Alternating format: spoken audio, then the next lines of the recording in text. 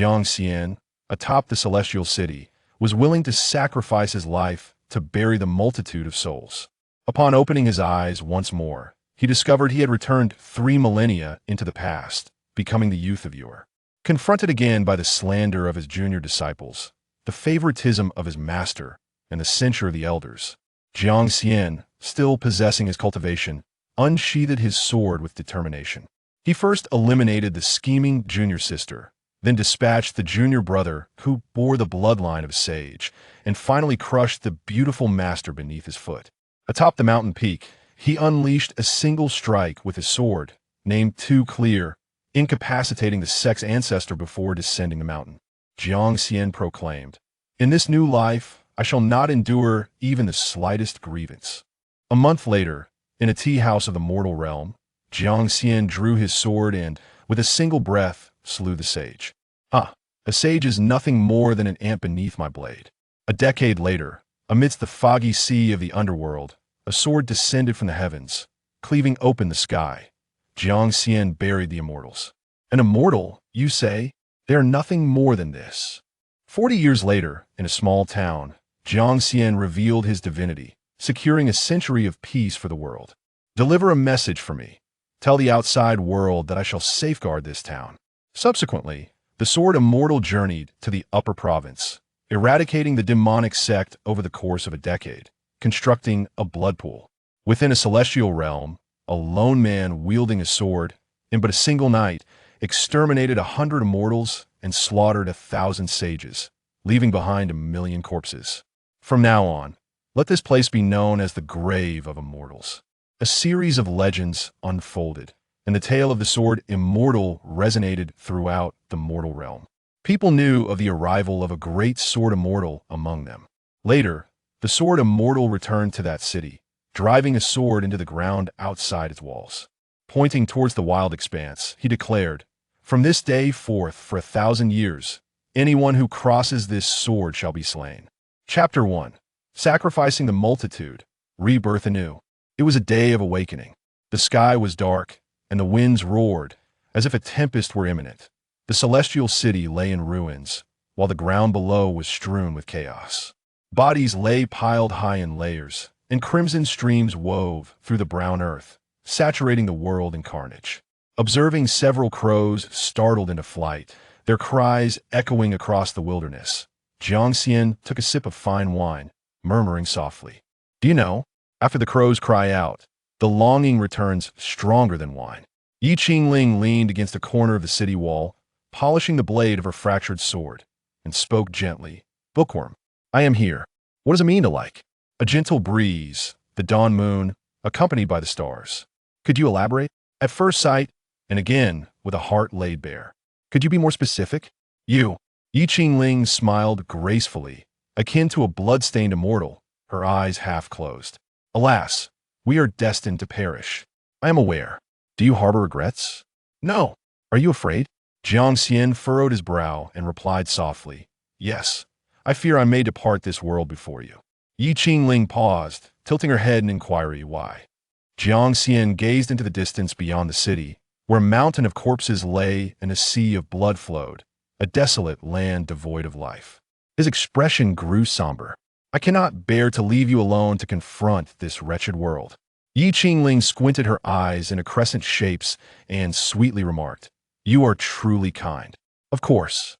Suddenly, a fierce wind arose, swirling the yellow sand into the sky, casting a darker pall over the heavens, as if one could reach out and touch the heavy clouds, while cacophony filled the air. Yi Qingling slowly opened her eyes, her gaze as bright as ever, clear as the spring water flowing through the mountains. "They're coming again."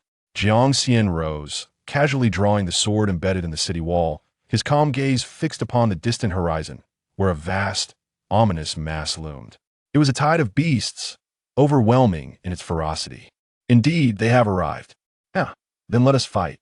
Beneath the vast sky stood a towering city, known as Xian City, the ultimate stronghold of eternity. Yet now, only 2 souls remained upon its walls, a scholarly youth and a beautiful maiden. They stood upon the city ramparts, allowing the autumn winds to howl around them. Behind them lay a homeland they could never return to, while ahead stretched an unreachable distance, an unutterable desolation. Yi Qingling brandished her sword, tilting her head as she gazed adoringly at Jiang Xian, saying, Jiang Xian, I love you. A gentle smile graced Jiang Xian's lips, his weary eyes filled with affection. I love you even more. I shall ascend. Indeed. Thus, the maiden unleashed a sword that cleaved the heavens, tearing apart much of the mortal realm, brown sand swirling amidst a sea of corpses, blood pouring down like a torrential rain. The moment the youth's long sword shattered, the world plunged into an eternal night. The ancient demon emperor spoke gravely. Xian, surrender, for you are the last one remaining, and you cannot withstand this. Jiang Xian, drenched in blood, stood defiantly in the wind, his eyes clouded with crimson mist, the corners of his mouth twisted in bitterness as he spoke softly to himself. Surrender. I have nothing left to relinquish. With that, Jiang Xian gathered his essence at his fingertips, tracing it across his forehead, blood staining his brow, as he began to chant an ancient incantation. Heaven and earth mourn, sun and moon weep. I offer my body as a sacrifice for all living beings. Awaken. Dark clouds gathered, space tore apart, and countless voids emerged from another realm. The sorrowful winds seemed to echo the cries of the world, as myriad demons trembled in fear, as if facing a formidable foe. Damn it, this lad has gone mad. The ancient forbidden spell. How could you know this? Jiang Xian, stop. If you continue, the entire world will be consumed, and humanity shall not escape. Run, flee quickly. Eliminate him. Otherwise, we shall all perish. Jiang Xian's eyes flickered with a sinister light. Plunging himself into the path of darkness, compassion extinguished, he laughed maniacally. If she dies, then let us all perish. I shall bury the entire world with her. Let them all die. Let them all die. Ha ha ha. His deranged laughter resonated through the heavens and earth. The world was gradually torn apart until everything returned to nothingness, utterly empty. Now, it is much clearer. Awakened from the endless darkness, he beheld a slender sliver of white akin to a gap between fingers. Jiang Xian instinctively moved forward, slowly approaching, and the moment he reached out to touch it, a brilliant light erupted, blinding him. Yet, a cacophony assailed his ears. At the Tianjin sect, in the law enforcement hall, outside, throngs of people gathered, hundreds of disciples straining their necks to peer inside, murmuring in hushed tones. Within the hall knelt a youth, clothed in white as snow. Above, an elderly man glared with furrowed brows, chastising. Jiang Xian, do you understand your crimes? Before the youth could respond, a stunningly beautiful female cultivator beside him sneered. Jiang Xian, you have usurped the opportunities of your peers and injured a fellow disciple. According to sect rules, your cultivation shall be forfeit, and you shall be expelled. However, considering our bond, if you simply return the item and bow an apology, I can plead with the elders for your forgiveness, granting you another chance. The speaker was Jiang Xian's junior sister, Zhou Lin, one of the witnesses. Cough, cough. I apologize, senior brother. I know you cherish that sword, but I truly need it. If you return it, I promise not to pursue the matter. You will still be my senior brother, all right? Cough, cough. Nearby, a pale-faced youth, supported by others, weakly spoke, his words filled with pleading and grievance. This individual was the victim of the incident, Lin Heng, the junior disciple of the Tianjin sect. Witnessing his condition, the elders and disciples around them displayed expressions of pity and concern, while their gazes toward Jiang Xian turned indignant. Senior brother, you have indeed gone too far. What kind of people are they, to rob even their own junior brother? The junior brother truly embodies righteousness. Even in such dire straits, he still pleads for his senior brother. Even Jiang Xian's master rebuked, Xian, hand over the sword. Do not force me to take action. As Jiang Xian listened to the surrounding clamor, he gradually regained his senses, his eyes filled with confusion. I'm not dead. Ignoring everything around him, he slowly rose to his feet, his gaze sweeping across the crowd, his mind racing to piece together the disordered memories. Upon witnessing Jiang Xian's sudden movement, the crowd was taken aback, exchanging bewildered glances, while the elder on stage reprimanded. Impudent! Jiang Xian, did I permit you to rise?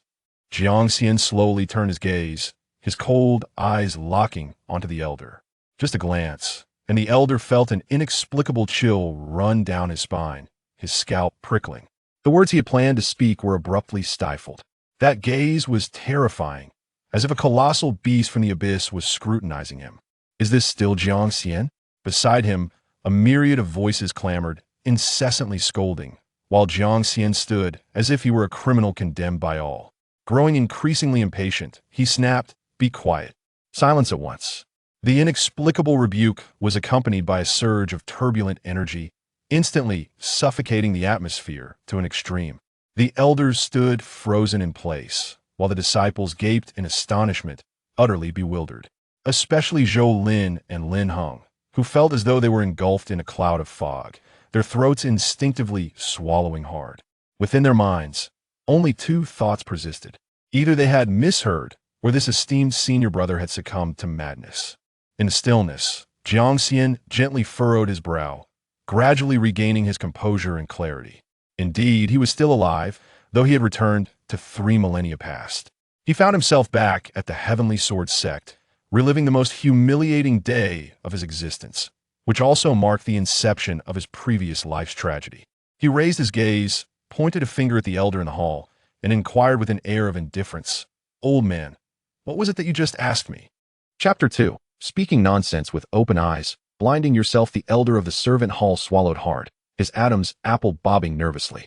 To his astonishment, he found himself subdued by Jiang Xian's imposing aura, despite the latter's blatant disrespect. Strangely, instead of anger, he felt a wave of fear wash over him. The disciples surrounding them fell silent, their gazes flitting back and forth between Jiang Xian and the elder. Only Jiang Xian's master, Lu Qingxue, stepped forward, her voice laced with reproach. "Little Xian, what are you doing? How can you speak to the elder in such a manner?" Jiang Xian's brows furrowed, and with a chilling glare, he replied, "Did I ask you to speak?" Lu Qingxue's eyes widened in disbelief, unable to accept that her usually obedient disciple would dare to address her in such a way.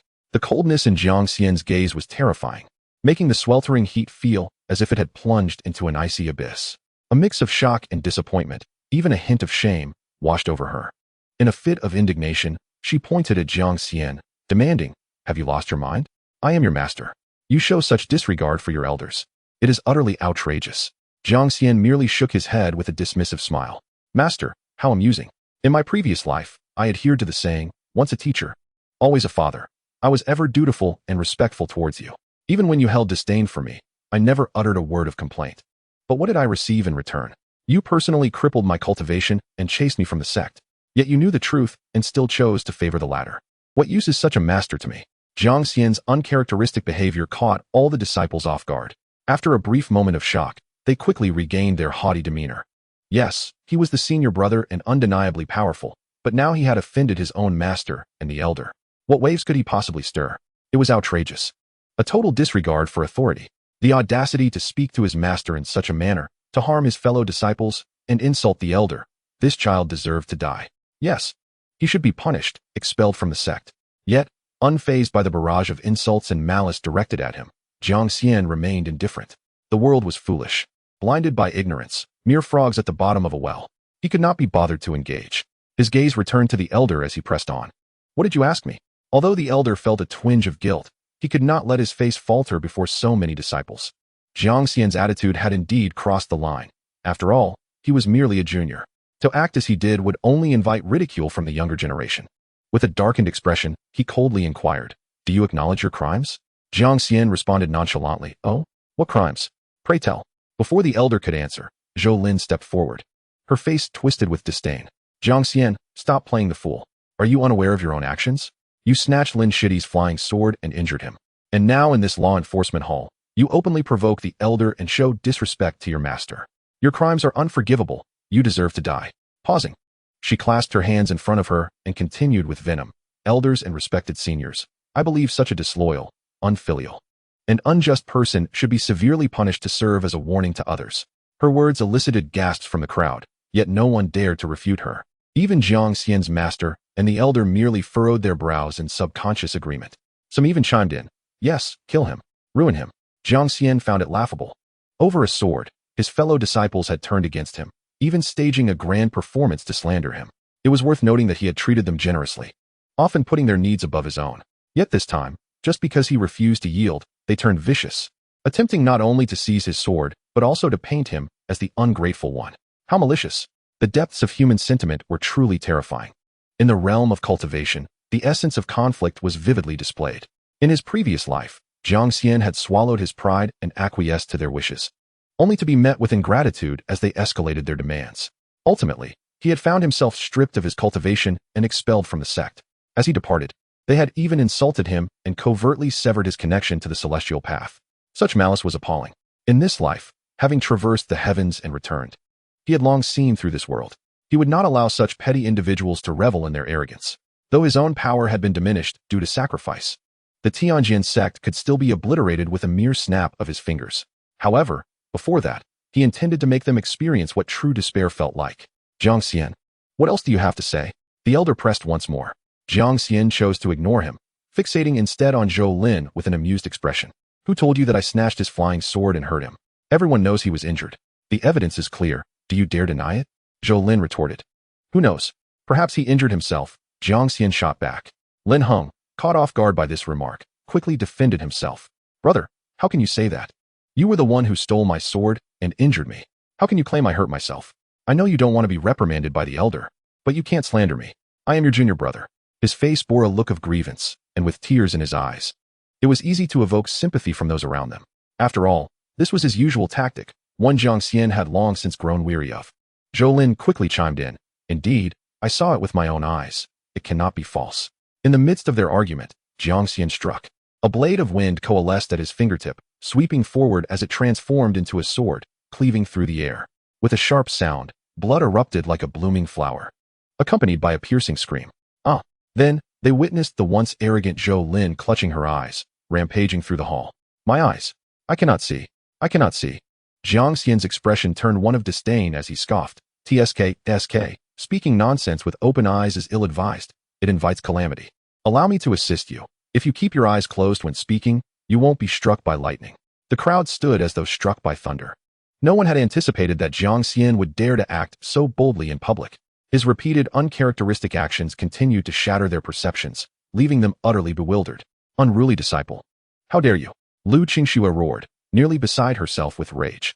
With a swift motion, she lunged at Jiang Xian, her fingers outstretched as she unleashed her violent spiritual energy, filling the entire hall. I will kill you. In a flash, she was upon him, yet Jiang Xian remained unperturbed, his eyes narrowed. He raised his hand, and in an instant, his fingers locked onto her forehead, pressing down forcefully and driving her into the ground. Boom. The ground trembled violently, stones flying as the entire law enforcement hall shook. You seek death. Chapter 3. Treading into the earth, Lu Qingxue was forcefully slammed face first into the ground by Jiang Xian, the sheer force causing her head to embed itself into the earth. The heavy, azure stone floor shattered instantaneously, with debris flying like arrows released from a bow. Whistling through the grand hall, the thunderous sound echoed, and dust billowed into the air.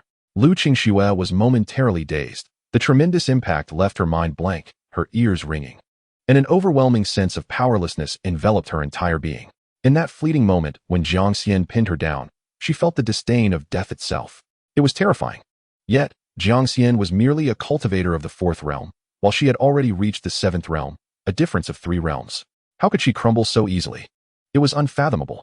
Jiang Xian had first incapacitated Zhou Lin's eyes, and now he had trampled her master into the dirt. The entire ordeal transpired in mere breaths. The onlookers within the hall were caught off guard, struck painfully by the shards of stone that flew about. Outside, the disciples were equally bewildered. They had not even grasped the events that unfolded inside. Everything occurred so abruptly.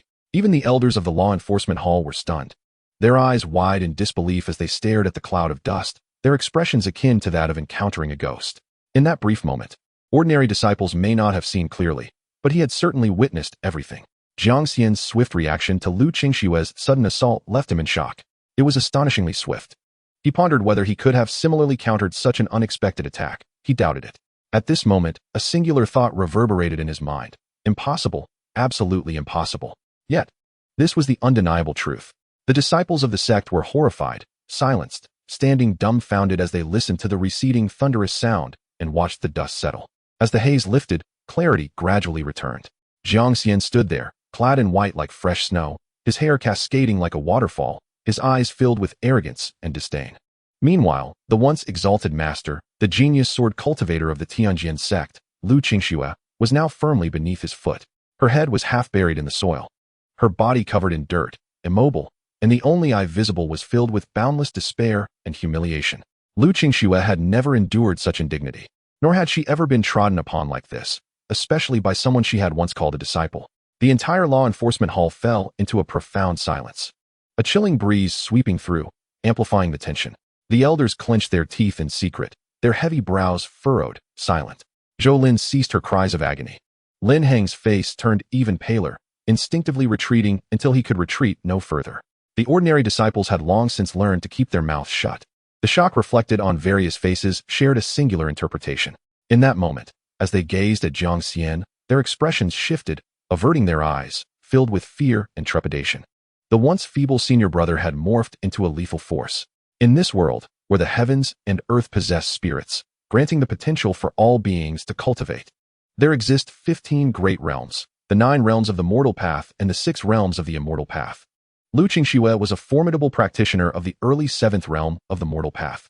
To be able to trample her as if she were an ant, Jiang Xian must be at least of the 8th realm. However, there were only 3 individuals of that realm within the entire Tianjian sect. Yet, prior to this moment, Jiang Xian had consistently displayed a cultivation level of merely the 4th realm, leaving them all in utter astonishment and fear. The recent mockery and scorn echoed in their minds, sending an inexplicable chill down their spines. Jiang Xian's gaze slowly swept across the surroundings, and upon witnessing the terror-stricken expressions of the crowd, he found it amusing, his eyes glinting with mischief. Why the silence?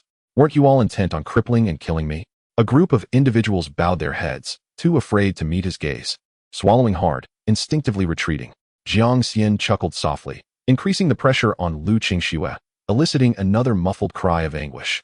He turned to the elder before him, provocatively inquiring, "Elder, do you still believe I am in the wrong?" The elder of the law enforcement hall wore a grim expression, his hands clasped behind his back. Speaking in a low tone, "Jiang Xian, you are well hidden."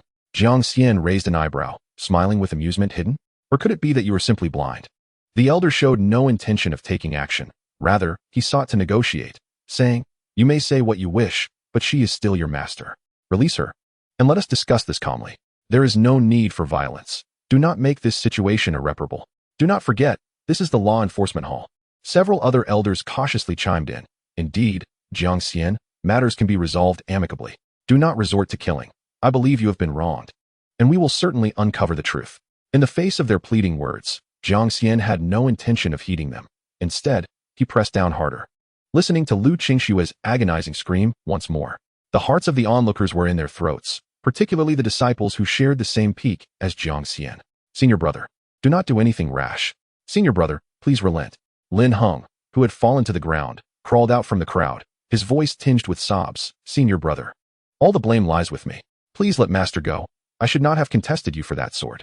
If you care for me, you should relinquish it. I do not desire the sword anymore. Please release master. Do not do anything foolish, or you may truly find yourself in peril." Though it seemed like an apology, it was, in fact, a veiled threat. The disciples exchanged glances, their expressions strange, especially the elders, who felt a flicker of disdain. It was evident even to a fool that this was not a plea for mercy, but an act of provocation. Jiang Xian was not oblivious to this, extending his hand. He unleashed a surge of true essence that ensnared Lin Heng, lifting him off the ground. A mere flick of his finger sent Lin Heng hurtling towards him, where he was seized by the throat, the earlier pride and cunning in Jiang Xian's eyes vanishing without a trace. All that remained was fear and despair. Lin Heng struggled desperately, but found himself utterly immobilized, his face turning crimson from the pressure, contorted in a grimace. Seeing Lin Heng captured, the elders' expressions turned grave, their worry far exceeding that of Lu Qingxue's predicament beneath Jiang Xian's foot. They urged urgently, "Jiang Xian, do not act recklessly. Release Lin Heng at once. I command you to let him go." Lin Heng was not merely a junior disciple of the Tianjian sect. He was the illegitimate son of the sect's leader, placed within the Tianjian sect for a reason. This was also the primary reason Jiang Xian had been wronged in his previous life. Could these individuals truly be oblivious to the truth? Of course not. They were merely feigning ignorance. After all, sacrificing an ordinary disciple to appease a saint was a small price to pay. Ultimately, the law enforcement hall was merely a facade, a gathering of individuals weighing their interests. The weak deserved to be discarded. Was Jiang Xian guilty? Yes, for being weak. Weakness was the original sin. As Jiang Xian felt Lu Qingshue's struggles and fear beneath his foot, noticing the panic on the faces of the elders, he laughed even more heartily, speaking lightly. Oh, are you all in a hurry? Chapter 4. Rebellion of the Tongue. No one knew what Jiang Xian intended. Yet, they all understood in their hearts that the youth standing before them was no longer the same as before. He was capable of anything, even killing Lin Hong. The elders of the law enforcement hall were genuinely alarmed. Disregarding the multitude of onlookers, they laid their cards on the table.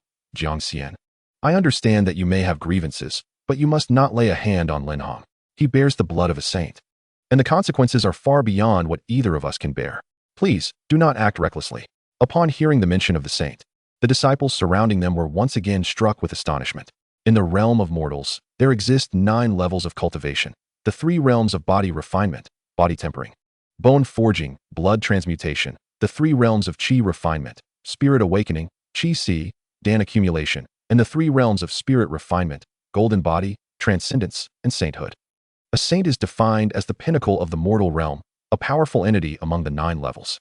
In the entire mortal province, a saint is the absolute sovereign, the mightiest force beneath the heavens.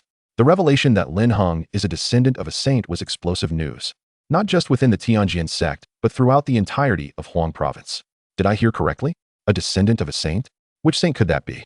It was no wonder that the old-timers in the sect treated Lin Hong with such favor. Offending a saint would spell doom for the senior brother. Zhou Lin gritted her teeth, blood staining her face. Her eyes shut tight as she spoke with fierce resolve. Jiang Xian, are you afraid? You should not have antagonized my junior brother. You are doomed. Her willingness to slander Jiang Xian alongside Lin Hong stemmed from the latter's lineage. The entire mortal province was aware that, although saints were formidable, they struggled to leave behind heirs, with the blood of a saint coursing through his veins. Even as a bastard, Lin Heng's future was limitless, provided he could cling to this powerful connection. Her own future was thus assured. Jiang Xian exhaled deeply. A saint? Such an exalted existence. In the past, she might have felt fear, but now she felt no trepidation. Ignoring the advice of those around her, she mockingly fixated on Lin Hong, as one might regard an insignificant ant.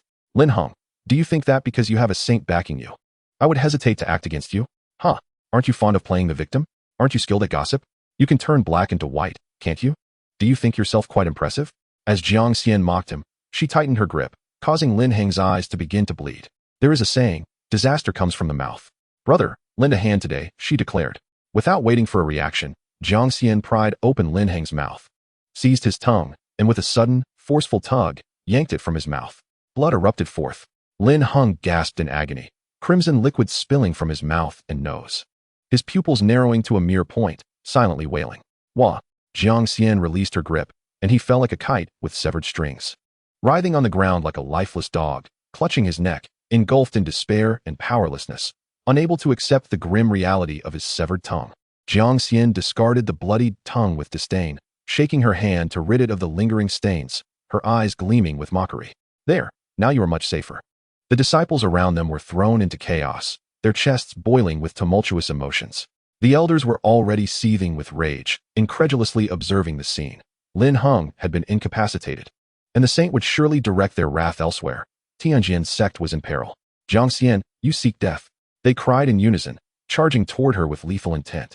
The entire hall trembled as Jiang Han's gaze darkened, a cold glint flashing in his eyes. Leave, he bellowed, stomping his foot. A wave of energy rippled outward, transforming into ferocious beasts that charged wildly, sending the elders flying in all directions. They crashed against the walls of the hall, some embedded within stone, others shattering columns. While a few were sent crashing straight through the walls, hurtling out of the hall. Jiang Xian's kick had already manifested the might of a saint. The sounds of despair echoed, a cacophony of anguish. The residual force sent disciples outside the hall sprawling to the ground, and those within were not spared. All left severely injured. Cries of agony filled the air. Ouch! My back! The elder from the law enforcement hall, at the peak of the 7th level, knelt on one knee, fixated on Jiang Xian, his mind a blank. Who are you? What do you truly desire? Jiang Xian brushed off the dust from her shoulders, speaking nonchalantly. If you're weak, practice more and stop your incessant chatter. With that, she lifted her foot off Lu Qingxue and sauntered toward the exit. With a mere thought, the unconscious Lin Hong and Zhou Lin levitated and were tossed out of the hall. Upon exiting, Jiang Xian elegantly waved his long sleeves, and the chair from the main seat of the hall soared back to settle behind him. He reclined with a casual demeanor, resting his chin on one hand. Addressing the groaning disciples on the ground with a gentle tone, "Spread the word. Jiang Xian of the Little Green Peak is staging a rebellion today." Several elder disciples gritted their teeth in secret, clutching their chests as they hurried away. No one dared to question Jiang Xian's words, even if what he declared was outrageous. Utterly shocking, they understood that he was indeed capable of executing such a plan. He was too formidable. They also recognized that they were no match for Jiang Xian and could only summon their ancestors for assistance. Quickly, summon the ancestors. Go. The Tianjian sect was vast, sprawling over hundreds of miles, with countless sword peaks and tens of thousands of disciples combined. Yet, news of Jiang Xian's rebellion spread like wildfire, swiftly reaching every corner. Among the mountains, disciples departed in disarray, disseminating the news far and wide.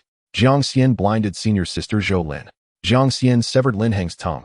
Jiang Xian betrayed his master and trampled on his teacher. Jiang Xian dismantled the law enforcement hall. Jiang Xian has revolted. Such rumors proliferated, and the once tranquil Tianjian sect was suddenly thrown into turmoil. Gasps of disbelief echoed from various peaks, coalescing into a singular uproar. What? Jiang Xian has rebelled? Which Jiang Xian? Who else but the chief senior brother of Little Green Peak? Are you kidding? That guy just opened his Qi revolt? What a farce. Impossible. Absolutely impossible. The initial reactions of the people were denial. They could not accept that the usually gentle and well-mannered senior brother could commit such acts, especially rebellion. To them, it seemed utterly ludicrous. They believed not only that he wouldn't, but even if he could, he lacked the strength to do so. However, driven by curiosity and the insistence of the messenger, many disciples took to the skies, hurrying toward the law enforcement hall. In an instant, the air was filled with the clamor of swords and startled birds taking flight. In the distance, amidst the mountains, an old fisherman instinctively looked up, noticing the vibrant rainbow arching across the sky above Tianjian sect, muttering, what is happening? Is there going to be a battle? Chapter 5. Where is Jiang Xian? Outside the law enforcement hall of Tianjian sect, Jiang Xian sat confidently in a high position, seemingly unaffected by the surrounding chaos. In the square, the disciples who had not departed had already risen to their feet, instinctively retreating to the corners of the square. Driven by an innate desire to distance themselves from Jiang Xian, their previous fascination with the unfolding spectacle had long since evaporated. The haunting images of the recent events lingered vividly in their minds, and an all-encompassing sense of dread permeated the atmosphere. This Jiang Xian was no ordinary figure. He was formidable, and whispers of trepidation circulated among them. The senior brother was undeniably powerful, likely at least at the 8th realm. He had concealed his true strength remarkably well. It turned out that Brother Jiang had been masquerading as a fool while biding his time. Now, with the matter escalating and the bloodline of a sage exposed, what were they to do? Jiang Xian's gaze slowly swept toward a few disciples, beckoning them with a subtle motion of his hand. You there? The disciples' eyes widened in terror as they pointed at themselves, stammering, "Me? Yes, come here." Summoning their courage under Jiang Xian's intense scrutiny, they approached and bowed respectfully, heads lowered as one of them explained, "Brother Jiang, we believe in you." Jiang Xian offered a calm smile, reassuring them, "No need to be anxious, just do me a favor. Brother Jiang, please instruct us." Jiang Xian gestured toward the two unconscious figures at the foot of the stone steps, Zhou Lin and Lin Heng, and said, "Please bind these two to that stone pillar." The trio of disciples instinctively glanced at the disheveled pair on the ground, hesitation flickering in their eyes. One was Zhou Lin, a renowned prodigy among the younger generation of the Tianjian sect, the dream of many disciples. The other was Lin Heng, whose talent and status were beyond question, and who was now suspected to be a descendant of the sage. Normally, they would not dare to confront such figures. Yet, after a brief moment of indecision, they acquiesced. Even if they were to search for a way out, the two were now mere prisoners, vulnerable to the whims of others. Jiang Xian, however, was a different story. He wielded the power to dictate their fates, and they had no desire to share the same grim fate as the two. Very well. Soon, the two were securely bound to the stone pillars in the square. "Brother Jiang, they are secured." Jiang Xian nodded in satisfaction, expressing his gratitude. "Thank you." At this moment, more and more disciples gathered at the mountain gate, with additional members of the Tianjian sect arriving from all directions, some hovering in the air, while others landed in the square. The sight before them tightened their brows, rendering them speechless. The shattered hall, the audacious youth, and the two individuals bound in broad daylight, one blinded, the other tongue-tied. Vivid crimson blood had already stained their white garments. The atmosphere was inexplicably oppressive, inducing a reflexive tension as they cast wary glances at the youth seated confidently, feeling a chilling aura persistently encroaching upon them. Lu Qingxue emerged from the hall at an unknown moment, standing at the center of the square. Amidst the crowd, her delicate visage appeared somewhat pale, a hint of bright red staining her lips. She looked frail, yet her once beautiful eyes were now filled with unbridled hatred. As more and more disciples gathered around her, including the various peak masters who had rushed to the scene, her feelings were complex, and her resentment toward Jiang Xian had reached its zenith. She yearned to kill him, yet the recent intimidation still loomed over her, rendering her hesitant, and she could only question him. Jiang Xian, what do you intend to do? Jiang Xian regarded his former master with a playful glint in his eyes, mockingly addressing the woman he had cast aside. My esteemed master, it seems you are not only blind, but also deaf. TSK, did I not just declare that today, Jiang Xian shall rebel? Lu Qingxue clenched her silver teeth tightly. She understood the underlying meaning of Jiang Xian's words, yet she did not believe she was in the wrong. She had merely made the right choice. You are truly insane. Jiang Xian laughed in response. Ha ha ha. Insane indeed. But it is you who has forced my hand. I do not comprehend your words. You, the ungrateful disciple who betrays your master and ancestors, are destined for a miserable end, Lu Qingxue retorted indignantly. Jiang Xian's expression darkened, his eyes resembling a layer of ash, as he cast a disdainful glance at Lu Qingxue. If I were you, I would keep my mouth shut and conserve my strength. Under his gaze, Lu Qingxue involuntarily trembled, and she found herself closing her mouth, though her eyes and expression still radiated defiance. The murmurs around them grew louder, and the chaos intensified, with more and more people gathering. Numerous powerful figures from within the sect arrived one after another, but they remained concealed within the throngs, not daring to speak. Setting aside the rumors, the pressure emanating from Jiang Xian was palpable. At the very least, he possessed the strength of the eighth realm. The sudden emergence of such a formidable presence among the younger generation shocked and rattled them far more than any whispers of rebellion. Everyone awaited the arrival of the eighth realm elders, eager to see what Jiang Xian would do next. Jiang Xian was waiting too. He awaited a so-called sense of justice, even if it bore no significance. He squinted, basking in the long-lost sunlight, as the cacophony around him faded into the background, drowned out by the sound of the wind. He acknowledged his own agitation. Though he had returned to life, he remained immersed in the memories of the final battle in the immortal city, where he had witnessed the demise of the person he cherished most, the one who had treated him with utmost kindness in this world. The pain he felt was 100-fold, 1,000-fold more intense than any grievance or hardship he had previously endured. She should not have had to die, yet she perished. To protect that city, to safeguard the eternal realm, she fought valiantly, sacrificing everything. But what of the eternal? It had forsaken her, forgotten her. After 3 years of bloody conflict, everyone had perished. She had protected the eternal, and he had protected her. When she was no longer there, the concept of eternity lost all meaning for him. In a world without her, Jiang Xian wished to linger not a moment longer. He harbored hatred, a deep-seated loathing for this world. Thus, in the end, he sacrificed himself to the gray, burying the entire realm with his own hands. That was his ultimate trump card. A forbidden spell, a lamentation shared by heaven and earth. A spell that, once unleashed, would lead to his own demise. Yet, it was precisely because of its tremendous power that it inadvertently opened a rift in time and space, returning his soul to the present. A remnant of that power remained, granting him the strength of a quasi-saint. Though that power seemed to be waning, it was sufficient for now. What is a quasi-saint? It is an existence between the 8th and 9th realms, a quasi-saint. Now, he wielded this power to toy with those who had once slandered him, simultaneously mocking this world. His actions were not merely a means to vent his rage. They were also a manifestation of his dissatisfaction with this world, a catharsis for the hatred and fury that consumed him. Suddenly, a gust of wind rushed toward him, fierce and unrelenting. As it swept through, sand and gravel rose, blinding the eye. Accompanying the wind was a chilling pressure, causing the space to ripple as if disturbed by waves, followed by violent tremors in the surrounding air. The disciples within the mountain felt their expressions tighten, hastily channeling their true essence to resist. Jiang Xian slowly opened his eyes, gazing upward into the vast sky. He beheld a figure descending from above with remarkable speed, swiftly arriving in the square. The wind ceased, yet the oppressive force remained. As the figure hovered in midair, his appearance became clear. It was an elderly man, with white hair and a white beard, his face gaunt and weathered, clad in a flowing white crane robe that billowed in the wind. His presence commanded such a powerful aura that all present felt a chill run down their spines. The might of the 8th realm was already rampaging unabashedly atop the mountain. He uttered a low growl. Where is Jiang Xian? Chapter 6. What of the ancestor? Where is Jiang Xian? At first glance, the newcomer appeared to be an elderly man well past his prime, yet his voice resonated like a thunderclap.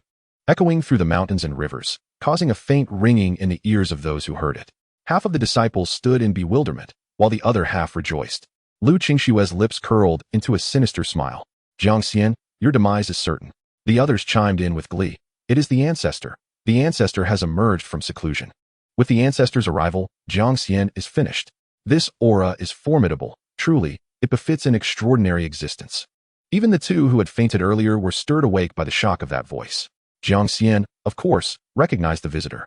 The Heavenly Sword sect had three ancient figures, one perpetually wandering, another who had long since entered a death-like meditation, and the last, the man before him, the ancestor of Gale. Mastering the wind sword technique to an extraordinary degree, he shared deep ties with the Xianxian sect. Lin Heng's ability to distort truth and manipulate right and wrong could not escape his culpability. Jiang Xian narrowed his eyes slightly, remaining seated, and replied nonchalantly, "Your father is here." Upon hearing this, a cold glint flickered in the ancestor of Gale's eyes, and his fury ignited further when he saw Lin Heng, bloodied and barely alive, bound to a stone pillar. He barked, "You wretch, for failing to pay respects to me, for harming a fellow disciple, and for your insolent words of rebellion, you shall be punished." As he spoke, a sharp gust of wind coalesced into a blade, whistling towards Jiang Xian. Howl! It surged forth with the might to topple mountains and pierce the heavens. Yet, faced with this overwhelming sword intent, Jiang Xian remained utterly composed, seated firmly in his chair, his sleeves sweeping forward, conjuring a gust of wind that transformed into a predatory beast, surging upward. The two forces clashed, utilizing leverage to neutralize force. The sword energy dissipated in an instant. The ancestor of Gale was taken aback, though he had not wielded his full strength. He had exerted at least 70% of his power, yet it was effortlessly diffused by this individual. However, before he could collect himself, Jiang Xian pressed 5 fingers upward into the vastness, commanding, "Come down." Instantly, a colossal hand materialized in the sky, descending with tremendous force. The brilliant day darkened, and the disciples trembled in fear. Bang! Boom! Cursed be it! The suddenly appearing giant hand caught the ancestor of Gale off guard, propelling him towards the ground with a thunderous crash. Nevertheless, the ancestor of Gale, being a formidable presence at the late stage of the 8th realm, was not to be underestimated. As he landed, he swiftly slashed forth a wave of sword energy, shattering the massive hand formed from the air. The residual force from their confrontation transformed into shockwaves that radiated outward, whipping up a tempest that stripped the mountains of their trees and tore the tiles from rooftops. The disciples of lower realms were sent sprawling to the ground. When the winds finally settled, the scene was one of utter devastation. The ancestor of Gale stood unscathed, as did Jiang Xian, yet the former's arrogance had vanished, replaced by a grave and astonished demeanor, while the latter maintained an air of nonchalance. He even mocked, saying to the ancestor of Gale, "Is that all you have?" Silence enveloped the surroundings, as no one dared to utter a word.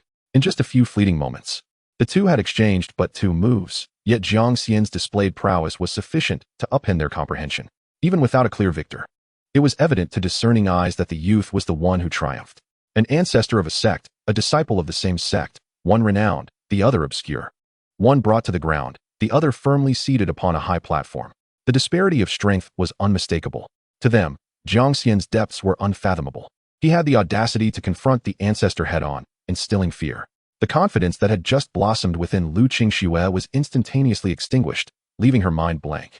Jiang Xian was this powerful? She had been utterly unaware, having sensed nothing. She was truly frightened. How could this be?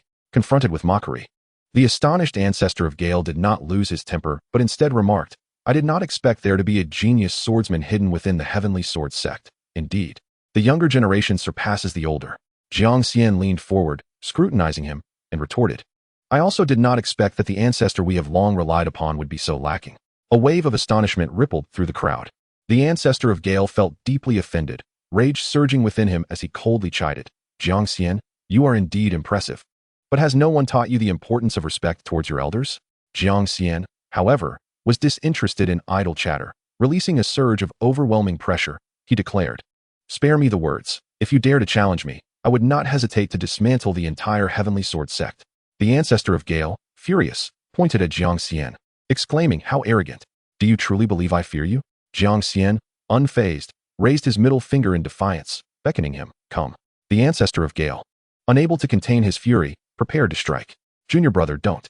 However, a sudden voice interjected, halting him. This voice belonged to a woman, emerging from a distance, yet resonating as though whispered in his ear. As her words fell, an elderly woman with snow-white hair and youthful features, wielding a cane, unexpectedly positioned herself before the ancestor of Gale. The crowd erupted in astonishment, their gazes swiftly drawn to the newcomer. The ancestor of Gale was momentarily stunned. "Sister, how have you emerged from seclusion?" The elderly woman reprimanded coldly. "If I had not emerged, would the Heavenly Sword sect not be dismantled by you?"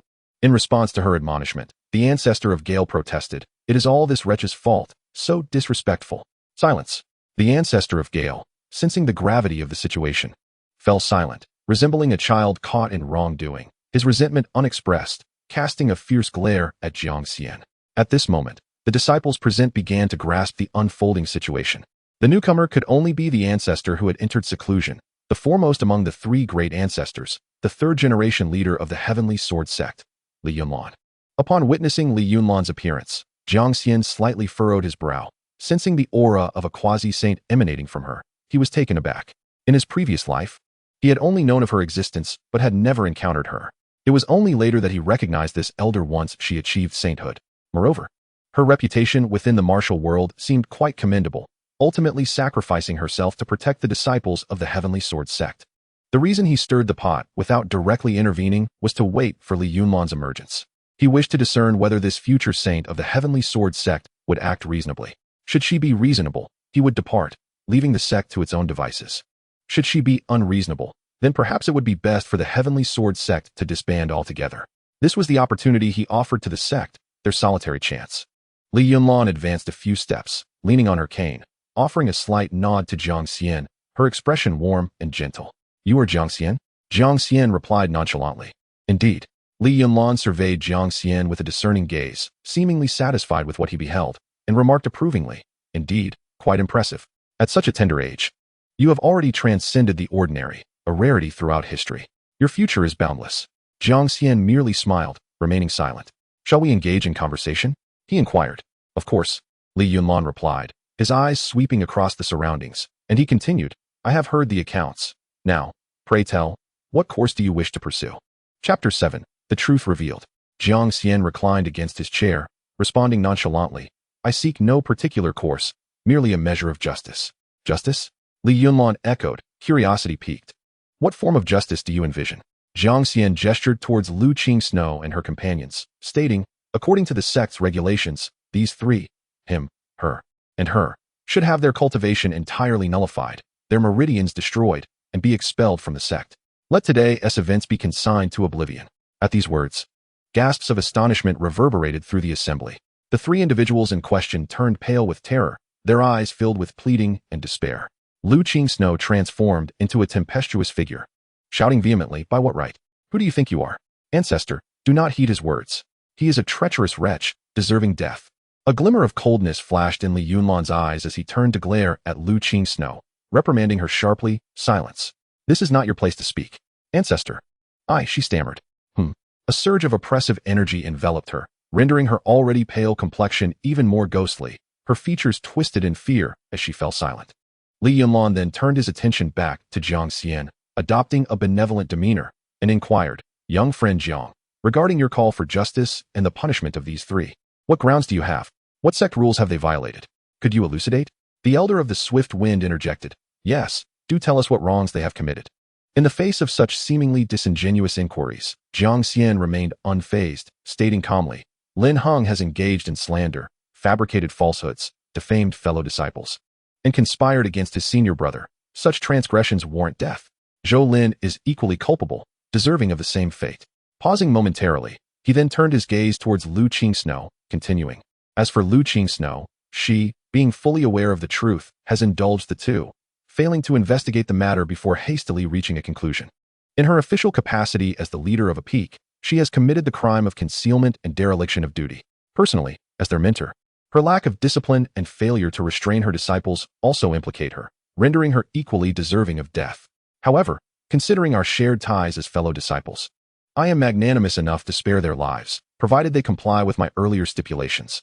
Upon hearing this, the three embroiled in this turmoil turned a sickly shade of green. Particularly, Lin Heng and Zhou Lin, one blinded and the other tongue-tied, found their cultivation forcibly sealed by Jiang Xian. Their faces, contorted with fear, were a testament to their panic. They understood all too well that Jiang Xian had gone mad, and was capable of anything. Lu Qingsno clenched her fists tightly, her body trembling. Having lived long, she was acutely aware of the treachery of human nature. The prowess Jiang Xian had displayed had instilled both fear and admiration in the two elders, and she was terrified, fearful that they might capitulate and choose to sacrifice her.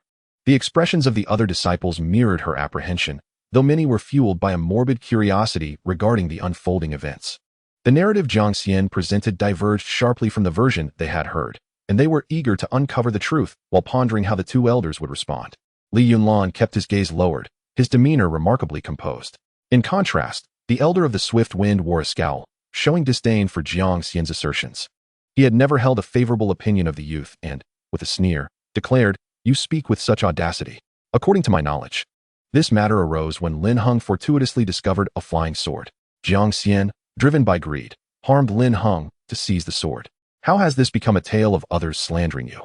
It seems you are the one fabricating lies and reversing right and wrong. You speak of sect rules.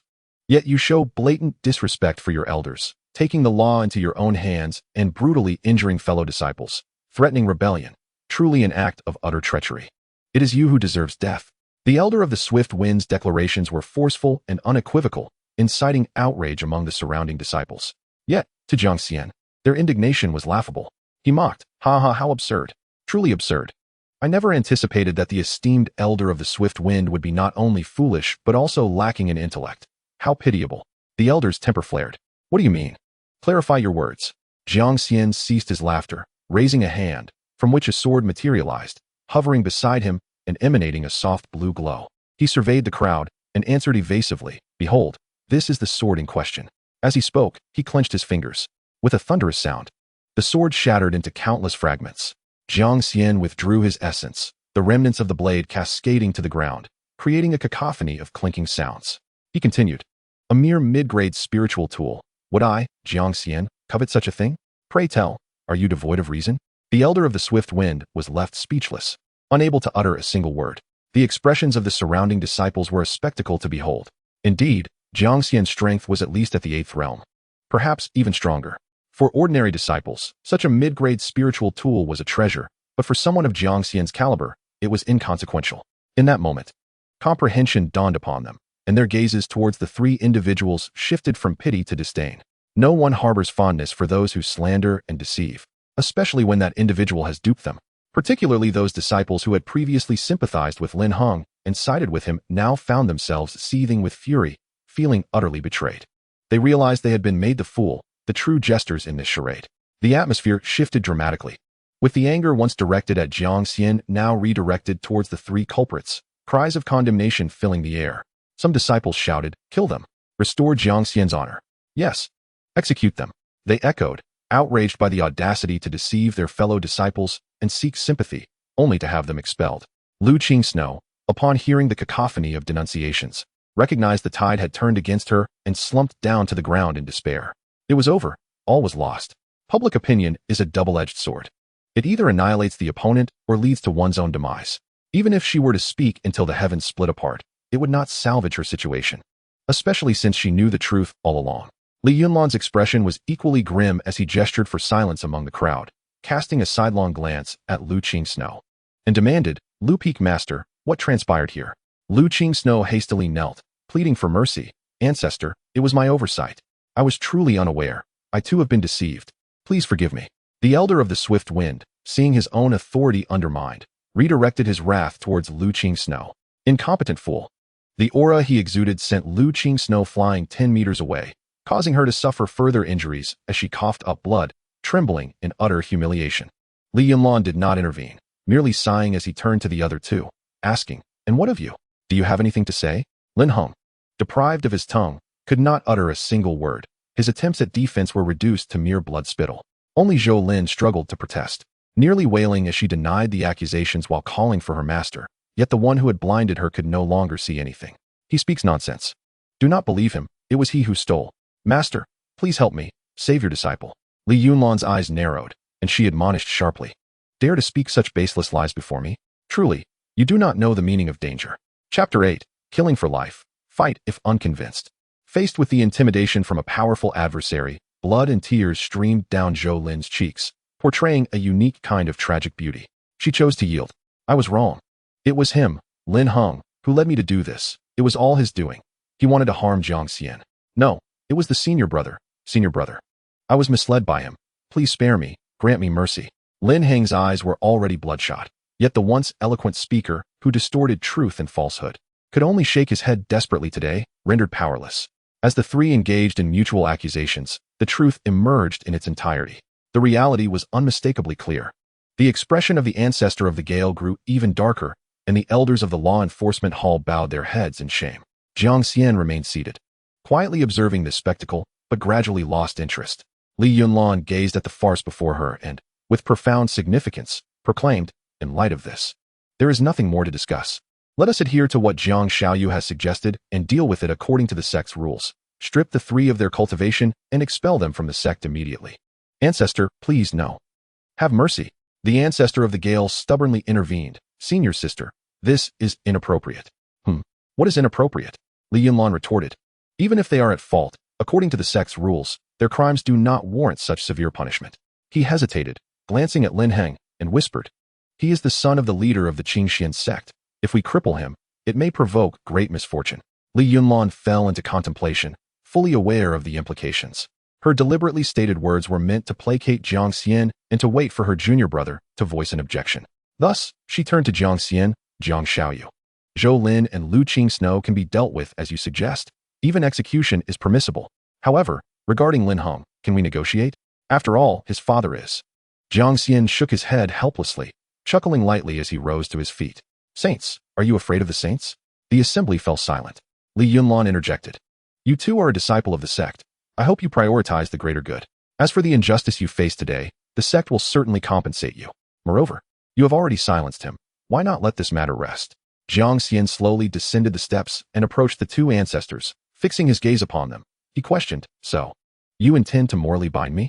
The atmosphere grew palpably tense. Jiang Xian, do not go too far, warned the ancestor of the Gale. Jiang Xian shot him a glance, shrugged, and replied, all right, since you both have spoken, I shall show leniency. I will not cripple them, not a single one. The onlookers were momentarily stunned, disbelief evident in their eyes. The previously menacing figure had suddenly transformed into one so accommodating. In that daze, the senior brother seemed to return, eliciting murmurs from the crowd, while Zhou Lin and Lu Qing expressed palpable relief, as if they had escaped a calamity.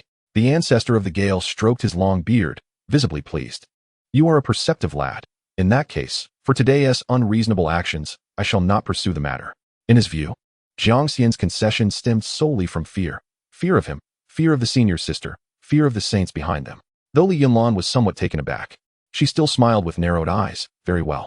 Yet, in the next moment, a glimmer of cunning appeared in Jiang Xian's eyes, and the shards of the spirit sword he had shattered earlier suddenly levitated. They soared through the air like arrows released from a bow, hurtling towards the vital points of the three. Whoosh, whoosh, whoosh. In a blink, the three were pierced, trailing vivid crimson mist. At the moment of their demise, it was as vibrant as the plum blossoms blooming in the bitter winter. In the instant the onlookers failed to react, the lives of the three were claimed. They could not even utter a cry. Their life essence was severed, leaving their expressions vacant and pupils unfocused. They departed from this world. Huff. Silence. A deathly stillness enveloped the scene. The ancestor of the Gale gaped, eyes wide. Li Yunlan stood in shock. The disciples felt as if they were lost in a fog. Only Jiang Xian, displaying a broad grin, scoffed. Well, now it is entirely clean. You seek death. The ancestor of the Gale intended to retaliate, but was halted by Li Yunlan beside him. She stared at Jiang Xian, emotions in turmoil. Why this sudden reversal? Jiang Xian feigned innocence. I did not. Did you not instruct me not to cripple them? I showed you all respect, thus I spared them. But you killed them. How is that different from crippling them? Li Yunlan retorted through clenched teeth. Jiang Xian chuckled, teasing, you are still too young. Death and crippling are certainly different. To cripple them is to make them wish for death, while killing them means they feel nothing. Long pain versus eternal slumber. The latter is far more merciful. Would you not agree? Li Yunlan's face darkened. Her words nearly spat out through gritted teeth. Jiang Xian, you have gone too far. Jiang Xian sneered. Gone too far? Compared to the humiliation I endured in my past life, what they faced is nothing. It was ironic. What if it were me who died? Death is death. Is it not? Then why should it not be them? The ancestor of the Gale's murderous intent surged, bellowing, are people not the same? His father is a saint. Jiang Xian retorted calmly. So, the strong can act as they please, correct?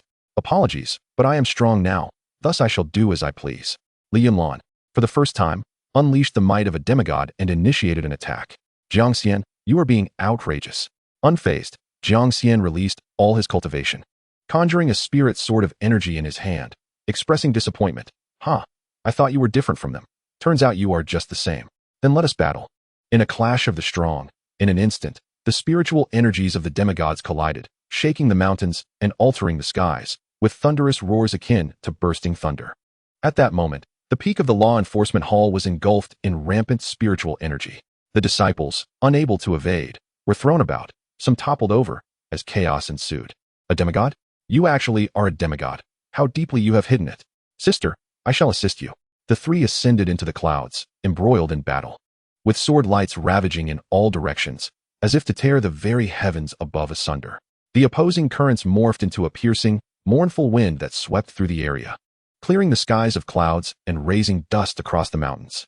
Amidst the storm, Jiang Xian faced two opponents with remarkable ease. Although his realm was comparable to Li Yunlan's, his combat experience from his previous life far surpassed hers. Even when faced with two adversaries, he remained unperturbed, striking with boldness and aggression. In his past life, he had been expelled from the sect, his meridians shattered, yet he fought his way back step by step, facing foes numbering in the hundreds and emerging victorious. This skirmish was merely a minor affair. Moreover, he was brimming with pent-up anger from his rebirth, eager to unleash it. Prepare to meet your end. In the midst of the fray, he exclaimed, enough noise. I shall cripple you first. Chapter 9, The Sword of Clarity. A piercing wind howled forth from the sword's tip, transforming into a dragon that traversed the heavens. The dragon's roar echoed. An exquisite frost froze all in its path, amidst the sweltering heat of June. A myriad of ice flowers scattered, coalescing into countless ice arrows that poured down like a torrential rain. Jiang Xian, this is your doing. This sword, Frosty Sky, is my most formidable strike. Let it bring forth your downfall. Faced with Jiang Xian, the two venerable ancestors dared not be complacent and swiftly unleashed their most potent techniques, aiming to suppress the white-clad youth with a single, overwhelming blow. At this moment, the entire firmament, torn asunder by ice and wind, writhed in chaos, akin to a frenzied beast in heat. Beneath the celestial dome, the disciples of the heavenly sword sect, shrouded in shadow, were struck with terror, their expressions mirroring those who had witnessed the advent of doomsday. In the presence of such power, they sensed the stench of annihilation. For the first time, they felt acutely their own insignificance, as if they were mere ants, easily crushed underfoot by the esteemed ancestors above them, an act as effortless as squashing an insect. It was utterly terrifying, overwhelmingly powerful. Is this the realm of the extraordinary? Jiang Xian stood resolutely amidst the two formidable strikes, no longer holding back.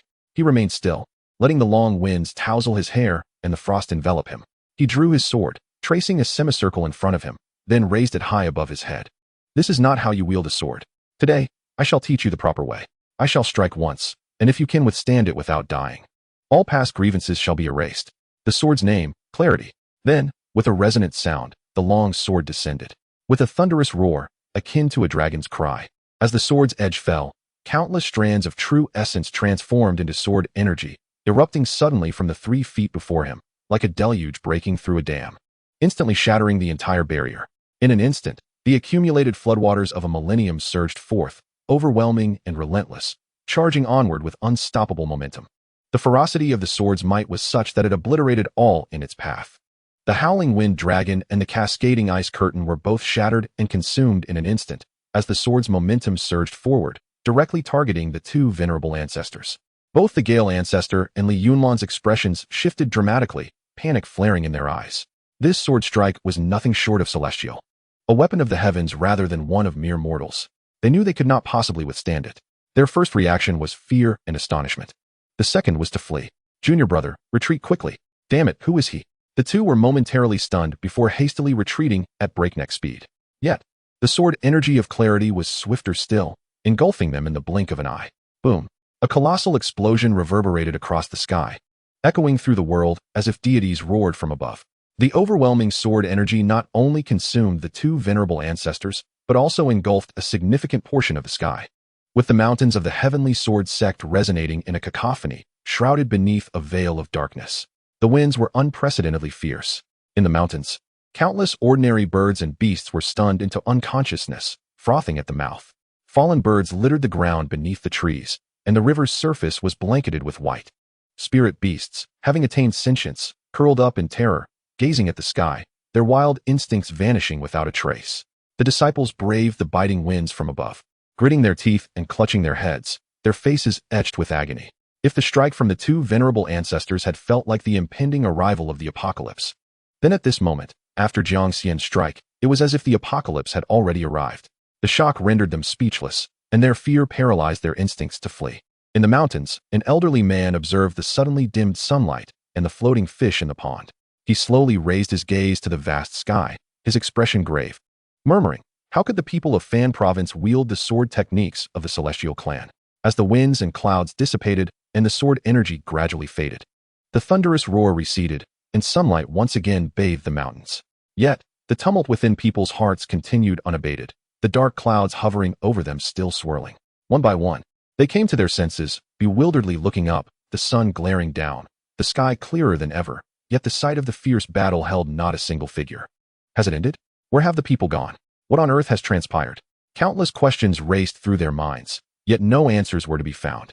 They could only swallow hard, relieved to still be alive. Atop the main peak of the Heavenly Sword sect, the winds remained fierce, carrying a hint of chill. The two venerable elders, in a state of disarray, lay helplessly, their ethereal white crane robes torn to shreds, their once pristine white hair now a wild mess. Appearing even older, the Gale ancestor knelt on the ground, propping himself up with his hands, while Li Yunlan slumped against a stone statue, clutching her chest. Their once profound eyes were now clouded, filled with confusion, disbelief, shock, and panic, and above all, a sense of helplessness. Before them stood a youth, still tall and upright, clad in immaculate white, holding a sword that reflected a chilling light, stunning the nearby peaks. Jiang Xian approached slowly until he stood before the two, halting at the length of a sword's reach. The Gale ancestor desperately attempted to rise, but found himself collapsing again and again. Jiang Xian gently raised his hand, the sword's edge resting against Li Yunlan's forehead. Li Yunlan looked up, summoning all her strength to open her eyes. Filled with a plea, she stammered, "You have won. Go ahead, but I ask for a chance for the Heavenly Sword sect to survive. The disciples are innocent." Senior sister Li Yunlan closed her eyes, resignedly awaiting death. Losing meant defeat. In the realm of cultivators, losing meant death. There was nothing more to say. However, the sword she anticipated did not fall. Instead, she heard the sound of heavy footsteps retreating from in front of her. When she opened her eyes, the sword was gone. The youth was also no longer there. With great effort, she turned to gaze at Jiang Xian's departing figure and asked, "Why did you not strike?" Jiang Xian continued onward, his voice resonating with a hint of coldness and a touch of loneliness. "I have stated, I will only strike once, and life and death shall not be held against you. All grievances are hereby erased. I and the Heavenly Sword sect are now two and clear." With that single strike, all ties with the Heavenly Sword sect were severed, as were the remnants of his past. He had made peace with that painful history, whether grievances or suffering. His heart was now free of obsessions. Right and wrong were irrelevant, love and hate forbidden. The burdensome past faded like smoke. He turned the page on old acquaintances and old matters. Standing at the cliff's edge, Jiang Xian raised his gaze to the vast azure sky and the lush mountains. Feeling the wind that carried the fragrance of flowers, he inhaled deeply and exhaled slowly, his brows gradually relaxing. With a firm step, he soared into the winds, riding the breeze, reciting as he went, his voice echoing with the wind. "I roamed the world, pursuing my remaining days, north, south, east, and west." Chapter 10, An Elder in the Mountains. As Jiang Xian departed, the Gale ancestor ceased his struggles to rise, instead turning over to lie on the ground, gazing vacantly at the azure fields and cerulean sky. Li Yunlan's expression was complex as she sighed deeply, filled with regret. Perhaps we were truly wrong to allow such a genius to endure such great humiliation. The Elder of the Wind, with a bitter smile, lamented, "Indeed, it is a pity that it is too late. Lin Heng is dead, and the leader of the Xian sect will not let this matter rest. The Tianjin sect is doomed." Li Yunlan's aged visage was similarly etched with sorrow. Time and fate are cruel. Their decision to suppress Jiang Xian stemmed from the necessity of avenging Lin Heng, for he had slain Lin Heng, and they needed to provide an explanation to Lin Heng's father. This was not a mere impulsive action, but a calculated decision made after weighing the pros and cons. Hence they did not shy away from combat. However, they never anticipated that Jiang Xian would prove to be so formidable with a single strike. He had severely wounded both of them. In retrospect, had they chosen to firmly align with Jiang Xian at that moment, the outcome might have been different. Given the strength he had exhibited, together with their support, they might have stood a chance against the saints, allowing the Tianjian sect a glimmer of hope. But now, it was all in vain. The disciples in the mountains witnessed Jiang Xian's departure, watching the young man in white vanish into the vast sky, echoes of his presence lingering in their ears, as if in a trance. They came to their senses, exchanging murmurs and speculations. I wander the mortal realm, engaging in matters of life. True immortals exist in every direction. Is he really leaving? What of the promised rebellion? Surely the elder has not perished? After Brother Jiang slays the saint, he cannot escape. Perhaps it is for the best that he is gone, else we would all face calamity. What a pity.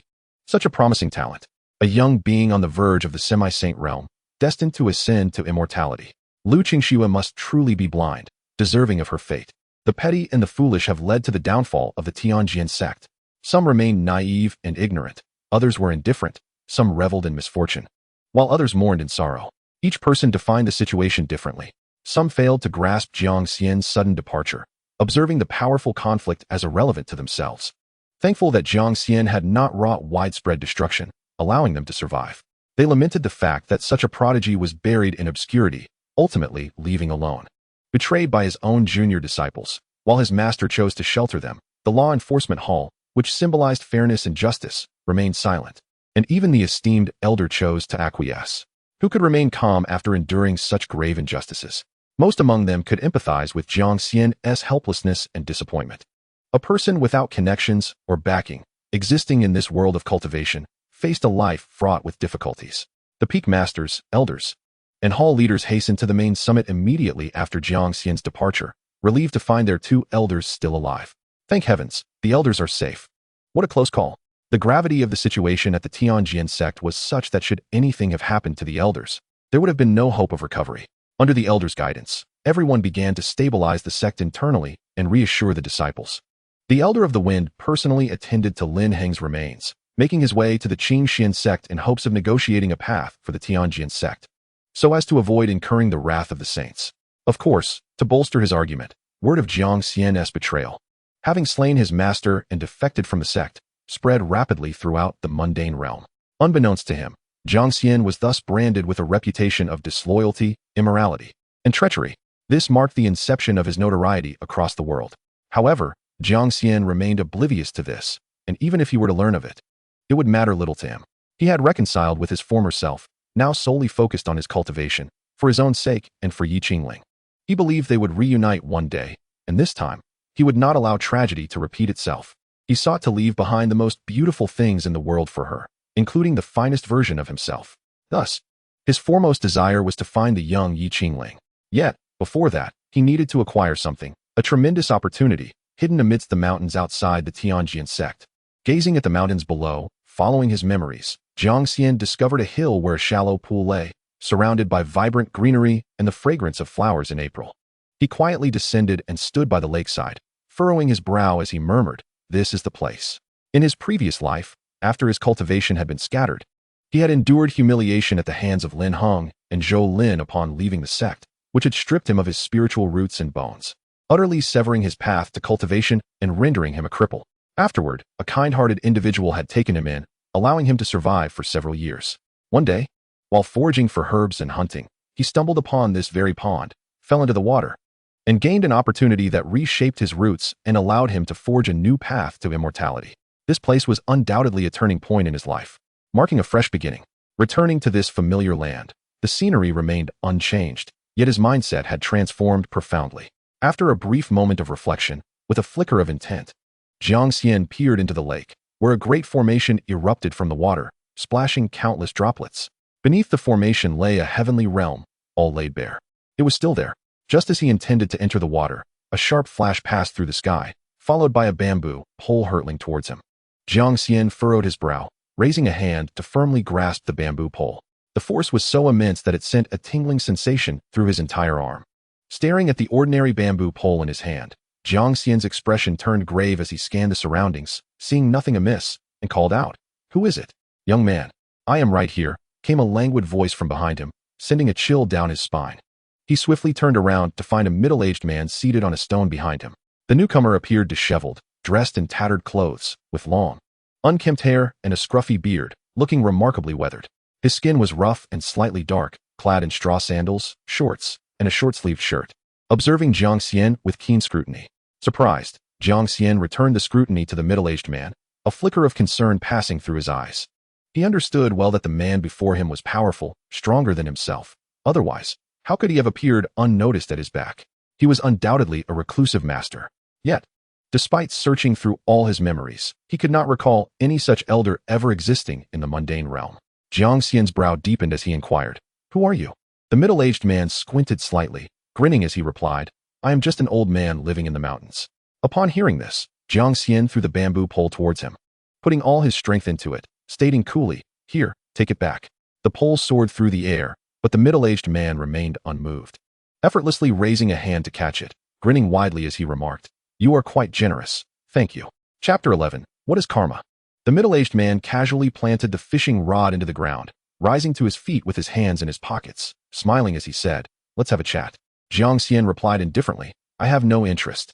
Unfazed by Jiang Xian's coldness, the middle-aged man continued, "Your swordplay is impressive. Who taught you?"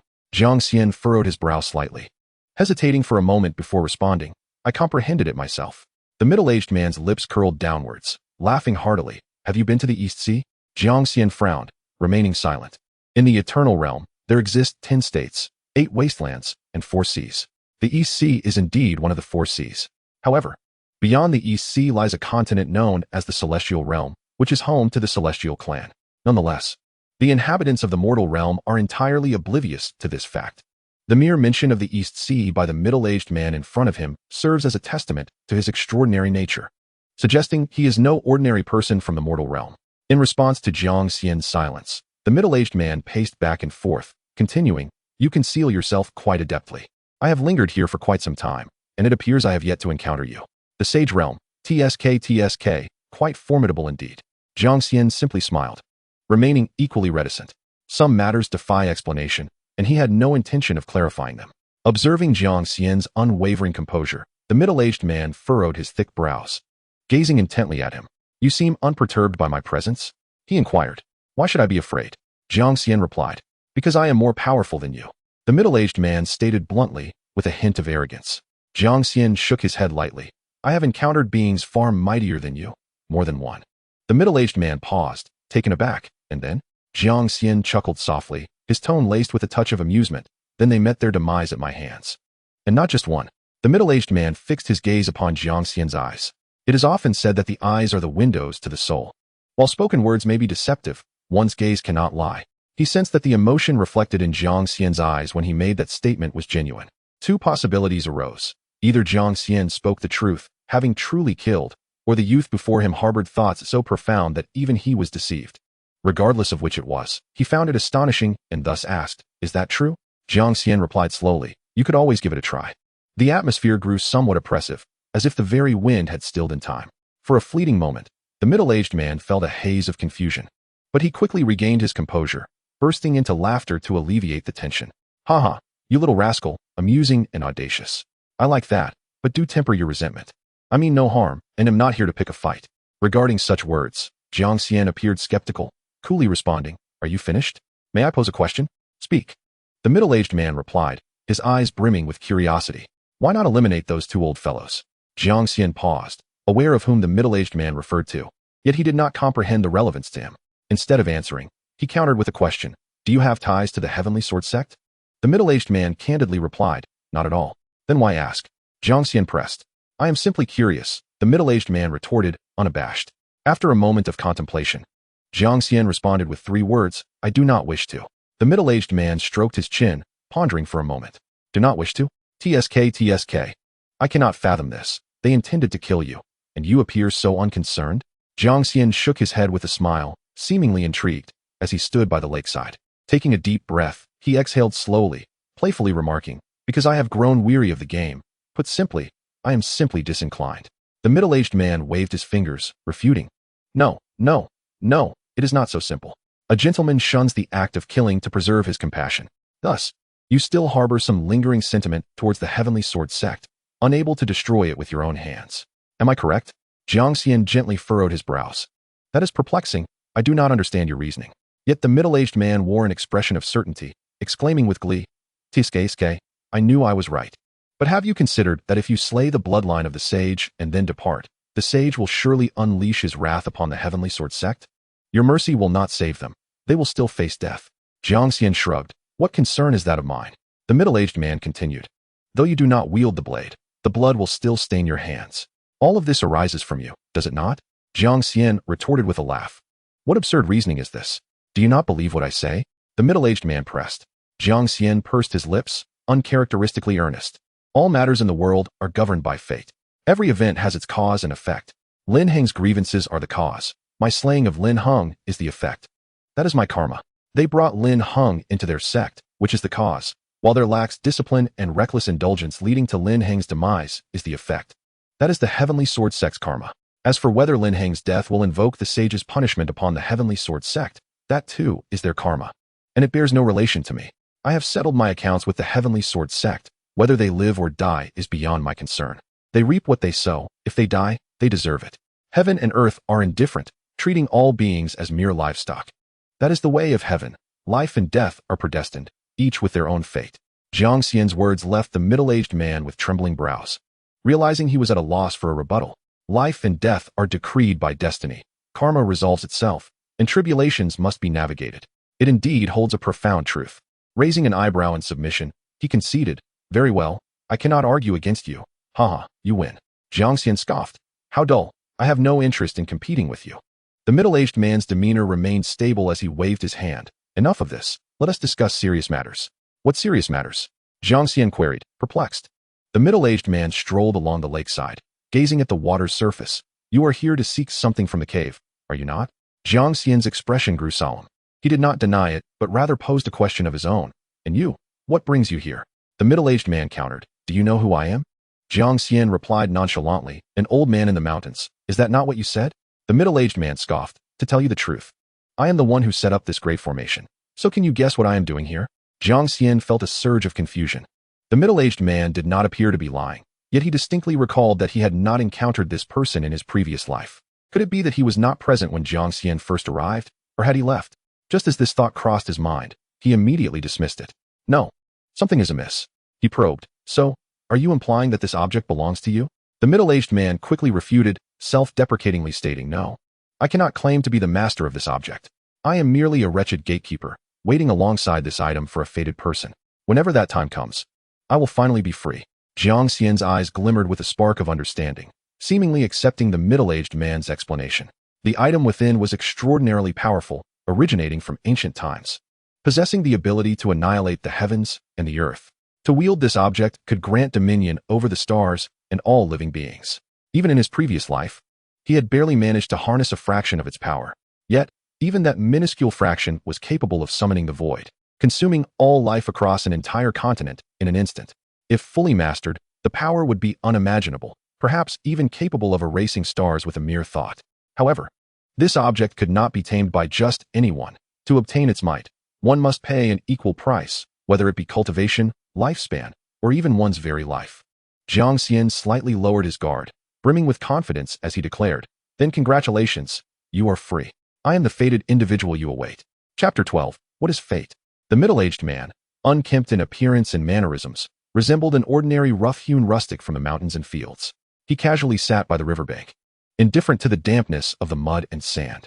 As I picked up a smooth pebble and casually tossed it into the lake, a cascade of ripples erupted, producing dozens of splashes. With a satisfied smile, I leisurely remarked, I do not concern myself with who you are, whence you come, or how you came to know of this place.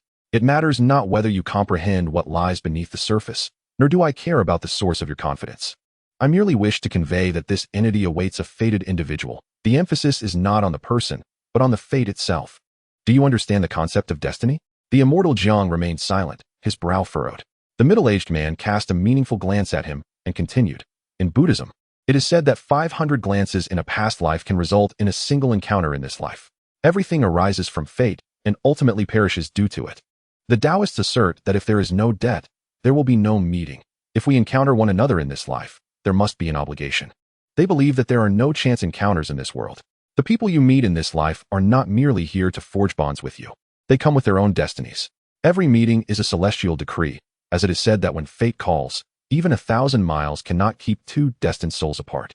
While those without fate will find no door to open before them. The Confucian scholars speak of fate shaking their heads and mumbling for a while, ultimately distilling their thoughts into a single phrase. Fate arises, fate falls, and there is no regret. Flowers bloom and wither, returning to dust. We must pause, forget, and follow the wind. We must proceed with calmness and observe, adhering to our efforts while yielding to the will of heaven. The three great philosophies unanimously attribute the so-called fate to cause and effect, to the heavenly way. What is the heavenly way, you may wonder? It is the realm of human affairs that cannot be grasped or reversed. Fate appears coincidental, yet it is inevitable. One's destiny is predetermined. As I listened to the middle-aged man expound upon these principles, I furrowed my brow slightly and inquired, "And then what?"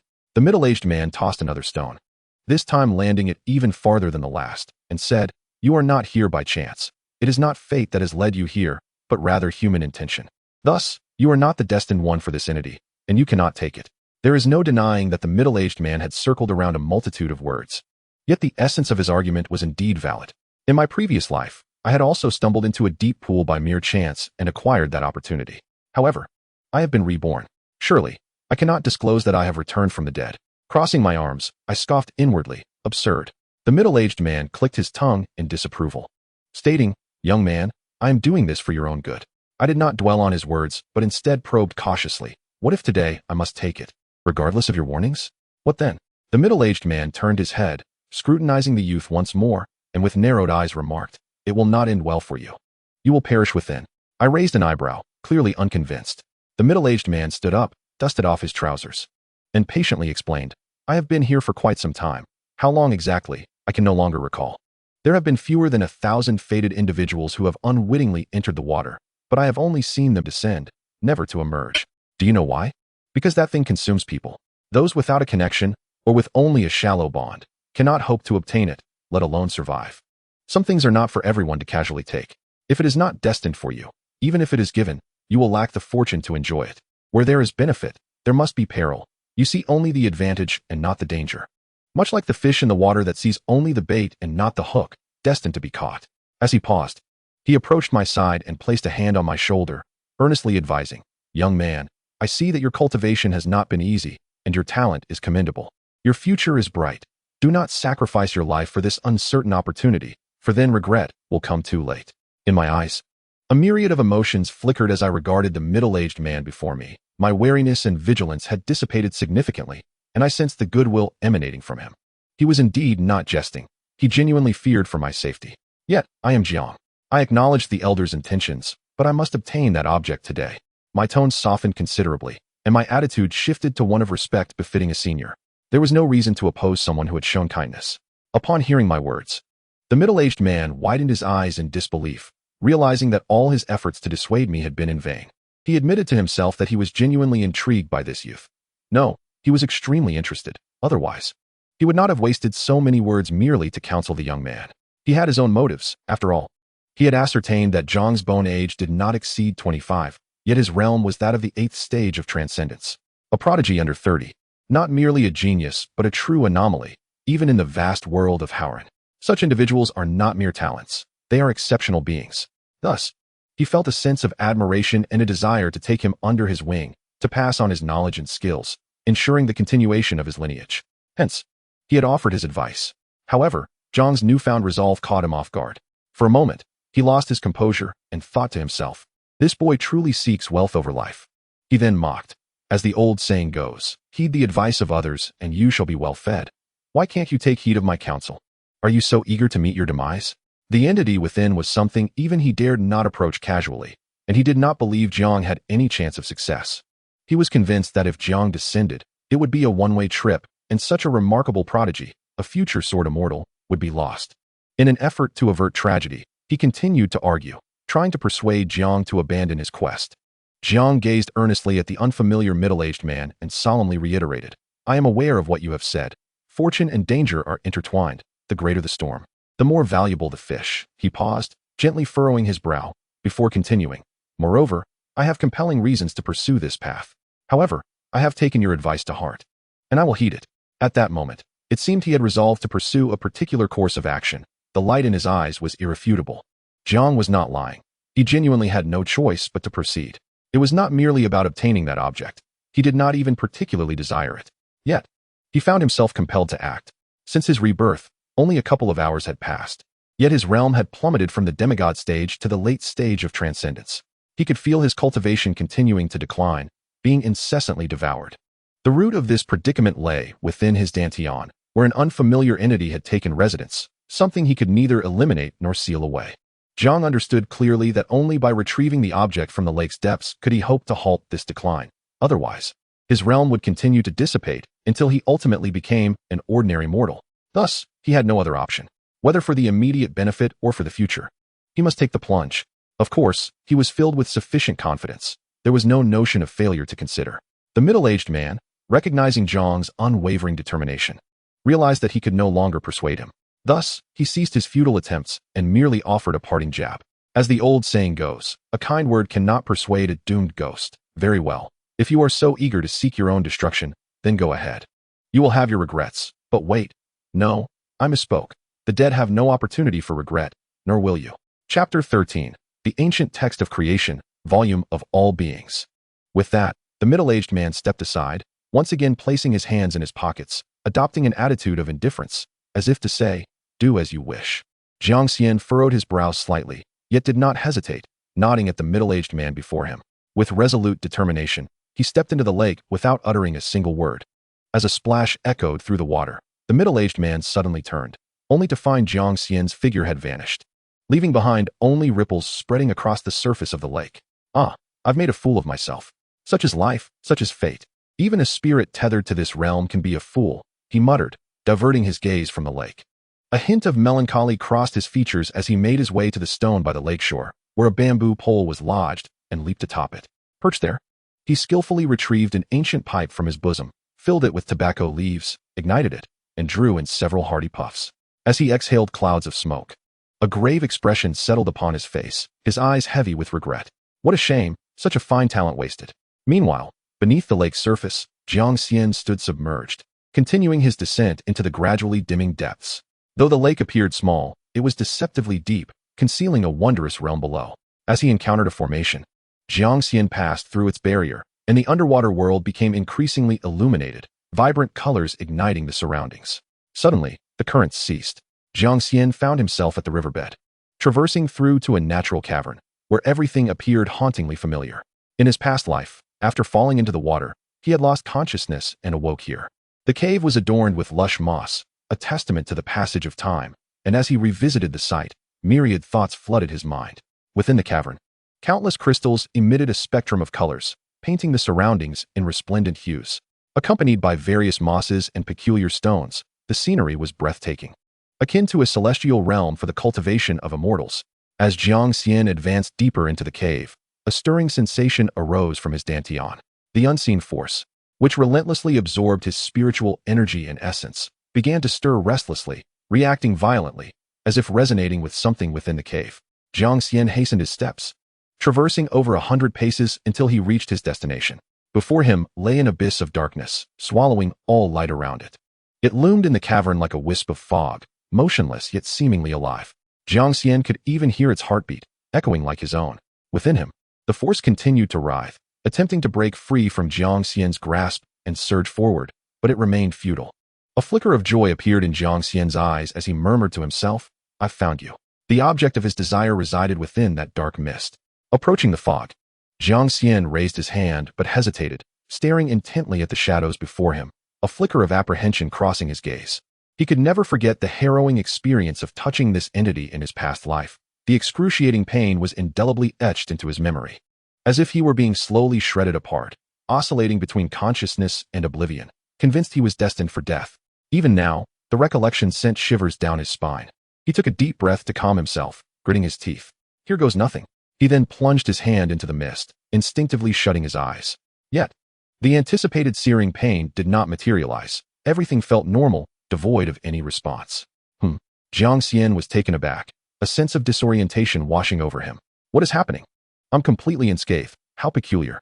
Simultaneously, his hand grasped the object he sought, momentarily setting aside his confusion, contemplating that perhaps it was related to his rebirth. Without hesitation, he retrieved the item from within. It was astonishingly effortless, almost unnaturally so. Gazing at the object in his hand, all emotions fleetingly dissipated, leaving only elation. "Old friend, we meet again." It was a book, encased in a black, weathered cover, exuding a sense of age and an aura of ancient mystery. The front bore 7 grand characters, the primordial tome of all beings. Jiang Xian knew the title, yet the origins and meaning of the book remained a mystery to him. All he understood was that this tome transcended even the most ancient of imperial weapons. In his previous life, acquiring this book had allowed him to reconstruct his spiritual roots and granted him an immortal body. Yet it took a millennium to unveil the first page of the tome of all beings, which bestowed upon him a supreme celestial technique. Ultimately, after 3 centuries, he achieved immortality, reaching the pinnacle of the 14th realm. It took another 1,000 years to unlock the second page, acquiring 10 ancient forbidden spells, one of which was the grief of heaven and earth. In the end, he sacrificed his own power to summon endless voids, burying the entire realm. However, he had never managed to unlock the 3rd page. This book was not an ordinary weapon. After recognizing its master with blood, it would meld with their body, allowing control. Yet, it required the host to unseal it first, necessitating a substantial infusion of spiritual energy to open each page. The devouring process at the beginning was irreversible.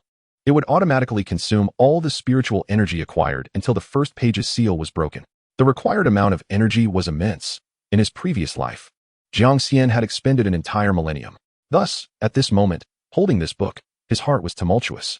Though he currently stood at the 8th realm, but should he forge a contract with the tome again, he would likely be drained completely. He was uncertain whether he could even unseal the first page. Hence, he felt uneasy. Yet, he seemed to have no choice. His cultivation was waning, and without the contract, the uncontrollable force within him would consume him. Rather than that, it might be better to let the tome of all beings absorb him. Moreover, to alter the future, to rectify past regrets, and prevent tragedy from recurring. This book was his greatest trump card. Even if he lost his cultivation, his memories would remain intact, and he would not fare worse than in his previous life. With a murmured incantation, Jiang Xian used a blade of wind to slice open his palm. Clenching his fist, he let drops of crimson blood fall onto the black cover of the book. As the blood fell, a miraculous scene unfolded. The liquid was devoured by the black tome, and then blood-red patterns began to swirl upon its surface.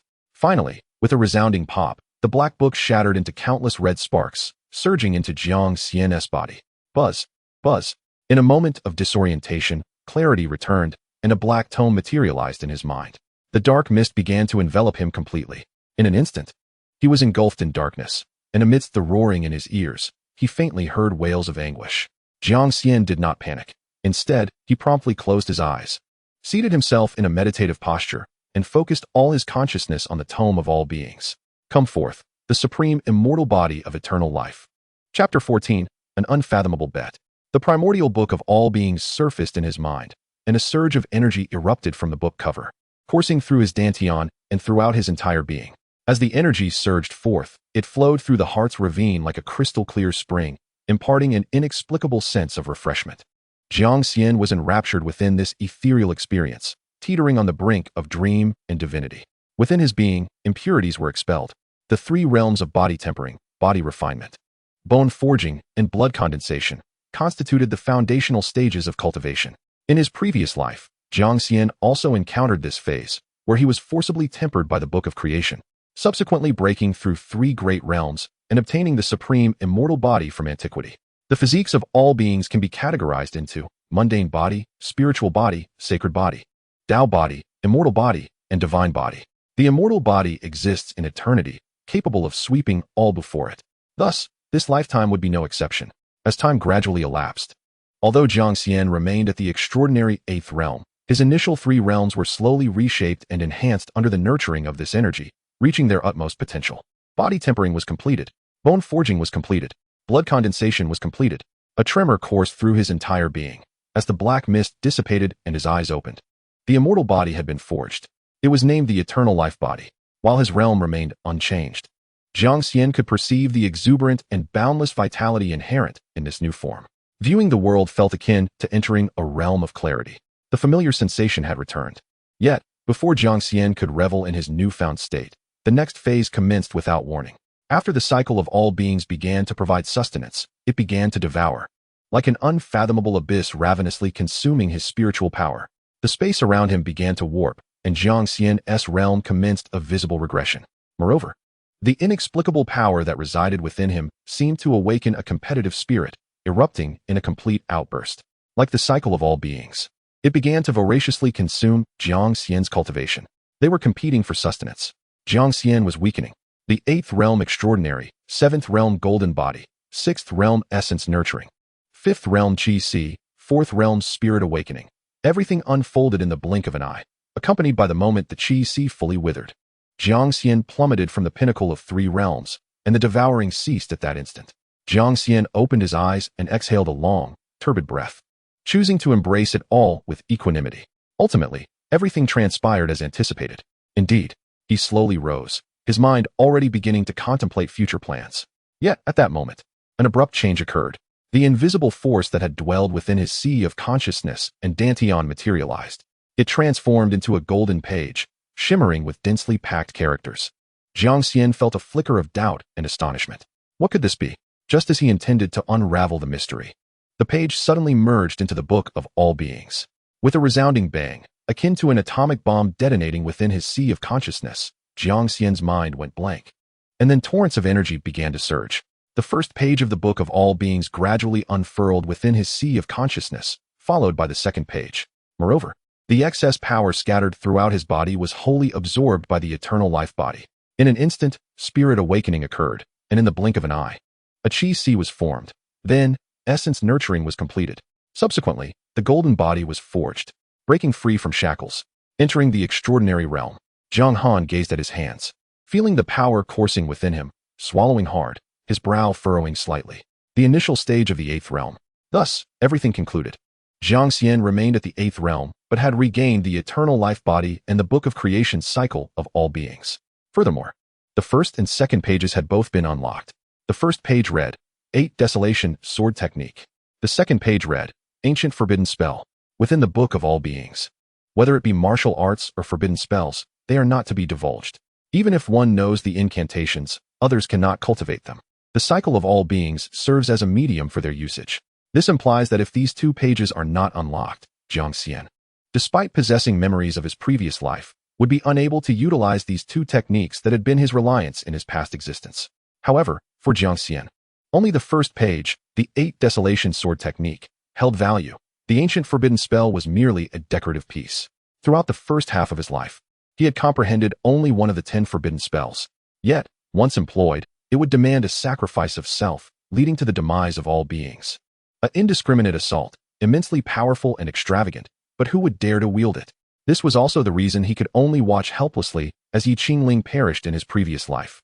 For only by her death could he utilize this move without endangering her as well. The heavens and earth mourned together. He would rather refrain from such actions, and naturally, he hoped never to need it in this lifetime. Collecting his thoughts, he gazed up at the vast firmament. It was time to depart. Outside the lake, in the dead of night, the bright moon hung high, and the evening breeze was gentle. Calculating the days, it had been a full month since Jiang Xian had plunged into the water. A middle-aged man still squatted by the lake, fishing at night, occasionally glancing towards the center of the lake, seemingly waiting for a miracle to unfold. Yet, a month had passed. If he were alive, he should have emerged by now. At that moment, a radiant white light emanated from his body, blazing and dazzling, instantly illuminating the entire lake surface. As the seal that had confined him for countless years shattered in that moment, he was left in a daze. A rare expression of confusion flickered in his profound eyes. Had he truly succeeded? Everything felt dreamlike, arriving without warning. Jiang Xian also broke through the water's surface, floating in the air. Upon seeing the middle-aged man radiating warmth like a great sun, Jiang Xian's eyes momentarily glazed over. The lake was in an uproar, winds stirred among the mountains. And as a colossal pillar of light shot skyward, the world around them took on a different hue. The two shared a silent gaze, unspoken yet laden with countless words. The universe, inherently silent, reverberated with a deafening roar in their ears. The former was astonished. The youth had become the master of the book of creation. The latter was astonished by the aura emanating from the middle-aged man, which surpassed the existence of the 15th realm. The middle-aged man shook his head and smiled, slowly rising. Gazing up at the heavens, where a river of stars spanned across eternity, he understood it was time for him to depart. He met Jiang Xian's gaze, not uttering a word, but his voice resonated from all directions. Young man. Jiang Xian remained silent. You have triumphed once again. Jiang Xian's gaze deepened. Remember my name. I am Jiao. Jiang Xian furrowed his brow and replied, I am Jiang Xian. Shall we wager once more? Wager on what? The corner of Jiaoyu's mouth curved slightly. Let us wager on whether we shall meet again. Jiang Xian paused for a moment, then scoffed. Boring. Jiao Yu paid no heed, instead imparting a meaningful reminder. Make sure to live well, do not perish. As his words fell, before Jiang Xian could respond, the middle-aged man ascended alongside the pillar of light, vanishing like a shooting star into the vast sky, and the radiant white light dissipated without a trace. The light faded, the wind stilled, and the lake returned to tranquility. Everything resumed its ordinary state. However, upon the stone where the middle-aged man had sat in silence, a sword was embedded, gleaming with a cold radiance in the moonlight. Jiang Xian appeared before the sword in an instant. Gazing solemnly at the blade, he found himself in a pensive mood. The sword measured 3 feet in length, its azure edge glimmering, and beneath it, a massive stone bore a line of small characters inscribed, "No white bets. Let this sword serve as my stake for the 2 rounds I lost to you." Jiang Xian raised an eyebrow, withdrew the long sword, gripped it firmly, and swung it a few times, feeling perplexed. A person of inexplicable nature, wielding a sword of unfathomable origin, has entered into a wager that seems almost childlike in its simplicity. Yet, the individual is a divine being, the sword a celestial blade, while the bet appears frivolous. Jiang Xian sheathed his sword and vanished into the moonlight. The cicadas resumed their chorus, and the frogs croaked as ever. Everything remained as it should. The mortal realm continued its mundane existence. Chapter 15. Let the sage come himself. Days passed. Along the roadside beyond the mountains, he stumbled upon an inn nestled amidst the hills, where he paused to rest. Approaching an elongated table outside, he gracefully swept away the dust with a flourish of his long sleeves and took a seat. His long sword lay across the table as he called out, "Waiter, a jar of wine, peach blossom brew." "Certainly." Soon, the waiter appeared, cradling the wine jar in one hand and a porcelain bowl in the other, while the other hand held a towel as he hurried over. "Please wait a moment." He wiped the table clean with the towel draped over his shoulder, placed the bowl down, uncorked the jar, and poured it into the bowl until it was 7/10 full. As the wine splashed into the bowl, it sent droplets flying, releasing an intoxicating aroma. "Your wine, esteemed guest." "Thank you. Do you have any appetizers?" "The young calf slaughtered this morning is particularly tender," the waiter flattered. "No need." "Then enjoy your meal. Call for me if you require anything." Dressed in white, Jiang Xian lifted the bowl of wine to his nose, inhaled deeply, and then drank it all in one gulp, the clear liquid cascading down his throat, bringing a sense of comfort. The familiar taste beckoned him to pour another bowl and drink once more. In his previous life, Jiang Xian cherished 3 things above all: wine, swords, and her. Some time later, 4 or 5 swordsmen arrived outside the inn, some with swords strapped to their backs, others brandishing them in hand.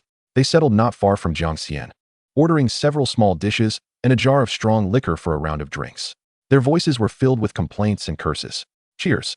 It's swelteringly hot today. Brother, do you think we can find Jiang Xian? It's been a month." The leader of the group slapped the back of the speaker's head. "Are you foolish? What do you mean find? If you actually found him, could you defeat him? Neither of our ancestors could match him. Do we have a death wish? Isn't living better?" One man quickly chimed in. "Exactly. The higher-ups just want us to put on a show. They don't expect us to succeed." "Oh, who knows what the ancestors are thinking? Why would they provoke Brother Jiang? You know, he is truly formidable. I never noticed before that our sect boasted such a figure." "Enough. The ancestors have their own dilemmas. If it weren't for the pressure from the Xianxian sect, it wouldn't have come to this. If you ask me, it's all Lin Hong's fault.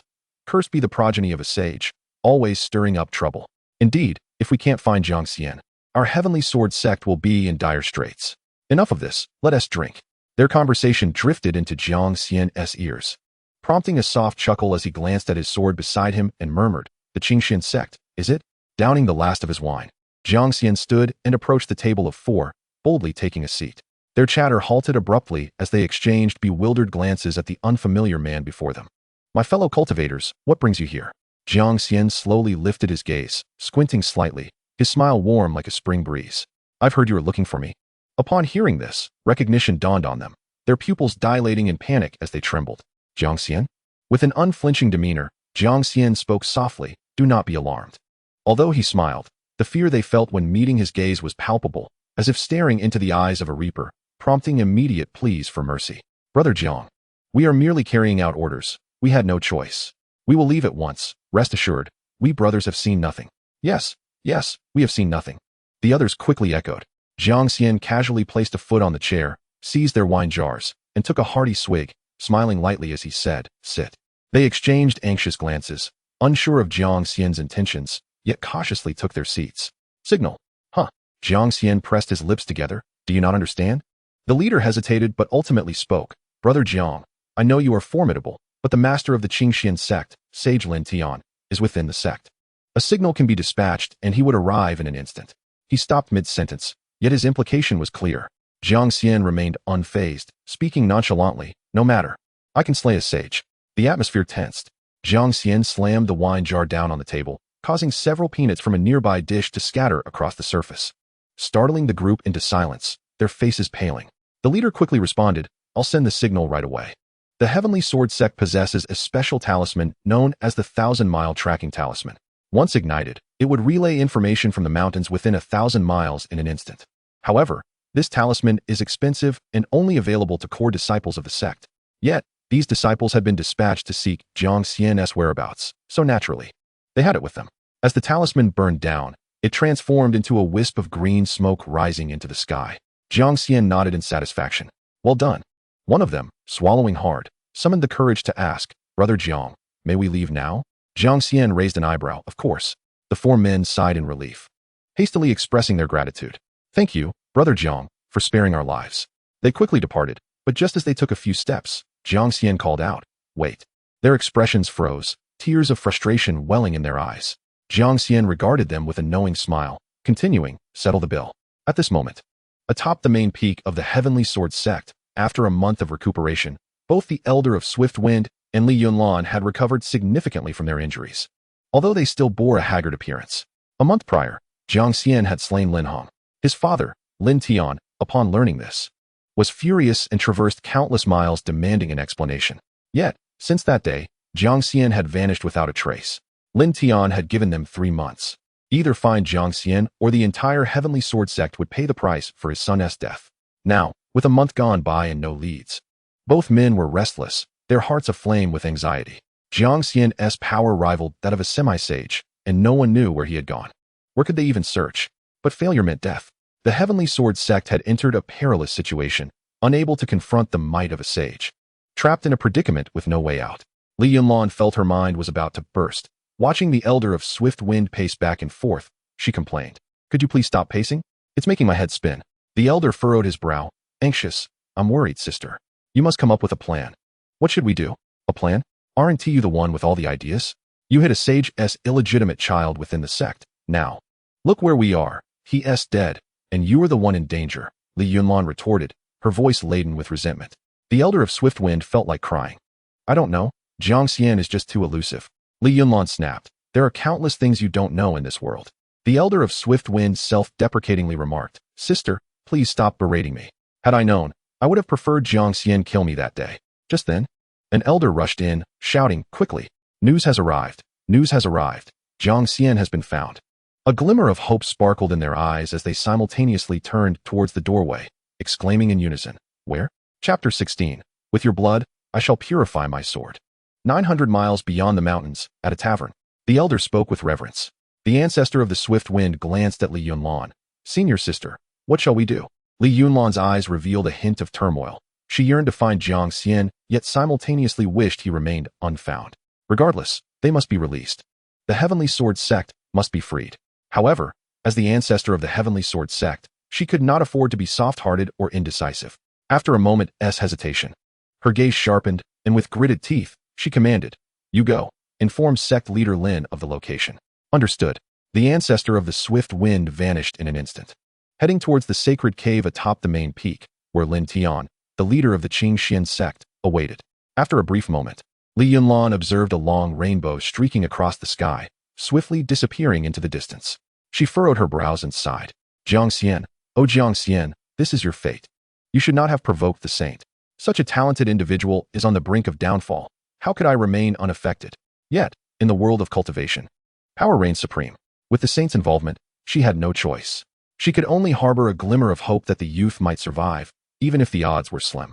Even if Jiang Xian triumphed, a saint is still a saint.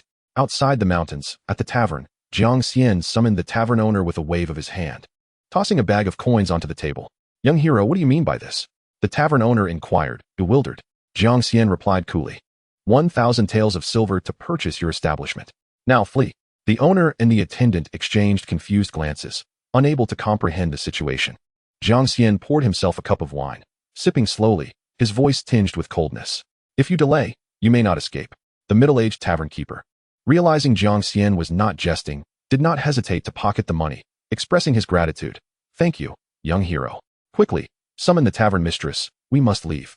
Hey, I haven't packed my things yet. What is the rush? Came a voice. Oh, my ancestor, hurry. Delay, and you may lose your life.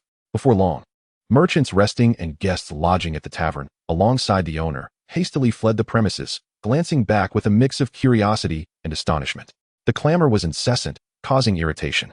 Jiang Xian merely smiled, gazing at the long sword on the table, and gently patted it, murmuring to himself, a high-quality immortal sword. Today, I shall awaken you with the blood of a saint.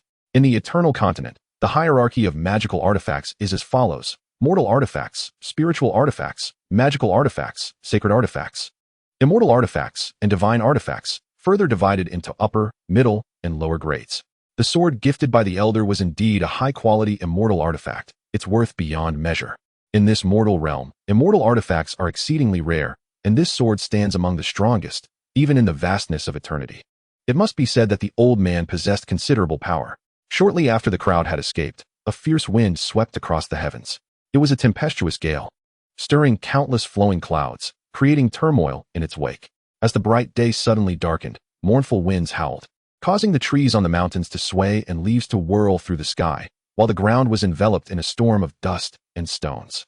This wind surged directly towards the tavern, fierce and unyielding. The sounds of tiles crashing from the roof echoed, and the clatter of bowls and dishes falling to the ground rang out. The wind caressed their faces, inflating white sleeves and robes, as Jiang Xian stood amidst the tempest. A 10-meter radius around him untouched by leaves or dust, calm and collected, sipping his wine. The fleeing crowd had not yet distanced themselves when the violent wind knocked them to the ground, with some clinging to stones and others to trees, struggling to stabilize themselves. They witnessed birds flee into the sky, and the cries of countless beasts echoed through the mountains. Each of them felt a sense of impending doom, their hearts filled with trepidation.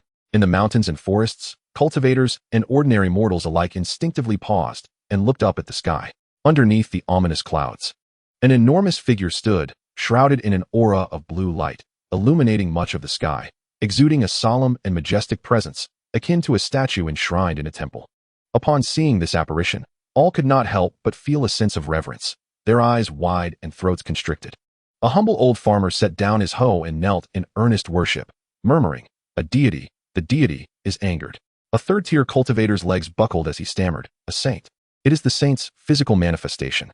An elder from the Heavenly Sword sect furrowed his heavy brows and spoke in a grave tone, the leader of the Jiang Xian sect. "It seems Jiang Xian has been located." The disciple who had delivered the news whispered, "Brother Jiang, may you seek blessings for yourself." On a distant mountaintop, the ancestor of the swift wind's narrow eyes glinted with malice as he scoffed, "Jiang Xian, this time you shall undoubtedly perish. Not even a deity could save you." In the mortal realm, those who have attained the saint level can manifest an apparition known as the saint's physical form, ranging from 10 to 100 feet in height. When this form appears, the weather changes, hence the saying in the mortal realm, "When a saint appears, all beings submit." The physical form before them, towering over 10 feet, represented the mid-stage of a saint, also referred to as a lesser saint, and the leader of the Jiang Xian sect is indeed at this level. Unlike the panic of the masses, Jiang Xian remained unfazed, as if nothing were amiss, continuing to drink his wine, even mocking, "What a commotion." At this moment, the gaze of the saint's physical form bore down on him, and an oppressive force descended like a torrential rain. A thunderous roar echoed across the sky, reverberating throughout the land.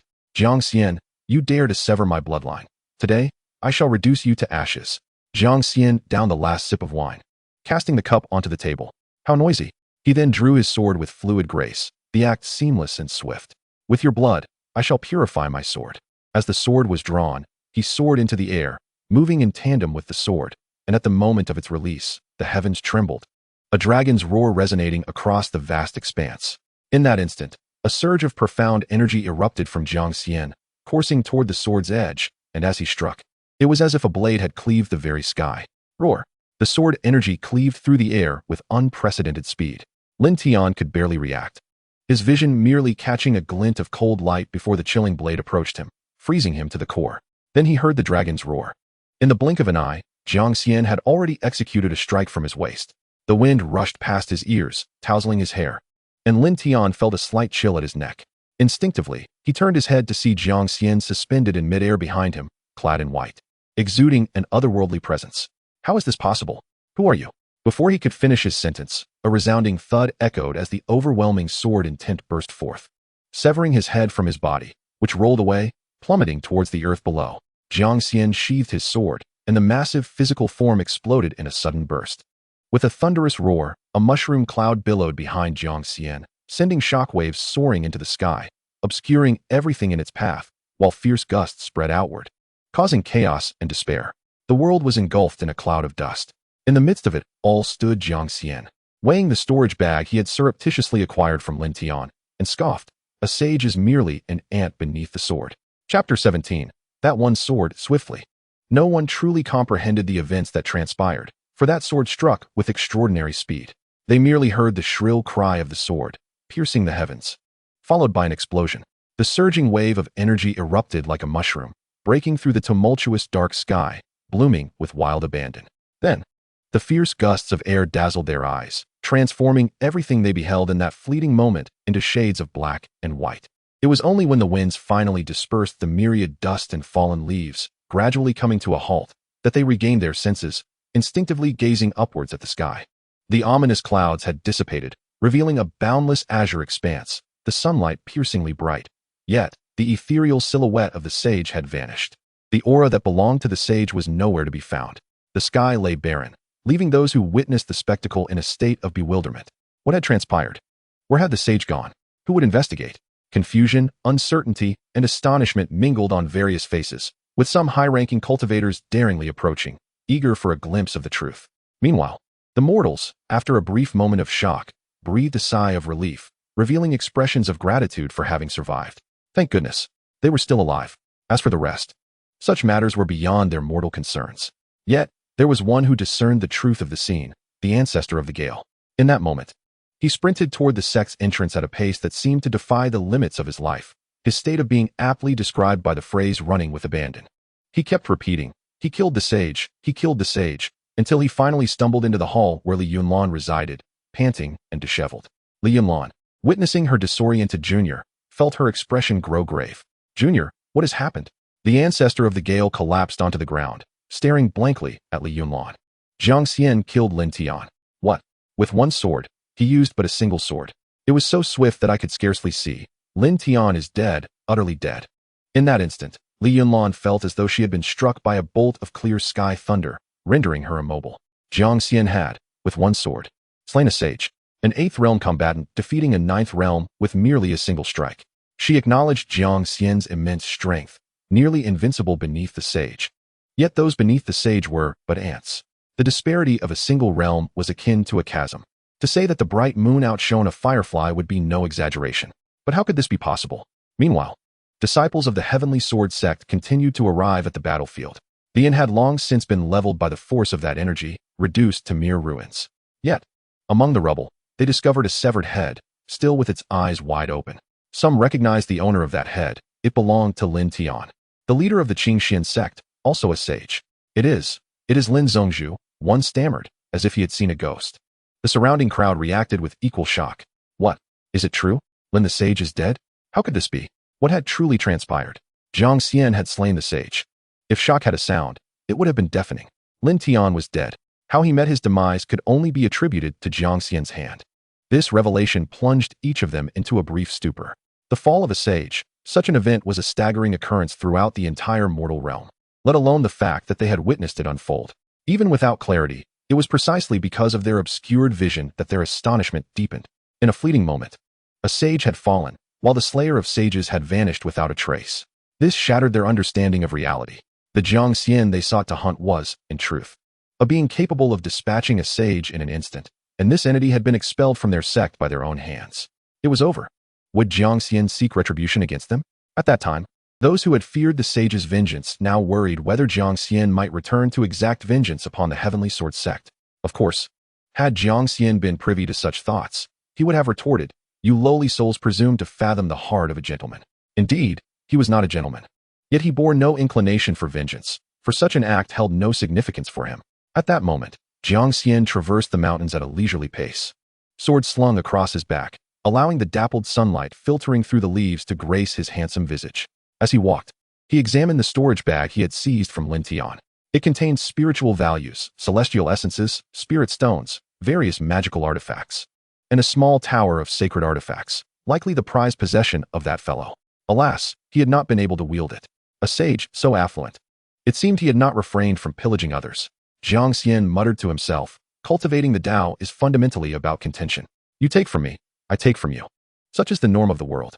One can only imagine how little regard the father of someone like Lin Heng had for virtue.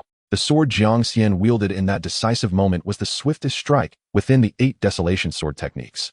The sword flew forth like the wind, fast as lightning, severing a life in the blink of an eye. The 8 desolation sword technique was already a premier sword technique, rivaling even the finest righteous path techniques in the celestial realm. In its embrace, although Jiang Xian was merely at the early stages of the 8th realm, the power he unleashed was sufficient to rival that of a sage. Furthermore, he wielded a celestial sword. Lin Tian had underestimated him and was thus slain by his own sword. His death was not unjust. Yet, it was regrettable. With Lin Tian's demise, the Heavenly Sword sect would likely face its downfall.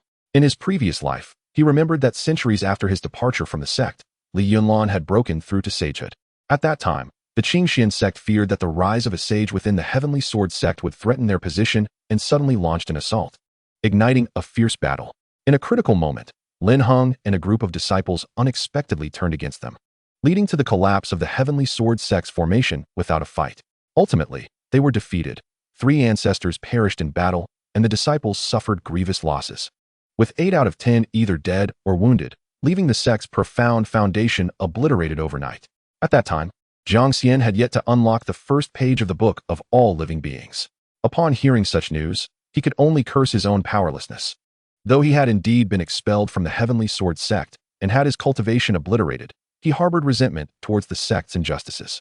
However, the Heavenly Sword sect had borne over 20 years of his memories. It was his first sect. It would be impossible to claim he felt no attachment. Yet now, things were different. In his past life, spanning millennia, he had experienced far too much. Many matters had long since become transparent to him. All things are bound by cause and effect. Let them be. To gain is to sing joyfully. To lose is to rest in peace. Grievances and sorrows drift away like clouds. He journeyed 1,000 miles and arrived at the outskirts of a village, shedding his white garments for an ensemble of black. With measured steps, he entered the village. Chapter 18, Luoxiao Village. Nestled in the mountains, this quaint hamlet was known as Luoxiao Village, a name derived from the elders' tales that spoke of the village being adorned with the crimson hues of sunset year-round. Jiang Xian came here in search of an old acquaintance, hoping to rectify a lingering regret. The village was modest, comprising around 30 households, all reliant on hunting and foraging for sustenance.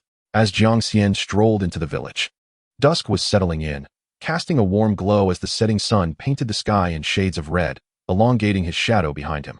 Along his path, he caught the distant sound of a child wailing. Wah wah wah. He also overheard a woman scolding her son. You little rascal, causing trouble again. Just wait until I give you a good thrashing.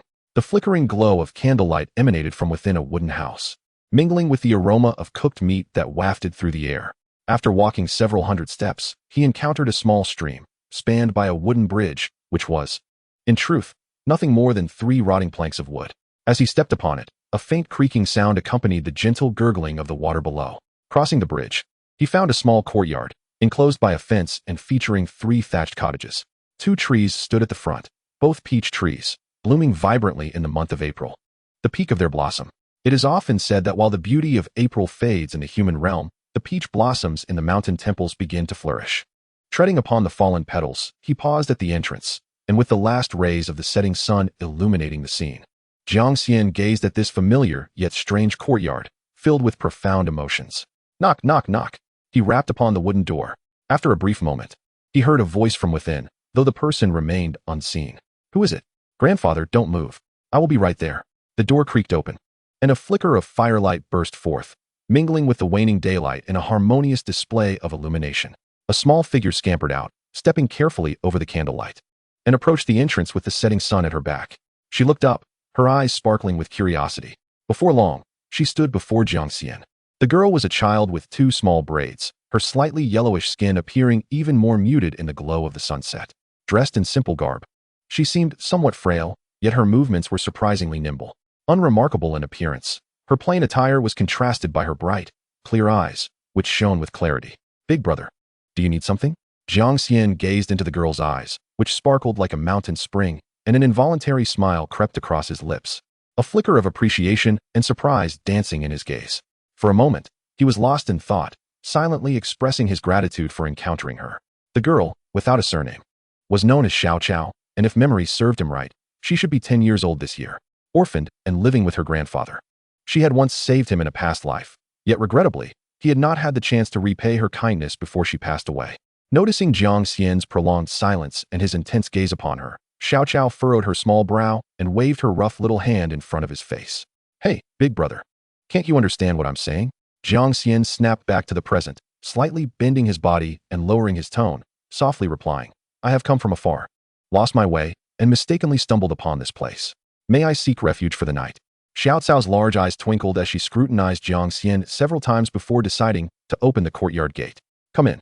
Jiang Xian smiled appreciatively, finding her naivety endearing, believing everything she was told. "Thank you."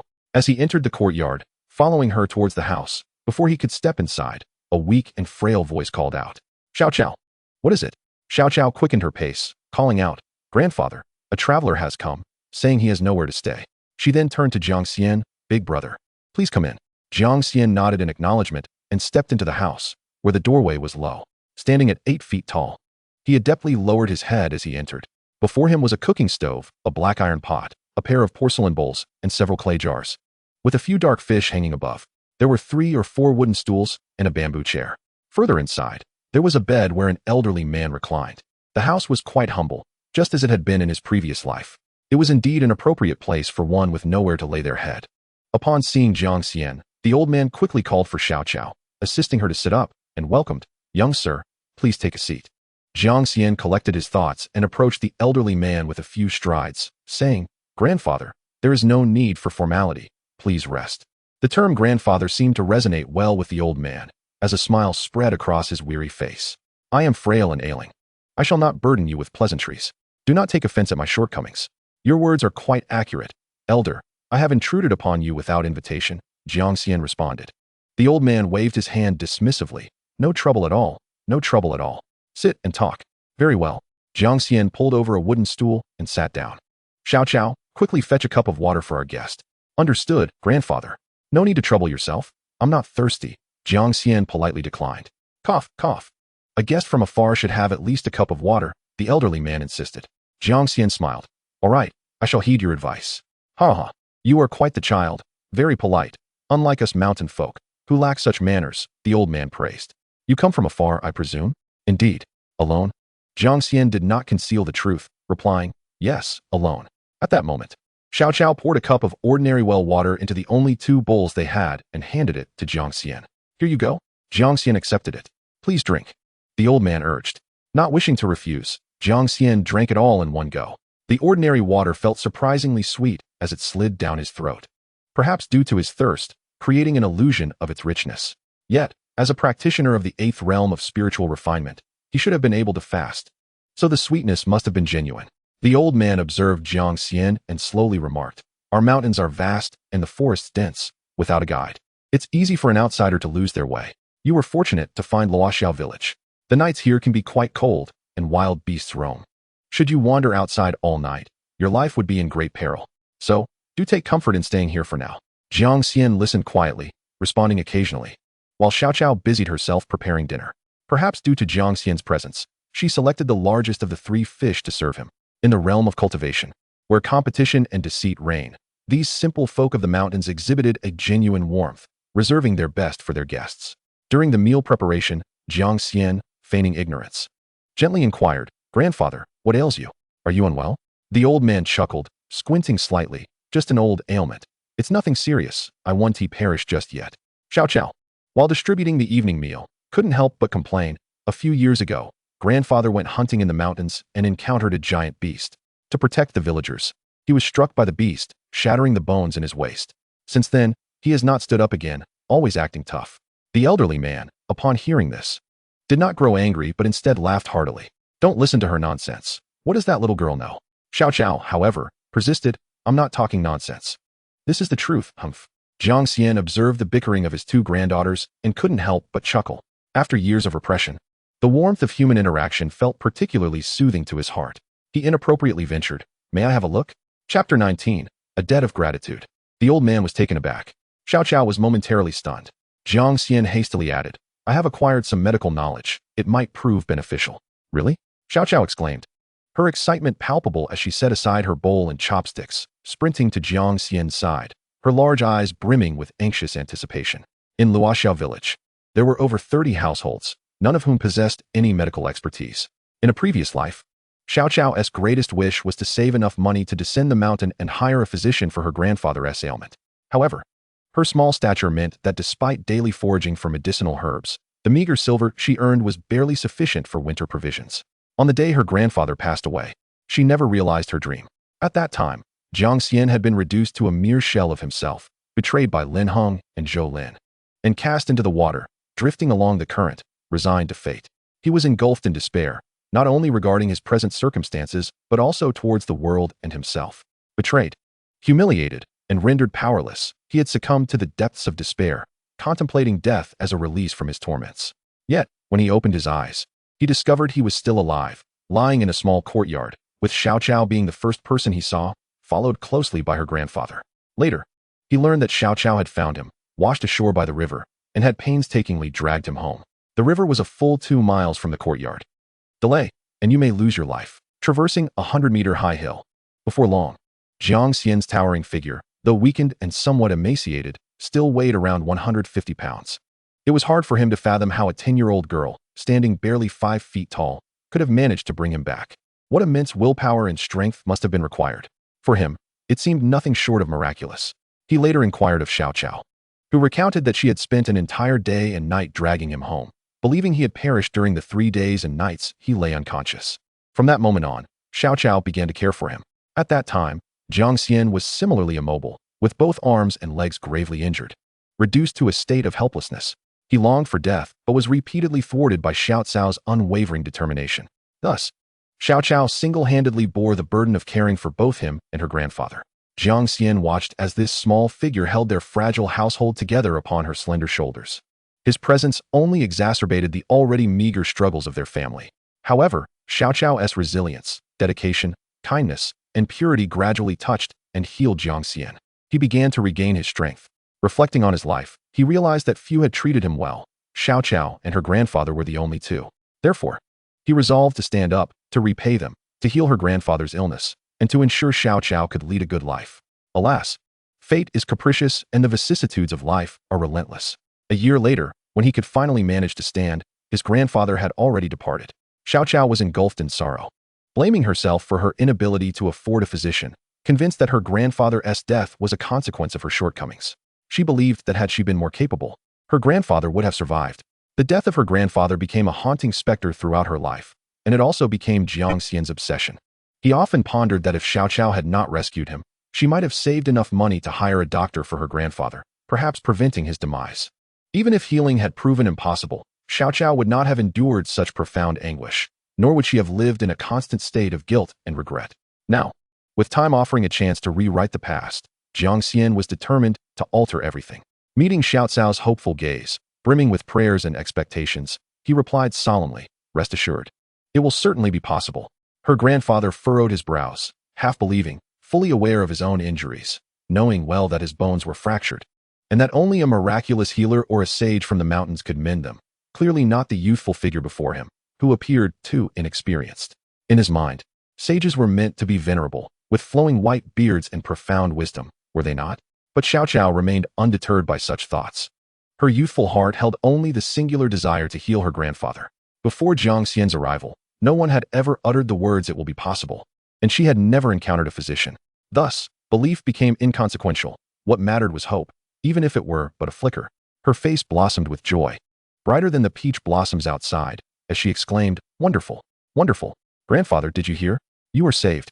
Seeing his granddaughter so elated, the old man's eyes crinkled into a narrow line. Since his injury, he had not witnessed such joy on Xiao's face. He was reluctant to dampen her spirits. All right. Be careful not to hurt yourself." Turning to Jiang Xian, he inquired, "Young man, can you truly help?" Jiang Xian, captivated by Xiao's exuberance, momentarily lost his focus but quickly regained composure in response to her grandfather's query, gently assuring him, "Why not give it a try? The truth will reveal itself." Noticing the confidence in the young man's demeanor, the elder fell silent, offering no further objections. "Then I am in your debt." Jiang Xian, emulating a physician, took the old man's pulse, though in reality, it was merely a formality. The moment he entered, he had already discerned the true state of the elder's condition. He was not exaggerating. He could indeed heal him, and it would not be a difficult task. With his extraordinary abilities, channeling the true energy of the 8 desolate sword technique, repairing a few broken bones would be as effortless as snapping one's fingers. However, recognizing Xiao Qiao and her grandfather as mere mortals, he was cautious not to be overly ostentatious, especially since he intended to stay with them for a while. If they learned of his status as a cultivator, their respect might turn into fear or reverence, which would be counterproductive. Thus, he planned to proceed gradually, mending the grandfather's injuries bit by bit while administering some restorative herbs to aid the process, allowing for a natural recovery. He released the grandfather's hand, furrowing his brow in contemplation, which made Xiao Qiao beside him extremely anxious. The elder gazed at him, concerned that Jiang Xian might find the task daunting, and gently reassured him. "It's all right. If it cannot be done, it's no great loss. After all, I am of advanced age." Jiang Xian shook his head softly, declaring, "It can be treated." "Really?" "Indeed," he continued. "I just checked. Your grandfather has only 3 cracked ribs. None are completely broken. I have a remedy that can assist in bone regeneration. Within a month, he shall be able to rise and walk." Xiao Qiao, being a child, could not conceal her excitement and leapt up joyfully. "That is wonderful. What herbs does the big brother need? I can find them all." The old man's throat constricted with emotion as he grasped Jiang Xian's hand, asking for confirmation. "Is it true?" Jiang Xian squinted and smiled, saying, "Trust me, there is no problem." Chapter 20. My name is Jiang Rinshan. Grandfather grasped Jiang Xian's hand, gently patting the back of her hand with his scarred and calloused palm. His eyes glistened with a hint of moisture as he spoke, his voice slightly choked with emotion. "Good, good, good. Grandfather believes in you, believes in you. Little Grass. Today we have encountered a benefactor." Little Grass nodded earnestly, biting her lip and squinting her eyes. No one yearned to rise more than he did. To witness his sole granddaughter suffer the burdens of the world due to his downfall. It pained him more than death itself. He had once contemplated giving up his life to spare the child from added burdens. Yet, he understood that Little Grass had only him, and if he were to perish, what would become of her? Having lived to his age and spent years in the company of the mountain beasts, death held no terror for him. The only concern that weighed heavily on his heart was this little granddaughter. Though he could no longer move, he could still watch over her. Moreover, he could eat less, accompanying her while imparting all his skills to her, which became the very essence of his existence. Once Little Grass was capable of fending for herself, he would naturally choose to end his life, not wishing to become a burden. This was his truest thought, the sole choice he could make in the face of this world. But now, everything had changed.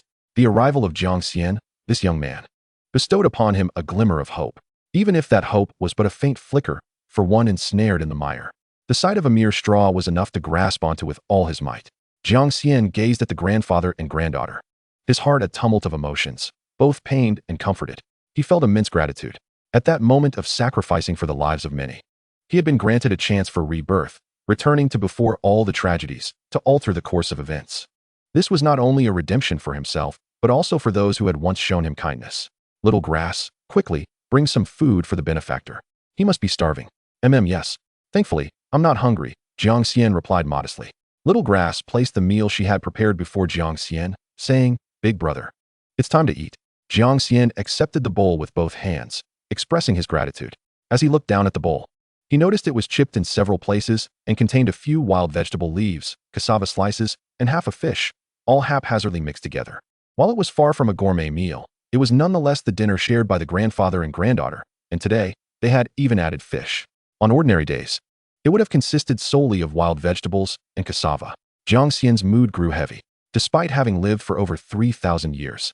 Witnessing the world's depths of despair and enduring all manner of suffering, he still found it difficult to bear. The weakness that had been buried for millennia was quietly breaking free, and a flicker of compassion swept across Jiang Xian's eyes. Such a gaze might be common among humanity, for it is in human nature to feel pity. Yet, he was Jiang Xian, and that in itself was extraordinary. Little Grass served her grandfather a bowl as well, saying, "Grandpa, you eat too." His bowl contained a piece of smoked fish. She then took a half-broken ceramic lid and squatted a short distance away, eating happily, her laughter ringing sweetly, her eyes shimmering with starlight. Little grass, here, have some fish. Grandpa can't bite into it. No need, Grandpa, I have some. You eat yours, hee hee. Of course, Grandpa could not see it. However, Jiang Xian noticed that her bowl contained no fish, not even cassava, only broth. Yet, she chewed away happily. And Jiang Xian felt a pang of emotion at the sight.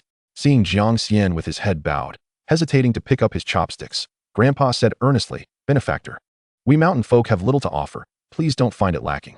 Jiang Xian lifted his head, his eyes half squinting as he smiled warmly. "I wouldn't. It smells delightful." With that, he lowered his head to begin eating, unconcerned about his demeanor. When the broth and wild vegetables touched his palate, his dormant taste buds awakened. And memories long forgotten surged forth like a tide, one wave following another, each more powerful than the last. It may not have been delicious, but it was indeed fragrant. In just a few bites, apart from the half-fish, the bowl was emptied completely, and Jiang Xian even licked the remnants from the bowl's edge, finishing with a satisfied burp and a gentle pat on his belly. At that moment, he truly felt like an ordinary person. Grandpa chuckled heartily, his laughter warm and genuine. Little Grass also laughed, her joy ringing out. It was indeed a delightful thing to have one's cooking appreciated by others. Jiang Xian rose and walked toward Little Grass. Startled, she stood up, hiding the broth in her hands like a timid kitten guarding its food. Yet, it was not that she was reluctant to share the broth. Rather, she wished to conceal her embarrassment and shame from Jiang Xian. But Jiang Xian could see through her little thoughts. He cleverly placed the fish into his bowl, extended his hand, and gently ruffled her small head with his large palm. In a soft voice, he said, "I don't like eating fish. Will you help me with it?" For a fleeting moment, a look of dazed surprise crossed Little Grass's clear eyes as she gazed up at Jiang Xian, this gentle stranger. "Is that all right?" she asked, still bewildered. She nodded slowly. "Okay." Jiang Xian smiled. "Thank you." He paused before adding, "The food you made is very delicious." With that, he turned and returned to his original seat, leaving Little Grass standing there in a daze, her gaze flitting away, uncertain of what to do. The old man observed this and merely smiled. After dinner, Jiang Xian sat by the old man's bedside, engaging in casual conversation. The old man inquired, "Benefactor, where do you reside? If it is not far, I could send someone to escort you home or contact your family." Jiang Xian replied, "To be honest, elder, I was driven out by my family and have nowhere to go, which is how I ended up here." He embellished the truth but did not lie. He had indeed been cast out. Although the old man was aged, being a mountain dweller, he was perceptive enough to know what questions were appropriate and which were not. So he refrained from probing further. Instead, he jested, "Why not stay here? You can stay as long as you wish. I would gladly offer you that spare room." Jiang Xian, naturally, took the opportunity, nodding in agreement, adding, "That would be excellent, just in time to help Grandpa heal his injuries." Little Grass hurriedly began to tidy up the spare room upon hearing this. The old man then asked, "How should I address you, benefactor?" Jiang Xian replied, "Jiang Rinshan. You can call me Little Jiang." The elder chuckled, approvingly remarking, "What a fine name." Jiang Xian playfully inquired, "What makes it so good?" The old man responded, "You see, even though I cannot read, I can understand. Your name has person in the middle and Jiang before it, Shan after. This person resides in a place where mountains and waters abound. Is that not good?"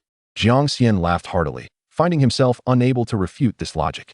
Hearing the elder's words, it truly seemed to hold some truth, and they both chuckled merrily. The old man continued, "Little Jiang, conversing with you is a pleasure. I feel my back is much more comfortable now. You see, I speak with newfound vigor." Jiang Xian smiled, saying, "A cheerful heart banishes all ailments." Consequently, the old man believed it, and Little Grass joined in the laughter, their joy resonating even more brightly, which in turn delighted Jiang Xian.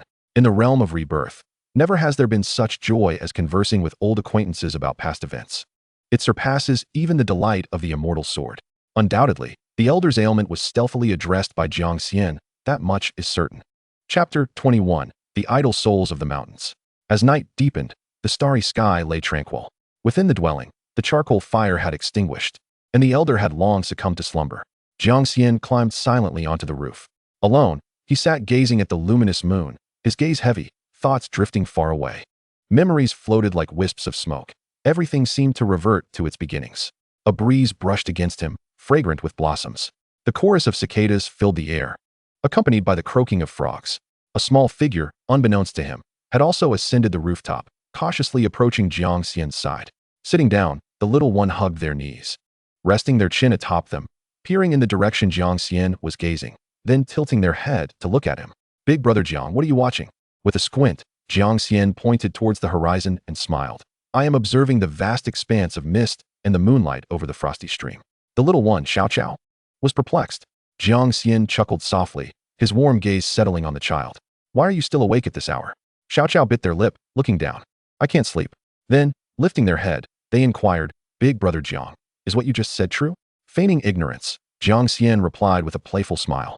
I spoke many words. Which one do you refer to? Can my grandfather's illness truly be cured? Xiao pressed. With half-closed eyes and a smile as refreshing as the evening breeze, Jiang Xian affirmed, Certainly, I assure you. Then let us make a pinky promise. Agreed. As their pinkies touched, an unspoken agreement was forged between them. Xiao beamed. Thank you, Big brother Jiang. If you can indeed heal my grandfather, I will repay you well. Indeed, I believe in you. Hee. Now go to sleep. All right, you should rest early too. Sure. Off you go, but take care. Watching the small figure retreat into the house, Jiang Xian shook his head gently before lying down, resting his arms behind his head, closing his eyes, and rhythmically drumming his fingers on his belly to the melodies of croaking frogs and chirping insects. He surrendered to the moonlight cascading down like frost. It is said that the moon embodies compassion, illuminating the lonely souls in the depths of night. Though the moon of today is not the same as that of ancient times, it once shone upon them as well. How wonderful that is. In the depths of night, dreams of bygone days surface, clad in white, bearing a long sword, riding and singing freely amidst the heavens and earth. The gentle breeze and bright moon herald the beauty of spring, accompanied by a charming companion, laughter resounding. Awakening, one feels the coolness of the pillow. The moon shines like frost upon the green hills. Past events dissipate like smoke. Where can one seek the fleeting moments of youth? Time swiftly passes, and people grow old. Yet the heart remains unchanged, and intentions are difficult to forget. With a crowing rooster heralding dawn, the day breaks bright. Jiang Xian awoke to a gentle breeze. The fragrance of flowers wafting through the air, a rare and refreshing scent that invigorated his spirit. Rising, he stretched luxuriously, his brow unfurling. Having slept soundly the previous night, he felt rejuvenated in the morning light, gazing at the blooming peach blossoms in the courtyard, the distant green mountains beckoning as he leapt down from the roof. A smile gracing his lips. Time to work. Being a mere mortal, he resolved to partake in earthly affairs, fishing, chopping wood, living harmoniously with nature. Jiang Xian made his way to the riverbank, rolled up his trousers, and took a bamboo pole, catching a few fish. Xiao, look at the fish I've caught. Wow, it's so big. Big brother Jiang, you're amazing. Take it.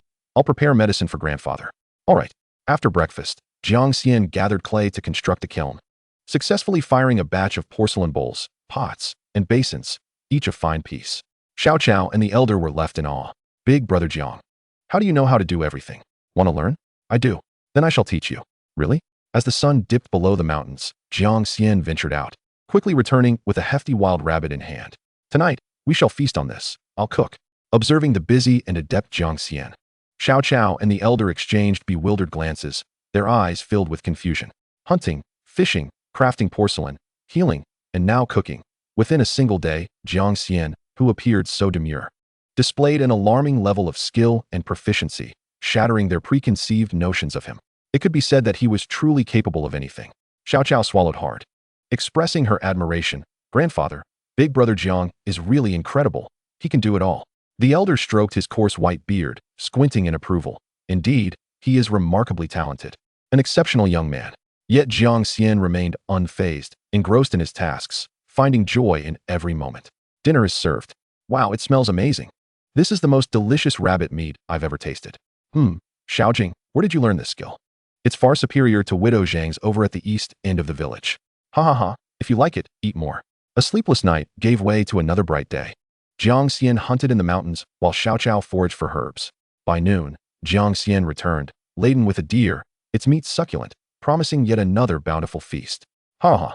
Tonight we are in for a treat. Big brother Jiang, you're truly impressive. Amidst the praises, Jiang Xian graciously accepted their admiration, relishing the recognition. Days passed in succession. Jiang Xian not only hunted and fished, but also repaired the house, crafted furniture, and transformed Xiao's home into the wealthiest abode in the village. Within a mere month, they enjoyed an abundance of meat daily, the enticing aroma wafting from one end of the village to the other. Jiang Rinshan became a well-known figure in Luoxiao village, a paragon among the hunters.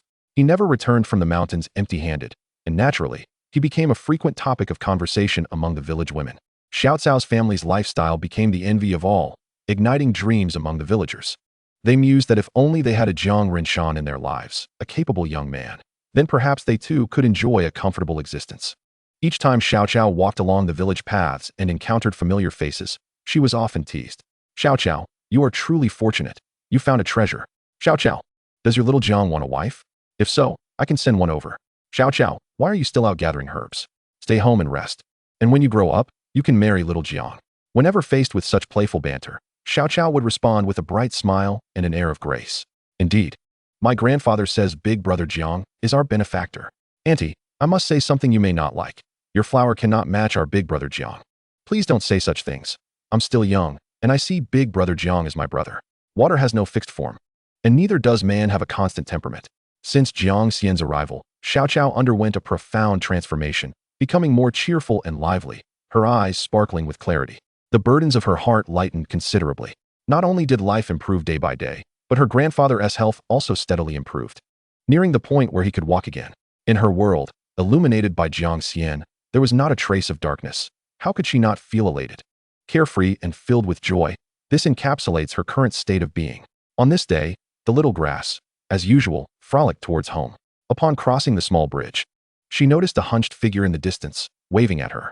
As she drew closer, her eyes gradually welled with tears of joy. Indeed, it was her grandfather. She dashed forward and flung herself into his embrace, sobbing, "Grandpa, it's wonderful. You're up again." The grandfather, with a tender smile, affectionately patted her head, concerned. "Why are you crying, my dear? I am perfectly fine now. Let us return home." Little Grass wiped her tears vigorously, her face adorned with a blossoming smile. "Yes. Let us go home." Chapter 22. A year gone by. A few pieces of silver nightfall. In the small courtyard, under the moonlight and accompanied by the evening breeze, the three of them celebrated the grandfather's recovery from a serious illness with a feast of 4 dishes and a soup. Moreover, the grandfather brought forth a treasured bottle of fruit wine he had long preserved. The wine was potent and robust, yet it was savored with delight. Throughout the meal, the grandfather expressed his heartfelt gratitude to Jiang Xian, his emotions overflowing with tears, which Little Grass shared. They spoke of their virtues and how fortunate they were to have met Jiang Xian, thus escaping the hardships of the mortal world. Jiang Xian explained that it was their good deeds from their past lives that had brought them this blessing, and he had come to repay their kindness in this life. However, such words were taken lightly by none. In the month that had passed, Jiang Xian lived as an ordinary man by day and practiced his cultivation by night, gradually healing the grandfather's injuries.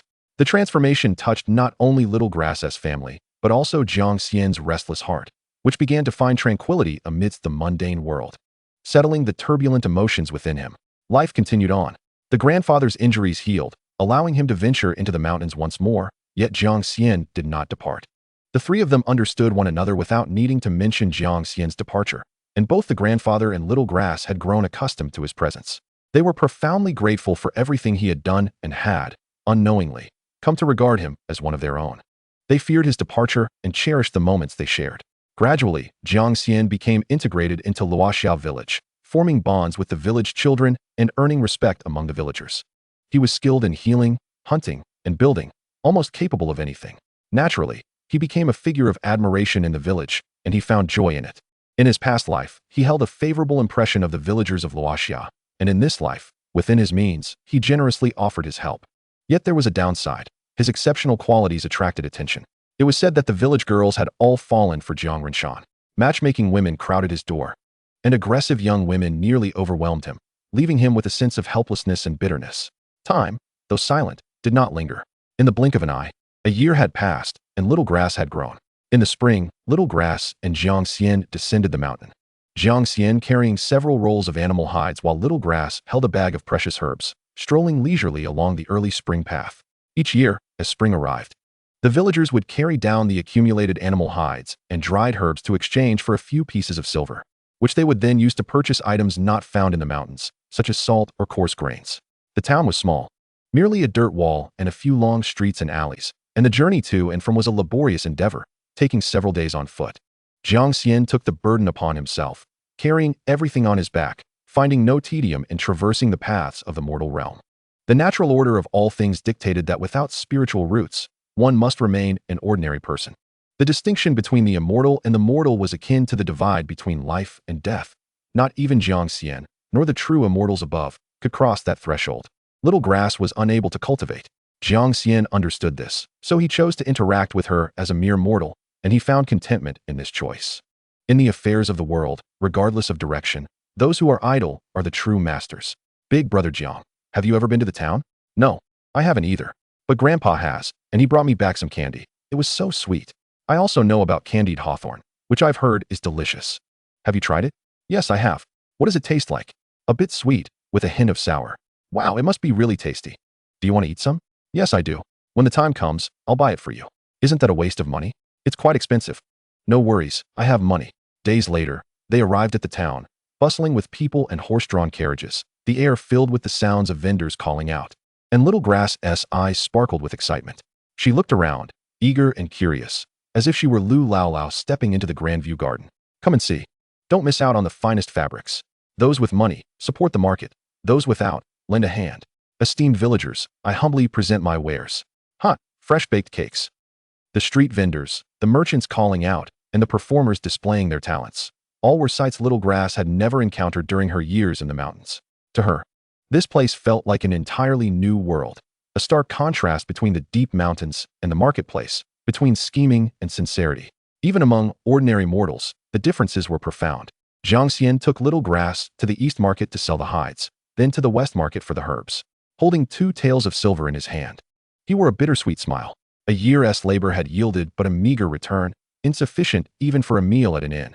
Who dares to claim that all beings are free from suffering? Jiang Xian had traveled to many places, seen many people, and encountered numerous things, both living and dead. Be they animals or spirits. Humans were the only beings he had observed toiling for over 10 hours a day, year-round, just to fill their bellies. They possessed intelligence yet became slaves to their lives, a rather tragic and arduous existence. Little Grass, inexperienced with money, innocently asked, Big brother Jiang, is this a lot of money? How much can we buy with it? Jiang Xian held the silver in his hand, smiling. A lot. We can buy many things, including delicious food. Really? Her bright eyes sparkled with hope. Jiang Xian affirmed, of course. Yay, that is wonderful. In the north market, they bought salt, spending 1 tael and 3 coins. In the south market, they purchased coarse grains, spending another 3 taels and 3 coins. They chanced upon a vendor selling candied hawthorn, and Little Grass swallowed hard. Her little eyes glancing furtively, Jiang Xian chuckled, intercepting the vendor. Sir, I'll take 2. Certainly, that will be 4 coins. Handing over the payment. He turned to Little Grass. Here, enjoy. Little Grass accepted it, her face lighting up with delight. It's delicious. Would you like to try some, brother? I can't handle sour things. You enjoy it. He affectionately ruffled her hair, eyes filled with warmth. Jiang Xian secretly purchased many items and discreetly placed them into his storage pouch when Little Grass wasn't he looking. In the mortal realm, he had an abundance of mundane silver, more than he could ever spend. Eventually, he spotted an inn and pulled Little Grass inside, saying, Come, brother will treat you to a grand meal. Little Grass gazed at the 3-story inn, hesitating. Isn't it expensive here? I'm not hungry. Let us go back. Don't be misled by its size. The food is quite affordable, Jiang Xian explained with a smile. Really? You're not lying, are you? I wouldn't lie to you. I believe you, brother. Then let us go. Upon entering the tavern, one is greeted by a spacious hall filled with the regular patrons of the town and transient merchants, all partaking in their meals. The air is rich with the aroma of sumptuous dishes and fine wine. At the forefront of the hall stands a storyteller clad in a long robe. Jiang Xian, accompanied by Xiao Chao, seeks a discreet corner to settle down. When the waiter approaches to take their order, he glances at the duo and, being familiar with the locals, immediately perceives them as outsiders from the mountains, which renders him somewhat haughty. In a loud, thickly accented voice, he declares, What do you wish to eat? Let us be clear. Here, we require payment up front before serving. His raised voice inadvertently draws the attention of those around, transforming the previously unnoticed corner into a focal point of scrutiny. The eyes of the onlookers are rife with disdain and amusement, appraising Jiang Xian and Xiao Chao while exhibiting an unmistakable sense of superiority. To them, the mountain folk symbolize barbarism and poverty, while this tavern stands as a bastion of wealth and refinement within the region. The juxtaposition of these two worlds not only illustrates a stark visual contrast, but also highlights the disparity in civilization. Unabashedly, whispers and jeers ripple through the crowd, laden with mockery. Who are those mountain folk? God knows. This tavern isn't cheap. Can they afford it? It seems the mountain dwellers will have to settle for scraps today, ha ha ha. But one shouldn't speak too harshly. They have their pride, after all. Xiao Chao, feeling the weight of the scrutiny, instinctively lowers her gaze, her small hand clutching the hem of Jiang Xian's garment, tugging gently. Brother Jiang, let us not eat here. Let us go, she murmurs softly. Jiang Xian gently pats her hand and smiles reassuringly. It's all right, don't be afraid. The waiter, emboldened by the crowd's jeering, becomes increasingly impatient. I ask again, are you going to eat or not? Don't waste my time. Jiang Xian casts a sidelong glance at the waiter, and in that moment, a glimmer of intensity emanates from his eyes, piercing through the man's demeanor like an unloosed arrow. Suddenly, the waiter feels as if he has been plunged into an unfathomable abyss, the cacophony of anguished cries echoing in his ears. A chilling wind envelopes him, leaving him frozen, sweat pouring from his brow and palms. In that instant, what he sees in Jiang Xian is not merely a man, but a fearsome beast from the depths of hell. He attempts to flee, yet finds himself paralyzed, his expression contorting as panic sets in. A warm stream surges forth from his trousers, cascading down like a dam burst, creating a puddle on the floor that emits a faint steam. The unmistakable odor of urine wafts through the air, and those nearby begin to notice the stench. What is that foul smell? One exclaims. Xiao Qiao, close enough to witness the incident, quickly covers her eyes, though a smile threatens to escape her lips. Jiang Xian, relishing the moment, calls out loudly, "It appears you've soiled yourself." His voice carries, drawing gasps and laughter from the surrounding patrons. The uproar escalates with exclamations of disbelief and mockery. What a disgrace! How can a grown man still wet his pants? Amid the chorus of ridicule, the waiter's earlier bravado has evaporated, replaced by shame and fear. In the public eye, he has lost all dignity. And this incident will undoubtedly become a source of laughter in the town for ages to come. Clutching his trousers, he hurries away, nearly in tears. A portrait of utter humiliation. Jiang Xian raises an eyebrow, accustomed to countering provocation with a taste of its own medicine. If they scorn and mock him, he will return the jest, allowing the world to laugh at their expense instead. For him, causing harm has always been the simplest solution. Yet refraining from it presents a more intriguing challenge. Though at his age and stature, he typically dismisses the trivialities of common folk. Today is different. It is not merely his own dignity at stake, but that of Xiao Qiao, and thus, this serves as a form of retribution. With a serene smile, he finds amusement in the scene, just as the tavern owner arrives, berating the waiter in a harsh, scathing manner. You foolish idiot. At your age, you still can't control yourself? Get out and don't come back. Afterward, the owner shifts to a facade of servility, bowing and smiling at the patrons while offering apologies. I sincerely apologize for the inconvenience. As a gesture of goodwill, I shall offer a 20% discount on your bills today. Please, enjoy your meals and drinks without concern. In the bustling world where everyone vies for profit, this was merely a moment of embarrassment, inconsequential in the grand scheme of things. As the patrons continue their feasting and conversations, the owner breathes a sigh of relief. Jiang Xian winks at Xiao Qiao, who beams back with a radiant smile. Jiang Xian then produces a gleaming gold ingot, placing it heavily on the table and calling out, "Owner, bring forth your finest dishes." The gold, unmistakably a hefty sum, captures the attention of those around, though this time, the gazes are filled not with derision but with envious longing. Gasps escape from the crowd, their expressions reflecting disbelief. The owner, eyes sparkling with ambition, hastens over, bowing respectfully. "Esteemed guest, what would you like to order?" Jiang Xian taps the table lightly, replying nonchalantly, "Bring me your best dishes, and also a jar of your finest wine." The owner lowers his head in deference. "Certainly. Please wait a moment. I shall arrange it immediately." He calls out to the kitchen, ensuring the best is prepared. Xiao Qiao watches Jiang Xian, puzzled, but he merely smiles, choosing not to explain. They wait patiently for their food and drink to be served. While those who had once looked down upon Jiang Xian and mocked the duo now wish they could slap themselves for their earlier insolence. They had misjudged him entirely. One should not judge a person by their appearance, nor should one measure the ocean by mere pints. My goodness, such a hefty ingot of gold must be worth 100 taels. Truly, it is quite surprising. The stark contrast has led them to perceive the two individuals in an entirely different light, albeit with an air of intrigue.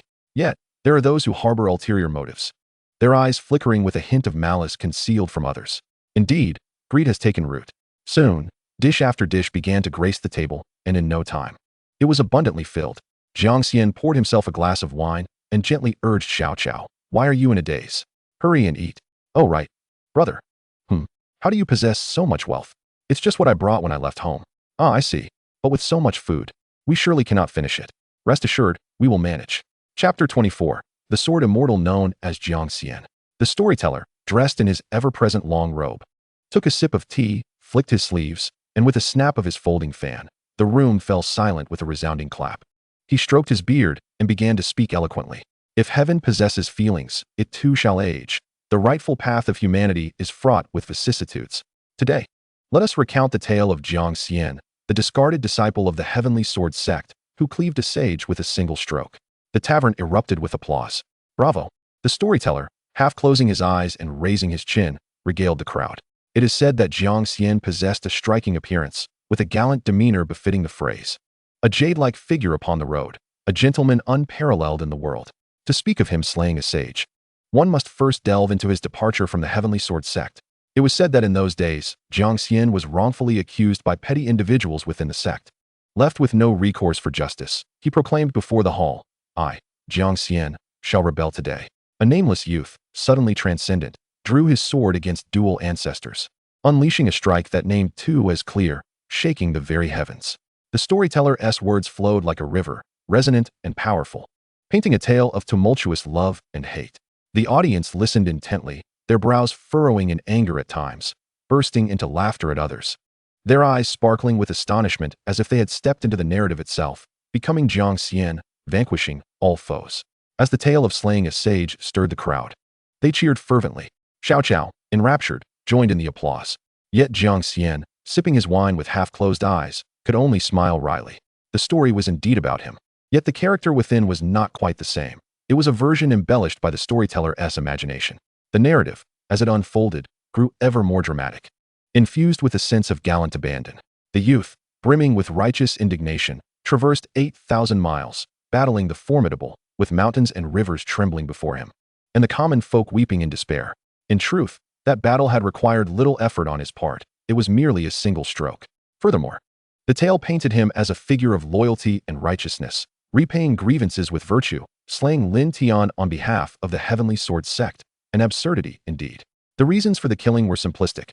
Lin Tian sought to take his life, and Jiang Xian merely wished to test his sword. Nothing more complicated than that. Devoid of convoluted intricacies. As the applause echoed in the hall, chanting Jiang Xian's name, he could only offer a faint smile. The observer from the sidelines had never seen such a spectacle. It was merely the way stories are told. Yet he had not anticipated that within a year, he would become the subject of admiration in the storyteller's voice. However, both the Heavenly Sword sect and the Xianxian sect were still portrayed as villains in the narrative. Was it audacity or folly? The reasoning eluded him. Continuing to drink, cup after cup, he listened to the surrounding clamor, treating it as a distraction. Unbeknownst to Jiang Xian, after he had slain Lin Tian, the Xianxian sect had gone into a frenzy. The fall of their only sage spread like wildfire across the realm. Enemies with old grievances against the Xianxian sect surged towards Xianxian Mountain. A great battle was imminent. The Xianxian sect suffered fatalities and injuries, while many fled. In just a few months, a colossal entity that had dominated the realm for millennia crumbled, devoured by various sections. The remaining remnants had no choice but to flee, concealing their identities in an attempt to evade this reckoning. The realm of cultivation in Fan Prefecture had always been defined by strife. The land of the Xianxian sect was indeed coveted by all. In times past, when the sect had a sage, none dared to covet it. Now that the sage had fallen, it could scarcely be allowed to remain. An innocent man bears no guilt, yet possessing a treasure brings peril. This is the simplest of truths. Moreover, when Lin Tian was alive, he had not refrained from committing atrocities, oppressing the weak. Anger does not simply dissipate, it accumulates, and when it erupts, the consequences are dire. Additionally, the fallout did not only affect the Xianxian sect, but also ensnared several of its subordinate sects in this tempest. Only the Heavenly Sword sect emerged unscathed. The reason was the portrayal of Jiang Xian by the storyteller. They had crafted him from the outset as a traitorous disciple who had betrayed his master, transforming him into a victim of injustice, a disillusioned disciple. He was depicted as a valiant swordsman, still harboring affection for his former sect. Thus, he wielded his sword to slay the sage, protecting the Heavenly Sword sect. They extolled his greatness and magnanimity. As for the rationale, it required no elaboration, merely to convey to the world that although Jiang Xian had departed, he still held feelings for the Heavenly Sword sect. Having slain Lin Tian, he could very well slay others, though his own reputation may have been tarnished. They utilized Jiang Xian's name to avert a conflict. In every regard, it was a shrewd maneuver, and thus, Jiang Xian's tale became renowned across the seas. Under their auspices, the world regarded Jiang Xian, the one who had slain a sage, with trepidation. Though the powerful in Fan Prefecture had yet to meet him, the rumors had begun to seem a touch absurd. Nonetheless, they still harbored a sense of caution. For those standing atop the pinnacle of power, the greatest threat and fear lies in the unknown. It is the unknown that breeds fear, and fear that engenders caution. At last, the tale concluded. The wooden clapper signaling the end. A sage had fallen, yet a new legend had emerged. The audience was left yearning for more, even though they had heard the story more than once. Yet, they remained unsatisfied with the conclusion, for the discarded disciple, the sword immortal, had vanished into obscurity after that fateful strike. Remarkable. A single stroke to slay a sage. Do you think Jiang Xian is truly a being from the celestial realm? It is highly likely. Who knows where Jiang Xian has gone? I've heard that the Heavenly Sword sect has been searching for him tirelessly. The sect's elder even proclaimed that if Jiang Xian were to return, the position of sect master would be his. Huh, the humble Heavenly Sword sect? He may not even regard it. If he wished to return, he would have done so by now. It's their own doing, after all. Indeed. The most unfortunate fate belongs to the Xianxian sect. Rumor has it they have been utterly annihilated. Isn't that the truth? When the rabbit dies, the hound is cooked. Jiang Xian tucked away the gold and replaced it with a silver ingot. Rising, he gently addressed Xiao, "It's time to go."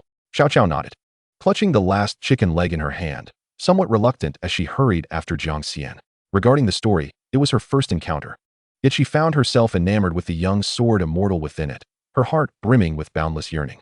Such is human nature, to idolize heroes and revere the powerful. With a knapsack slung over his back, he made his way homeward, traversing the bustling streets. The little grass sprouted a question. "Brother?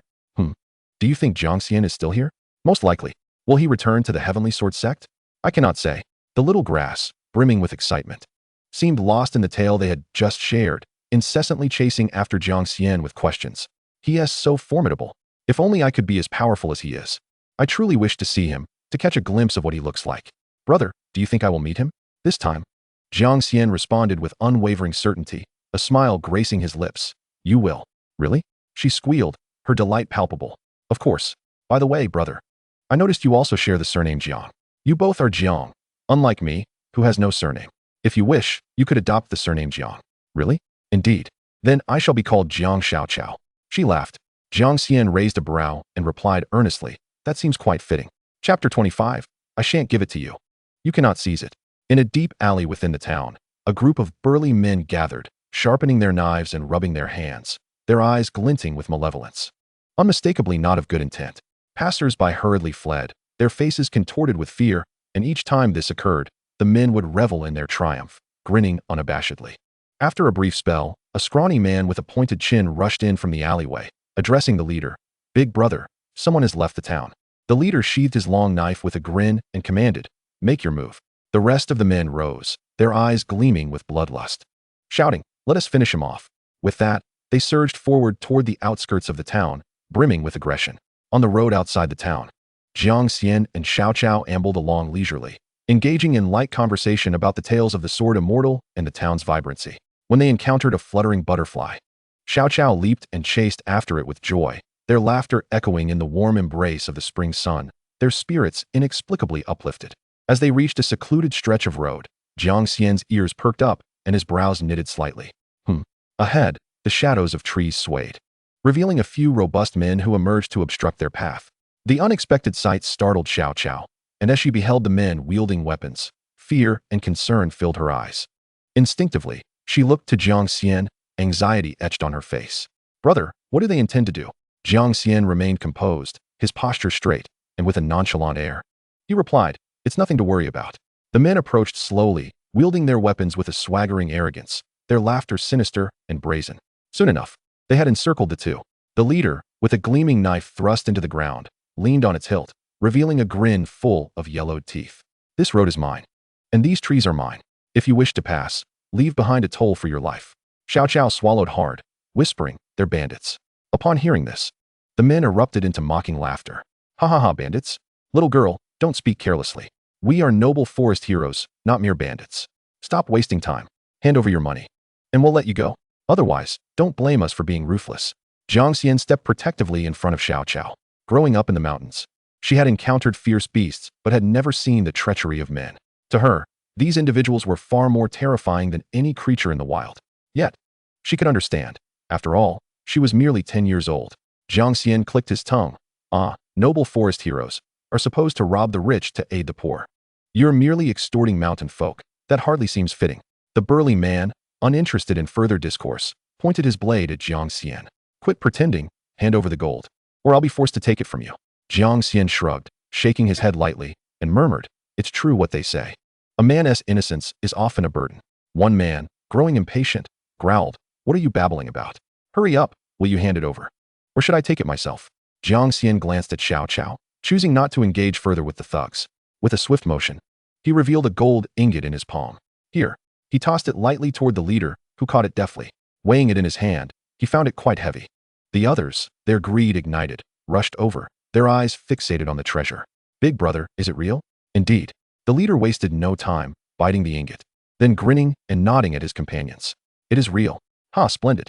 Let me feel it." "Get lost. Focus on the task at hand." The men huddled together, celebrating their perceived victory. Jiang Xian observed them with a bemused smile, finding their self-satisfaction amusing rather than infuriating. "Now may we pass?" The men, snapping back to reality, instinctively stepped aside, as their goal had been achieved with the gold in hand. Two mountain dwellers could be dismissed easily. However, their leader had other ideas. He pocketed the gold and brandished his knife, resting it on his shoulder. "Not so fast." Jiang Xian tilted his head, puzzled. His companions mirrored his confusion, uncertain of their leader's intentions. Jiang Xian smirked coldly. "What do you mean?" The leader glared menacingly at Jiang Xian, his voice low and threatening. "This money isn't enough." Jiang Xian narrowed his eyes. "How much more do you desire?" The leader growled, "Enough to take everything you have." The others quickly caught on, surrounding Jiang Xian and Xiao once more. Human desire is like a boulder rolling down a mountain. Once it starts, it cannot be halted. The men before them were no exception. Having seized 100 taels was insufficient. They wanted it all. Jiang Xian's willingness to part with the gold had signaled to them that he likely possessed more. Jiang Xian shook his head, a sardonic smile playing on his lips. "Truly, desire is a chasm that can never be filled. You refuse to give?" Ignoring the ruffians, Jiang Xian turned to Xiao, softly instructing, "Look at me." Xiao, bewildered, lifted her gaze to Jiang Xian, and in their shared moment, she noticed a flicker of violet light in his eyes. Then, she felt her eyelids grow heavy as if laden with lead, and her vision blurred before she succumbed to slumber. Jiang Xian gently cradled her, laying her down with tenderness. "Do not fear, a short rest is all you need." The band of men stood in confusion, exchanging glances, baffled by the girl who had simply drifted off to sleep. They began to murmur amongst themselves. Has she truly fallen asleep? Perhaps she fainted from fright. Such a timid thing. The leader laughed heartily, convinced that the girl had succumbed to fear. "Kid, quit stalling and hand over the cash." Jiang Xian rose slowly, his gaze lowered, coldly stating, "If I give it to you, you may take it. But if I refuse, you cannot seize it. Has no one taught you to be content? Ignorance of this lesson may lead to a grim fate." The tone of Jiang Xian shifted, becoming unfamiliar and chilling. Upon hearing it, for reasons unknown, the primordial panic and fear hidden deep within began to awaken, surging forth and rampaging through his body. He instinctively recoiled, an involuntary tension gripping him. What was there to fear? The leader, observing the hesitance of his companions, scolded them in frustration, though he himself felt a twinge of apprehension. However, as the chief, driven by the allure of wealth and power, he mustered his courage and declared, "I am not easily intimidated. Today, what I seize is yours. Be wise and hand over your money, or else my blade, eager and thirsty, shall not hesitate." Jiang Xian ceased his idle chatter, tilting his head back and lifting his gaze, a hint of a sinister softness gleaming in his eyes. With his right hand raised and fingers splayed, he smirked coldly. "Then it seems I must trouble you all to perish first." Chapter 26. Life and Death Decisions. A crooked smile appeared, as the unpredictability of life and death loomed ominously. The harsh sound reverberated, akin to the Reaper's decree, as it passed into the hands of the men, simultaneously heralding the end of their lives. The 6 muscular men barely had time to react. Upon hearing Jiang Xian's words, he clenched his fingers. Then, a series of explosive sounds echoed. Bang, bang, bang. Each of the 6 men erupted into a gruesome display. Indeed, they burst apart. Their dismembered limbs and bloodied remains scattered everywhere, like 6 crimson flowers blooming in an instant, yet ultimately mere fleeting beauty. Weapons clattered to the ground. Alongside a blood-stained piece of gold, wealth sought in peril could just as easily lead to ruin, and lives were lost. The scene before him was not only blood-soaked, but also harrowing to behold. Anyone witnessing it would feel discomfort and revulsion, deeming it cruel. Yet Jiang Xian remained unfazed, his gaze filled with indifference, calmly observing the carnage. He had witnessed far bloodier battlefields than this. To him, it was nothing of consequence. He raised an eyebrow and murmured, "Why bother? Killing a few mortals is no different from squashing a few ants." Jiang Xian did not depart. Instead, he cast a sidelong glance at the nearby forest, then beckoned with a flick of his finger. "Come forth." A palpable sword energy surged forth into the depths of the thicket, and in the blink of an eye, a figure was yanked out by Jiang Xian, crashing heavily to the ground with a thud, accompanied by a pained wail. It was a young man clad in white, now clutching his rear end, struggling to rise from the ground. Ouch, that hurts. Jiang Xian looked down at him with cold indifference, his expression unchanging. Is it pleasing to the eye? From the moment they left the small town, this youth had been trailing Jiang Xian and Xiao Chao, appearing even before these burly men. Initially, Jiang Xian paid him no mind, allowing him to follow as he was curious about his intentions. However, the circumstances had now changed. Having committed murder, killing 6 or 7 made little difference. It was better to resolve the matter in one fell swoop. The young man in white hurried to his feet, straightening his attire, and bowed deeply to Jiang Xian, respectfully stating, "Forgive me, senior brother Jiang. I harbor no ill intentions." Jiang Xian raised an eyebrow slightly. "From Tianjin sect?" The young man replied respectfully. "In response to senior brother Jiang, my name is Su Che, the 23rd generation disciple of Yujin Peak." Su Che? Jiang Xian mused internally, drawing a blank. He had no recollection of this individual, likely just an ordinary disciple who had escaped his notice. "Do you know me?" "I had the fortune of meeting senior brother Jiang a few years ago while delivering something," the disciple replied. Jiang Xian nodded, seemingly skeptical, but he had already retracted his murderous intent. Turning away, he picked up Xiao Chao from the ground and departed with an air of nonchalance. "Do not call me senior brother anymore. I severed ties with Tianjin sect a year ago. You may leave. Stop following me." Seeing that Jiang Xian bore him no grudge, Su Che straightened up, wiping the sweat from his brow in relief. The events had unfolded too abruptly, whether it was the instant slaughter of 5 men or being yanked out in a heartbeat. Each was astonishing.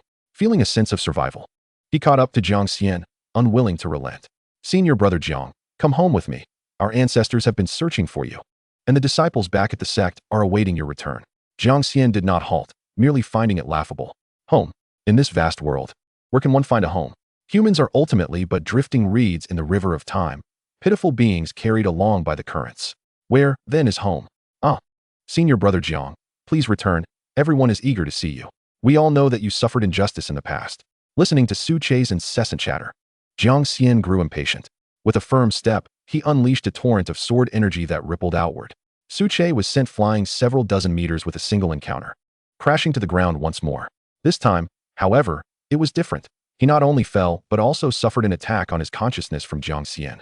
His chest felt chaotic, energy surging within, and as he managed to rise, a mouthful of blood was violently expelled. Severely injured, Jiang Xian slowly turned his head, coldly regarding him, warning, "If you continue to follow me, I shall kill you." With that, he leaped into the forest, vanishing without a trace. Su Che sat on the ground, despair etched across his face, utterly devoid of the will to pursue him. So powerful, so terrifying. Jiang Xian had departed a year ago. Returning was out of the question. He had no interest in the rise and fall of Tianjin sect. Let things unfold as they may, he was now Jiang Xian, disconnected from any sect or power. He simply wished for peace, to mend past regrets and cultivate diligently, nothing more. Once Xiao Chao fell asleep, Jiang Xian quickened his pace. By the time she awoke, night had fallen. Listening to the sounds of the river, gazing at the campfire before her, and inhaling the aroma of roasted meat, Xiao Chao felt utterly bewildered. How had she ended up here? What had become of the bandits? It felt as though she had awoken from a dream, yet once awake, she knew nothing. Chasing after Jiang Xian, she began to bombard him with questions. What had happened? Where the bandits had gone? Whether anyone was injured? And so forth. Her words tumbling over one another. Jiang Xian concocted a plausible explanation, saying that Xiao Chao had been overly anxious and fainted, later rescued by a few swordsmen who defeated the bandits. They were safe and sound. It was a reasonable narrative, at least in Xiao Chao's eyes, and she readily accepted it. Joyfully, she exclaimed how fortunate they were. Sadly, she lamented that she could not meet the heroic swordsman who had saved them. Jiang Xian merely shook his head and smiled, choosing not to dwell further on the topic. Too many words lead to mistakes. The best state for a lie is to speak little or not at all. Days later, Xiao Chao and Jiang Xian returned to Luoxia village, reuniting with her grandfather. Xiao Chao gleefully showcased the spoils of their journey and recounted the interesting tales she had heard in the town, particularly emphasizing the story of the sword immortal, Jiang Xian. However, she refrained from mentioning their encounter with the bandits, for the events had passed, and bringing them up served little purpose. Moreover, her grandfather would undoubtedly worry, and next time, he might not allow her to go at all. Thus, the little one harbored her own delicate thoughts. Life continued in its unremarkable rhythm, filled with cultivation during leisurely moments and hunting during busy times, an existence both fulfilling and far from idle. Each day melded into the next. Year after year, the celestial being sang to the moon, occasionally reflecting upon life as transience. I inquired, "When shall the green mountains grow old?" To which the mountains replied, "When shall you find rest?" News of the celestial being's appearance reached the Tianjin sect through Su Che, eventually falling upon Li Yunlan's ears. As I suspected, she had not departed. Chapter 27. A decade has passed, yet you do not perceive age. Life amidst the cosmos is fleeting, akin to a white steed galloping past, vanishing in an instant. A decade of spring and autumn slips away in the blink of an eye. Luoxiao village remains unchanged. Just as the celestial being remains as he once was, time leaves no trace upon his visage. He is still youthful, still a boy. However, subtle transformations have occurred unnoticed. For instance, the village children have matured into adults, establishing families and careers, giving birth to offspring who continue their dreams, frolicking around the village. Little Chow has blossomed into a fine young woman, now recognized as the village's premier huntress. Yet, within that small courtyard, only two remain, while across the river, a new grave has appeared on the hillside. Indeed, grandfather has departed, having succumbed to the last winter without awakening. That night, the 20-year-old little Chow wept inconsolably, her cries echoing through the night. Life and death are the natural order of existence. All things in this world are born to live and destined to die, leaving their marks in between. Grandfather's death was not an accident, but an inevitability. The celestial being chose not to intervene, allowing nature to take its course. Perhaps he could have extended the old man's life for another 2 years, yet ultimately, death is inescapable. Fate governs all, and mortals cannot escape its grasp. He could not grant immortality to ordinary beings, nor could he save them for a lifetime. He too must depart, just as little Chow must grow. After grandfather's passing, little Chow was left with only the celestial being, her sole remaining kin. On a rainy day, beneath the bamboo pavilion, listening to the patter of raindrops, she asked, "Brother, you won't leave me, will you?" The celestial being smiled silently, offering no reply. Little Chow lowered her head, her gaze cast downwards, and she understood. The weight of loss loomed above her like a sky choked with dark clouds. The celestial being said nothing, for he knew that after the gentle rain on the empty mountain, autumn breezes would arrive. Rain must eventually cease, giving way to clear skies. People are destined to depart. As is written in the stars, time flows unceasingly, seasons pass like a river. Before long, spring returned, with peach blossoms at their most resplendent. That year, the celestial being arranged a splendid marriage for little Chow, uniting her with a kind-hearted and capable man from a neighboring village. Little Chow was quite pleased, and so was the celestial being. He orchestrated a grand wedding, the most magnificent in the surrounding villages. The bridal procession was adorned in red, lanterns hung high, and peach blossoms scattered along the way. Friends and family gathered, laughter and merriment abounded. As they sipped the village's fruit wine, each face aglow with joy. The celestial being, now a figure of great esteem in the village, was honored by both young and old, men and women alike, who raised their cups in gratitude, praising his deeds. Over the years, he had lent his aid to the villagers, healing the sick, constructing homes, providing winter provisions. Brother Jiang, allow me to toast you for all you've done for us these years. Count me in, count me in. If it weren't for Brother Jiang, my little flower would have met the king of hell long ago. Indeed, it was Brother Jiang who provided us with deer to survive the winter. Amidst the throng, the celestial being laughed heartily, raising his cup. A mere trifle, not worth mentioning. Cheers. The fruit wine was sweet yet tangy, a delightful blend. And the villagers marveled at how he seemed untouched by time. Brother Jiang, how is it that you never age? It's been over a decade, yet you remain just as handsome. Indeed, when Brother Jiang first arrived, I was merely 13. Now I'm 26, and look at my son, he has grown so much. In response to their inquiries, the celestial being merely smiled, never delving deeply into the matter. He would never age. Even 1,000 years hence, he would remain unchanged. Yet, how could he explain this to them? Some truths simply cannot be articulated, and he knew he should not linger. In little Chow's heart, the celestial being had long been regarded as an elder brother. Thus, he found himself seated at the high table, witnessing their union, not only acting as the matchmaker, but also fulfilling the role of an elder brother. Like any protective sibling, after 3 rounds of drinks, he issued a warning to the groom. "You scoundrel, if you dare to let my sister suffer in the slightest, I shall end you. Brother, fret not. I shall treat little Chow well." That night, the bright moon hung high, and the gentle breeze was refreshing. As the banquet drew to a close, villagers departed. Children settled down, and the newlyweds retired to their chamber. Only the celestial being remained, sitting in solitude until dawn. He raised his cup to the luminous moon, drinking cup after cup until the crowing of a rooster heralded the first light of dawn, at which point he finally set his cup down. Rising, he walked outside the courtyard, pausing beneath the 2 peach trees, gazing skyward where blossoms blushed crimson. He turned back to glance at the courtyard, his expression a tapestry of emotions. Just then, a breeze swept through, carrying the coolness of the nearby river. The peach trees swayed, showering petals like a gentle rain, as the celestial being's long hair danced, creating a unique melody. He has departed. He softly uttered those 2 words, stepping into the wind, treading upon fallen blossoms. Crossing the long bridge into the distance, little Xiao, unbeknownst to her, emerged and stood beneath the peach tree, gazing longingly at his receding figure. Petals fell into the flowing water, tears streamed down her cheeks. Her husband awoke from his slumber, wandering into the courtyard, noticing the glimmer in his wife's eyes as she gazed into the distance. "My dear, what troubles you? Why are you weeping? Brother has left. Doesn't he often go hunting? He shall return tonight." Little Xiao bit her lip and shook her head vehemently. "No, this time is different." The man, bewildered, could only scratch his head in confusion. Little Xiao once asked the celestial being, "Will you leave?" He remained silent. At that moment, she understood that he would indeed leave, and she knew he would depart this night. Yet, she did not attempt to stop him, for she knew deep down that her brother, the celestial being, was unlike the others. He did not belong to Luoxiao village. His world lay beyond.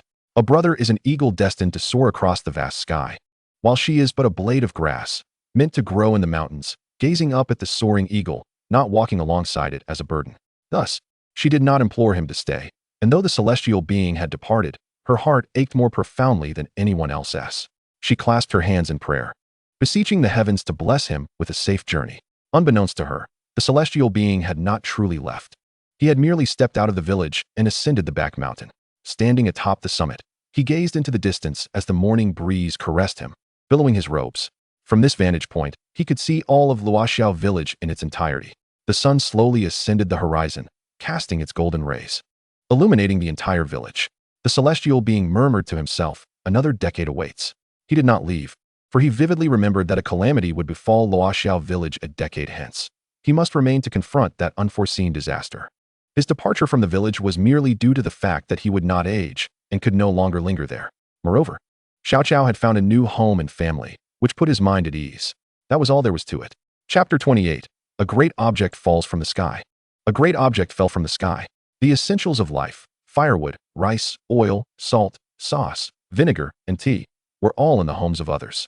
Having witnessed the peaches in the mountains ripen 10 times, it seemed a decade had passed. Yet Jiang Xian remained secluded within the mountains. What was transpiring in the mountains? Pine pollen brewed into wine, and spring water steeped tea. Luoxiao village persisted unchanged. Xiao Xiao had also been blessed with a pair of children, a dutiful daughter, and an obedient son. Since their farewell, Jiang Xian had not returned, but during each festival, he would hunt a game and place it beneath that peach tree. Every Qingming festival, he would sit by his grandfather's grave and share a drink with the old man. Xiao Xiao knew Jiang Xian was still out there, amid the vast mountains for 10 years. Jiang Rinshan gradually faded from the daily lives of the villagers of Luoxia. He was seldom mentioned, mostly with a sense of regret. Quietly he came and quietly he went. No one knew of his current state. One night, in the deep darkness, with no moon in sight, yet the stars sparkled brilliantly, Jiang Xian was meditating in the mountains, practicing the 8 desolations sword art, when he saw a flash of blue streak across the starry sky, cutting through the heavens. And then it blazed fiercely, hurtling towards the mountains. The fiery tail trailed a line of flames, like a sage wielding a brush. The light illuminated half the night. Boom! The meteor struck the ground, a thunderous roar erupted, the earth shook violently, startled birds fled the woods, and myriad beasts cried out. At the moment the scorching white light ignited, the slumbering night was roused. The villagers in the nearby hamlets were awakened by the tremendous uproar and rushed outside. Gazing at the flickering flames in the mountains, their expressions grave. "What happened?" "I don't know. I was startled awake by a loud bang. It seems something fell from the sky. Should we go take a look?" "Perhaps not. It's rather eerie at this hour." Jiang Xian slowly opened his eyes, his profound gaze piercing through the darkness to discern everything afar, his brow furrowed slightly. It has come. Spiritual energy surged through the wilderness, and a chilling wind swept across the mountains, despite it being June. Jiang Xian rose, his figure flickering, vanishing from the spot.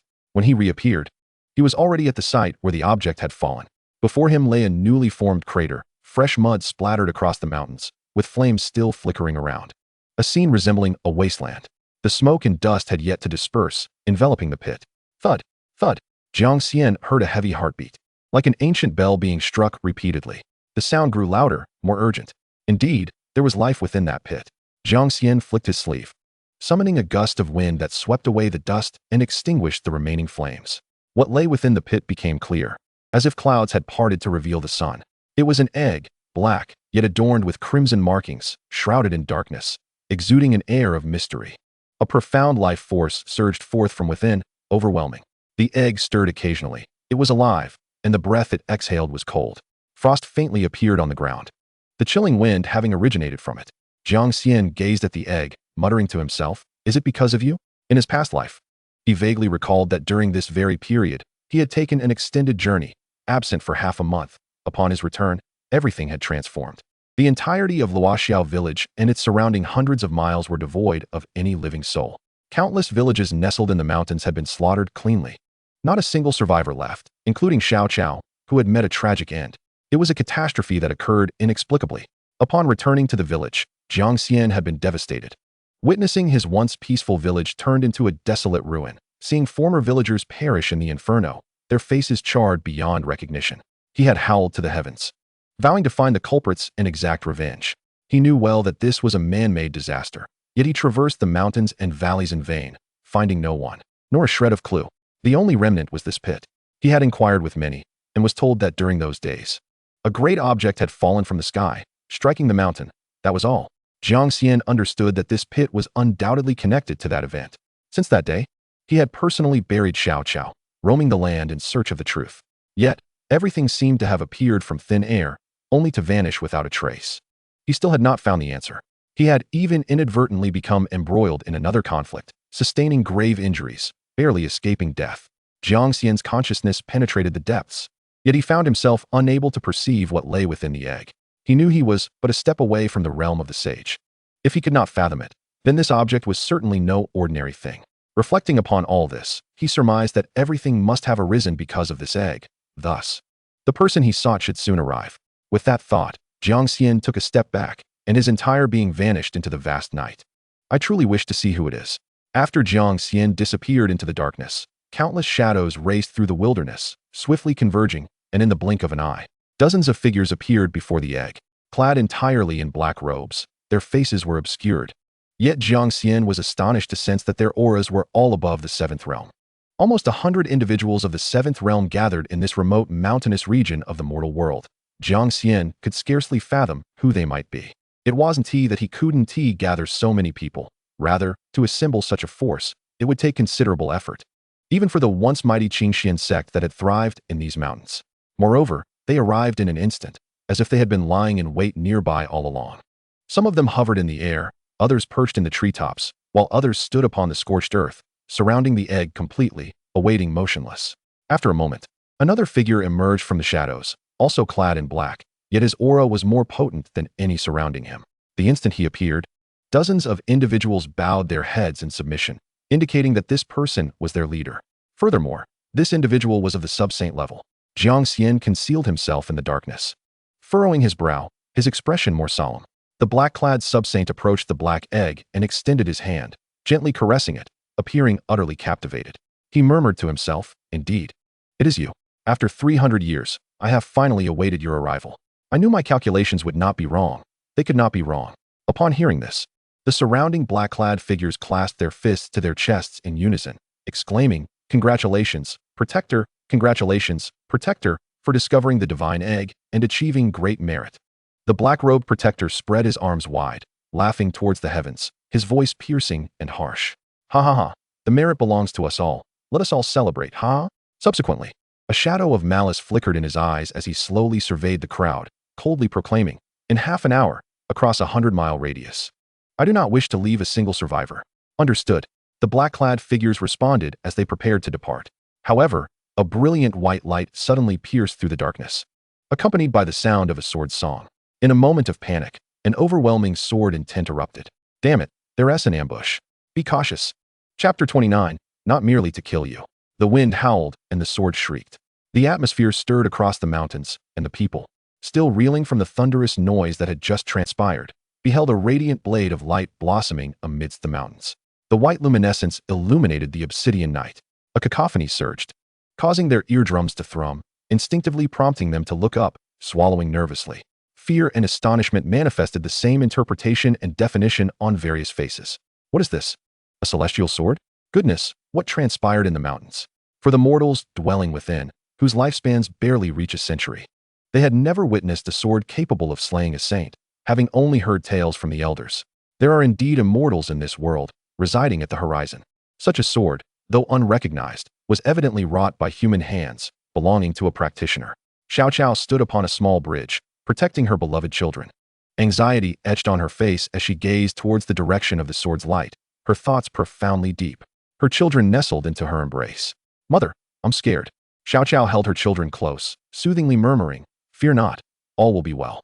As the sword was drawn, its shriek echoed for 3 breaths. The sword's wind traversing 100 miles. In the desolate wilderness, now further ravaged, trees lay reduced to dust, fresh earth layered upon fresh earth. And the nearby grass had suffered, first uprooted, and now mercilessly whipped. Where is justice to be found? All around, corpses littered the ground. Dozens in black had met a gruesome end. The sword strike from Jiang Xian could be described as withering and devastating, claiming lives in the blink of an eye. Among those who came, only one person managed to escape unscathed. This individual, known as the Protector, emerged grievously injured, sword wounds oozing crimson. The black robe lay in tatters, revealing the true form of a young woman, a striking beauty, her bloodied visage imbued with a mysterious, tragic allure under the starlight. She stood before the dragon egg, her long hair cascading, clutching her chest in disbelief as she observed the scene around her, her gaze fixated on the approaching young man clad in black. As Jiang Xian descended, treading upon the blood-soaked earth, he stepped over the bodies, ultimately halting before the woman. The sword in his hand hung low, emanating a chilling aura. The woman swallowed hard, biting her teeth in fear and panic as an overwhelming dread spread through her being. A single strike had annihilated her companions. The realms of the 6th and 7th were but a breath away from demise, and even her own level of 8th realm perfection, a half-step into the 9th, found itself utterly powerless against this sword's aura. Such sword energy was formidable, a blade not of the mundane, but of a saint. Yet, despite their long-established plans in these mountains, they had failed to detect his presence. Where had he emerged from, and why had he unleashed such deadly force upon them? She remained oblivious. Thus her panic was compounded by confusion. "Who are you?" Jiang Xian asked, his expression devoid of emotion. "And who might you be?" the woman retorted, momentarily taken aback. "You don't know who I am, yet you seek to kill us?" Jiang Xian scoffed. "Aren't you also intent on slaughtering everyone within this 100-mile radius? Do you know them?" The woman seemed to grasp something, wiping the blood from her lips with a sneer. "Ah, so you are indeed a great saint. Come to seek justice for these villagers?" Jiang Xian shrugged. "You may think that." The woman chuckled derisively. In her eyes, mortals were but ants. Their deaths were inconsequential, for they would all perish eventually. And this individual before her, capable of wounding her with a single strike, was undoubtedly a saint. A saint, after all, had never cared for the lives of ants. This was inherently absurd. "If you kill me, will they not suffer worse fates?" Jiang Xian raised an eyebrow. "Are you threatening me? This is a fact." In an instant, Jiang Xian vanished, reappearing before the woman, startling her. He seized her by the throat, lifting her as if she were a mere chick, tightening his grip until the sound of cracking bones was faintly discernible.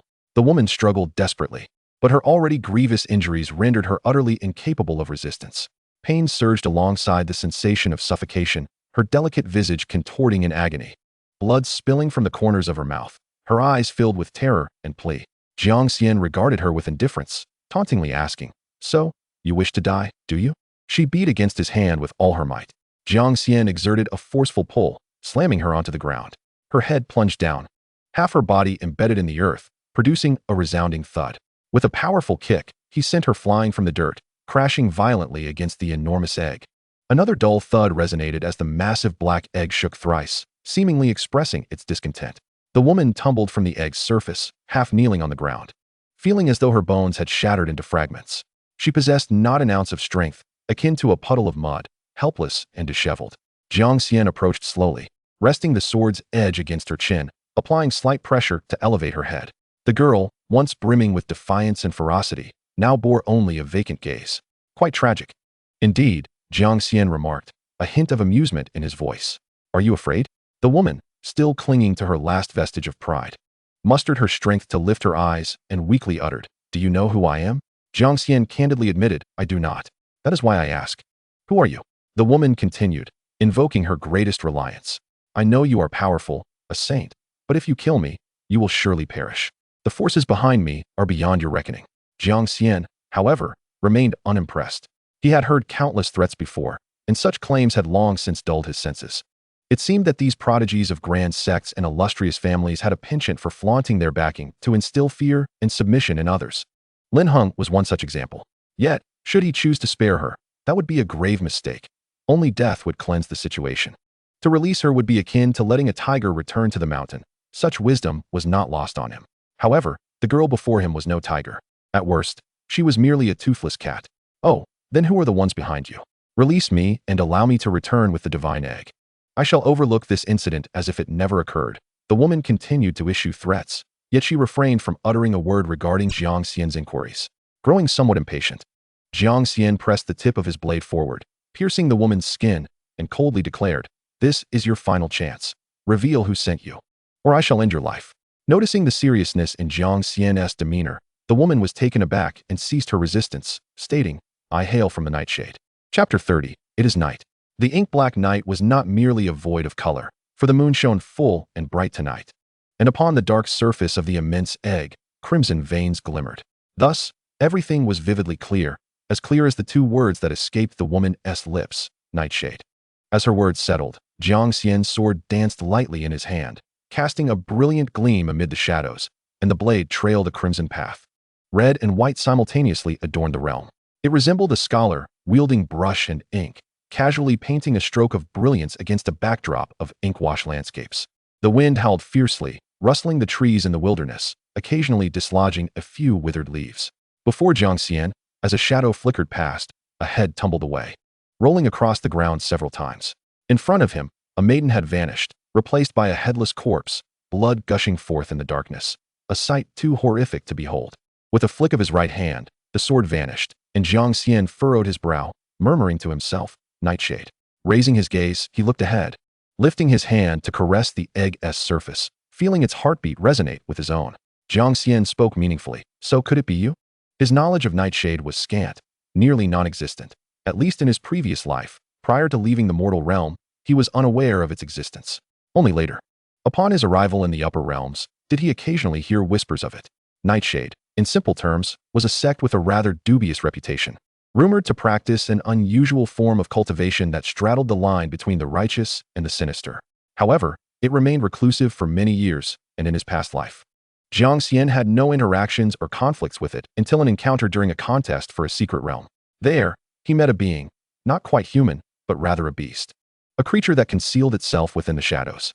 This being was from Nightshade. It was formidable, a luminary of its era, with tales of its prowess echoing in many places. Despite its infrequent appearances before the public eye, the most enigmatic aspect of it was its appearance. It was said no one had ever seen its visage. For those who did were fated to die.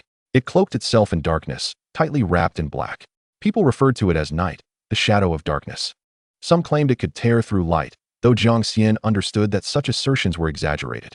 Yet, the rumors held a kernel of truth. Those who had glimpsed its form were all dead, save for himself. In that year, upon their fateful meeting in the secret realm, conflict was inevitable, yet by a twist of fate, both were ambushed by a genius swordsman of their time, leading to their unintended descent into a forbidden zone. At that moment, they were compelled to set aside their grievances and cooperate to escape the confines of the forbidden land. However, the nature of such places did not permit life to flourish, and they were inevitably met with the wrath of the laws governing existence. Fortunately, through their desperate collaboration, they managed to breach the boundaries of that perilous domain. By then, a full 100 days had passed, and both were battered and bruised. Night had succumbed to unconsciousness, while Jiang Xian clung to consciousness, sustained by his vast life essence. Remembering their shared struggles over the century, Jiang Xian chose not to abandon it. The contest within the secret realm raged on, with relentless strife and bloodshed. Thus, Jiang Xian traversed the realms of night and day with the injured Night. By sheer luck, they survived and forged an invisible bond of trust. Night confided many tales, including its own past, revealing its origins in the mortal realm, from an organization known as Nightshade.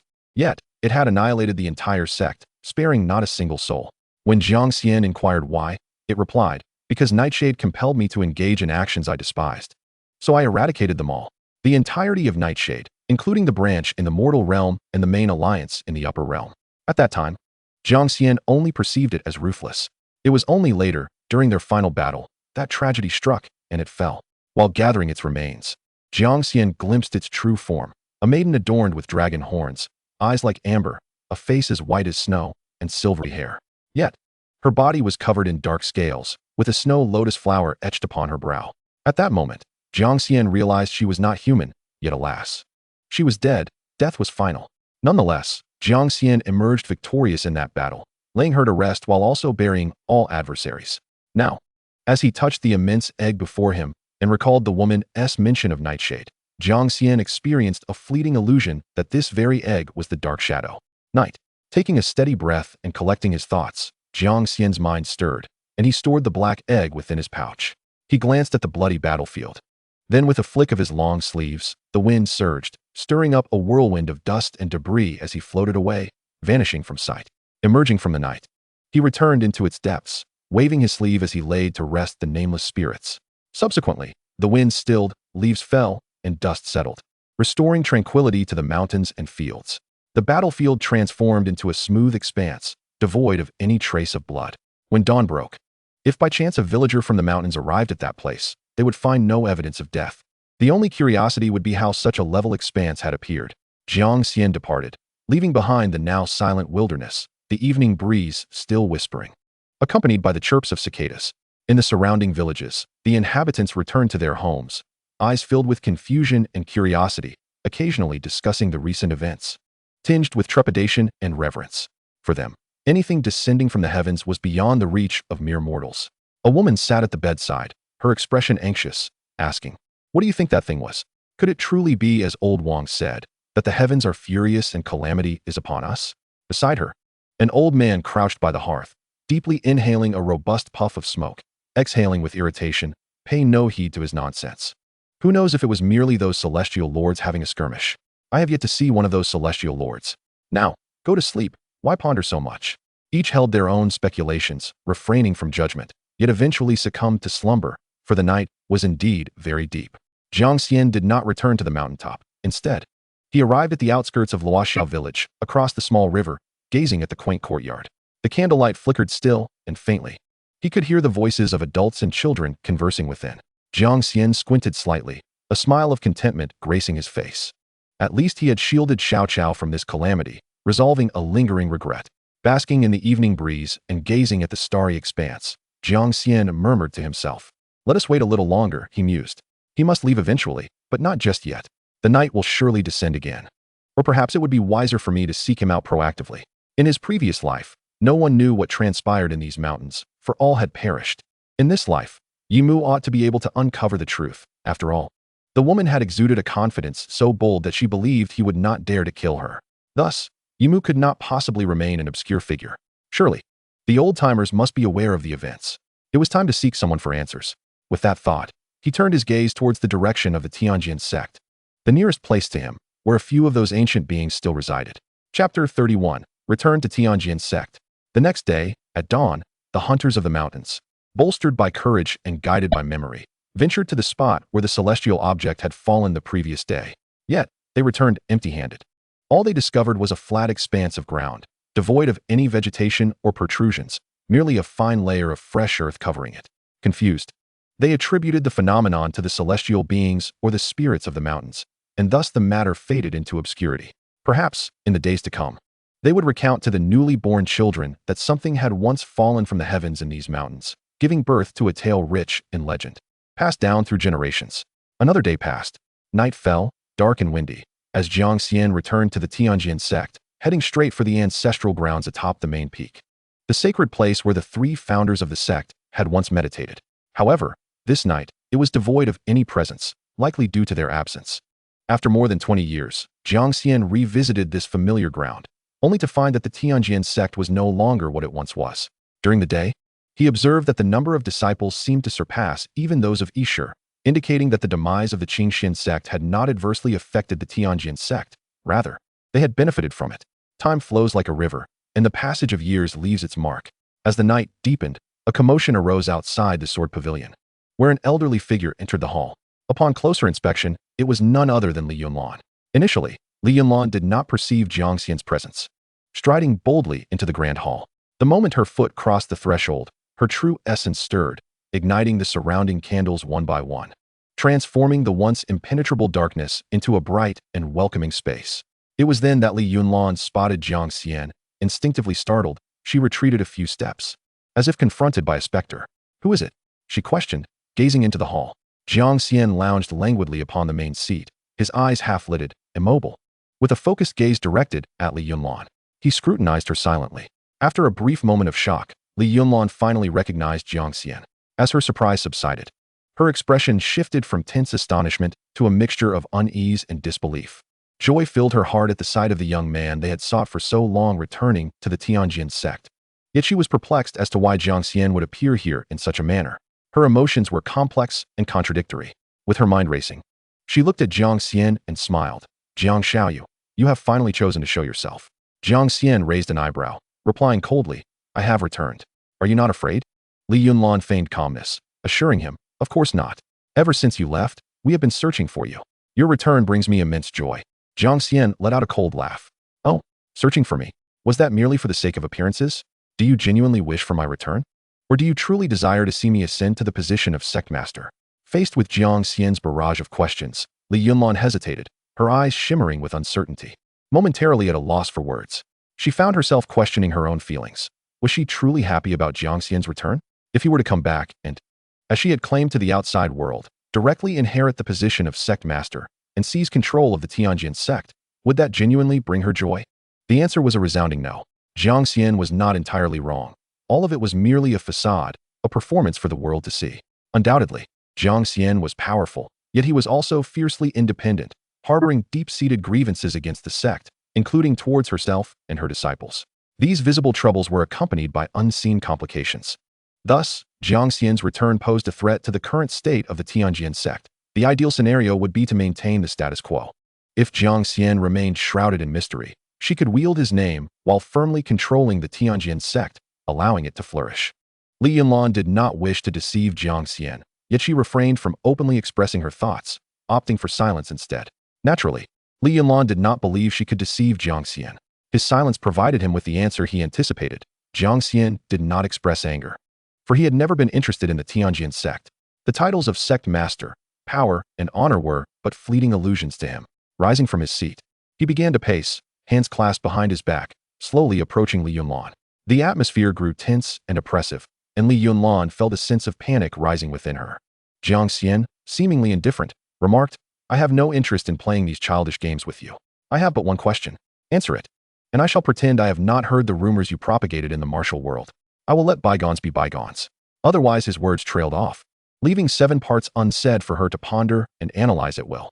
Yet the pressure emanating from Jiang Xian rendered Li Yunlan nearly breathless. She dared not entertain any other thoughts or schemes, for this was the man who had once slain a sage with a single strike. Gritting her teeth, she endeavored to maintain her composure and replied, "Please, ask your question." Jiang Xian, noting that Li Yunlan was relatively composed, narrowed his eyes and inquired, "Are you familiar with the Knight's Veil?" "Knight's Veil?" Li Yunlan echoed softly, casting a suspicious glance at Jiang Xian. "Why do you suddenly ask about this?" Seeing her reaction, Jiang Xian understood that she must know something, and his displeasure was evident. "That is not for you to question. You need only answer my inquiry." Li Yunlan furrowed her brow, both wary of Jiang Xian's assertiveness and relieved that she could respond to this question, despite her limited knowledge. She began to explain. Knight's Veil is an organization, as its name implies, one that conceals itself in the darkness, rarely revealing itself to the world. However, she paused, her tone growing grave. The Knight's Veil is powerful and shrouded in mystery.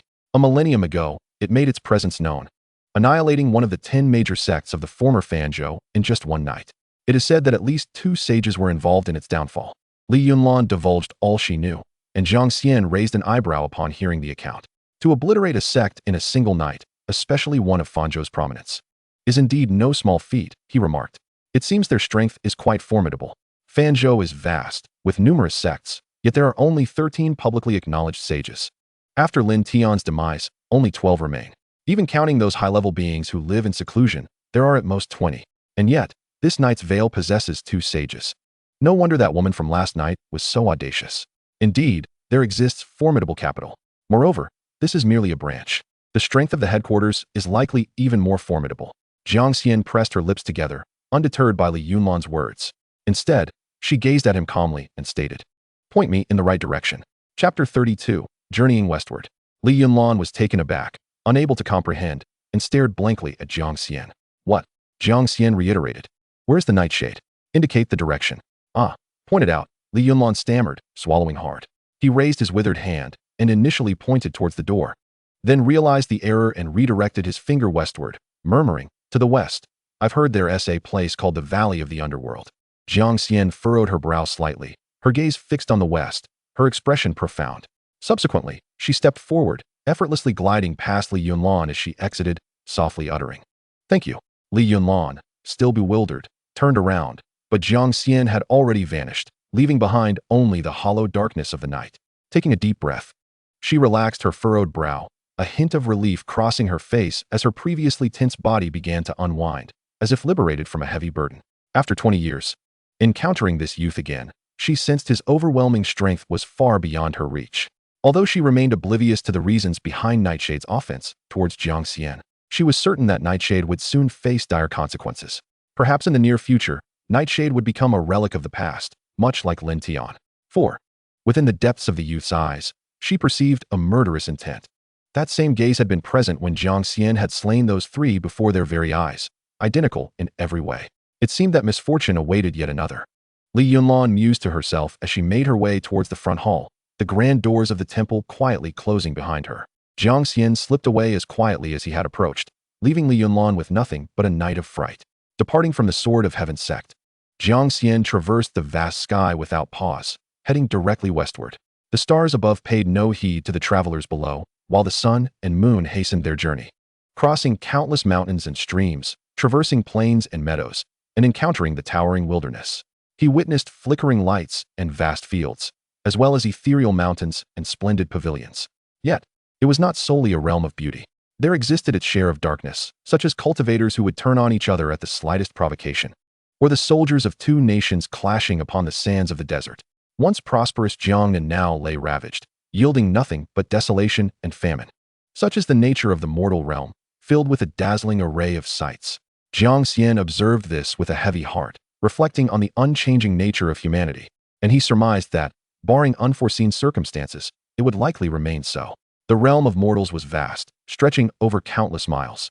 After a fortnight of traversing from north to west, Jiang Xian arrived at his destination only to find himself fruitlessly seeking news of Nightshade for another fortnight. Despite rumors of Nightshade's existence, the Valley of the Underworld remained shrouded in mystery. He inquired exhaustively, only to find his efforts in vain. Even the largest sect nearby yielded no answers. Jiang Xian briefly entertained the thought that perhaps Li Yunlan had deceived him, yet dismissed it, recognizing her fear. Frustrated, Jiang Xian lamented his earlier decision to eliminate his adversary outright. Had he spared a life, he might have avoided much trouble. Thus, he resolved to temper his bloodthirsty nature in the future. While wandering in the west, he encountered a dilapidated temple one night amidst the wilderness, where flickering firelight beckoned him inside. There, he discovered 6 or 7 figures clad in black, all harboring ill intentions. Among them was a young boy, tightly bound and seemingly in distress. Jiang Xian entered the temple, oblivious to the startled reactions of the occupants, who rose with predatory gazes, their eyes reflecting both caution and malice. However, Jiang Xian remained unfazed, as if the world around him held no significance. He approached the campfire, seated himself upon a weathered stone stool, and extended his hands to warm by the flames. One of the figures inquired, "Who are you?" Jiang Xian replied, "A passerby." "Do you know where this is?" "A temple." "Are you tired of living?" "Perhaps." "Looking for death?" Each remark was laced with tension, and Jiang Xian, lifting his gaze and narrowing his eyes, provocatively challenged, "Care to try?" The black-clad individuals exchanged glances, seemingly reaching a mutual understanding. The leader bellowed, "Heaven offers a path you refuse to tread, and hell has no doors for you to enter. Kill him."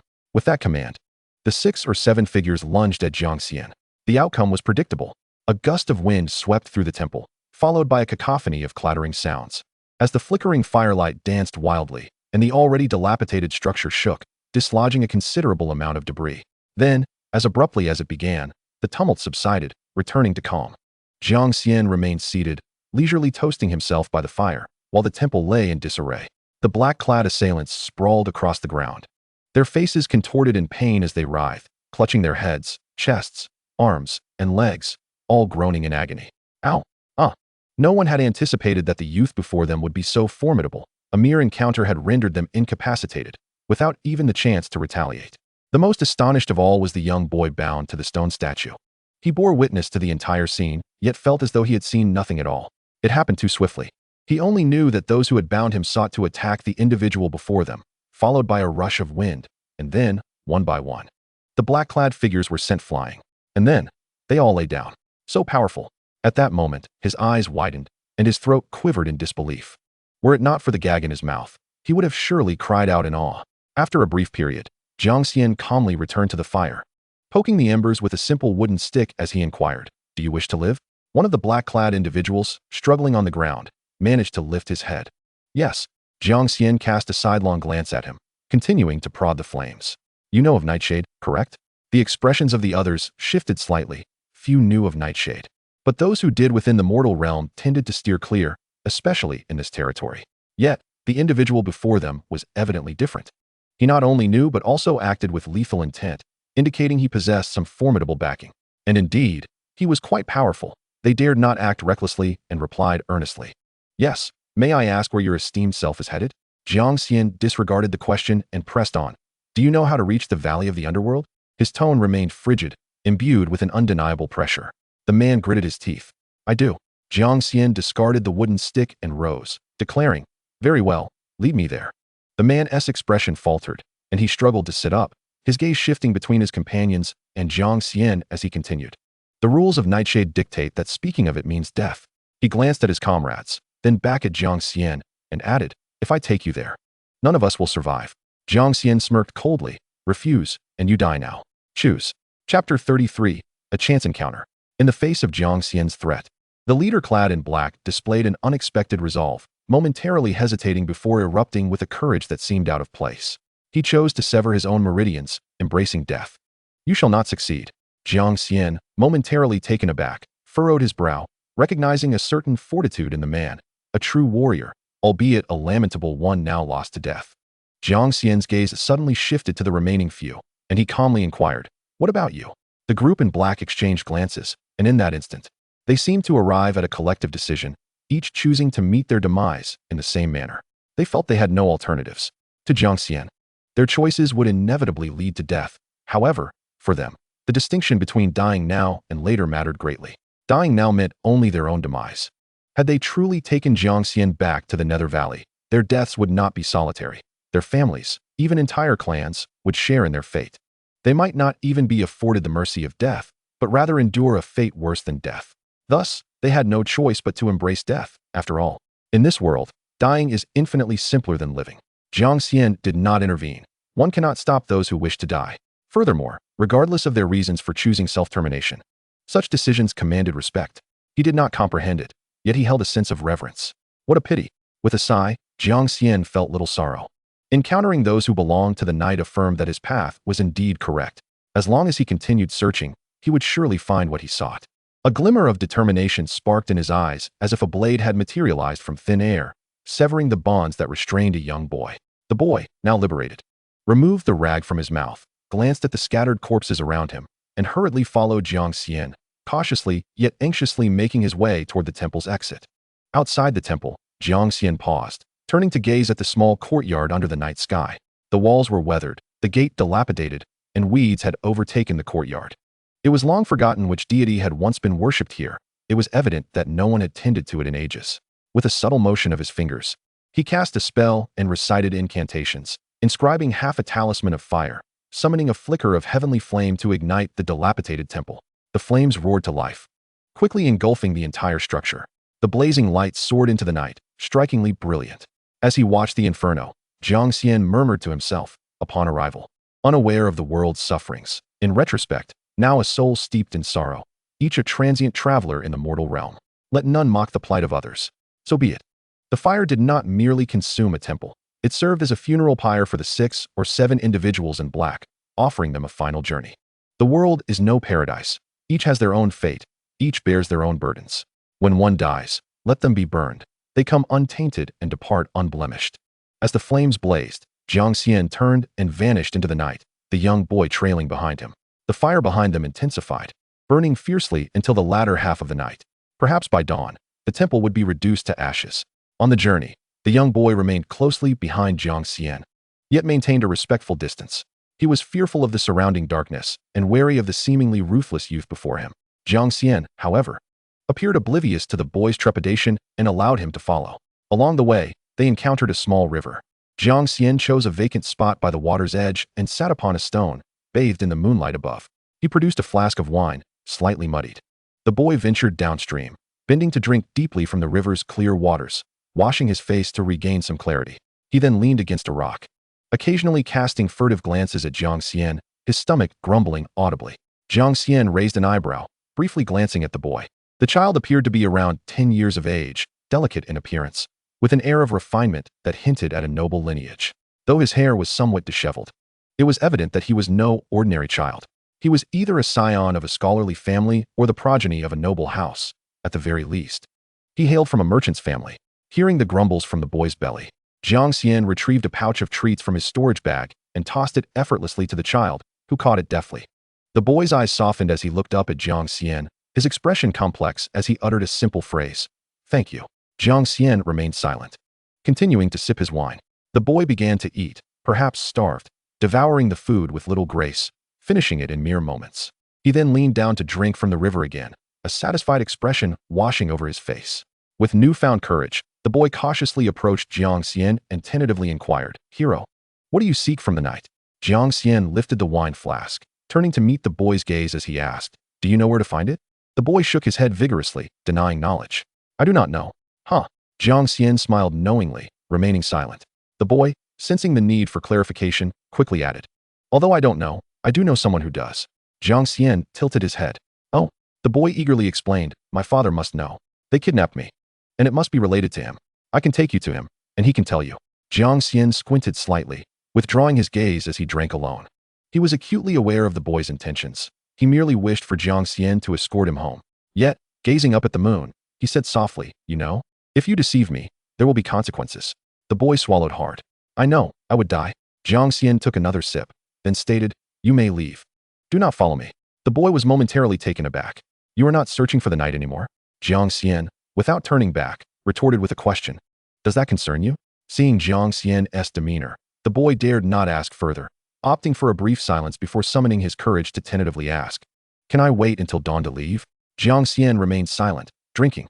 The boy took his silence as acquiescence and squatted down, his hopes dashed. "My name is Sidu Feng." Jiang Xian ignored him. "What is your name?" Jiang Xian continued to disregard him. "My father is the King Lin Feng, a powerful man. If you save me, he will repay you. Perhaps he can truly assist you with your matters?" The boy was relentless, attempting to persuade Jiang Xian in his own way. This time, Jiang Xian broke his silence, mocking, "If your father were truly powerful, you would not have been kidnapped." The boy fell silent, feeling a twinge of shame, unable to deny the truth in Jiang Xian's words. Yet, he still defended himself. "My father is a formidable warrior, truly, I am not lying." Jiang Xian dismissed him, a bitter smile curling at the corners of his mouth. "A warrior of the seventh realm? How formidable is that? In the city of Immortals, they would not even qualify as cannon fodder." The night passed in silence. As dawn broke, Jiang Xian rose, stretching widely, rousing the exhausted Situ Feng from his slumber. He instructed, "Child, if you wish to leave, head south and keep walking." Situ Feng rubbed his eyes, still half asleep, and asked, "Which way is south?" Jiang Xian turned to depart, his voice echoing softly, "The direction of the flowing water." Instinctively, Situ Feng looked downstream, following the water's course. When he turned back, Jiang Xian had vanished. Rising to look around, he saw no trace of him, and reluctantly withdrew his gaze, setting off downstream. Occasionally glancing back, regret filled his eyes as he silently pondered, "Will we meet again? If we were to meet, I would certainly repay the life-saving grace." The youth's nonchalance took root in Situ Feng's heart like a seed, awakening within him a nascent desire to pursue martial arts. Subsequently, he aspired to become a person of few words and fierce resolve, much like that young man. Chapter 34. The Valley of the Underworld. Jiang Xian departed, embarking on a solitary quest. The reason for declining the child's proposal was simple. He did not wish to entangle an innocent child in a senseless conflict that bore no relation to him. In his past life, he had experienced the dread of being inexplicably swept into strife, living in constant fear, teetering on the brink of death, a sensation far from pleasant. He believed in the principle of not imposing on others what he himself would not wish to endure. Moreover, Jiang Xian had not yet descended to a state where he would require the assistance of a child to resolve his affairs. At the very least, he had encountered a few individuals, gaining some insights from them. Every path trodden leaves traces behind, and they were no exception. With the scant clues at his disposal, Jiang Xian spent 3 days and finally located the lair of the Nightshade, the valley of the underworld, hidden amidst the vast mountains, within a chasm of unfathomable depth.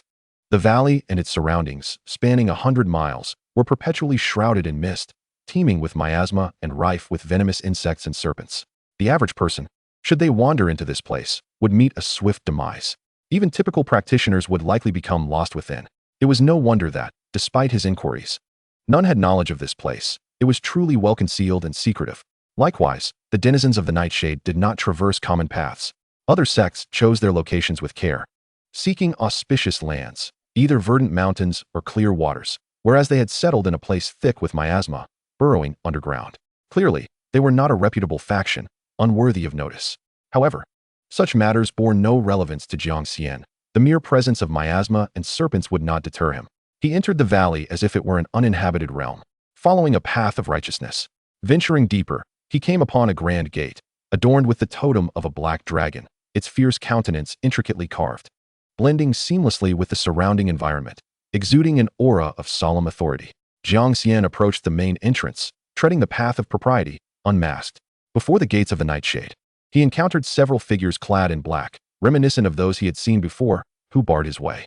Their reason was evident. Jiang Xian's appearance was incongruent with theirs, leading them to instantly recognize him as an outsider. Who would dare intrude upon the valley of the underworld?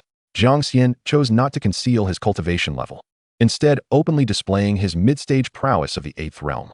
Instantly, the few individuals were rendered motionless, gasping for breath. Jiang Xian declared, "Go inform your leader. I wish to see him." Though his voice was low, it resonated with the might of transcendent energy, echoing like a resounding bell before the gates. One among them gritted his teeth and replied, "Very well, I shall inform him at once." At this, Jiang Xian retracted his power, standing resolutely before the gate, while the gathered disciples of the Nightshade dared not approach, casting wary glances at him. Before long, the news reached the depths of the valley of the underworld, and likewise, it reached the ears of the leader of the Nightshade in Fan Prefecture. "Leader, a youth seeks to meet you at the valley's entrance." The leader of Nightshade in Fan Prefecture slowly opened his eyes, fixing his gaze upon the guardian before him, questioning, how can an outsider enter the valley of the underworld? The Nightshade had always maintained a strict hierarchy, with secrecy being paramount. Few knew of the Nightshade, and even fewer were aware of the valley of the underworld. It had been ages since anyone had managed to enter, and even if they did, escaping was unthinkable. The guardian bowed respectfully and replied, returning to the leader, "The disciples at the gate claim this individual possesses transcendent abilities, suggesting he holds some power, though it remains unclear how he discovered this place." The leader stroked his chin in contemplation, his eyes narrowing. "A mere transcendent dares to breach my gates. Intriguing. Bring him forth, for I wish to see what manner of youth possesses such audacity." "As you command." Shortly thereafter, Jiang Xian was escorted into the mountain gates, following the guardian deeper into the valley. Along the way, he encountered numerous disciples, all clad in black, concealing themselves meticulously. The entirety of the valley of the underworld was dim. Being at the valley's bottom, it lacked illumination, with certain areas shrouded in utter darkness, dotted with grotesque black stone statues emanating a sinister aura. It imparted an illusion of having descended into the depths of hell, an oppressive atmosphere that Jiang Xian found distinctly unappealing. Jiang Xian's purpose for venturing here was twofold. First, to eradicate the calamity that befell Luoxiao village. Second, to uncover the truth behind the black egg, whether it contained remnants of the night, whom he once knew, and how to incubate it. If discussions bore fruit, the Nightshade would thrive. If not, it would face annihilation. Before long, Jiang Xian was led into a grand hall, vast and resplendent, illuminated by flickering eternal flames. To describe it as magnificent would be an understatement. Not only was it opulent, but it also exuded a sense of grandeur. As he entered, the sound of his footsteps echoed softly. At the front of the hall rose a prominent platform, with stone steps extending about 10 paces, leading to a black dragon throne intricately carved with dragon motifs. Seated upon it was a man who differed from all Jiang Xian had previously encountered. He was the only one not swathed in layers of concealment. Though draped in a fitted black garment, this middle-aged man bore a short, coarse beard and a mane of thick black hair. His eyes were accentuated with heavy eyeliner. His appearance was rather ordinary, yet his gaze radiated a fierce glimmer, indicative of formidable strength. He was in the mid-stage of the saint realm, akin to Lin Tian from before. This served to validate the rumors. The nightshade indeed possessed some might. With a saint at its helm. "Leader, the individual has arrived," announced the guardian. The leader waved his hand dismissively, stating, "You may leave." "As you command." The guardian retreated, leaving Jiang Xian standing at the center of the grand hall, maintaining an air of tranquility and composure. The leader scrutinized Jiang Xian for an extensive period, his eyes reflecting a mix of astonishment and curiosity. To meet a saint without fear, without trepidation, and without bowing, this youth was indeed intriguing. He spoke in a deep voice. "You tread a path where heaven offers no passage, yet you venture into hell without invitation. You possess considerable audacity, young man." Jiang Xian shook his head, a light smile gracing his lips as he retorted, "Hell? Where is this hell you speak of? To me, it merely resembles an oversized den of thieves. Who cannot traverse this world? What is there to be bold about?" The leader paused, evidently taken aback by Jiang Xian's boldness, yet he did not display anger. Instead, he rested his chin on his hand, squinting his eyes in amusement. "Ah, you are indeed a man of grit. Yet I wonder, which is harder, your resolve or your words?" Jiang Xian chose to disregard the provocation. With a flick of his fingertip, a stone chair from the hall's side swiftly soared to rest behind him, producing a muffled thud.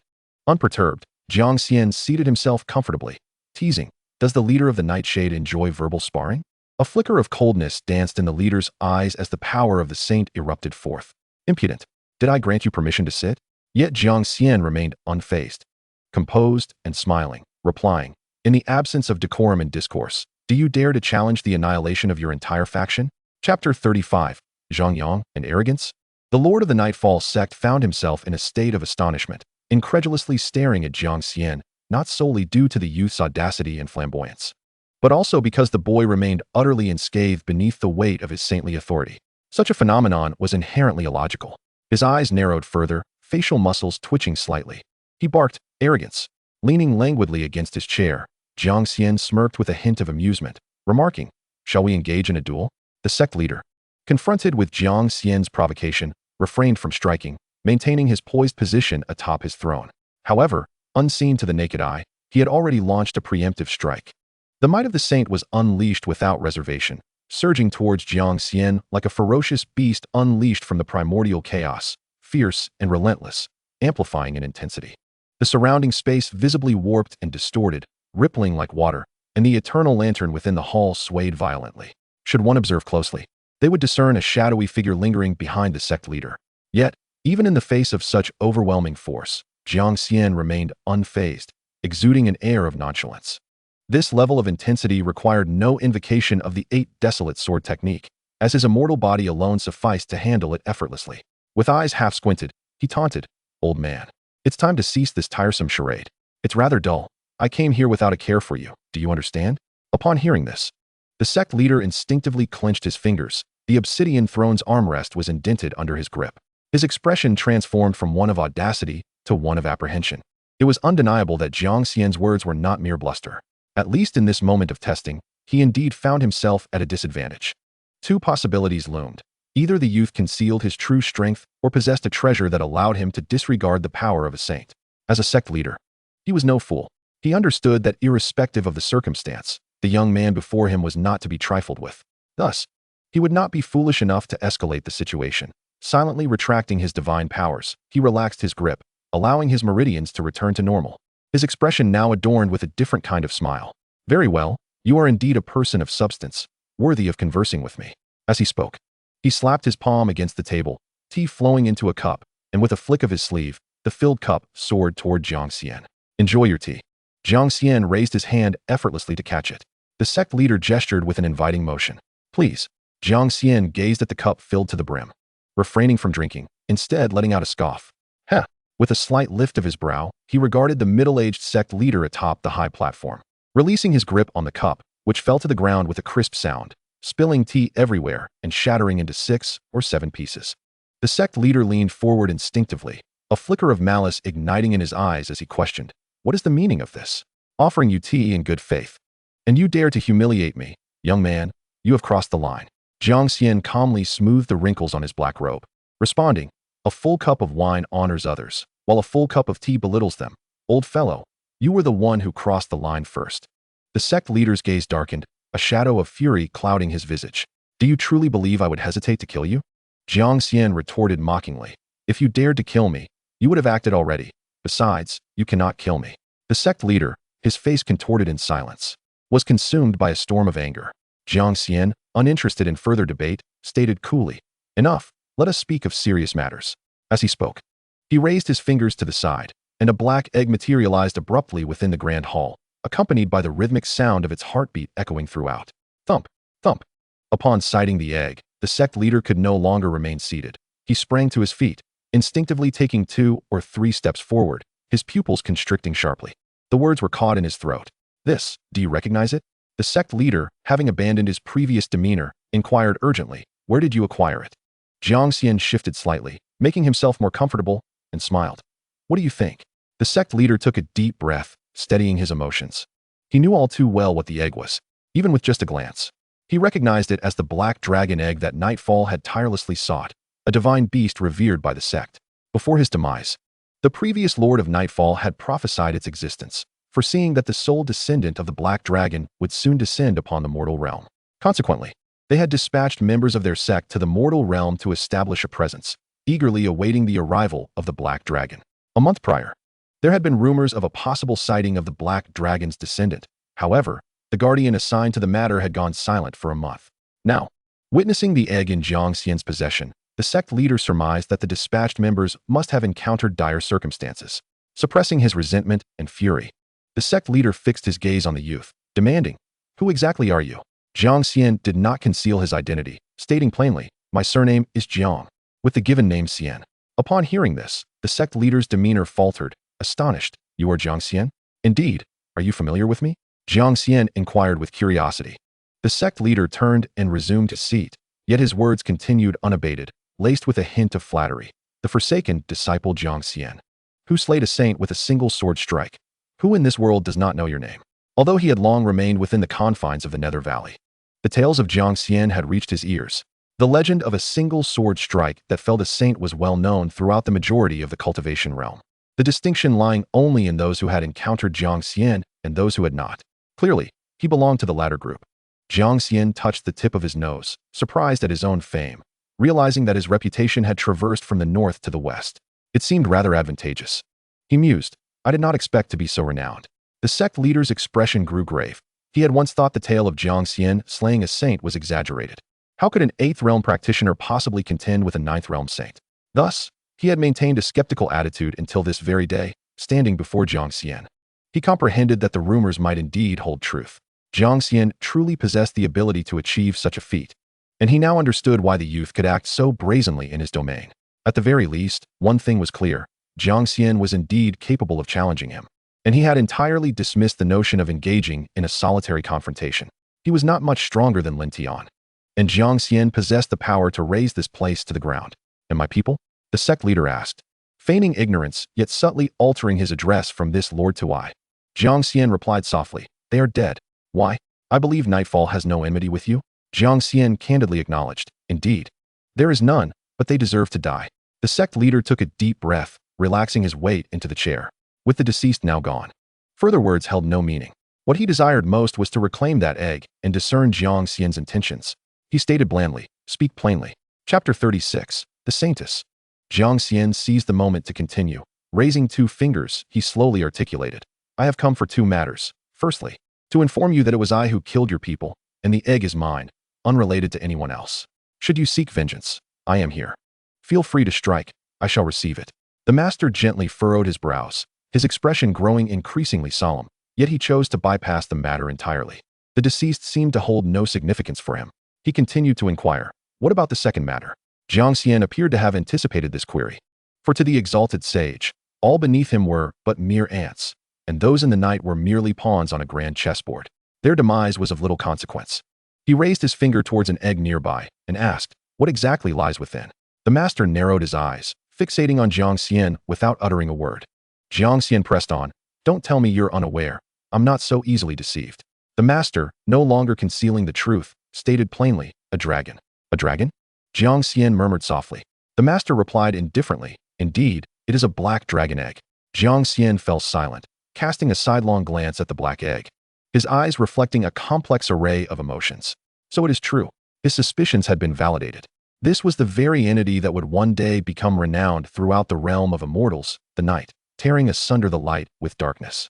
The master keenly observed Jiang Xian's reaction and shifting expressions, which surprised him, for it seemed Jiang Xian was familiar with the dragon egg. Uncertain whether his assumptions were misguided or overly imaginative, he inquired, "Do you know of this egg?" Jiang Xian did not respond, but countered with another question. "How can it be hatched?" The master refrained from answering, instead coldly remarking, "That would be the third matter, wouldn't it?" Jiang Xian, slightly disgruntled, sniffed. "Let us consider it the third matter then." The master's dark brows knitted together, his eyes clouded with a grim shade. When it came to the dragon egg, he became considerably more cautious and assertive, uttering only 4 words to convey his stance.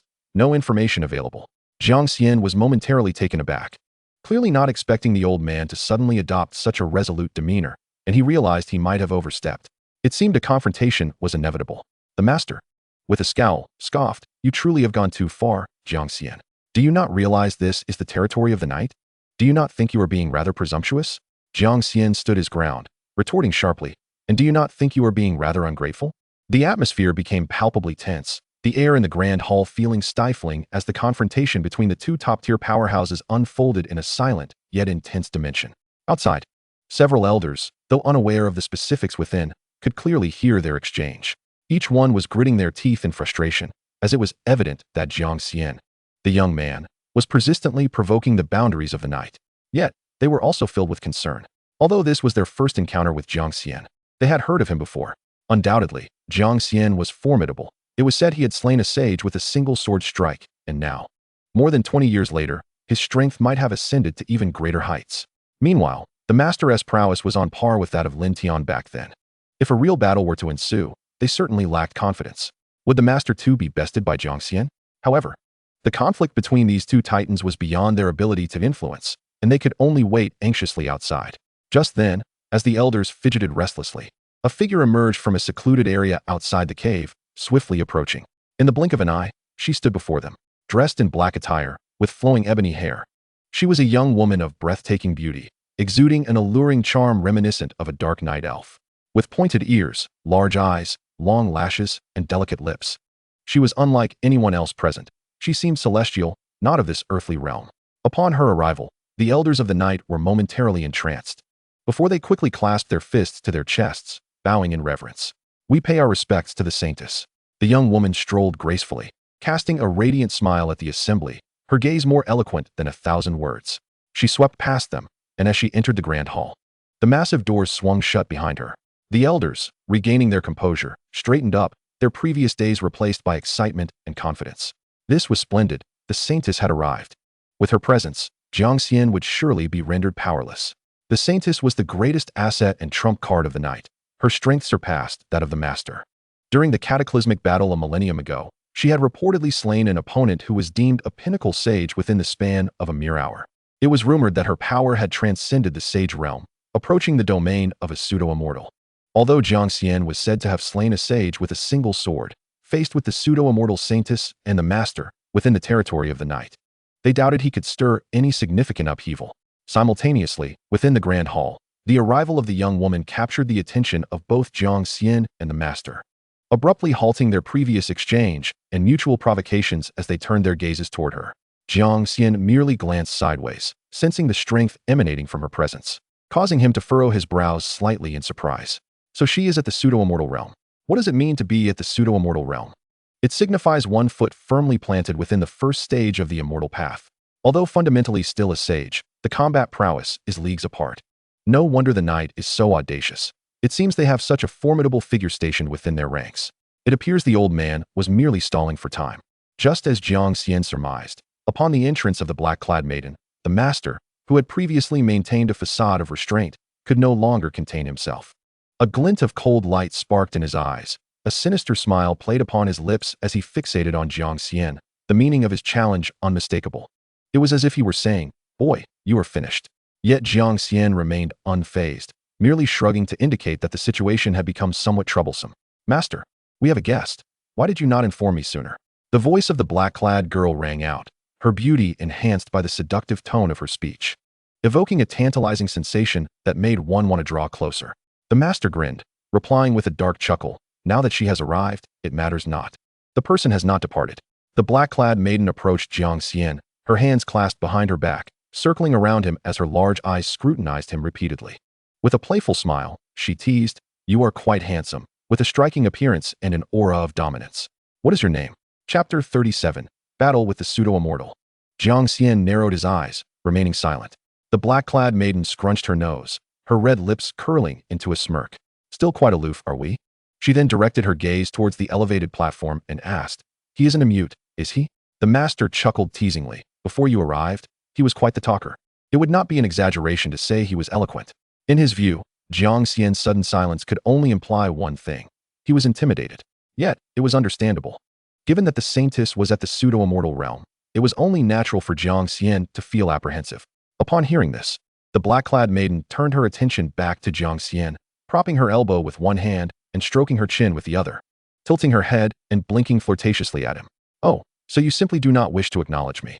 How very haughty of you." Jiang Xian leaned forward, his gaze fixed with an unyielding intensity upon the countenance of the young woman clad in black.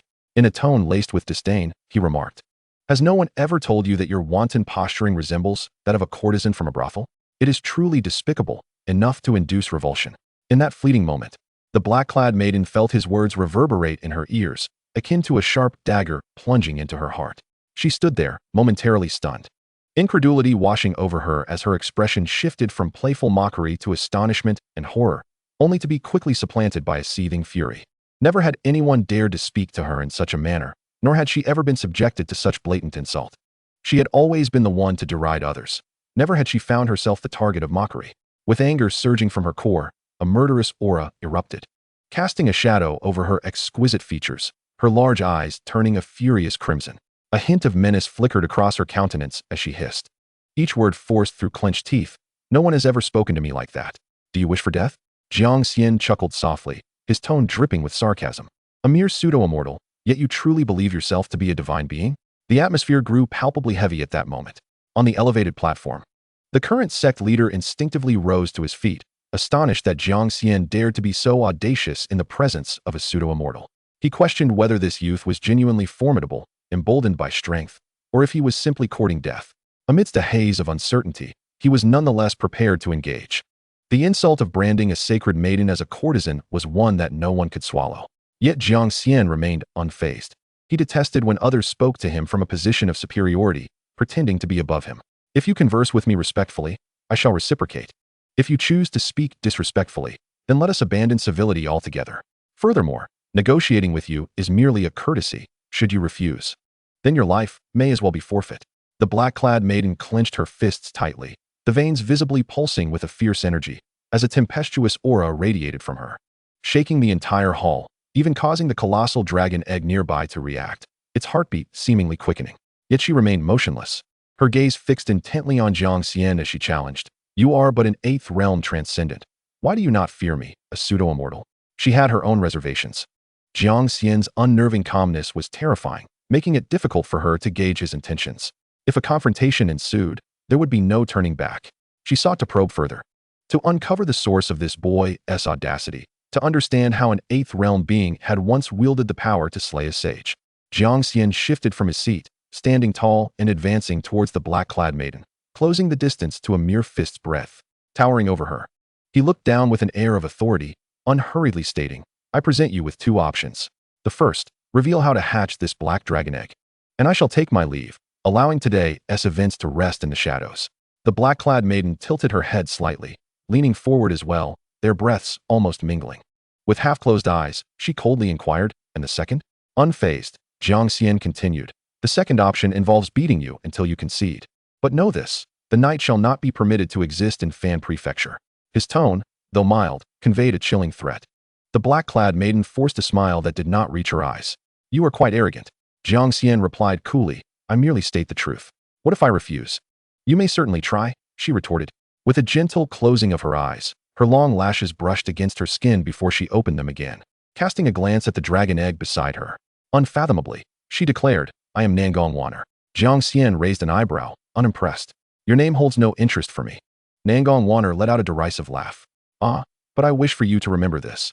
The one who will end your life is Nangong Waner. So you may be clear in death." Jiang Xian tilted his head, staring intently into her eyes. So, you choose the second option. A fierce glint ignited in Nangong Wanner's gaze, her lips curling into a wicked smile, revealing her pearly teeth. No, I intend to grind you to dust. After a brief pause, she added, however, in light of your assistance in retrieving the black dragon egg, I shall graciously allow you a grave of honor. Jiang Xian took a deep breath, letting out a long sigh. What a truly regrettable choice. Without further ado, Nangong Wanner launched her attack, exclaiming, enough with your prattle. Jiang Xian, prepare to die? Her fingers curled into claws as she lunged for his vital points. Jiang Xian's eyes darkened as he countered with a punch. Then let us fight. The battle between them erupted, a cacophony of sound filling the hall, as the force of their clash sent a tempestuous wind swirling throughout the chamber, extinguishing all the lanterns in an instant. Some lantern oil spilled onto the ground, while others were shattered into countless fragments by the might of their confrontation. Observing the tumult, the sect leader wasted no time, charging towards Jiang Xian without hesitation. You shall perish. As chaos ensued, Jiang Xian found himself engulfed by the onslaught of two adversaries.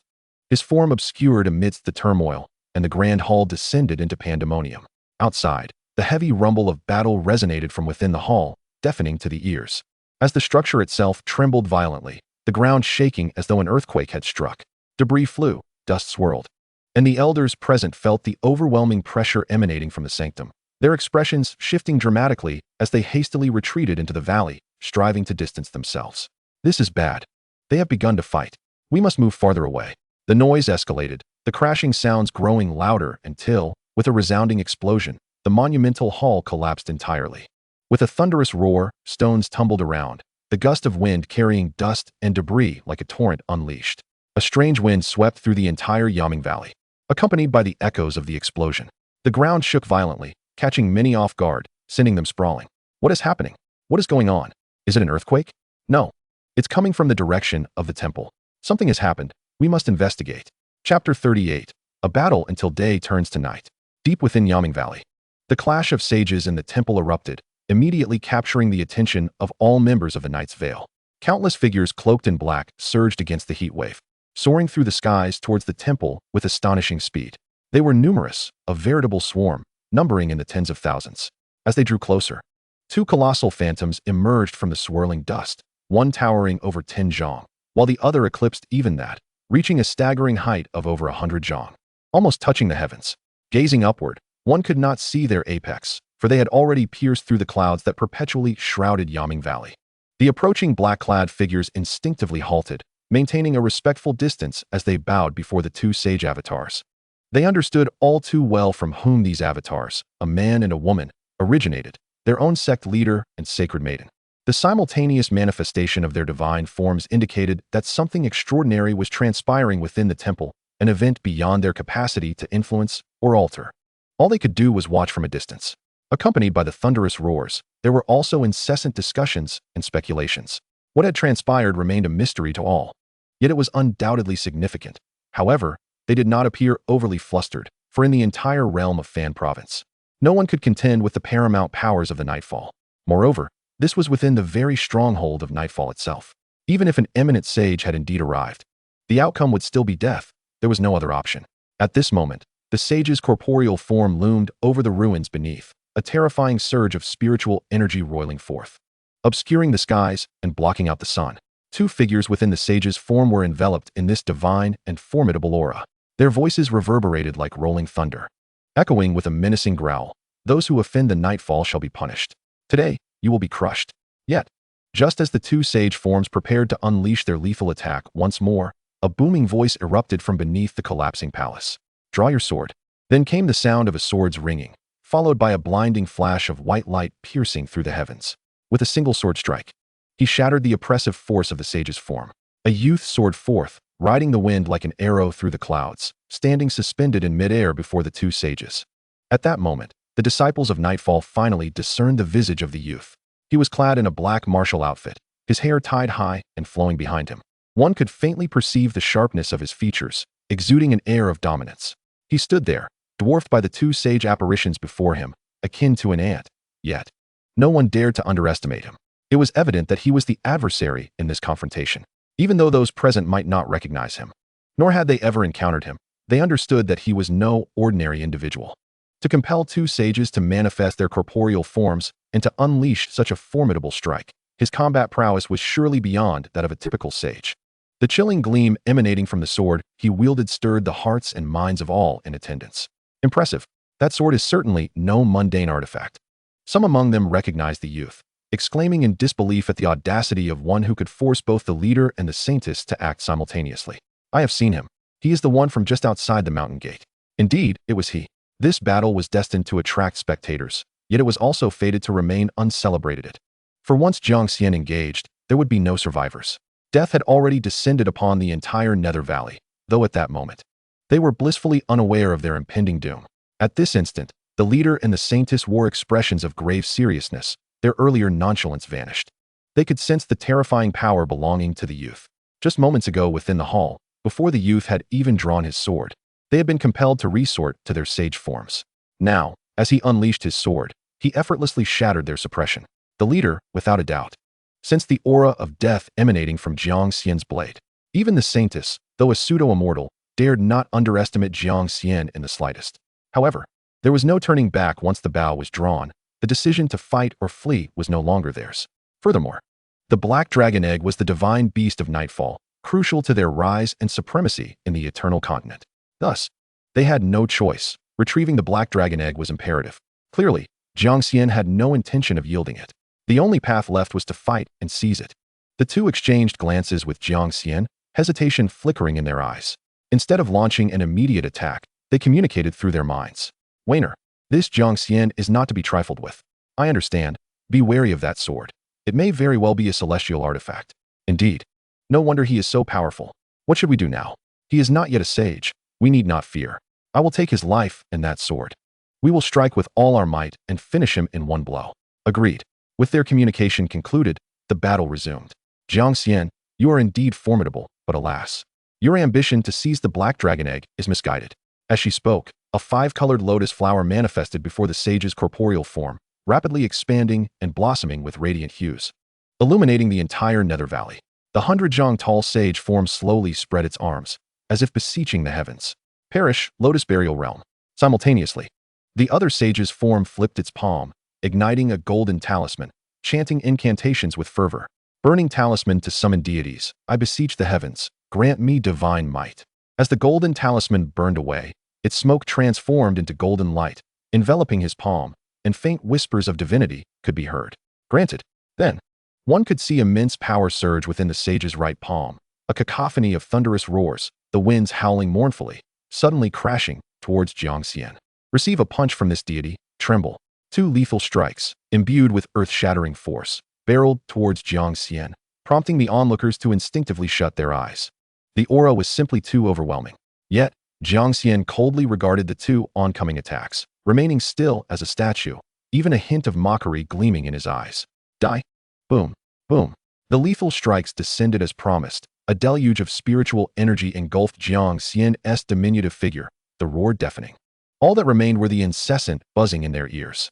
The ground trembled violently. The cliffs flanking the Nether Valley began to fracture, countless boulders tumbling into the abyss. As the entire world was torn asunder, enveloped in chaos. This strike, described as world-destroying, could not be overstated. The spectators were dazed and disoriented, as if time itself had paused in that moment. The wind rushed forward like a razor, stinging with bone-chilling pain. Dust swirled through the air, casting the entire Nether Valley into a shadowy gloom. Many with lower realms suffered even more. Despite being at a distance, they were swept away by the surging energies, crashing violently to the ground or becoming embedded in the cliffs. How terrifying. That boy is surely finished. Quick, defend yourselves. On the battlefield, Shangwan Wanner smirked, mockingly observing the tempest of energies erupting chaotically in the arena, her eyes glinting with derision. Arrogance comes at a price, she mused. Surely no one could survive such an assault. Jiang Xian will be no exception. Chapter 39. The sword's name opens the heavens. Yet the affairs of the world are seldom absolute. Just as the two sages reveled in their perceived victory, believing Jiang Xian was about to fall, a fierce gale erupted from the swirling vortex of spiritual energy, reminiscent of a misty morning. It was as if the clouds parted to reveal the sun. When the tempest had passed, all the chaotic and savage spiritual energy was swept away. Even the dust that had filled the valley was cleared. The world emerged bright and clear. People beheld the black-clad youth still suspended in midair, seemingly unchanged. Even his attire bore not a speck of dust. The lethal strikes from the two sages, which had nearly buried the entire Nether Valley, had not harmed the youth in the slightest. This scene left onlookers aghast, as if they had fallen into a fog. Were the two sages truly so weak? No, the youth before them was simply too powerful. After a brief moment of astonishment, panic and fear flickered in their eyes. Incredible. He is entirely unscathed. Am I seeing things? The leader furrowed his brow tightly, exclaiming in disbelief, "How is this possible?" Nangong Wanner lowered her brows, remaining silent, yet the dazed look in her eyes betrayed her panic and confusion. The power of the pseudo-immortal, unleashed with all her might, had proven ineffective against the young man before her, who remained unscathed, shattering her previous understanding. She came to realize that the arrogant youth was far more complex than she had initially perceived. Jiang Xian, holding his sword, squinted slightly, a smirk playing on his lips as he mockingly remarked, "I have granted you the opportunity. The path you chose is your own doing, so do not blame me." As he spoke, he traced a half-circle with his sword before raising it high above his head, proclaiming loudly, "Do you not see? I wield a sword that descends from the heavens." With that declaration, the energy on the sword surged explosively, akin to a geyser erupting from the blade. Converging at its tip, with a resounding boom, it transformed into a golden beam of light that shot towards the sky, piercing through the dense miasma above. Subsequently, the clouds began to churn ominously as a fierce wind howled across the land, an overwhelming pressure cascading from the heavens, sweeping away the long-settled fog. For the first time, sunlight illuminated the valley that had been cloaked in darkness, dispelling the shadows.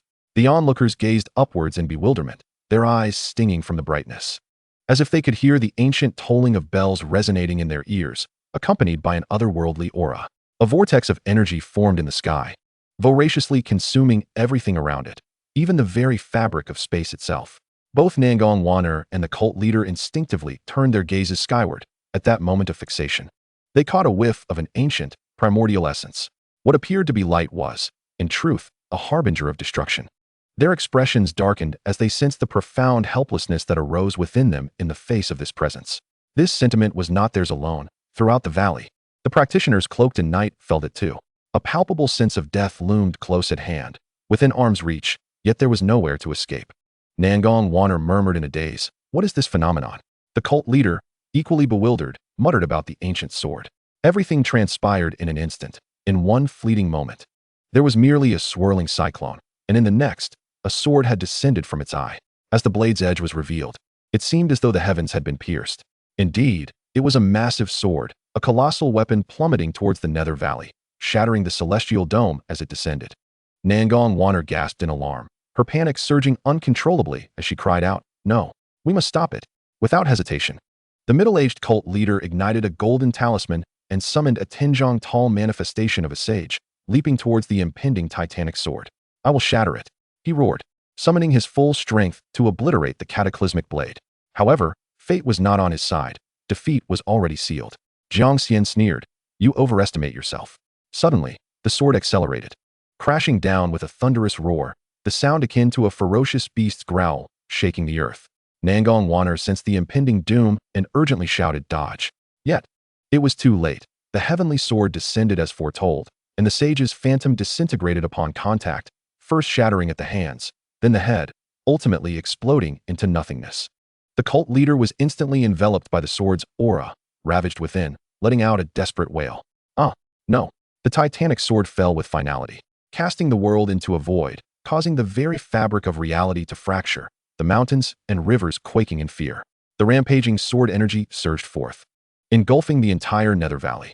"No, it has consumed the entire valley." Nangong Wanner shouted in fury, yet it was all too late. Those who had gathered nearby, whether drawn by curiosity or hiding in the distance, were offered no chance to react, buried beneath this singular sword. The blade was colossal, its power overwhelming. They could not escape, caught in a moment of stunned disbelief before being obliterated. Some were even unaware of what transpired, only knowing that daylight had broken. A vortex appeared in the sky, and then a massive sword descended, followed by the shattering of two sage manifestations. In an instant, darkness enveloped them. They felt no pain, only oblivion. The arrival was unexpected, and the death was sudden. Jiang Xian's strike, as he had declared, was not aimed at mere slaughter, but to bury the entire Nether Valley. Amidst the sword's fury, Jiang Xian remained unaffected, watching indifferently as the valley crumbled in mere moments. His expression unchanging. The earlier strike was called opening the heavens. Unlike the previous strike against Lin Tian, known as swift wind, the opening the heavens strike was the most powerful and destructive of all. As the sword fell from the sky, it ensured that not a blade of grass would thrive where it landed, a feat Jiang Xian relished most. One must ponder, when such a colossal sword descends from the heavens, would you not feel a sense of panic? Yet, the practitioners of the Knight's Veil felt no fear. They were already dead, having become souls beneath the blade. Jiang Xian spoke softly, "With this sword, I shall send you all to the afterlife." This strike, falling from the celestial dome, was not only witnessed by those of the Knight's Veil. Nearby beings and creatures gazed upward in awe at the sword's descent, revering its might. Birds fled the forest, and beasts lamented as they fled to distant lands. Meanwhile, the people stood transfixed, their expressions blank, muttering to themselves, "My God." Chapter 40. The Saintess's Compromise.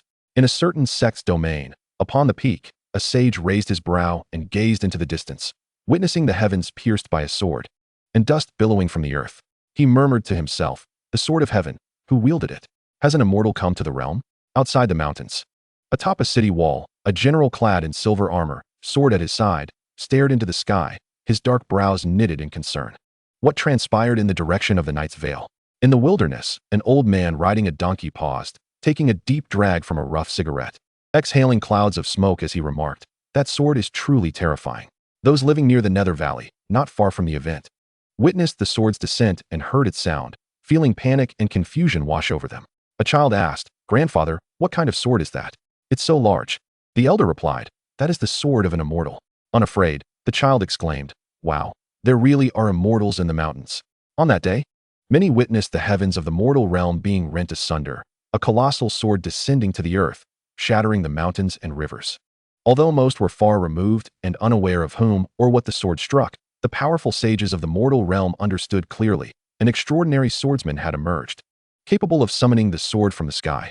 Thus, a new tale was woven into the fabric of the mortal realm, recounting a time long past when a sword immortal once resided in the west of the mortal realm, a being who opened the heavens with a single sword. Within the Nether Valley, the story unfolded. The colossal sword has long since dissipated, the dust gradually settling, yet the wind continues to blow fiercely in all directions. As the sword fell, the sky cleared and the clouds lightened. The year-long miasma that had shrouded the abyssal valley was finally swept away by that very blade. The sunlight generously poured into the valley. However, at this moment, the abyssal valley had vanished without a trace. The deep natural ravine, once 100 meters deep, has now been leveled to the ground. In this vast gorge, not a remnant of its former self remained, and the once mysterious and formidable organization, the Nightshade, has been entirely buried in the present day, with none spared. The mountain gates, the pavilions, and even the members of the Nightshade have all been irrevocably cast into darkness, as if they had never existed at all. The Nightshade has always been an exceedingly enigmatic entity to the realm of Fan Prefecture, to the extent that for the majority, it might as well not exist, merely a specter of the night. And now, as if fulfilling the wishes of the world, the Nightshade truly no longer exists, forever at rest. They have indeed become nameless phantoms of the mountains, a fulfillment of desires. Even the esteemed leader has perished among them, torn to shreds by the sword's aura. In the realm, but one living being remains, the saintess of the pseudo-immortal realm, Nangong Waner. At this moment, her saintly form lay shattered, her dantian severely injured, her physical body breached, and a gaping wound on her shoulder bled profusely, hot blood streaming forth. She staggered amidst the ruins, her hair disheveled and her black garments tattered, her delicate visage marred by dust and disarray, a far cry from the enchanting allure she had possessed upon entering the hall. What remained was merely chaos, tinged with a tragic beauty. Gazing upon this strange yet familiar world, she beheld an entire valley reduced to flatness by a single sword strike and felt herself collapse. Clutching her shoulder, kneeling in despair upon the ground, murmuring helplessly, "It's all gone, everything is gone." Fan Prefecture, the weakest of the 10 prefectures of the Eternal Continent, had earned its name due to its frailty in the laws of heaven and earth.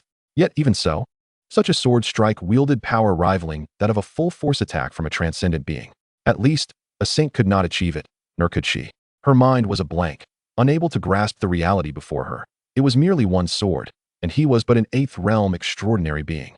Even with a celestial great sword, he should not possess such strength. No, this is not right. There must be some error, some misunderstanding. Nangong Waner muttered incoherently to herself, enveloped in despair and helplessness, as if stricken by madness. At an unknown moment, Jiang Xian had silently appeared before her. as his shadow loomed over her. She instinctively looked up. Before her stood a youth, clad in black as ink, untouched by dust, his sword-like brows and starry eyes still radiating brilliance. He was the same as always, handsome, tall, and effortlessly graceful, but the sword was no longer in his hand. Indeed, a battle had transpired, one that shook the heavens and the earth, yet the youth appeared detached from the chaos, though he was the architect of it all. In that moment, Nangong Wanner realized the extent of Jiang Xian's strength and the folly of her own. No, she was not foolish. She was merely unfortunate, dreadfully so. Raising her head, she fixed her gaze upon Jiang Xian, asking each word with intensity. Why?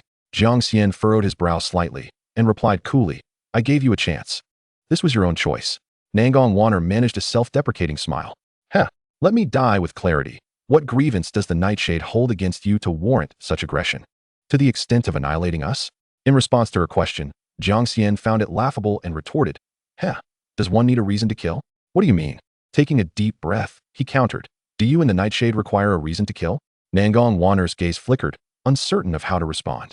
Jiang Xian continued, allow me to answer for you. The Nightshade kills without reason. To the world, you are but ants. If you die, so be it, correct?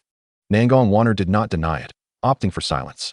Observing her quietude, Jiang Xian remained unperturbed and continued, then why should I need a reason to kill you? In my eyes, you too are ants. If I wish to crush you, I shall. If I choose not to, consider it your good fortune. Understand? Indeed, when has the Nightshade ever needed a reason for murder? Or rather, in this world, what justification is required for killing? As long as one is strong enough, they can act as they please. For centuries, it has always been this way. The distinction lies solely in the fact that previously she was the one killing others, while today, she is the one being slain. The difference between the killer and the killed is trivial. The essence remains the same. The strong dictate everything. Life and death reduced to mere 3 words. I desire. A hint of self-mockery flickered in Nangong Wanner's eyes, a sense of shame washing over her for posing such a question. With bitterness at the corners of her mouth and her gaze lowered, she murmured softly, you are right. Yet she did not wish to die. Having reached the saintly realm, she stood but a step away from immortality. To perish now would be unacceptable. Gritting her teeth, she lifted her gaze to Jiang Xian, her eyes filled with a pleading intensity. Spare my life. I am willing to serve you as my master for eternity. Jiang Xian appraised the girl before him, his gaze scrutinizing. Without a moment's hesitation, Nangong Wanner tore off her black garments, revealing her ample bosom, as if eager for Jiang Xian to see her more clearly. Aside from her cultivation, she possessed a captivating physique and softly implored, I am willing to bind myself to a blood oath. From now on, all that I am shall belong to you, including my body. Chapter 41. Rain approaches. Jiang Xian regarded Nangong Wanner with indifference. Her exposed flesh elicited no stir within him, his heart as tranquil as still water. In fact, a trace of barely perceptible disdain flickered in his eyes. With a slight furrow of his brow, his gaze turned cold as if veiled in ash. He spoke in a deep tone, I have no interest in your flesh. However, if you tell me how to hatch the dragon egg, I might consider sparing you this time. Nangong Wanner bit her red lips, her thoughts complex. She reflected that aside from her cultivation, her most prized possession was her beauty and physique. What man would not covet her? Yet now, standing before Jiang Xian, she offered herself up, and he remained unmoved. Even expressing distaste, her self-esteem suffered an unprecedented blow. She felt a mix of bitterness and indignation, yet dared not voice it. To survive, she could sell her own body, willingly becoming a slave. How could she mind the humiliation? She lifted her chin, her eyes feigning fear as they gazed at Jiang Xian, tentatively asking, how can I trust you? Jiang Xian replied calmly, do you have a choice? Nangong Wanner swallowed hard, her voice weak, I can tell you. But you must swear to let me go, swear on your sword path. Jiang Xian shook his head and chuckled lightly, the corners of his mouth curving upward, finding her words somewhat amusing. It was hard for him to fathom that such words could come from the lips of a pseudo-immortal. Oaths and promises. In the face of life and death, they are trifles. How could anyone still believe in them? He mused that perhaps people become foolish when facing death. Yet paradoxically, Jiang Xian was a man of his word. For the sake of a promise, he had once stood vigil with a girl atop a city wall for a millennium. For the sake of a promise, he rendered the land before the celestial city impervious to the passage of a millennium. Observing Jiang Xian's silence, Nangong Wanner, clutching her wounded shoulder, displayed an anxious demeanor and hurriedly exclaimed, I only wish to survive. If you are willing to swear an oath, I shall divulge everything. Jiang Xian, his sword-like eyebrows relaxing, nodded slightly and responded softly, very well, I agree. Is that truly so? Nangong Wanner's eyes sparkled with hope as she pressed him for confirmation. Jiang Xian raised his right hand, positioning his fingers beside his head, and solemnly declared, I, Jiang Xian, swear by the name of the sword. As long as you reveal to me how to hatch the black dragon egg, I shall spare your life this time. Should you deceive me, may my path to immortality be severed, and may I never attain the celestial realm in this life. Pausing momentarily, his tone grew heavier, and a shadow of malice flickered in his gaze as he added, however, should we meet again, I will undoubtedly take your life. Upon hearing Jiang Xian's agreement and oath, Nangong Wanner felt as if she had grasped the last straw of hope, her lips curving upwards in an involuntary smile. Survival eclipsed all other concerns. Yet, she still struggled to suppress her emotions, mustering all her strength to rise unsteadily from the ground. Standing before Jiang Xian, utterly exposed, she declared, it is settled then. Jiang Xian, his expression impassive, instructed, speak. Nangong Wanner took 2 steps forward, positioning herself beside him, and, rising on her toes, whispered into his ear, recounting in detail how to hatch the black dragon egg. Upon learning what he desired, Jiang Xian's countenance revealed no trace of delight. Instead, his sword-like brows tightened further, and his eyes darkened ominously. The muscles in his face twitched involuntarily. After she finished, Nangong Wanner stepped back, stating, that is all I know. Jiang Xian took a deep breath, striving to calm his tumultuous thoughts. Her words had evidently stirred his emotions. Unable to restrain himself, he inquired, is everything you said true? Is there truly only this method? Nangong Wanner nodded emphatically, asserting, there is no falsehood. As far as I know, this is the sole way. Good. She tentatively asked, may I be released now? Jiang Xian acknowledged with a simple Slowly, he turned and took a step forward. Seeing this, Nangong Wanner felt as if she had been granted a reprieve. Her heart, which had been suspended in dread, finally eased. Yet, in the next moment, Jiang Xian halted, turning back to gaze at her calmly. Nangong Wanner was momentarily taken aback, bewildered. What is it? Jiang Xian smirked, a charming yet sinister curve gracing his lips, and with half-closed eyes said, we meet again. Nangong Wanner was momentarily stunned, feeling a sense of confusion, but then she grasped the situation. Her entire being bracing for danger as her pupils dilated with fear. Her mind went blank, and both body and soul were engulfed in incomprehension. Just as she was about to utter a word, before she could part her lips, a glint of cold light flashed before her eyes, accompanied by a gust of wind that tousled her hair. A chill enveloped her neck, rendering her speechless. She hurriedly clasped her delicate neck with her hands. Her lovely face etched with panic and despair, her gaze fixed on Jiang Xian as if he were an insatiable predator. After a prolonged struggle, all that escaped her lips was blood. Jiang Xian observed her in silence, watching as her features contorted further, her blood gushing forth, staining her alabaster skin in a ghastly manner. He witnessed her despair, her life ebbing away, until she, like a withered wildflower, finally succumbed. She collapsed to the ground. Nangong Wanner gazed at the sky, despair echoing in her ears, helplessness and resentment surging within her chest. She had never anticipated that the youth could be so ruthless and unyielding. She would not accept this fate. Yet, the world began to blur, ultimately succumbing to darkness. In the moment her pupils dilated, Nangong Wanner breathed her last. Jiang Xian approached her lifeless body, kneeling down calmly as he regarded her, as one might observe a dog that had perished on the roadside. His handsome face betrayed no emotion. He leisurely removed the spatial ring from her hand, wiping the blood from the few untouched areas of her clothing. After inspecting the ring with satisfaction, he stood up, casting a downward glance upon her corpse. For reasons unknown, he inexplicably retrieved a piece of white cloth from his storage pouch and nonchalantly tossed it onto the ground. The white fabric fluttered in the wind, perfectly draping over Nangong Wanner's form. He murmured to himself, in your next life, perhaps you shall live with more dignity. From the moment Nangong Wanner was willing to barter her body for survival, Jiang Xian had resolved to end her life. Such a woman, willing to forsake everything, was the most dangerous of all. To leave her alive would surely invite disaster. As Jiang Xian tread upon the ruins, he turned to depart, a golden talisman appearing between his fingertips. With a gentle flick, he uttered 2 words, rain come. The talisman ignited, transforming into a wisp of azure smoke that ascended into the heavens. Soon, the wind stirred, dust swirled, clouds gathered, and darkness enveloped the sky. Subsequently, torrential rain fell. Chapter 42, 40 Years of Spring and Autumn Whoosh. The sound of the wind roared like crashing waves, as heavy rain blanketed the world. The rain poured down, and the wind howled fiercely, sweeping away the acrid smell of blood, cleansing the earth of its muddy remnants. The night descended quietly, without a grave marker or anyone to mourn. The miasma dissipated from the mountains, yet a chilling wind arose, carrying the souls of the nameless dead. Jiang Xian emerged from the carnage, departing from the curtain of rain, untouched by a single drop of blood, nor had he been drenched by the rain. He took out a wine gourd, drinking leisurely as he walked, the young hero clad in ink-black garments stirring the waves, undeterred by the storm. Thus concluded the events of the night, the journey westward, and the affair with the setting sun, resolving one matter, yet giving rise to another. Later that night, Jiang Xian kindled a bonfire in the wilderness, resting beside the black dragon egg, which glimmered under the moonlight, its crimson patterns shifting between light and shadow. The rhythmic beating of his heart persisted. Squatting beside the fire, he gazed at the moon above, harboring his own sorrows, then turned to the black dragon egg. Murmuring to himself, "I never imagined you would truly emerge untainted from the mire, unaffected by the cleansing waters." In a past life, though renowned, the knight had not strayed from the path of righteousness. The world called her the shadow and darkness, capable of tearing apart the light.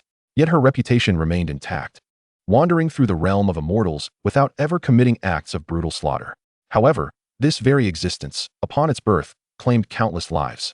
Today, Nangong Wanner had revealed to Jiang Xian that to bring forth the black dragon, it required the nourishment of 1,000,000 lives over a decade for it to break free from its shell. 1,000,000 lives, this was no trivial number. The extinguishing of the night seemed just, whether it was the night that obliterated her in the past, or he who did so in this life. Upon reflection, it could be seen as a great act of mercy for the masses. Though his hands were stained with blood, he had indirectly saved 1,000,000 souls. In the realm of celestial and earthly paths, all are but righteous paths. Indeed, the countless lives claimed by the night do not weigh heavily upon Jiang Xian, for in his past life, he had buried the myriad beings of heaven and earth. Yet, the price for such actions is that night, in this life, may never see the dawn. Jiang Xian has indeed taken many lives, both human and demon, far exceeding 1,000,000, and in his final moments, he had once interred all of humanity. However, that was in a previous existence, not this one. To kill another 1,000,000 would be a task of ease. Yet, in this world, there exists Yi Qingling. Because she is present, Jiang Xian finds joy in this world. He would not slay countless souls to awaken the night. He mused. Even if she were to know, she would not wish to see such a version of himself. Raising a wine gourd high, he took a hearty swig, only to realize it was empty. He had shaken the gourd for quite some time, without a single drop falling. Ah, it is depleted. A tinge of disappointment washed over him as he hung the gourd back at his waist, and with a flick of his hand, he retrieved the black dragon egg, sealing it once more within a corner of his storage pouch. Leaning against the roots of a tree, he reclined slightly and closed his eyes, sighing softly. To sleep is better than to remain awake. This was a sentiment directed towards himself, as well as to the unborn knight within the dragon egg. Eventually, Jiang Xian returned to the mountains behind Luoxiao village, resuming his former life of cultivation, endless cultivation. Occasionally, he would stand atop the peak, casting his gaze over Luoxiao village, feeling the winds that traversed through the 4 seasons, the cleansing spring, the blooming summer, the falling autumn leaves, and the drifting winter snow. The setting sun and evening breeze marked the passage of time, day after day, season after season. As winter departed and autumn returned, the wild geese flew away, only to return once more. Time marched on, the wheel of years turning swiftly. Jiang Xian remained steadfast in Luoxiao village, content to be the idle man among the mountains, a mortal blessed with eternal life. He had contemplated leaving, yet he was uncertain of where to go. The world was vast, akin to the boundless sea, while Jiang Xian was but a solitary boat, adrift without a destination. Thus, he chose to stay, embracing the tranquility that solitude afforded him, until one day, that final thread of attachment departed. After 40 springs and autumns, 2 generations witnessed flowers bloom and wither. Time spoke not a word, yet it chronicled the transformation of the world and inscribed the tales of life and death. Luoxiao village still stood, but most of its inhabitants had long since vanished, replaced by unfamiliar faces who buried many of Jiang Xian's old friends. Even Xiao Chao had reached the end of her life on that bleak winter night. He remembered that winter, the biting wind howling. After 50 years, Jiang Xian returned to that small courtyard, pushing open the door of yore, only to see the girl he once knew, now aged into a frail old woman, clinging to the last breath of life. At the moment the door creaked open, their eyes met, and tears streamed down Xiao Chao's cheeks. Jiang Xian sat at the bedside, holding her hand, just as he had in her childhood. Xiao Chao understood that her brother had returned. "Brother, you've finally come back," she said. "I have always been here. You still look so young. Not a trace of age, unlike me, who has become an old woman. Am I not ugly? Not at all. You will forever be my most beloved sister. Brother, I may have to leave. I know. After I am gone, you will be alone. It's all right. I have grown accustomed to it. Brother, promise me you will take good care of yourself. All right, I promise. Do you know what the luckiest thing in my life has been?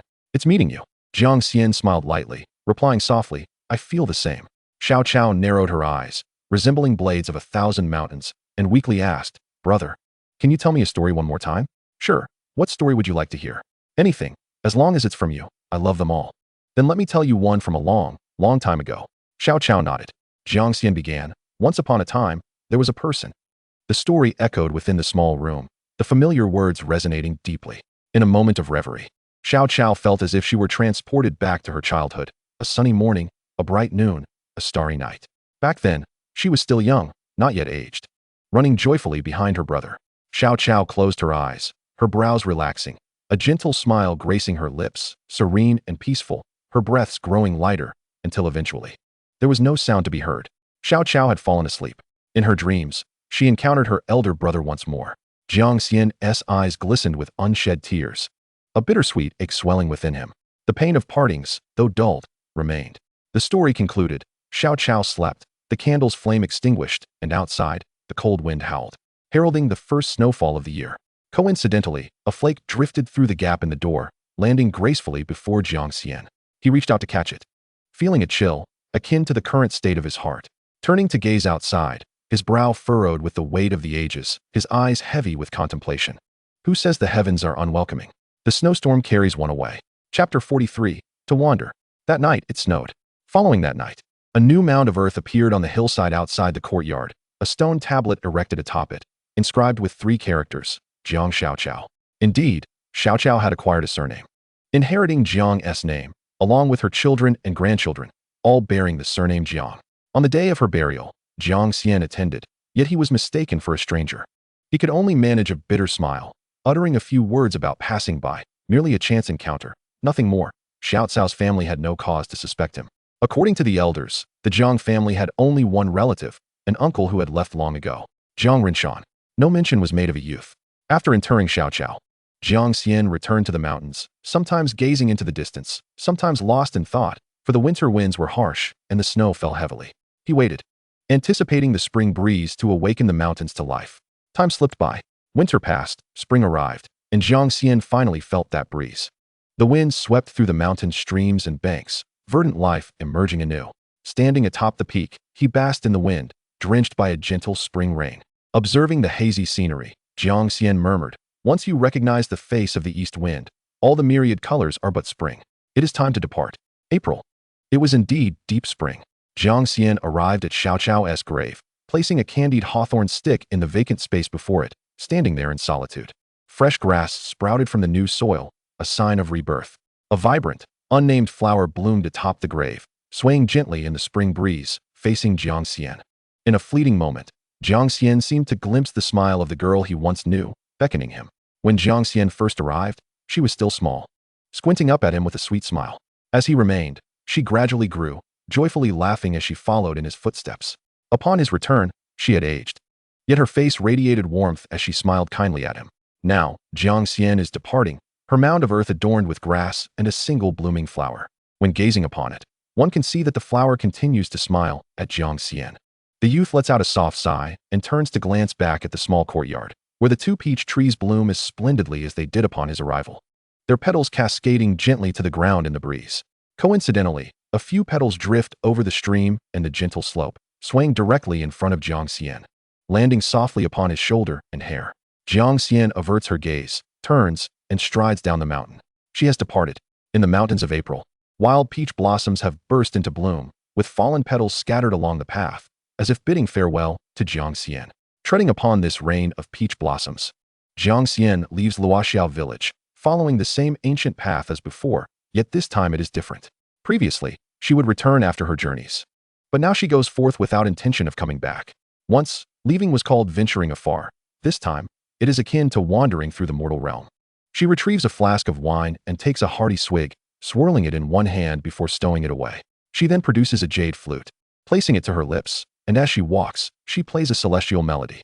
The sound echoes through the valley, long and resonant, mingling with the mountain winds, while the flowers and leaves dance in concert, as if a lark is softly singing.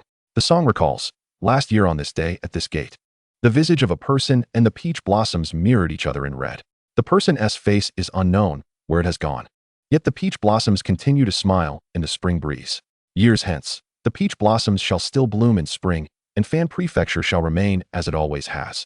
It is said that in the north there exists an immortal who severed a saint with a single sword, and in the west, a deity who opened the heavens with one strike. The tales continue to circulate among mortals. Yet Jiang Xian remains in the mountains, adding a revered figure to the mortal realm, for she, with a single sword, transformed wind and rain and stepped into the realm of the sacred. A century has passed. Her seclusion deep in the mountains still allows her to hear of affairs beyond, and she learns that to the north, the Tianjian sect has birthed a saint, only to be subsequently annihilated, reportedly in a rather tragic manner.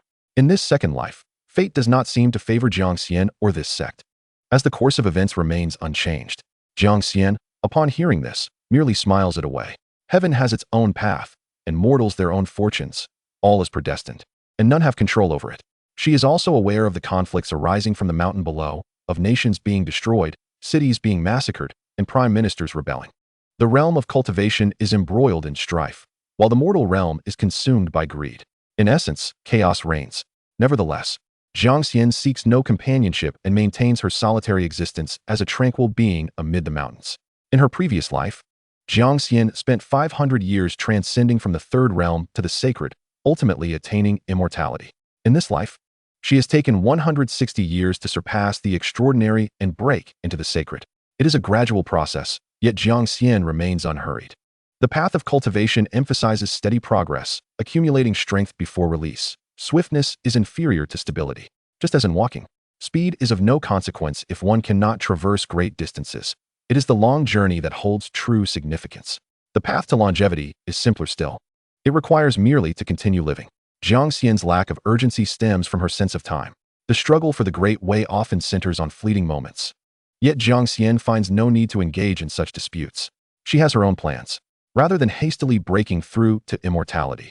She yearns to comprehend the second forbidden spell from the 10 ancient incantations, a process devoid of shortcuts. It necessitates the continuous absorption of spiritual energy from the world, which she channels through her own body into the scroll of creation for sentient beings.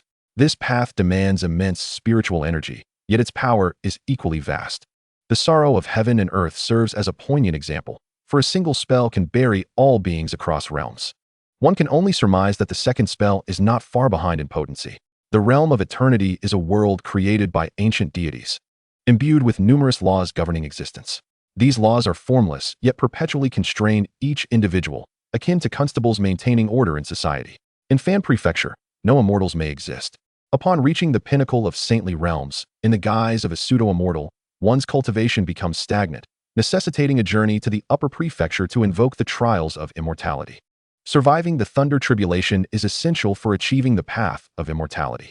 However, due to the balance of heavenly laws, thunder tribulations do not descend upon Fan Prefecture. Hence the belief that no immortals dwell therein.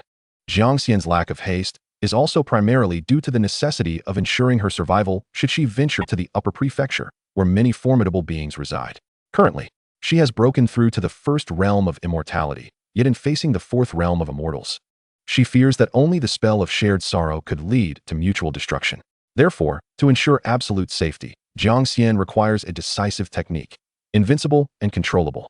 And the second forbidden spell from the scroll of sentient beings serves as her reliance. She can only place her hopes upon this. If it fails, the third spell may suffice, for as of now, the upper prefecture remains devoid of her presence. She is indifferent to whether she ascends to the immortal realm, preferring instead to reign over the mortal world, invincible and unmatched, rather than become a mere pawn in the celestial realm, subject to the whims of others. This is how Jiang Xian perceives her situation. It is often said that a household that accumulates virtue will surely enjoy blessings, while one that engages in malice will inevitably encounter misfortune. Yet Jiang Xian bears a heavy burden of karmic retribution, rendering her susceptible to calamity. Caution is essential, for at this moment, in Fan Prefecture, where no immortals exist, she stands as an unparalleled entity. As the sun begins its descent, the sky gradually blushes, and Jiang Xian concludes her work, exhaling a long breath. It is nearly time.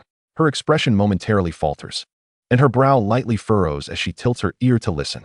Jiang Xian instinctively glances to her side, murmuring, "From whence comes this sound of weeping?" Chapter 44. Whose child is this? Jiang Xian rises and gazes toward the river below, where, in the twilight glow of the setting sun, the water glistens like a myriad of jewels, presenting a most enchanting scene. She hears distinctly that the sound of crying emanates from the riverbank. This river is called the Wild River. Its currents rush fiercely beneath the surface, appearing deceptively calm and devoid of ripples. However, beneath the surface lurks treacherous undercurrents. No matter how large or small the vessels navigating its waters, none have escaped unscathed. Thus, for a century, Jiang Xian has not witnessed a single solitary boat upon this river, and the stretch she inhabits is entirely desolate. The cliffs on either side are steep and rugged, home to fierce beasts and venomous creatures. To claim that the area is sparsely populated would be a misnomer. It is more aptly described as desolate and secluded. And it is precisely for this reason that Jiang Xian has chosen to reside here for a century, seeking nothing but tranquility. Yet, amidst this stillness, what could be the source of an infant's cries? Uncertain of the cause, whether the baby's cries are excessively mournful or if she has simply been alone for too long, or perhaps merely out of curiosity, Jiang Xian inexplicably feels compelled to follow the sound. With a step, she finds herself by the riverbank, where she spots a delicate bamboo basket. The sound indeed originates from within that basket. Jiang Xian glances down, her brow furrowing in surprise. Could it truly be a child? Initially, she had thought it merely a mountain spirit imitating a baby's wail, causing mischief by the riverside. But to her astonishment, there lies a genuine infant. Jiang Xian steps onto the water as if it were solid ground, slowly approaching to peer inside the basket, where a swaddled baby is wailing, tears streaming down its face, crying with fervor. Yet as Jiang Xian leans in, her form casting a shadow over the fading sunlight, the little one inexplicably quiets, staring up at Jiang Xian with large, dark eyes that glisten like black gemstones. As the tears continue to glimmer, Jiang Xian cannot help but furrow her brow. The little one raises its arms, swaying and cooing, and ceases its cries, instead babbling incessantly. Jiang Xian shakes her head. I cannot comprehend. Cooing. I truly cannot understand. Cooing. Cooing. Jiang Xian furrowed his brow, bending down to grasp the handle of the bamboo basket, exerting a gentle force, yet it remained unmoved. A flicker of doubt crossed his mind. With a subtle shift of his consciousness, his gaze darkened. He had been captivated by the little creature and had overlooked the fact that there was another presence beneath the water. A figure, with one hand. It lifted the bamboo basket and nudged it toward the shore. It was a woman, her skin pallid and bloated, devoid of life. Yet her hand clung tenaciously to the basket. Jiang Xian pondered, this must be the child's mother. He sighed, a hint of sorrow flickering in his eyes. Murmuring to himself, a woman is gentle by nature, but a mother, she becomes resolute. Fixating on the little one nestled in the basket, those eyes, in the glow of the evening dusk, sparkled like crystal-clear mountain springs, transparent to the depths. Jiang Xian spoke softly, it seems we are fated. Let me find a good family for you. As his words fell, the corpse beneath the water inexplicably released its grip, and the entire body began to float upwards, drifting along the flowing river, only to be swiftly engulfed by the dark currents below, vanishing without a trace. With a gentle tug, Jiang Xian lifted the bamboo basket, bringing it closer to his gaze, revealing a faint smile. You must be hungry.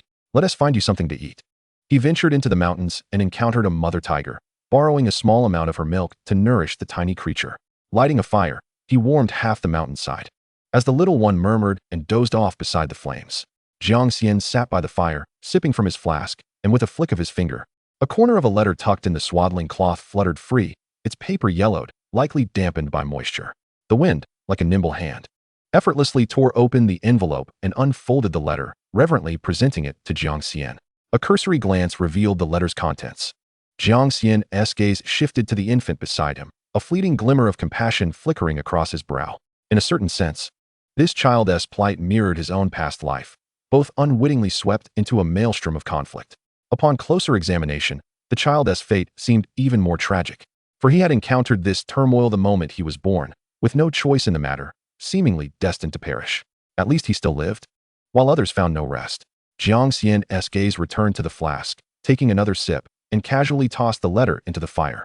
The paper ignited with a crackling sound, flames leaping high before it was reduced to ashes, completely consumed. Gazing into the fervent blaze, Jiang Xian muttered to himself, life is as fragile as an ant's, yet it is born in the dragon's lair, touched by the dragon's essence, resulting in tragedy. However, since fate had brought them together, this calamity would be his to bear, out of sympathy, and perhaps out of humanity. Even if he seemed to have lost this essence long ago, who truly cared? At least in this moment, Jiang Xian wished to attempt altering the child's destiny. Since he could not enjoy a life of luxury, he might as well become an ordinary person. As dawn broke, Jiang Xian soared through the skies. Departing the mountains he had inhabited for a century, he descended into the mundane world, hoisting the infant upon his shoulder with a slender stick. Traversing one village after another, he eventually encountered a family in a town. After a moment of contemplation, he calculated and deduced. Jiang Xian squinted, a smile curving his lips. The elements are harmonious, and the fate aligns. This place shall suffice. Under the cloak of night, Jiang Xian entered the yard, setting the swaddled infant down. Leaning forward, he gently peeled back a corner of the cloth, discovering the little one still wide awake. As usual, he made no fuss. His dark eyes fixated on the youth amidst the night, his chubby little hand grasping one of Jiang Xian's fingers. Chattering in a language of infancy that Jiang Xian could not comprehend, he softly murmured, "Stay here, be an ordinary person, and live a tranquil life." With that, he pried the infant's fingers away and stood up. He knocked on the wooden door. Knock, knock, knock. A woman's voice called from within, followed by the sound of footsteps. Jiang Xian cast a lingering glance at the infant, a hint of bitterness crossing his features. He stepped back, vanishing into the night. Perhaps sensing Jiang Xian's departure, or perhaps merely hungry, the once docile child suddenly cried out. Wah wah wah. The door swung open, candlelight spilling forth, illuminating the swaddled infant. A woman appeared, slightly plump, with a familiar face, appearing to be in her 40s. Upon seeing the child, she froze for a moment, then hurriedly stepped out to scoop him up, scanning her surroundings. Finding no one, she heard an old man's voice calling out, "Wife, whose child is crying?" The woman's brows lifted with joy, limping slightly as she hurried back inside, listening intently to the sparse exchanges mingling with the infant's wails. "Hurry and look. I found something." Where did you find it?" "Right at the door. Look how well he has grown, and it's a boy." "How could anyone abandon such a tender little lad?" "I don't know. Shoo, don't cry. Perhaps heaven has taken pity on us and sent us a child. You've always wanted one, so let us raise him." "All right, let us raise him. Listen to how loudly he cries. He'll surely grow into a robust young man. Let us give him a name." On the rooftop, Jiang Xian gazed at the bright moon. Listening to the cries from within the house and the joyful exchanges of the couple, his emotions tangled. He felt delighted that the child had found a home, yet sorrowful about the impending separation from the little one he had grown so fond of. Taking a deep breath, he relaxed his brow, softly uttering, "The mountains and waters are quite lovely." Chapter 45, Stealing a Moment of Leisure. The name of the small town is inconsequential. The townsfolk only know that the elderly couple selling tea on the eastern side of town has acquired a child, a boy, fair and plump, whose cries are notably loud. Additionally, at their tea stall just outside the town, a regular patron has emerged, a tall, robust youth clad in black garments, strikingly handsome. Every morning, just as the stall opens, the young man arrives, ordering a pot of tea and settling down at the table, remaining there for the entire day before departing at dusk. Moreover, he is generous, never leaving debts. The elderly couple treats the black-clad youth with utmost courtesy, their curiosity piqued. Strangely, whenever the youth sits down at the tea stall, their child ceases to cry for the entire day, only to resume wailing once the youth departs at dusk. Children, after all, are entirely unreasonable. This peculiar phenomenon has left the elderly tea sellers perplexed, leading them to believe that the youth shares a special bond with their child, perhaps a benefactor. Consequently, they treat him with even greater respect, ensuring the tea is always fresh and occasionally offering homemade snacks. Yet the youth is inherently aloof, seemingly disinterested in conversation, maintaining a cool demeanor. One morning, as the first rays of sunlight broke, the little tea stall became bustling with activity, the old man busy preparing water and brewing tea, chopping wood, and setting up the stall. The limping woman carried the sturdy child on her back, diligently wiping the tables and chairs while gently swaying her body to soothe the wailing infant. "Be good, De Zhuang. Don't cry," she cooed. However, the child seemed unconvinced, his piercing cries echoing, "Wah wah wah." The old woman appeared unperturbed, continuing her tasks while occasionally casting her gaze towards the east end of the village. Until the wind stirred, a figure clad in black came into view, and a flicker of delight crossed her face. Jiang Xian strode in with the breeze, leisurely approaching the tea stall and settling into his usual spot. This was the heart of the mulberry tree canopy, where sunlight seldom penetrated. Sitting here on a summer's day, sipping a bowl of cool tea, was an indescribable pleasure. Jiang Xian took his seat in silence, and inexplicably, the child behind the woman ceased his cries, quieting down and hurriedly joining Jiang Xian's side with a cheerful smile. "You're here," he exclaimed. "Yes," came the reply. "Same as usual today?" Jiang Xian nodded in affirmation. "Yes," the woman called out to her husband, "Old man. It's the same as always. Coming right up, he replied. While the husband prepared the tea, the woman chatted amiably with Jiang Xian, laughingly saying, strangely enough, whenever you come, our Zhuang stops crying. It's always like this. He seems to have a special connection with you. She then shifted slightly, revealing the child's head peeking from behind her. Such familiar words were not new to Jiang Xian. He lifted his brow slightly, locking eyes with the child, whose large eyes and small mouth moved animatedly, making delightful sounds. Although Jiang Xian could not comprehend the child's utterances, he offered a gentle smile, bestowing upon the little one a unique warmth. After a while, the old man brought over the tea, accompanied by a plate of sunflower seeds, cheerily exclaiming, "Little Jiang, here is your tea and seeds, no charge." Jiang Xian slightly furrowed his brow but did not decline, simply saying, "Thank you." With the morning crowd sparse and business slow, the woman played with the child, her eyes and countenance filled with affection as she occasionally lifted him high or playfully tapped his belly with her head. Each time, the little one would burst into gleeful laughter. It was clear that the woman cherished the child deeply, nurturing him as if he were her own. Jiang Xian savored his tea, discreetly observing the scene, a soft smile gracing his lips. The atmosphere was one of maternal tenderness and filial piety, warm and harmonious. He mused, in this lifetime, I too wish to have a child with her, to experience the simple joys of a rural life. How to express it? May I become a pair of mandarin ducks, not envying the immortals. The mundane essence of human life not only soothes the hearts of mortals, but also alleviates the sorrows of celestial beings. Quite wonderful indeed. The old man, having finished his chores, unknowingly approached Jiang Xian's side, drying his hands with a faded towel while gazing at his wife and child. He remarked, "You know, this child. He was found." Jiang Xian raised an eyebrow, responding with a soft, He was aware that the child had been adopted, but he did not understand why the old man felt the need to share this with him. The old man chuckled heartily, his accent thick with local dialect. My wife fell gravely ill when she was young, and as a result, her leg became crippled. The doctor's explanations were beyond my comprehension. All I know is that she was left with a disability and could not bear children. She longed for a child, praying daily to the gods and Buddhas. And wouldn't you know it, the heavens truly delivered. Just look at how happy she is now, something I hadn't seen before. Jiang Xian took a sip of tea and softly said, "Congratulations." "Ha ha ha, thank you, thank you." The old man laughed heartily, his demeanor growing even more endearing. "But this child seems to have a connection with you too." Perhaps in good spirits today, Jiang Xian found himself intrigued and engaged in small talk with the old man. Inquiring playfully, "Oh, how so?" The old man sat down, his eyes sparkling with enthusiasm. "You see, on the second day after the child arrived, you also came. And despite the boy's incessant crying, he quieted the moment you appeared. Isn't that peculiar?" This echoed the sentiments of his wife. Jiang Xian listened quietly, half closing his eyes. Indeed, it was curious. The little one seemed to stop crying in his presence. If pressed to explain this phenomenon, Jiang Xian found himself at a loss. This was also why he chose to remain in the small town. Cultivation could happen at any time and any place, and staying in the town was just as viable. Most importantly, he wished to witness the child grow a little more. Nothing more than that. The woman and the old man were not oblivious. They too had their speculations regarding this uncanny coincidence, especially given Jiang Xian's mysterious aura. However, they remained unperturbed. As long as Jiang Xian bore no ill intentions, whether or not he had any connection to the child mattered little to them. Thus, they tacitly acknowledged this as fate. Jiang Xian felt the same. "Boss, a bowl of tea." Coming right up, the old man called out, turning to Jiang Xian, "I'll be busy now. Just holler if you need anything." Jiang Xian nodded gently. All right. Noon was bustling compared to the serene morning. The small town was alive with activity, with pedestrians coming and going, patrons arriving and departing. Jiang Xian sat quietly, closing his eyes to rest.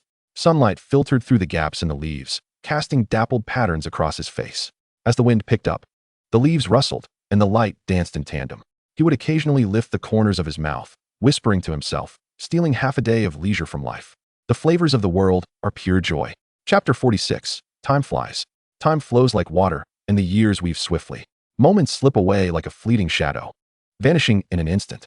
Under the locust tree at the east gate, the tea house remains, but the once swaddled infant has now tumbled to the ground. Scampering about the town. At 1 year old, he crawled and babbled, learning to speak. At 2, he wandered with unsteady steps, discovering mischief. By 3, he dashed around, causing mayhem, and at 4, he climbed and caused trouble. By 5, a mere disagreement could lead to brawls, with more losses than wins, displaying a terrifying arrogance. Under the loving care of this couple, Zhuang grew steadily, and everything seemed to change. At least Zhuang changed, as did the couple. Even the tea stall's business improved significantly over the years. Yet, the young man remained unchanged, arriving punctually at the tea stall, consuming tea, and staying for the entire day. The townsfolk gradually came to recognize him, yet no one knew his purpose. Every day, he indulged in tea and daydreams, never working or engaging in tasks, yet appearing to possess an endless supply of money. Speculations arose. Was he a young master from some family enjoying a respite here? Or perhaps a wealthy merchant weary of the hustle and bustle, seeking tranquility in the small town? Countless theories circulated. Yet their understanding of him was confined to conjecture and speculation, as they knew little else, not even his name, only that his surname was Jiang. They referred to him as Xiao Jiang, who displayed a disinterest in conversation, always maintaining an aloof demeanor. Handsome in appearance, he garnered the admiration of the town's young women, even capturing the attention of the courtesan at the pleasure house. However, it is said that he is rather aloof, often ignoring conversations as if he were impervious to them, leaving the young ladies with nothing but disappointment. Cold and unapproachable, he remains a figure that no one dares to provoke. Over time, he has become something of an oddity, at least in the eyes of the townsfolk, who keep their distance even in the face of formidable foes. Yet, curiously, this peculiar individual holds a particular fondness for a local tea stall, where his love for tea thrives. And he maintains a close rapport with the burly son of the stall owner, often engaging in light-hearted banter. Since childhood, this robust lad has watched the young man clad in black grow up. His first words at 1 year old were a call to Uncle Jiang. And as soon as he could walk, he would tug at his clothes, unwilling to let go. By the age of 3, he would prattle around him, affectionately referring to him as little Uncle Jiang, with a warmth surpassing that of his own parents. As the couple frequently shared with the villagers, the bond between little Jiang and the burly lad was destined, and their camaraderie was entirely natural. Uncle Jiang would often impart wisdom to the lad, guiding him to become a respectable individual. The burly boy was exceptionally considerate, always thinking of Uncle Jiang whenever there was something delicious to share or an amusing event to recount.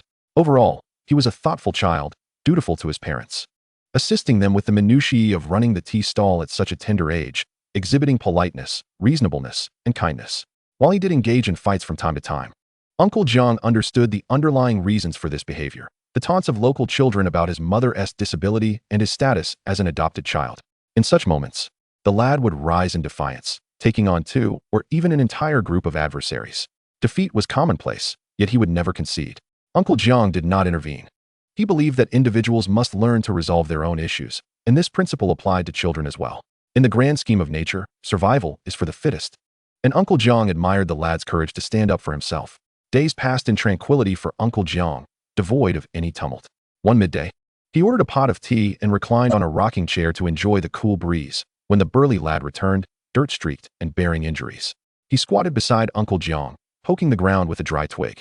His mother, seeing her child injured, was filled with concern and wanted to inquire, but was restrained by his father, who shook his head in silent admonition, signaling that they had grown accustomed to such occurrences. Fights were a frequent affair, and minor injuries were inevitable. Uncle Jiang, still in a state of relaxation, casually asked, "Another fight?" The lad, looking down, replied, Uncle Jiang's lips curved into a slight smile as he inquired, "Did you win or lose?" The lad sniffed, half and half. "Oh, how does that work?" He responded loudly, "There were 5 of them, and just me. In terms of spirit, I didn't lose." Uncle Jiang chuckled, "Then you still lost." The lad did not deny it and grumbled, "Don't you want to ask why I fought them?" Uncle Jiang, with a serene demeanor, replied, "Not really." "Why not?" The lad pressed. Uncle Jiang softly stated, "That is your own matter. You must resolve your own issues." The lad pouted, feeling quite disgruntled, and inched closer to Uncle Jiang. "Uncle Jiang, could you teach me martial arts?" "I cannot." "Then what can you do?" "Study." "Study?" "Yes, study. If you wish, I could teach you to read." The lad scoffed, "What is the use of studying? Look at Scholarly from the north of the town. He has become a fool from all that reading. He might starve to death one day." Bookworm, I don't want to be a fool." Uncle Jiang turned his head, slowly opened his eyes, and gazed at the lad, imparting meaningfully, "Rough cloth wraps a coarse life, yet a mind rich in literature exudes elegance. Who told you that studying is useless?" The lad scratched his head, resembling a mischievous monkey, plopped down on the ground, and exclaimed, "See, after reading, you can't even speak properly. I don't understand what you're saying." Uncle Jiang displayed remarkable patience and gently asked, "You only need to tell me, do you want to study or not?" The lad, without a moment's hesitation, shook his head firmly, "I don't want to." Uncle Jiang withdrew his gaze, took a deep breath, and looked up at the towering tree canopy, softly sighing, "If you do not wish to, then so be it. The principles are in the books. but living is grounded beneath your feet. The lad, bewildered, felt that Uncle Jiang often spoke in ways he could not comprehend, yet he had grown accustomed to it. Rising from the ground, he dusted off his trousers. "I'm going to help," he declared, scampering off toward the tea stall. "Mother, I'm here to help." "You little rascal, have you been fighting again?" "No, I just slipped and fell." "Cut the nonsense. You just want to fool your mother." "Really?" Uncle Jiang, with half-closed eyes, took a sip of tea. "Do you wish to learn martial arts?" In the vast realm of the 9 provinces, on a stormy night filled with thunder and lightning, the current master of the star-picking palace consulted the heavens and received an ominous sign. The emperor's star realigned, and a dragon lurked beneath the depths, an omen of great misfortune. Late at night, he entered the palace to meet the reigning emperor. The ruler of the 9 provinces reclined on his dragon throne and asked in a deep voice, "Su Qing, what brings you here in such haste at this late hour?" The master of the star-picking palace, a frail elder, prostrated himself hurriedly, saying, "Your Majesty, I have been observing the night sky and noted the misalignment of the stars. Thus, I sought an omen tonight and discerned a sign of great calamity." The emperor, languid and indifferent, asked, "What calamity?" The master of the star-picking palace pondered deeply. Summoning his courage to declare, "The emperor's star has returned, and the nation shall falter. Your Majesty's throne is in peril." With a resounding clap, the emperor's wrath echoed like thunder, exclaiming, "Preposterous." Chapter 47. When the tree meets stillness, the wind does not cease. In the brilliantly lit hall of nurturing the heart, a sudden gust of wind swept through, causing the golden silk curtains to flutter loudly. The flickering candlelight danced, and the jade wind chimes jingled melodiously.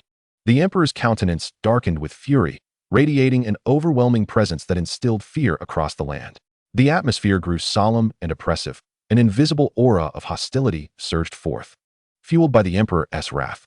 The master of the star-picking palace trembled, beads of sweat forming despite his earlier preparations, as a chill crept down his spine. The rage of a common man might spill blood, but the anger of an emperor could result in the downfall of millions. And this emperor was known to be the most ruthless ruler of the 9 provinces. The emperor's voice was merely a growl, yet it felt as though a giant had stirred, wreaking havoc upon the world. The people of the 9 provinces were all too aware of their sovereign's 2 great passions.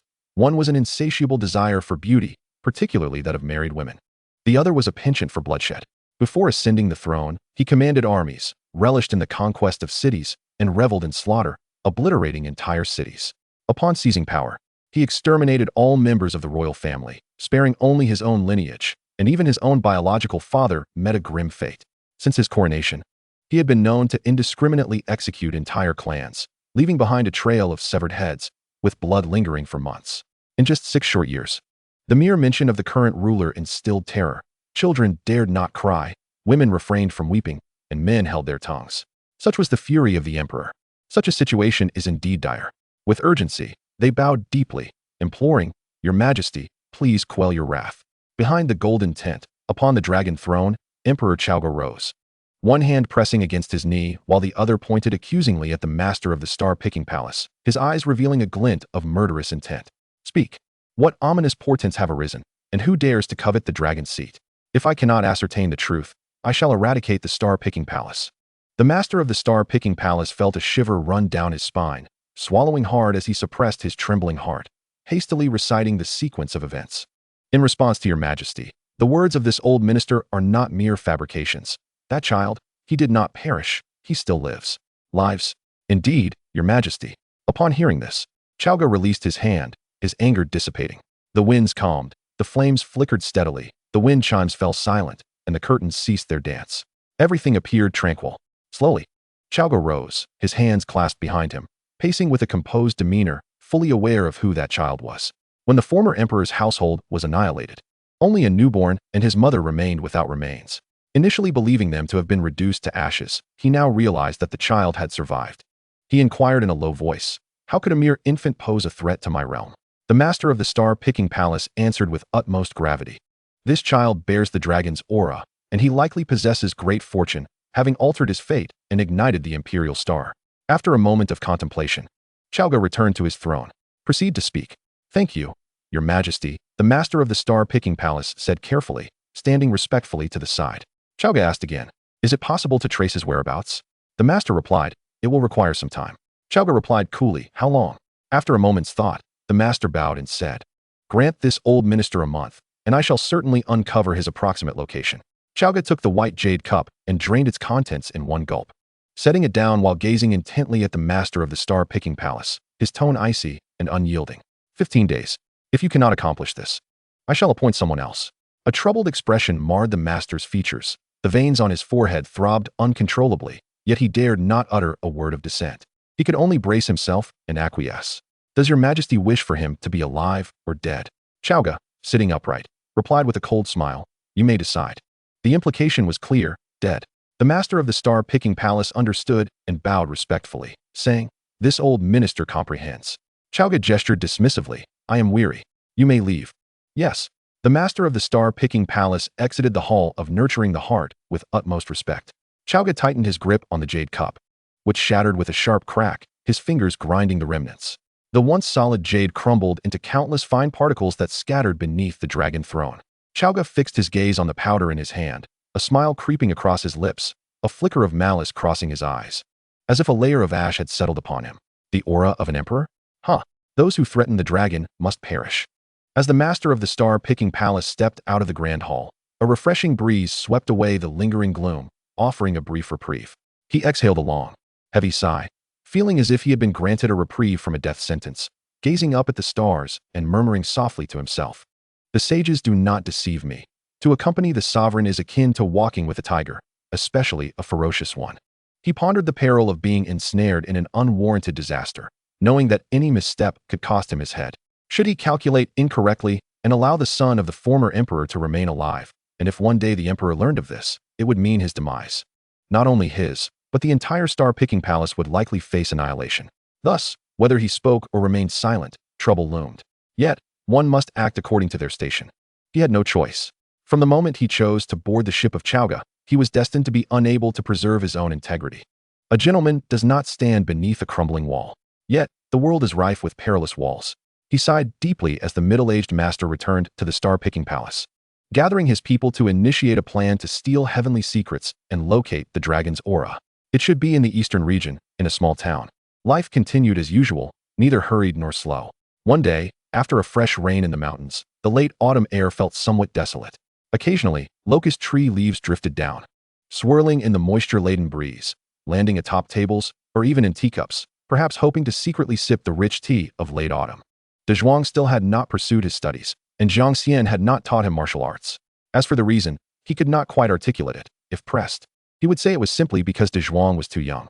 His roots had not fully formed. His spiritual roots had yet to blossom. In the realm of immortals and mortals alike, one must be 6 years old to embark on the path of cultivation. This was a decree set by heaven.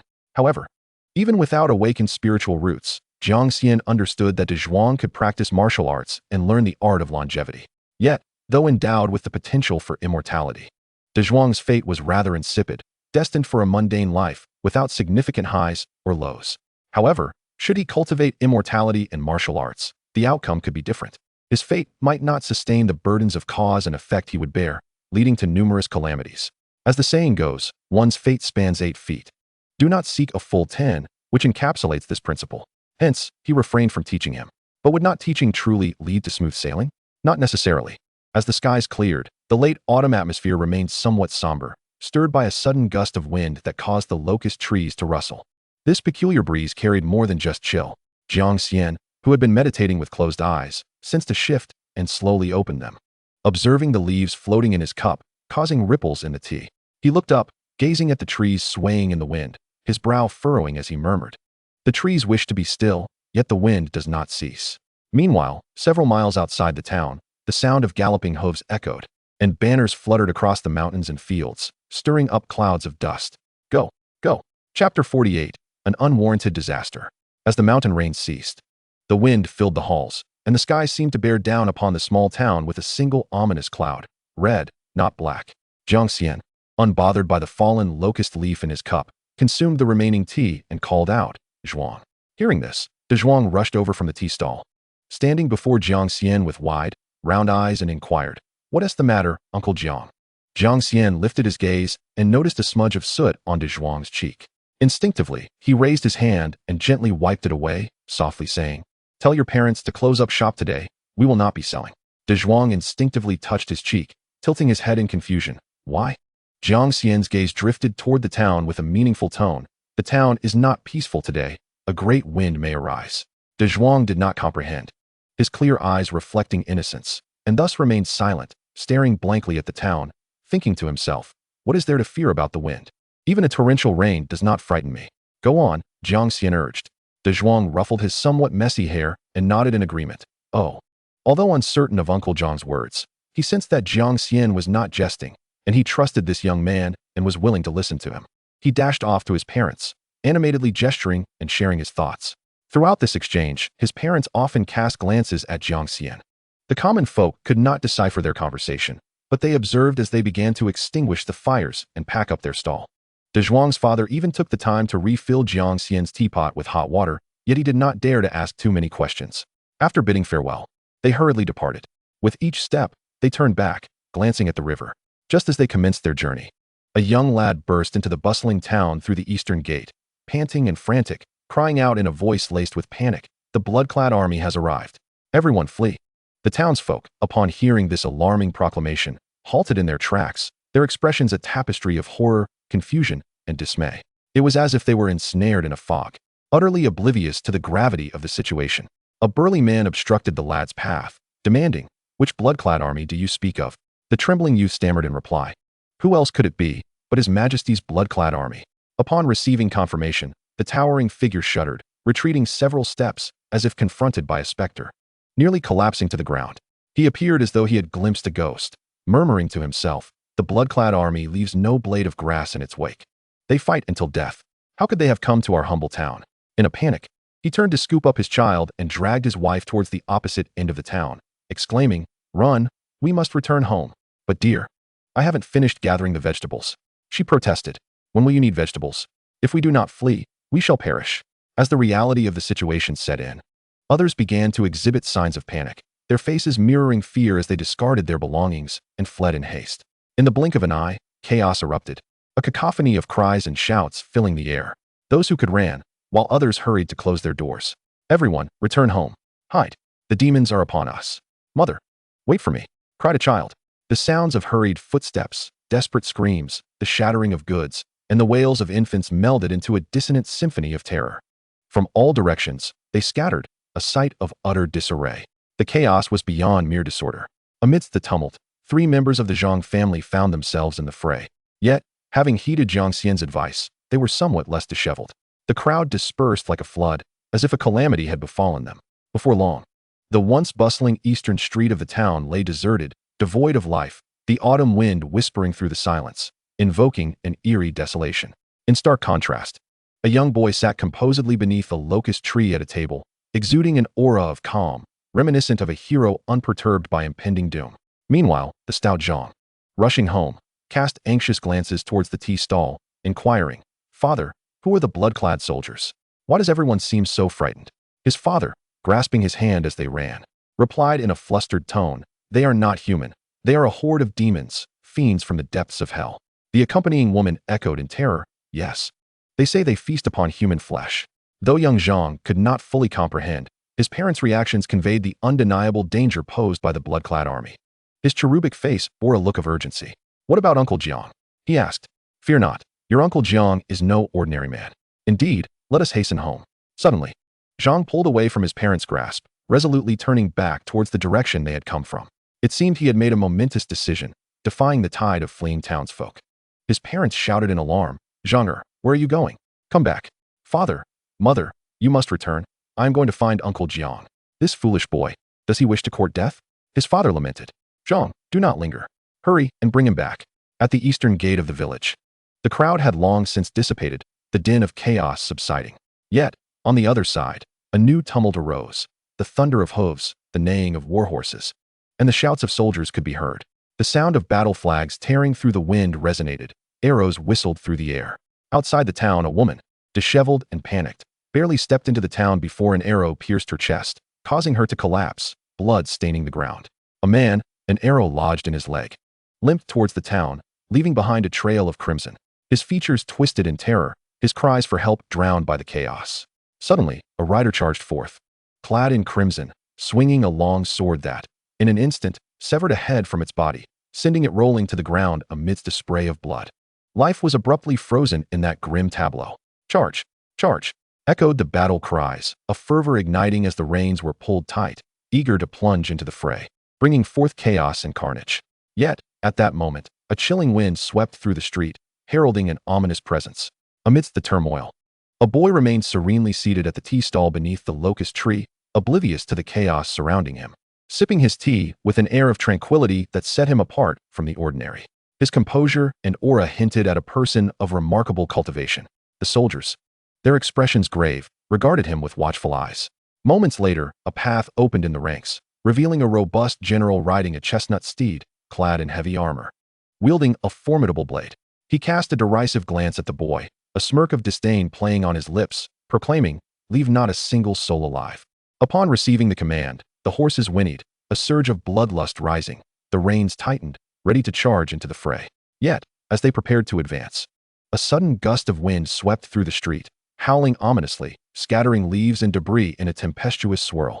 The horses, sensing the disturbance, reared up in fright, refusing to move forward. The soldiers, caught off guard, were momentarily blinded, the leading general no exception. He waved his embroidered cloak, attempting to clear the dust that enveloped him, only to catch a glimpse of a glinting cold light darting towards him in an instant. In a heartbeat, a kitchen knife appeared before him, hovering ominously at his brow. Cursed be this fate! The general gasped, his pupils dilating in shock. Just then, with a thunderous crack, the knife shattered into countless fragments, akin to molten iron splattering across the ground. The explosion sent the general, along with the frontline soldiers and their startled horses, hurtling to the earth. A cacophony of cries erupting. As the dust settled, confusion reigned amongst the thousands of blood-clad soldiers. The battlefield became a chaotic scene of wails and despair. Though the humans remained composed, their mounts, however, were in disarray. The winds ceased, and silence enveloped the area. In mere moments, the soldiers stood dazed.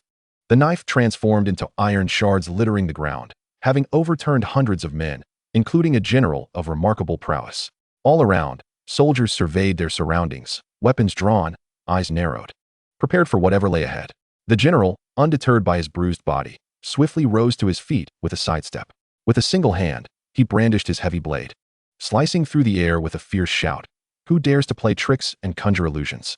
Step forth. The blood-clad soldiers around him were bewildered. Everything transpired too swiftly and too strangely. If it were not the work of supernatural beings, it could only be the intervention of a formidable expert. These were the only two possibilities, with no alternatives. Yet, no response came to his summons. The burly general steadied himself, ultimately fixing his gaze upon the dark-clad youth, gravely questioning, "Is it you who has orchestrated this?" Jiang Xian leaned back against the chair, his eyes closed in repose, lightly tapping his fingertips upon the tabletop, producing a rhythmic echo that resonated distinctly in the atmosphere. He spoke unhurriedly. "The cold air is palpable, and as today is the cold dew, it is ill-advised to venture forth. To wield blades recklessly will surely invite bloodshed and death." His cryptic words left the blood-clad guards exchanging glances, their hearts suddenly heavy with unease, instinctively retreating a step. The general, however, remained undeterred, casting his long blade to the ground with a resounding clang, issuing a stern warning. "I care not whence you come or what divine being you may be. In the realm of the 9 provinces, my blood-clad army has no concept of retreat. Let me make it clear, our affairs are none of your concern.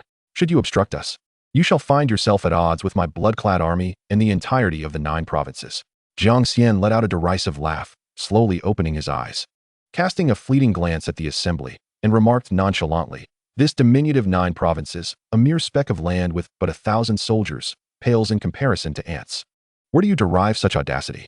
The general's gaze fell, though he understood that the youth before him was no ordinary opponent. His cultivation likely surpassed his own, instilling a sense of trepidation within him. Yet, as a commander of the blood-clad army, who had long navigated the precipice of life and death, he felt no fear, especially with the backing of the current monarch of the 9 provinces, a revered sage. He was emboldened, yet instinctively cautious, reiterating, "I shall say this once more. This matter is of no concern to you. Depart at once, or else." "What then?"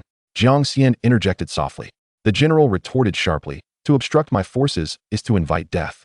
With a dismissive smile, Jiang Xian summoned a flicker of energy, his eyes shimmering momentarily, and a sword shot forth from his side, soaring through the air with a piercing grace, landing a few meters before the 1,000 soldiers.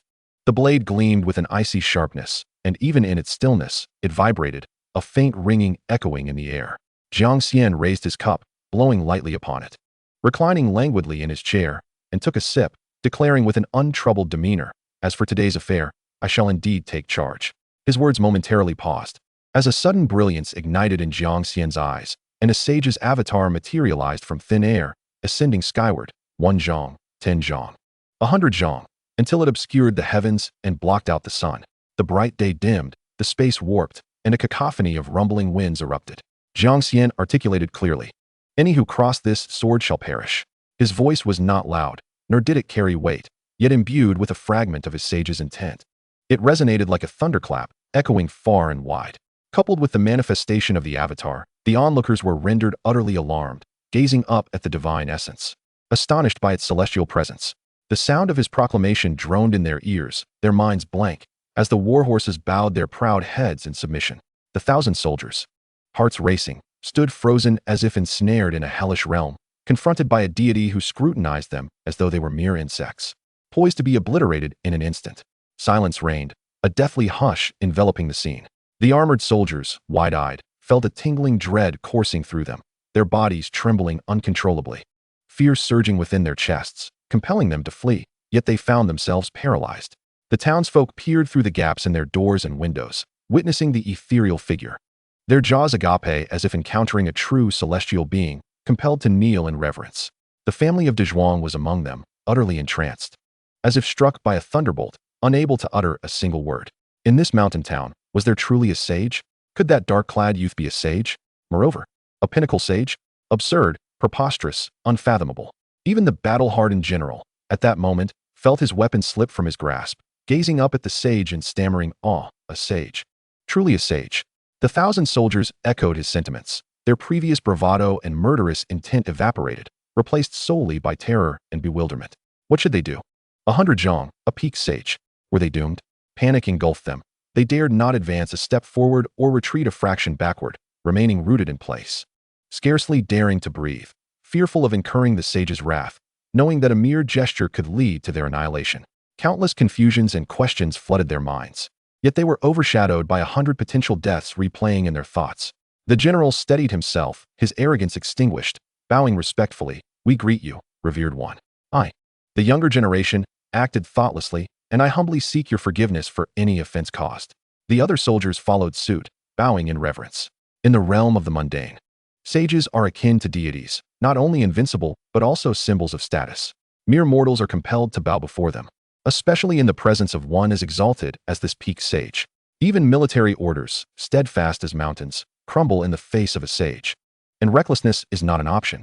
They understood that to offend a sage could bring catastrophic consequences upon their nation. Jiang Xian showed no intent to impose further. Witnessing the effectiveness of his intimidation, he retracted his avatar, sipped his tea, and uttered a singular, profound command, "Scram." Chapter 50. A single word dismisses 1,000 riders. His lips parted slightly, uttering that one word, which resonated like rolling thunder in their ears, sending shockwaves through their consciousness, a deafening roar. Over 1,000 warhorses foamed at the mouth, collapsing one after another, their eyes wide open, kicking their legs, lifeless upon the ground. Many of the lower-ranked blood-clad soldiers felt their vitality surge, spewing blood that stained their armor in even deeper crimson, while some fainted, their eyes rolling back. With but that one word, the once-feared blood-clad army of the 9 provinces disintegrated into chaos. It was impossible not to marvel. Sages truly are terrifying. The commanding general, feeling the weight of dread, wasted no time. He swiftly retrieved his weapon from the ground and decisively ordered a retreat. "Fall back." The 1,000 soldiers, as if granted a reprieve, hastily picked up their discarded weapons, aiding their unconscious comrades, and dragging away the fallen steeds. They fled with the frenzy of a bursting dam, rushing away with the same haste with which they had arrived. Their formidable presence dissipated, leaving behind their armor and weapons. A moment's hesitation would have been a grave disrespect to their own lives. Yet, it must be said, they were somewhat sensible, departing without leaving behind a single corpse. To see a bloodthirsty army in such disarray attests to the sage's unparalleled might. The blood-clad soldiers retreated, fleeing beyond the small town. And the eastern gate of the town returned to its former tranquility, as usual, with the occasional breeze rustling the locust leaves.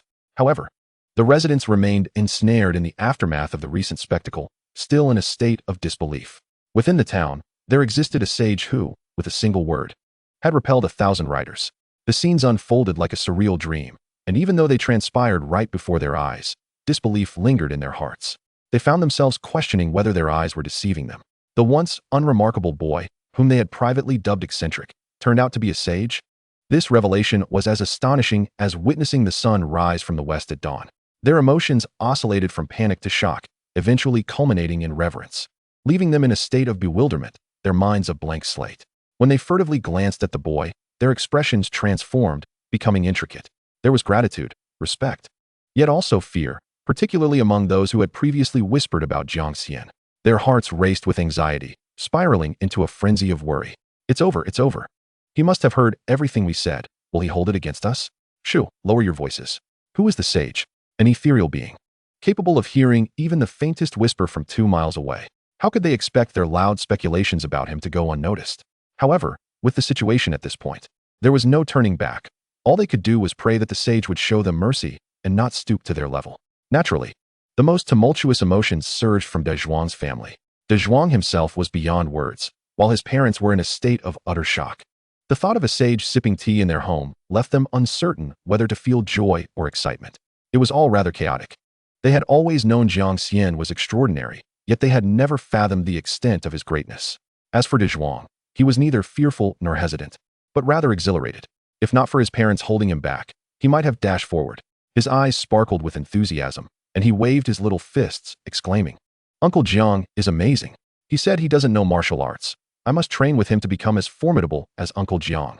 The woman and the man merely shook their heads, looking at their child with a mixture of affection and helplessness, their lips curling into a bittersweet smile.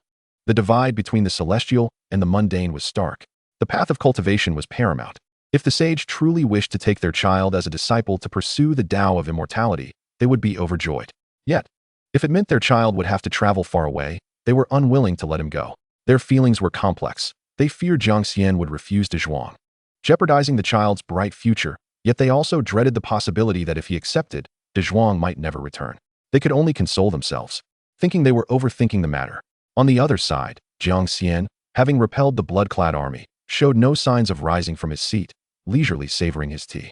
Though it was ordinary mountain tea, he imbibed it with such finesse that it seemed to allow him to taste the myriad flavors of the world. Not until the cup was empty and placed on the table did Jiang Xian casually utter, "Stop hiding, come out." After a brief pause, a young man emerged from around the corner of the east gate. He stood tall, neither too slim nor too stout, with delicate features and long hair cascading casually down his back, clad in an oversized dark green robe. He bore the appearance of a scholar. Yet there was an undercurrent of menace in his gaze that contradicted his scholarly demeanor. Upon appearing, the young man first bowed to Jiang Xian from a distance, then approached with measured steps, each stride seemingly calculated with precision. He halted before the sword that Jiang Xian had planted in the ground. Retrieving a pristine handkerchief from his breast pocket, he bent down, carefully wrapping the sword's hilt in the cloth and gently lifting it. Rising, he cradled the sword with both hands and walked towards Jiang Xian. Although Jiang Xian was pouring tea, he observed the scene from the corner of his eye, raising an eyebrow in mild amusement and thinking, he seems to be a man of dignity, undoubtedly a gentleman. How intriguing.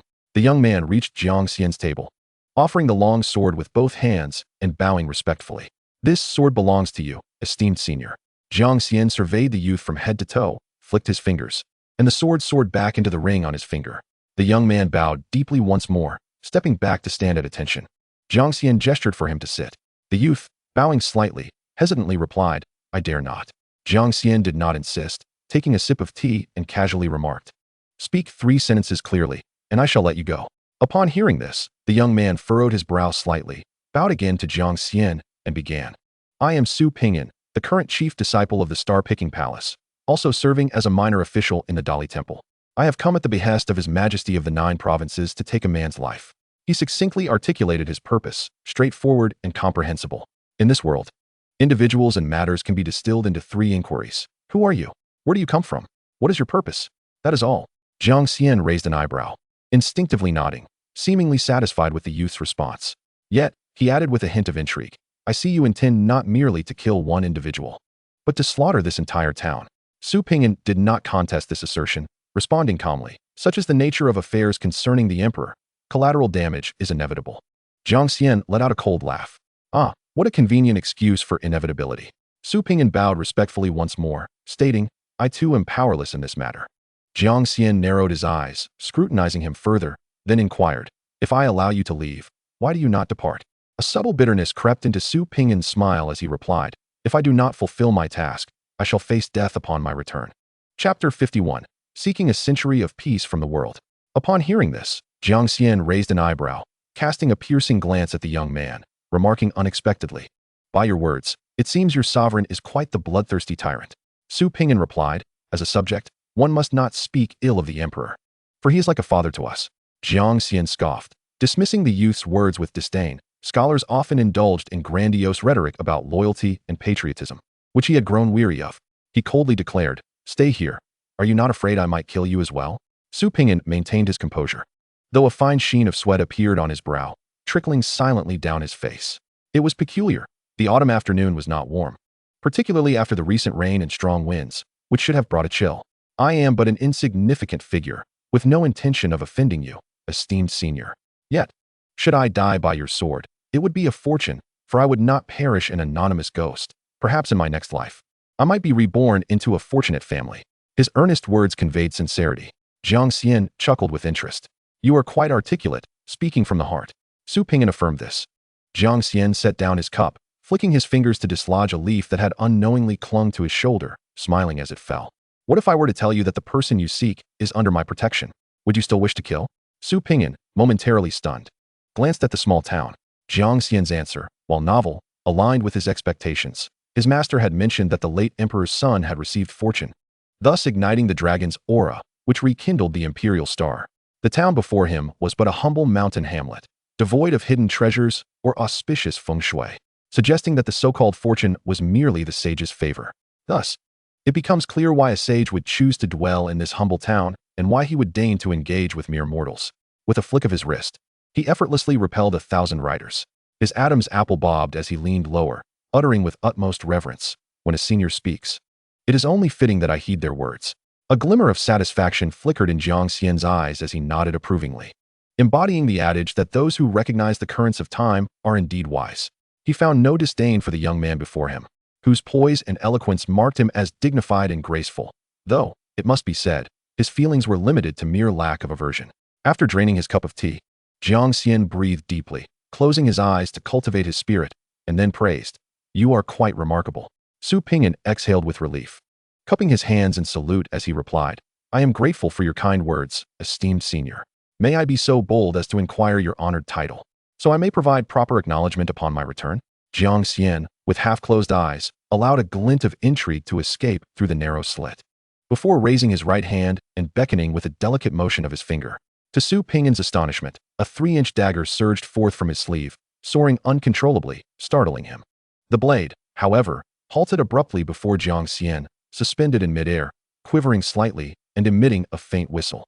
Jiang Xian scrutinized the diminutive weapon with a sense of amusement, muttering, "A low-grade magical artifact. Not bad." Su Pingyan bowed his head hastily, eager to offer, "If it pleases you, esteemed senior, I shall gift it to you." Upon hearing this, Jiang Xian's lips curled into a bemused smile. "Huh." He then made a sweeping motion with his fingers, and the small dagger obediently darted towards a nearby sturdy tree. With deft precision, it sliced, thrust, cleaved, and inscribed upon the robust locust tree. Jiang Xian's slender fingers danced gracefully, each movement infused with an unparalleled majesty, as the blade, akin to a brush, fervently pinned 2 characters upon the bark. The strokes were meticulous, bold, and clear, flowing like a dragon and a serpent, exuding an air of grandeur that inspired reverence in bystanders. To the ordinary observer, it invoked awe. To cultivators, it echoed the vastness of swordsmanship. Su Pingyan secretly gazed upon the characters, feeling the sword energy wash over him like a surging tide, a fierce wind, a drizzling rain, and a resounding thunder. Momentarily, he became entranced, his mind adrift. With a mere thought, Jiang Xian summoned the dagger back, returning it to its rightful owner, indifferent to the young man's astonishment, and sauntered away with grace, hands clasped behind his back. As the crisp autumn wind stirred, the leaves fell softly, carrying Jiang Xian's words into the breeze. "Send a message for me. Tell the world beyond that I demand a century of peace for this town. Should a single life be lost due to imperial strife within that time, the nations of the 9 provinces shall face annihilation." His words, light as the wind, belied an unwavering resolve, and the palpable aura of pressure emanated from him, as if it descended from the heavens, intense yet unyielding. Su Pingyan withdrew his gaze, captivated by the receding figure. The young man, cloaked in black, appeared majestic against the backdrop of the desolate autumn winds, towering and inscrutable, reminiscent of the unfathomable depths of his gaze. He observed the youth, then the locust tree. Jiang Xian, the legendary sword immortal. Indeed, the two characters inscribed upon the tree bore his name. The tale he had heard, not once, but many times, spoke of a sword immortal from over a century past in northern Fan Prefecture, who with a single sword strike had slain a sage. Yet, a century had elapsed without a sighting of this sword immortal. Even the once mighty Tianjin sect had perished. Whispers claimed he had vanished to the upper states, transcending to immortality. Today, however, he stood before Su Pingyan, who wiped the sweat from his brow, feeling his legs grow numb and immobile. How terrifying! Meanwhile, witnessing Jiang Xian depart, De Zhuang broke free from his parents' grasp, sprinting toward the direction in which Jiang Xian had vanished, calling out as he ran, "Uncle Jiang, wait for me." As he passed by the young man, their paths momentarily intertwined. Su Pingyan turned abruptly, and De Zhuang instinctively glanced at him. In that fleeting moment, De Zhuang's expression bore a hint of confusion, but curiosity prevailed, and he continued his sprint. Yet Su Pingyan remained frozen in the wind, his long hair billowing, as if struck by an earthquake. In that brief instant, he had glimpsed a dragon, a golden dragon. Su Pingyan knew distinctly that the child was the one he sought, the one Jiang Xian intended to protect. He averted his gaze, casting it toward the path Jiang Xian and De Zhuang had taken, furrowing his brow in contemplation, murmuring to himself, such overwhelming dragon energy. Resuming his thoughts, he glanced back at the town, a survivor of calamity, and dared not linger. With a leap, he traversed the air, escaping the confines of the town. Su Pingyan understood well that when the locust would bore those characters, the town would receive the sage's protection. And for a century, it would no longer be merely a town of the 9 provinces. The fortune of the 9 provinces would surely be halved and flow into this town. As the autumn wind sighed and leaves blanketed the mountains, the world had transformed. After Su Pingyan's departure, the once empty town stirred to life, as figures emerged from behind houses, corners, and doorways. Their eyes darted nervously, glancing about, whispering furtively, each individual cautious and deferential. With newfound boldness, they approached the locust tree, and once reassured of their safety, they converged upon it. Before long, beneath the vast trunk, a throng had gathered, their eyes fixed upon the 2 characters etched into the bark, their expressions awash with astonishment. Jiang Xian, the legendary sword immortal, who had once severed a sage with a single stroke. The sword immortal had indeed graced their humble town. Gradually, excitement brewed, voices raised in exclamation. Echoing through the air, "A sage resides here, known as Jiang Xian, a sword immortal." Chapter 52, Lifelong Bond. A narrow path wound through the hills behind the town. A secluded trail adorned with vibrant hues, the ground carpeted with fallen blossoms that crunched beneath one's feet. As the path twisted and turned, De Zhuang finally caught up with Jiang Xian, breathless and flushed, calling out, "Uncle Jiang, wait for me." The youthful voice reverberated across the mountains, startling a few hardy mountain chickens, which fluttered away, displacing a flurry of leaves that transformed into mist. Jiang Xian did not respond, nor did he turn back. He merely slowed his pace, unhurried and deliberate, seemingly intent on exhausting the child's energy. He understood that the little one would follow, and he bore no reluctance for the company. All that transpired in the town today stemmed from the cause and effect initiated by De Zhuang. Even without intent to engage in conflict, the dragon energy of this land sought its rightful master, and thus, the inevitable fate could not be escaped. The sword he wielded was meant to sever the ties of causality within the town, yet it would only cleave for a century. What would become of the ties and burdens of hatred borne by De Zhuang thereafter remained uncertain. However, having once saved him, Jiang Xian felt an obligation to protect him. At least until he could fend for himself, there was no other choice. After scaling part of the hill, De Zhuang finally reached Jiang Xian, panting heavily.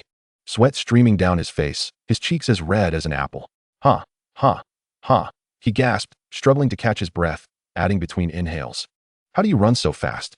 Jiang Xian, with his hands clasped behind him, stood tall and straight, casting a sidelong glance at the small figure beside him, replying calmly, "Perhaps it is merely that you are too slow." De Zhuang, appearing somewhat perplexed, endeavored to regulate his breath, while Jiang Xian once more slowed his pace. On the narrow mountain path, as the sun dipped towards the west, casting hues of violet and crimson, the light spilled onto the trail, creating an atmosphere of tranquil serenity. The adult led the way, with the child following closely behind, both enveloped in a contemplative silence. De Zhuang frequently gazed up at Jiang Xian's silhouette, his expression a complex tapestry of unspoken thoughts. At 6 years old, he was no longer the naive 3-year-old. His mind had matured significantly, and he harbored his own little secrets. Jiang Xian, discerning the child's thoughts with a single glance, encouraged, "If you wish to ask something, do so." "Me?" De Zhuang inquired, his courage bolstered as he jogged a few steps to stand beside Jiang Xian, tilting his head to gaze up at him. With youthful innocence, he remarked, "Uncle Jiang, you were amazing just now." Jiang Xian raised an eyebrow and playfully retorted, "Have I not always been remarkable?" De Zhuang paused, his face lighting up with a radiant smile, for Jiang Xian's teasing words reassured him that the Uncle Jiang he admired had not changed at all. "Of course, in my heart, Uncle Jiang has always been the most formidable, but now you are even more so." "Ah, you silly boy." De Zhuang continued with his inquiries. "Who are those people? Which ones do you mean?" "The outsiders who came today." Jiang Xian lifted his gaze to the path ahead, his tone imbued with depth. "They are but rootless drifters in this world, merely pitiable souls." De Zhuang found this notion too profound to fully grasp, yet softly replied, "My father and mother say they are not human, but demons who eat people and are exceedingly wicked. Everyone seems to fear them." Jiang Xian smiled and asked, "And what do you think?" "Me?" De Zhuang pointed to himself, seeking clarification. Jiang Xian nodded affirmatively. De Zhuang scratched his head, contemplating, and replied, "I think they are not demons, just people, albeit bad ones. I saw them kill someone. That tall bookish fellow seems good. He doesn't kill and is quite polite to you, Uncle Jiang. He even picked up your sword, much like the teacher from the east of the village. Though he is a bit more charming than that old man." He paused momentarily, then added with emphasis, "But compared to you, Uncle Jiang, he still falls short." Having expressed his views, De Zhuang's understanding was limited to what he could perceive. His notions of good and evil were confined to his personal likes and dislikes. Jiang Xian, hearing this, allowed a faint smile to grace his lips and remarked enigmatically, "What you see with your eyes is not always the truth. That scholar is far more ruthless than those who ride horses." "Oh, really? But he doesn't carry a sword," De Zhuang countered. Jiang Xian replied slowly, "The sword that truly claims lives is never held in hand. It lies concealed within the heart, striking when you least expect it." De Zhuang, somewhat bewildered, mumbled uncertainly, "But I see him as quite polite."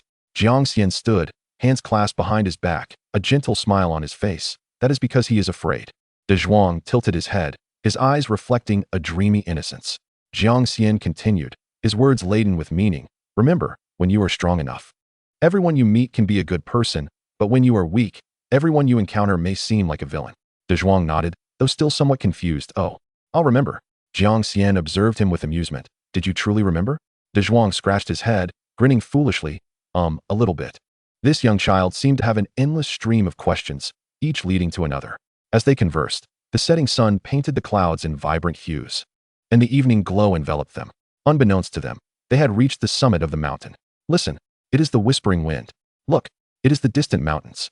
From above, there lies a small town, with green tiles and blue bricks, wisps of smoke rising gently, as if cooking up the world below." Gazing further, the expanse unfolds, verdant mountains in the distance, a golden hue draping the sky, the layers of clouds reminiscent of celestial realms. In this vastness, only the two of them remained, standing atop the mountain, basking in the afterglow of twilight, with the gentle evening breeze billowing their garments and hair dancing in the wind. There stood a child and a youth. The child asked, "Uncle Jiang, are you an immortal?" The youth responded, "What do you think?" The child shook his head. "I don't think so. The old immortals are indeed ancient, yet you do not appear old at all." The youth chuckled softly, "Then I am not." The child tilted his head, eyes wide with admiration. "But I believe you are even more formidable than the old immortal described by the storyteller. Only immortals could possess such power." The youth smiled in agreement, indeed. The child, in his innocence, remained unsure. "Uncle Jiang." "Yes? Why did you deceive me?" "Did I?" "Yes. You clearly possess martial skills, yet you told me you do not wish to teach me, correct?" The youth shook his head, gently denying, "I did not deceive you. It is not martial arts." The child, bewildered, pressed on, "If it is not martial arts, then what is it?" The youth gazed into the distance, responding softly, "It is the art of immortality." The child, not fully understanding, his eyes shimmering with hope, whispered, "The art of immortality?" The youth turned slightly, placing his right hand on the child's small head, applying a gentle pressure, his smile as warm as spring, asking, "Do you wish to learn?" The child's pupils widened with anticipation as he replied, "I do." The youth smiled, "Then I shall teach you." The child's bright eyes narrowed into crescent moons as he nodded emphatically, "All right." That day, under the celestial jade city above, with 12 towers and 5 cities, the immortal blessed him, granting the gift of longevity. That day, the evening wind stirred the mountains and fields, leaves fluttering like whispers in the air, brushing past the two, as the child's hair danced high. That day, the scene froze in time, as the sun set and the evening breeze blew. Jiang Xian asked the child, "Do you wish to become an immortal?" The child replied, "I do." Chapter 53, The Emperor of that small town. That day, the families surrounding the small town for hundreds of miles beheld the manifestation of the sage, thus realizing there was a sage residing within the town. In the presence of the people, the sage revealed himself, yet no one truly understood what had transpired. Those nearby witnessed the blood-clad cavalry of the 9 provinces departing, only to return with a fraction of their numbers. They left clad in armor, banners fluttering, yet returned disheveled and in disarray. As for the horses, who knows their fate? It is speculated that the sage intervened, and to have retained even one horse was a stroke of fortune. Once the shaken blood-clad guards had departed, they hurried unceasingly towards the imperial city, and Su Ping'an did likewise, bringing news back to the treacherous capital. Regarding the events in the small town, they gradually became known through the whispers of its inhabitants, evolving into yet another tale that spread among the people, with this time as protagonist feeling oddly familiar to everyone. In the aftermath, the small town became lively, as countless individuals and cultivators flocked to hear of the sage's preservation of a century of peace, eager to glimpse the sage's visage and witness the sword immortal's prowess. The characters Jiang Xian inscribed on the locust tree became a cherished sight, eagerly sought after by all. The bustling crowds often surged like a tidal wave, a cacophony of voices filling the air.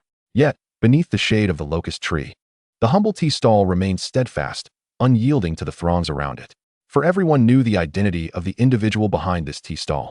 It was the very place where the legendary sword immortal had savored his tea for 6 long years, fostering an exceptional bond with the stall's proprietor. The tea he had consumed had thus become a coveted experience for all, leading to daily queues that often stretched interminably, with a single cup frequently proving elusive. It was indeed a testament to the principle that when one achieves greatness, all associated with them rise in fortune. The benefits were not confined solely to the family of De Zhuang. The entire town reaped the rewards, as the influx of visitors invigorated local commerce, and the authorities dared not impose taxes. Moreover, the criminals that once plagued the town mysteriously vanished. Who would dare to misbehave in the presence of a sage? However, since that fateful day, the Jiang immortal had not returned to the tea stall, and the townsfolk had not laid eyes on him again.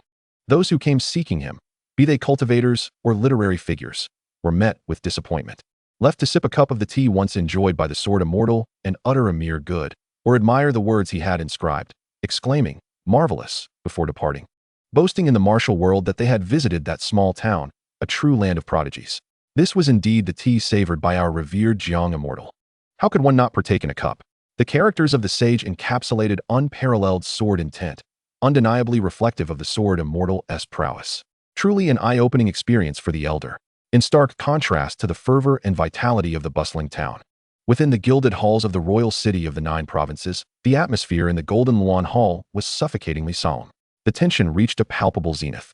The master of the star-picking palace stood silently at the side of the hall, while Su Ping'an knelt motionless upon the floor, surrounded by palace maids and eunuchs, all pale and stricken with dread.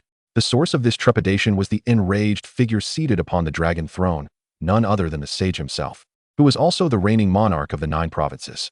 Beneath the dragon throne, shattered jade littered the ground. Zhao Ji's eyes glinted with malice, his tightly clenched fists revealing the bulging veins beneath his skin, his words seething forth as if forced through gritted teeth. Damn it! How dare the sage meddle in mortal affairs, showing such blatant disregard for the 9 provinces? Infuriating. Yet, despite his fury, he was limited in his options. Zhao Gu, known for his lasciviousness and bloodthirst, was not foolish. After all, he faced a sage. Even though he himself was a sage, there was a chasm between their realms. If Su Ping'an's claims were true, the Jiang immortal's corporeal form exceeded 100 feet, while his own was a mere trifling 3. One was a sage at the pinnacle of his powers, perhaps even a half-step into the realm of a pseudo-immortal, while the other was merely at the nascent stage of sagehood, having only just crossed the threshold. The disparity was glaringly evident. If the Jiang immortal was a tiger in its prime, then he was but a newborn cub, barely opening its eyes. Though both were tigers, the former could effortlessly slay the latter with a single swipe. This self-awareness was not lost on Zhao Gu. Although the Jiang immortal had done nothing overtly threatening to the 9 provinces thus far, anxiety gnawed at him. What if the Jiang immortal sought to challenge him for his throne, driven by a desire to aid his nephew? How could he respond? What means did he possess to counter such a threat? None. Simply put, He was unable to match the Jiang immortal in power, yet he dared not take action against that small town. A century of peace could be shattered by a single act of aggression. To confront the sage head-on would be tantamount to courting death. As for schemes and machinations, to toy with plots before a sage was akin to lighting a lantern in a restroom, an invitation to ruin. Why did we not kill him back then? Why? Zhao Gu muttered bitterly, cursing the incompetence of those around him. Su Pingyan and the master of the star-picking palace bowed their heads, silenced by the king's wrath. In the face of such a peak sage, they found themselves utterly powerless. Yet, despite their silence, the king's fury rained down upon them like a tempest. Why are you two mute? Have you lost your tongues? Did I command you to be silent? Zhao Gu bellowed, his voice echoing through the hall. Steeling herself, the master of the star-picking palace mustered the courage to speak. Your Majesty, please temper your anger. The situation has escalated beyond our control. Let us not endanger your health further, as the costs may outweigh the benefits. Zhao Ji's eyes glinted coldly as they fell upon her. Are you not the one who claims to know the heavens and the earth? Speak, do you have a remedy for this predicament? With a heavy sigh, the master of the star-picking palace shook her head in resignation, her thoughts betraying her. You are a sage, yet even you lack a solution. What can a mere transcendent being like myself offer? Useless, Zhao Gu cursed under his breath, continuing in a chilling tone. I have warned you. If I do not see results in 15 days, you shall no longer serve as palace master. With a respectful bow, the master of the star-picking palace replied earnestly, I am willing to accept my punishment. At this moment, Su Pingyan, who had been silent, hastily interjected, It is my failure in managing affairs that is to blame, not the palace master. I, Su Pingyan, am willing to die in atonement. I implore your Majesty to show mercy. As he spoke, he deeply bowed, striking his forehead against the ground with a resounding thud. Zhao Gu narrowed his eyes, a cold smile curling upon his lips. He longed to spill blood, yet he found himself lacking in capable subordinates. Facing the Jiang immortal, even he felt powerless, let alone Su Pingyan. This matter required careful deliberation. Killing would not alter the outcome. Two useless fools, yet you still possess some sense of loyalty. Leave me. I do not wish to see your faces today. As the two heard this, relief washed over them. They exchanged glances and uttered a hasty, Long live the Emperor. We thank your Majesty for your grace. Before hastily retreating from the grand hall, not daring to linger a moment longer. Out, all of you. Zhao Ji's fury surged once more, and the palace maids and eunuchs scurried out in disarray, their retreat a picture of utter disarray. Zhao Ji's gaze bore into the space beyond the hall, his wrath palpable as he seethed, Jiang immortal, truly a domineering sword immortal. Chapter 54. The transmission of doctrine and the resolution of doubts. In stark contrast to the clamor of the town, the secluded hills behind the village remained tranquil. Yet, since that day, a young child could be seen dashing back and forth through the wilderness day after day. Time and again, the Jiang immortal commenced his teachings of longevity to De Zhuang. But the so-called art of longevity differed greatly from what De Zhuang had envisioned. There were no intricate hand gestures or incantations, nor did he wield a sword through the skies. Rather, it involved the monotonous repetition of climbing the mountain. It was a drudgery that could easily grow tiresome. Yet, the child expressed not a single word of complaint, diligently fulfilling every task assigned by the sword immortal. For the Jiang immortal had imparted to him that perseverance would lead to strength. From the initial effort of climbing barehanded, he progressed to carrying weights, and the once desolate path was gradually transformed into a well-trodden trail. Through the changing seasons, winter's chill and summer's heat, he poured forth countless beads of sweat, returning home each day dirty and exhausted. Yet what blossomed in his eyes was a fortitude embodied in his small yet robust physique. Since that fateful day, the Jiang immortal had not set foot in the town, nor had he enjoyed the village's tea. De Zhuang, too, did not lend a hand at the tea stall anymore. Despite its bustling business and continual expansion, De Zhuang's parents were aware of their child's endeavors. They had even covertly followed him on occasion. They recognized that their son was truly training under the sage, yet they neither obstructed nor spoke of it. Instead, they chose to feign ignorance, allowing life to continue in its quiet, unremarkable rhythm. Since that day, no officials or soldiers from the 9 provinces had appeared in the town, and even the most basic tax obligations had been waived. No one dared bring it up. However, it is well known what the reason is. The small town seems to have become a land of fortune, a paradise akin to an earthly utopia, perpetually welcoming an endless stream of visitors who come and go. Yet, the population steadily increases, and the inhabitants begin to amass wealth. Despite these transformations, Jiang Xian remains disinterested, continuing to hide among the mountains, living as a recluse, seemingly detached from the affairs of the world. As a year swiftly passed, Da Zhuang had grown a little taller and had reached the age of 6. His bones robust, and his spiritual roots beginning to take shape. Jiang Xian recognized that the moment had arrived. One day, after Dazhuang finished climbing the mountain with a heavy load, Jiang Xian called him to his side and informed him that he need not climb any longer. Inquiring what the young boy wished to learn, sword, spear, fist, or saber. Without hesitation, the child replied, "Uncle Jiang, I wish to learn the sword.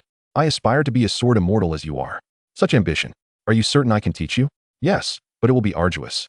More so than climbing the mountain." "I am unafraid." "Are you sure?" "Of course."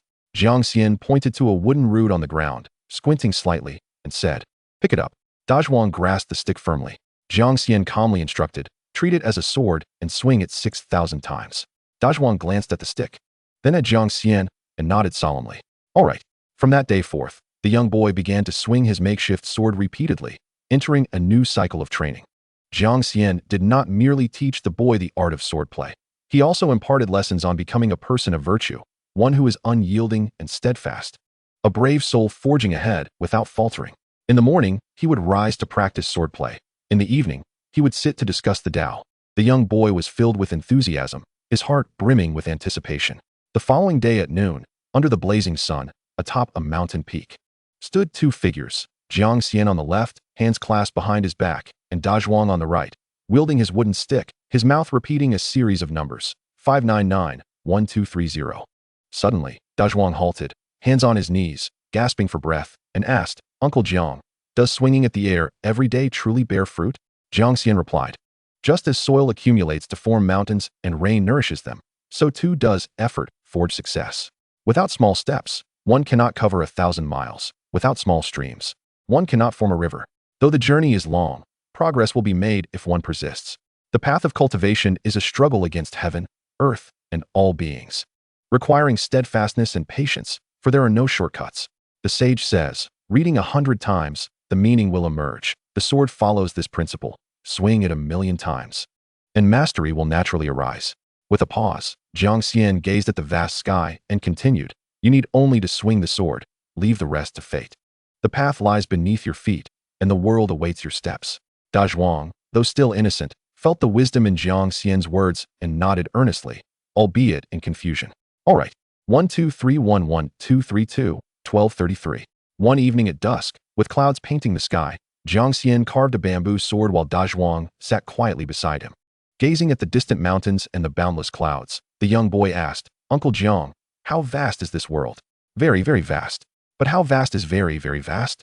Jiang Xian pointed to the left side of Dazhuang's chest, imparting with depth, "The world is as big as you perceive it to be." The child, puzzled, tilted his head. Jiang Xian smiled gently, basking in the breeze, and gestured towards the horizon. "The world is small. What you can see may obscure your vision. Yet it is vast. Look up at the stars, and you will realize. A frog in a well cannot fathom the grandeur of the sky." One deep night, under a starry sky, feeling the winds of the world, Dazhuang inquired, "Uncle Jiang, is there really a celestial palace in the heavens?" "There should be." "Are there immortals within that celestial palace?" "Perhaps." "What do immortals look like?" "Like humans, I suppose." "Did you descend from the heavens?" "What do you think?" "I don't know." Jiang Xian handed the bamboo sword to Dazhuang, who took it in a daze. "If you wish to know, then spread your wings and soar high. Take this and begin swinging the bamboo sword tomorrow." Oh. In the early spring, with soft rain falling, Dazhuang had grown another year older, practicing swordplay 8,000 times each day, his gaze more piercing than before. On rainy days, he would remain indoors, learning before the hearth. One day, the youth asked, "With heaven's vigor, the gentleman strives for self-improvement. With earth's depth, the gentleman bears virtue. Do you understand the meaning?"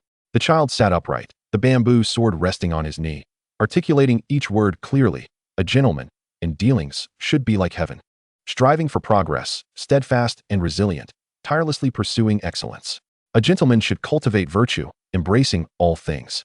Am I correct, Uncle Jiang? Well, let us say that is somewhat correct. What does somewhat mean? In the height of summer, another year passed. The sun blazed fiercely, and the mountains grew ever greener.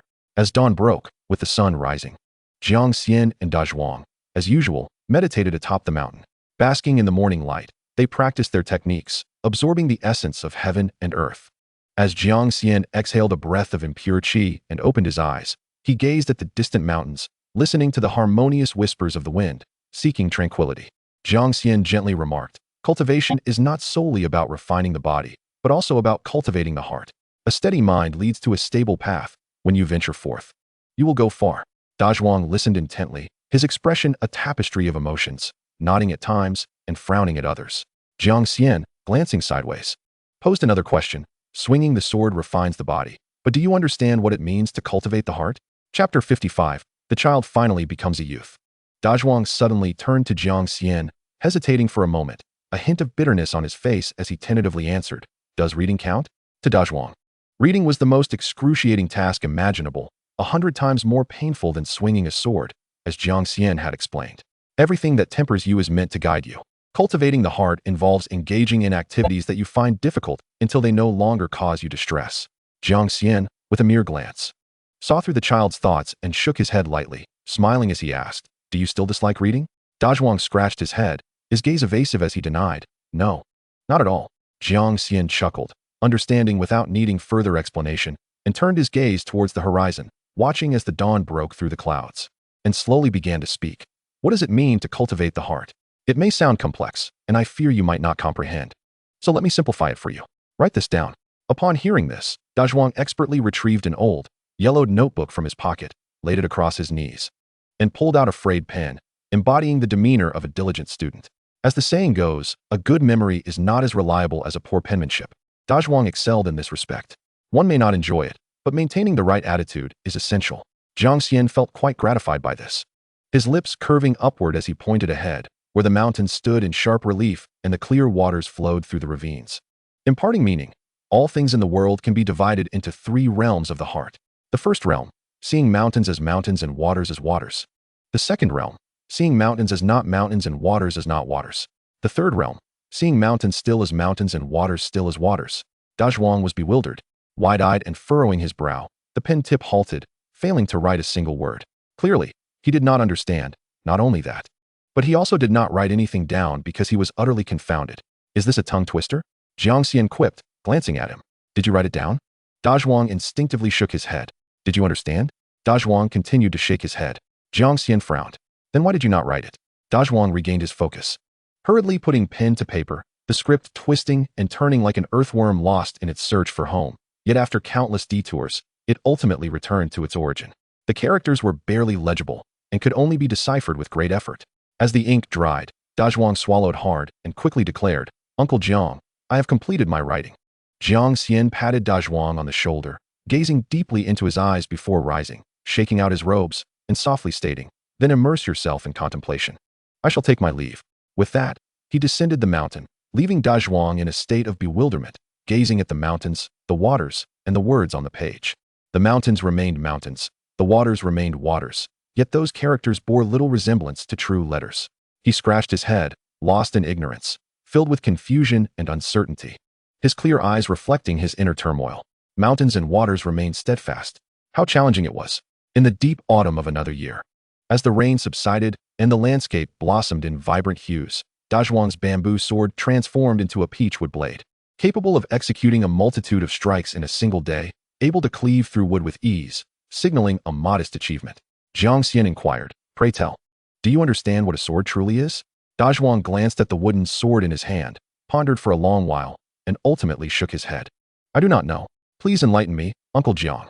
Standing atop the mountain, Jiang Xian welcomed the crisp autumn wind that tousled his long hair and billowed his robes. Standing with hands clasped behind his back, slightly tilting his head to gaze at the horizon. In a somber tone, he mused, "What is a sword?" A sword embodies fury and relentless pursuit. It signifies resilience and unwavering spirit. It represents fearlessness and unyielding determination. The sword is akin to a child, easily drawn. It is like a youth, capable of striking out. It is akin to an elder, enduring without rust. To draw is to embrace youthful exuberance. To strike is to discern right from wrong. To guard is to uphold justice and virtue. As he spoke, Jiang Xian gestured with his fingers across the sky. The horizontal sword serves to sever, eliminating all that is just and unjust, leaving no room for guilt within one's heart. The vertical sword cleaves through, eradicating good and evil from the world, aligning with the heavens. The sword lowered beside him, his hair still billowing in the wind. To practice the sword is to cultivate oneself, to become a swordsman, to embody the gentlemanly spirit.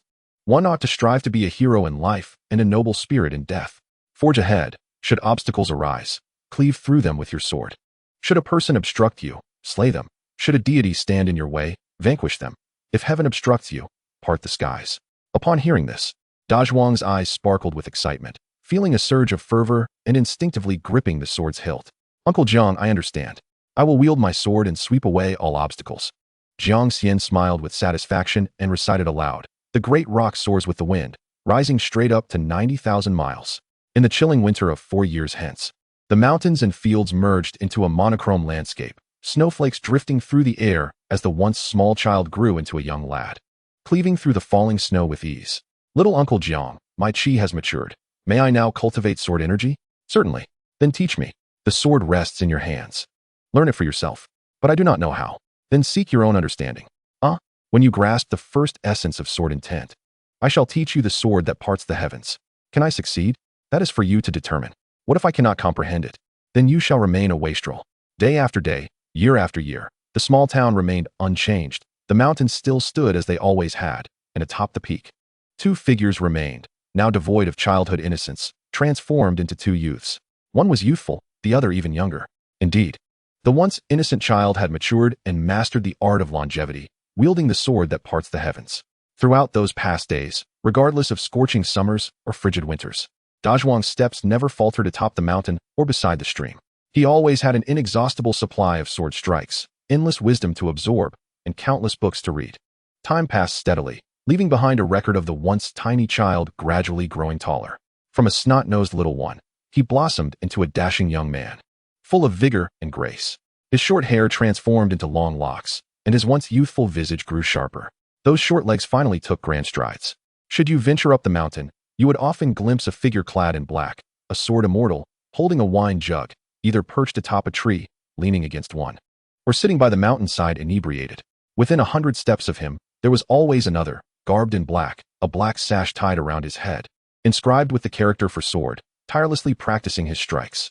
Again and again, day after day, autumn after autumn, he transformed a short wooden stick into a long bamboo sword, and from the bamboo sword into a wooden one, until one day, he grasped a sharp iron sword. The child had ultimately grown into a young man, charming and gallant, capable of cleaving through 8,000 miles of wind and snow with his drawn sword. Everything had changed. The mountaintop had become more even, the town had flourished, and the women at the tea stall had aged. Even the sky seemed to have turned a deeper shade of blue.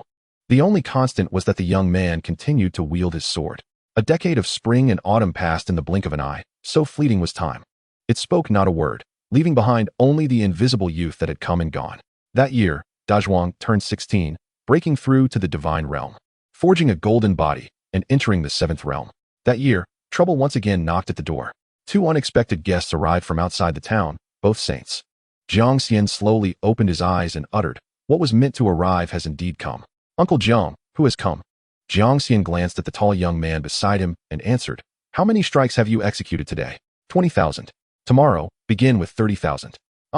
Chapter 56, The Old Taoist and the Morning Song. It was a spring year when 2 unexpected guests arrived at the small town, just as dusk fell. Dazhuang sheathed his long sword and descended the mountain. Jiang Xian had also received a message from 1,000 miles away. 2 saints had arrived. Yet they dared not cross the invisible line Jiang Xian had once drawn. "Taoist Jiang, may I have a word?" Jiang Xian's spirit stirred, and he permitted, "You may."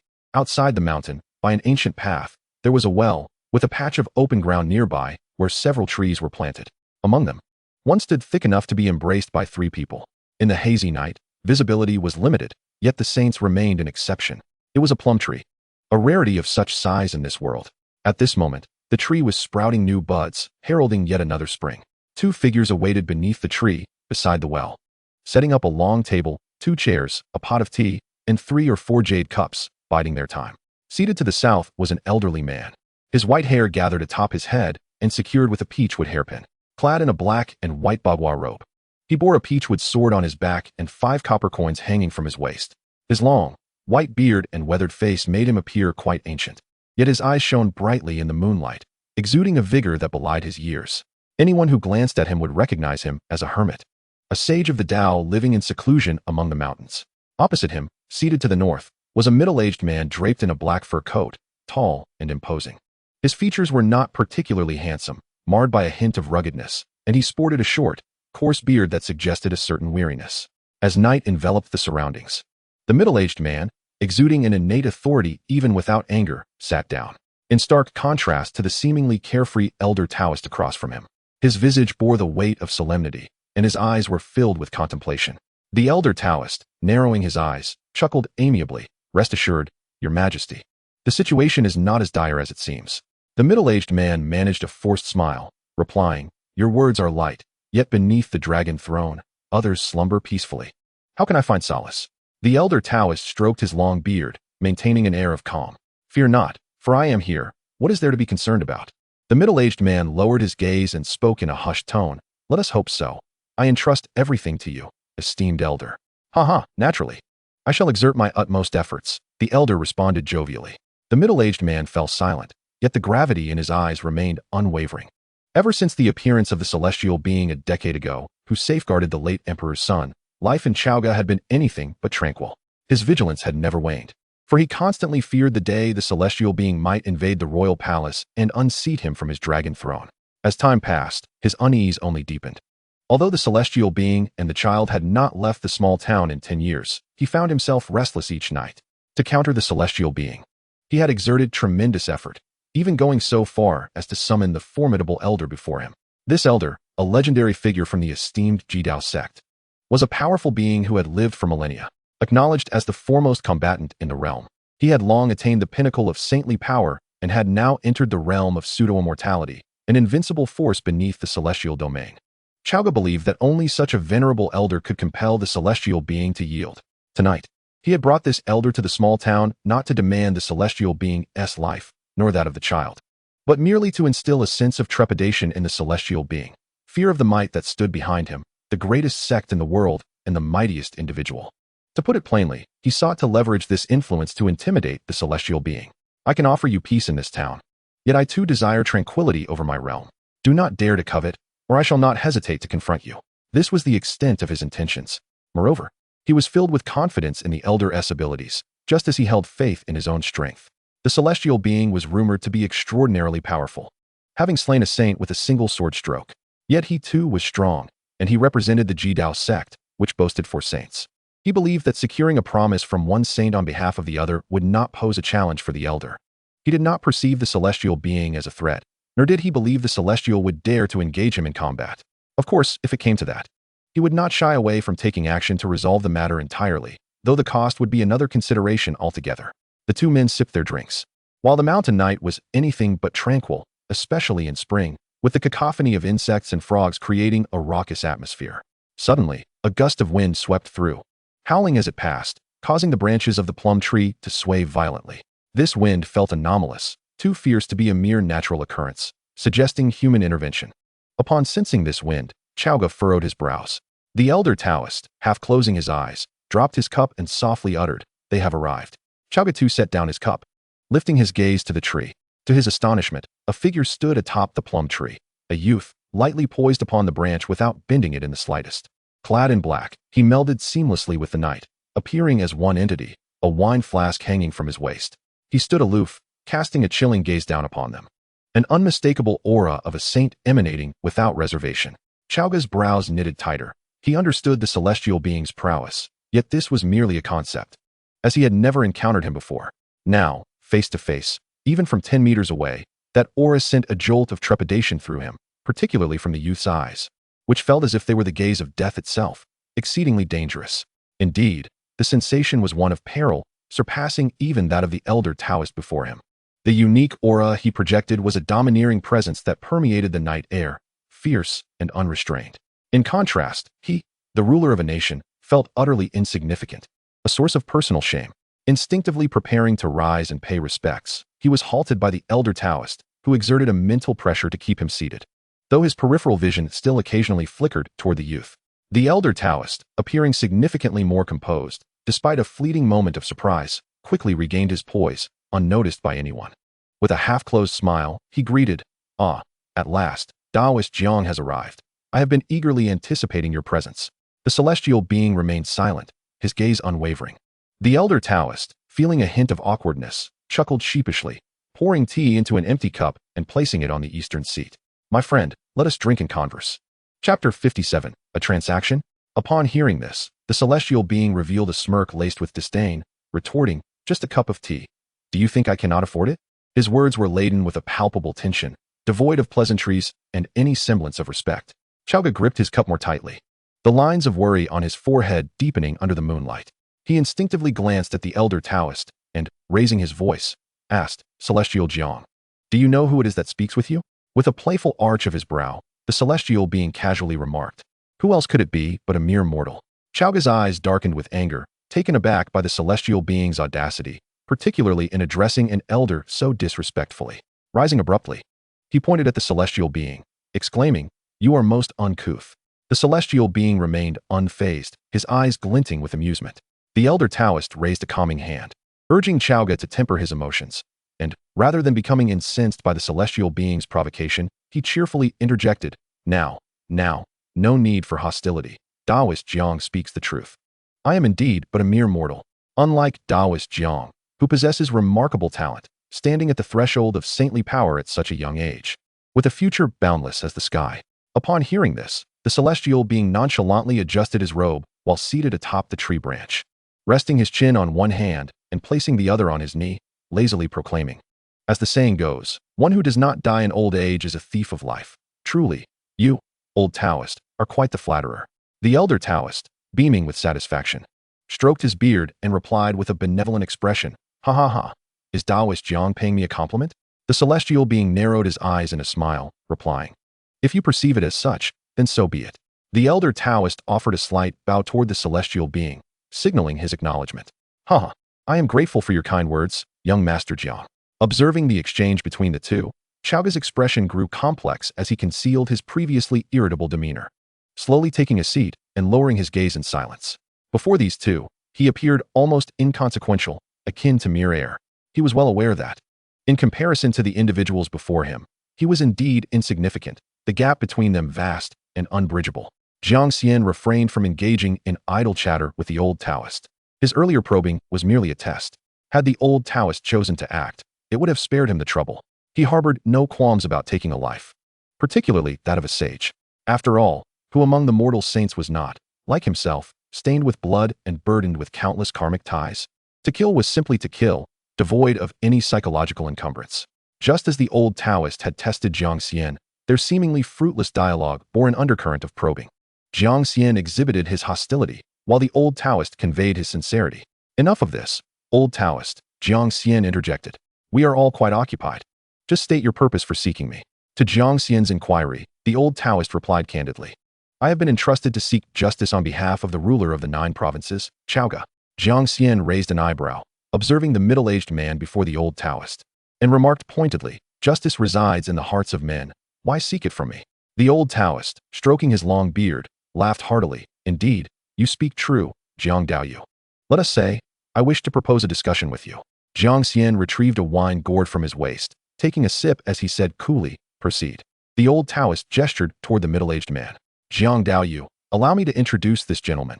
He is the ruler of the 9 provinces, Xiaoga. Xiaoga nodded slightly in Jiang Xian's direction, his demeanor more sincere than before. Jiang Xian remained silent, not even casting a glance at Xiaoga. The old Taoist continued. To be frank, 10 years ago, there was a misunderstanding between him and you, Jiang Daoyu. Today, he has asked me to extend his apologies, hoping you will not hold a grudge. Although the old Taoist's roundabout way of speaking seemed unnecessary, his attitude was acceptable, and Jiang Xian believed in the adage of not striking a smiling face. Thus, he smiled gently and replied, an ant cannot shake a tree. Why should I concern myself with you? The implication was clear. In comparison, you are but a firefly against the moon. I would not stoop to your level nor dwell on this matter. Though the words were harsh, Xiaoga could only endure them. For Jiang Xian had once slain a sage with a single sword strike, and he was far inferior to that fallen sage. However, the outcome was favorable, and that sufficed. Indeed, Jiang Daoyu's magnanimity is like the ocean. I am in awe, the old Taoist complimented. Jiang Xian waved his hand dismissively, scoffing. Enough of the roundabout talk, old Taoist. Speak plainly. Ha ha. The old Taoist laughed heartily, taking a sip of tea to clear his throat, then rose and strolled beneath the moonlight, continuing.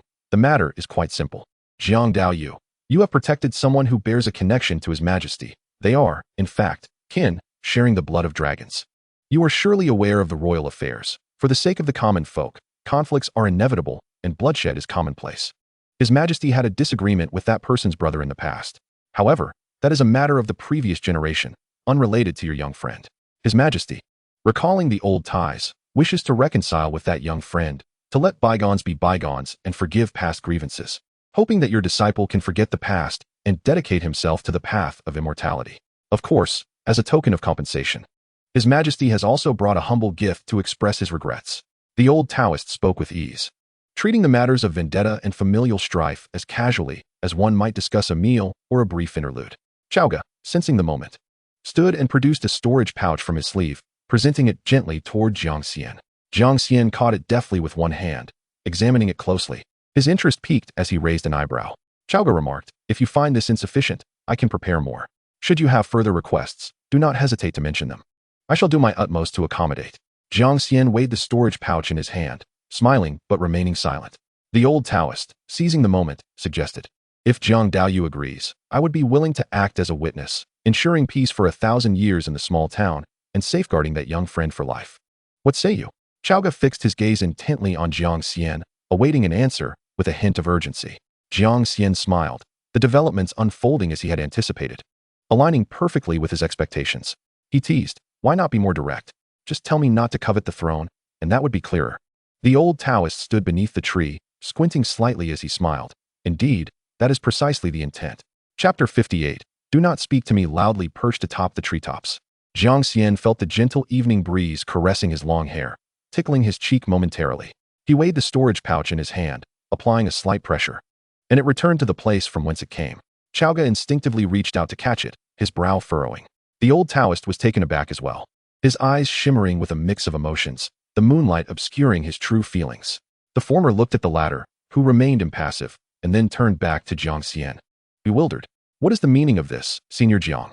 The old Taoist echoed the inquiry. "Did you feel it was insufficient? Or is there something amiss?"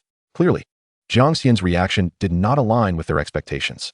Though he did not articulate it, his actions seemed to convey a refusal. Xiaoga found himself in turmoil, while the old Taoist felt a tinge of displeasure, as Jiang Xian had evidently regained his face. Unperturbed, Jiang Xian raised his wine gourd high, sipping beneath the moonlight, casually declaring, "This matter is not about quantity." The old Taoist seemed to struggle with understanding. With a forced smile, he inquired, "Is that so?" Jiang Xian's lips curled into a sly grin, his charm magnified by the moonlight. He said softly, "You have sought the wrong person and inquired of the wrong individual. Do you understand?"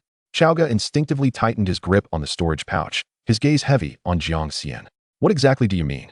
Jiang Xian, with a languid demeanor, lowered his wine gourd and spoke slowly. "Your matters with that child are of no concern to me. You ought to inquire of him. Whether it be the throne or deep-seated enmity, those are your affairs, not mine." The two were momentarily taken aback. Xiaoga turned to the old Taoist, who, hands clasped behind him, adopted a contemplative stance before slowly returning to the table, his thin hands toying with the cups. He muttered, "There is some truth to that." Xiaoga, bewildered, attempted to interject, "Senior," but the old Taoist raised a hand, interrupting him, and turned to Jiang Xian, continuing, "What you mean to say is that you will not involve yourself in the child's affairs, correct? Even if that child leaves the small town, their life and death would be of no consequence to you?" Upon hearing this, Jiang Xian could not help but find it ludicrous. With half-closed eyes, an icy aura radiated from his gaze, unfurling freely in the darkness of night. He cast a piercing glance, the chill palpable, and responded in a manner that sidestepped the inquiry. "What do you think?" As a sage and ruler of a nation, how could Xiaoga not grasp the implications of the words spoken? Jiang Xian's stance was unequivocally evident. In one succinct declaration, no discussion. That is all. Though anger simmered within him, he maintained a facade of restraint. The old Taoist's eyes flickered with an imperceptible chill as he raised his cup to sip the cool tea, his tone heavy. The former sage once said, "Where one can spare, one should spare." My young friend has lived long enough to understand this principle. Moderation is key. Do not go too far, for the benefit of all. Jiang Xian let out a derisive laugh, defiantly retorting, "Are you threatening me?" The old Taoist denied, "No. I am merely imparting wisdom to you, dear friend. A confrontation to the death benefits no one. Besides, who is the net and who is the fish is not so easily discerned." Jiang Xian sneered, continuing, "You have no right to lecture me on morality, nor on how to conduct myself. I have come to see you, which is already a concession on my part. Do not feign ignorance. Today, I, Jiang Xian, lay down my words. The past grievances of that child are his to bear, whether he wishes to let them go or not, and whether he desires the throne or not. These are his affairs. I shall not make decisions for him." His gaze hardened, words rolling off his tongue with a chilling precision. However, whatever decision he makes, I shall support him unconditionally. If he wishes to reclaim what rightfully belongs to him, who dares to obstruct him? I shall slay any who impede his path, gods or Buddhas alike. Do not question my motives, nor lecture me on principles. That child was raised by me, and I am willing. Though his voice remained measured, it reverberated with the might of a sage, thundering in the ears of the two men, leaving them aghast. How utterly tyrannical! The old Taoist's expression darkened, shedding the benevolence he had previously displayed. Chaoga's fury intensified, his fists clenched tightly, veins bulging, his steel teeth grinding together. As a sinister glint emerged in his eyes, is there truly no room for negotiation? Facing the palpable hostility emanating from both men, Jiang Xian shrugged indifferently, responding coolly. I never intended to negotiate with you. Chaoga interjected, questioning. Is the realm of Jiuzhou something you must seize? Jiang Xian felt a flicker of incredulity, but responded nonchalantly. To say seize is inappropriate. It would be more accurate to say reclaim. The realm of Jiuzhou rightly belongs to that child, does it not? Of course, I have stated. This is not my affair. If that child desires it, I shall retrieve it for him, and then you shall perish. However, if that child does not wish it, consider yourself fortunate and continue to live. He spoke in the most casual tone, articulating the most audacious declarations. It seemed to present a choice with a 50-50 chance. However, those with discernment understood it was, in fact, a singular choice with only one possible answer. Setting aside the realm and the dragon throne, the blood feud was undeniable. How could that child possibly let it lie if he were to learn of it? Any man with a shred of blood in his veins would not relent.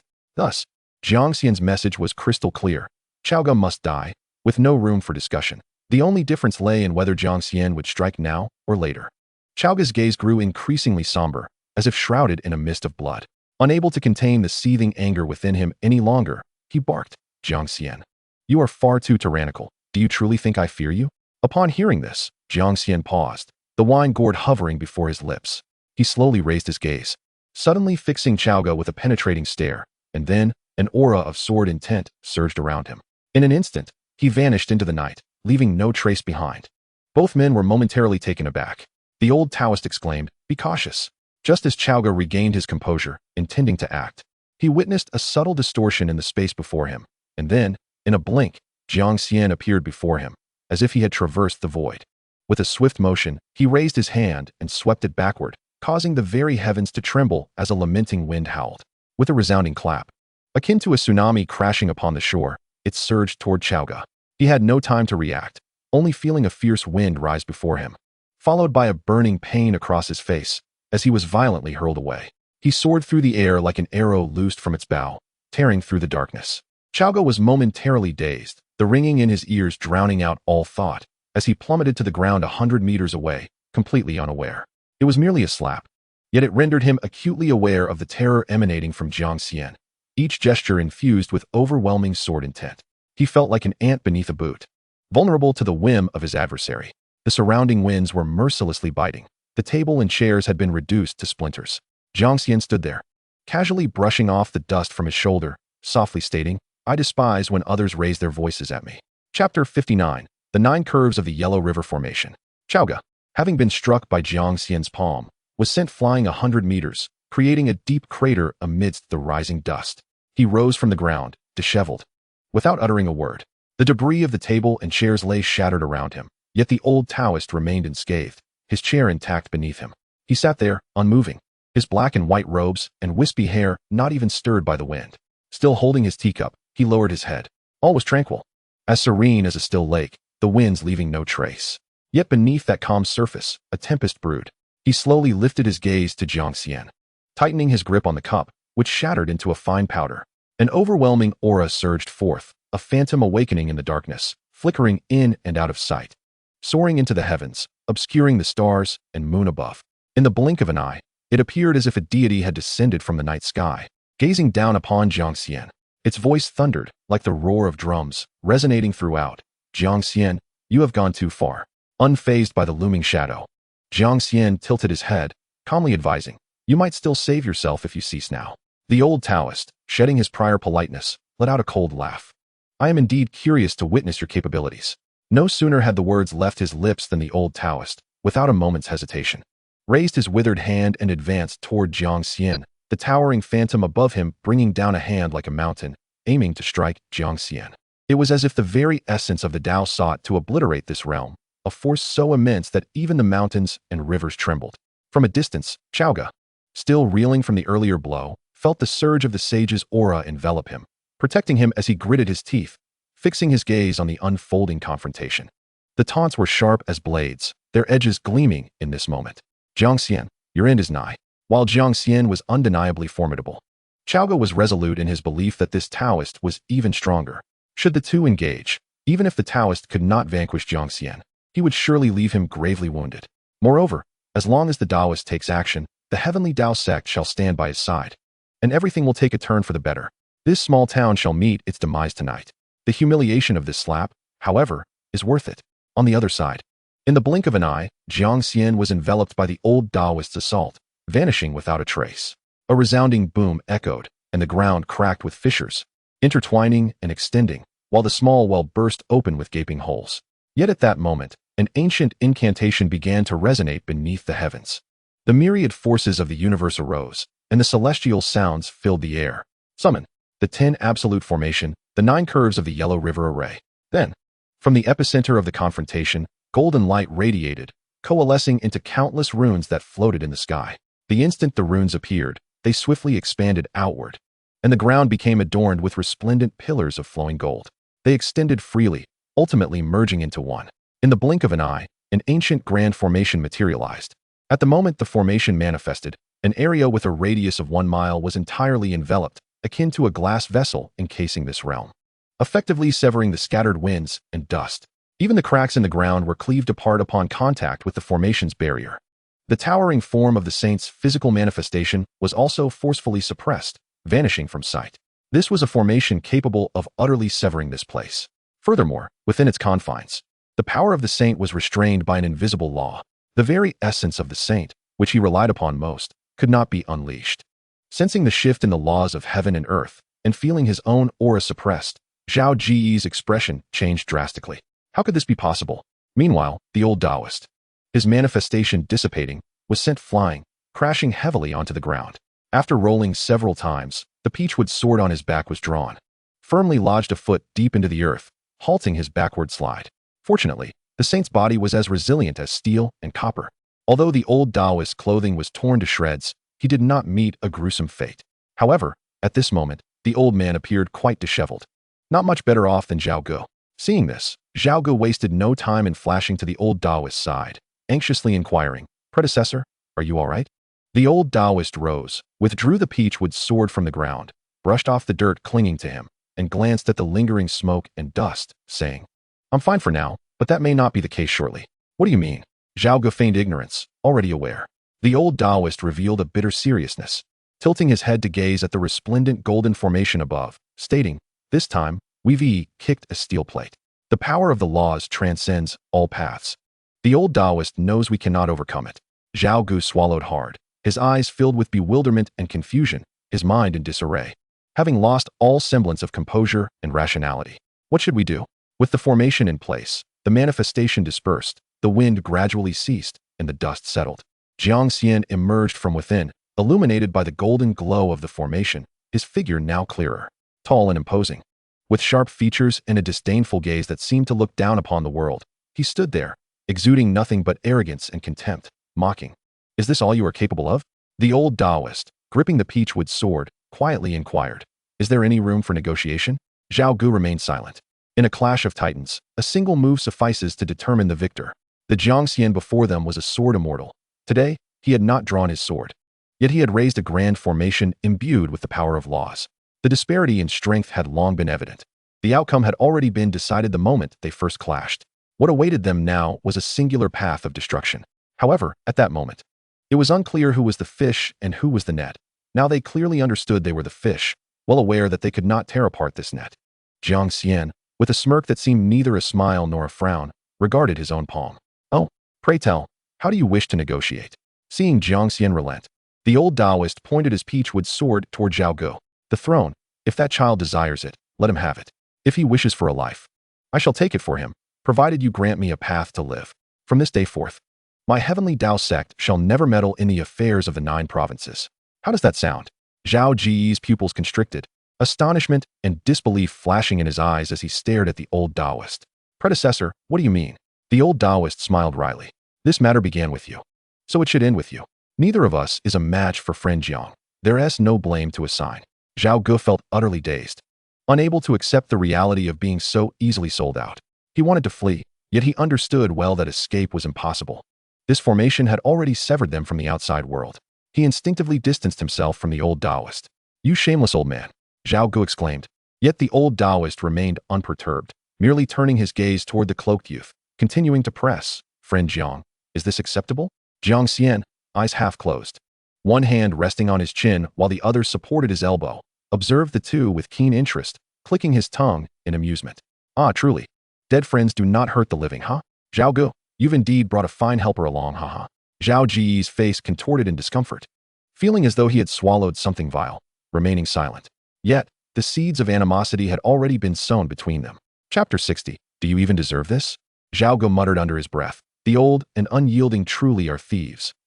As for the mockery from Jiang Xian and the insults hurled by Zhao Gu, the old Taoist showed no concern, calmly casting a glance at Zhao Gu and stating lightly, one must look after oneself. I wish to live, which can hardly be wrong. Zhao Gu, aflame with anger, scoffed, you speak of benevolence and morality, yet your actions are those of a petty villain. It seems I misjudged you. The old Taoist shook his head with a smile. 50 steps laugh at 100. We are both in the same boat. Jiang Xian watched their quarrel with great interest. Disdain evident in his eyes. Desire, betrayal, turning against one another. He had experienced far too much of this in his past life. What does it matter if one is a saint? What does it matter if one is renowned throughout the world? Ultimately, one cannot escape the bounds of humanity.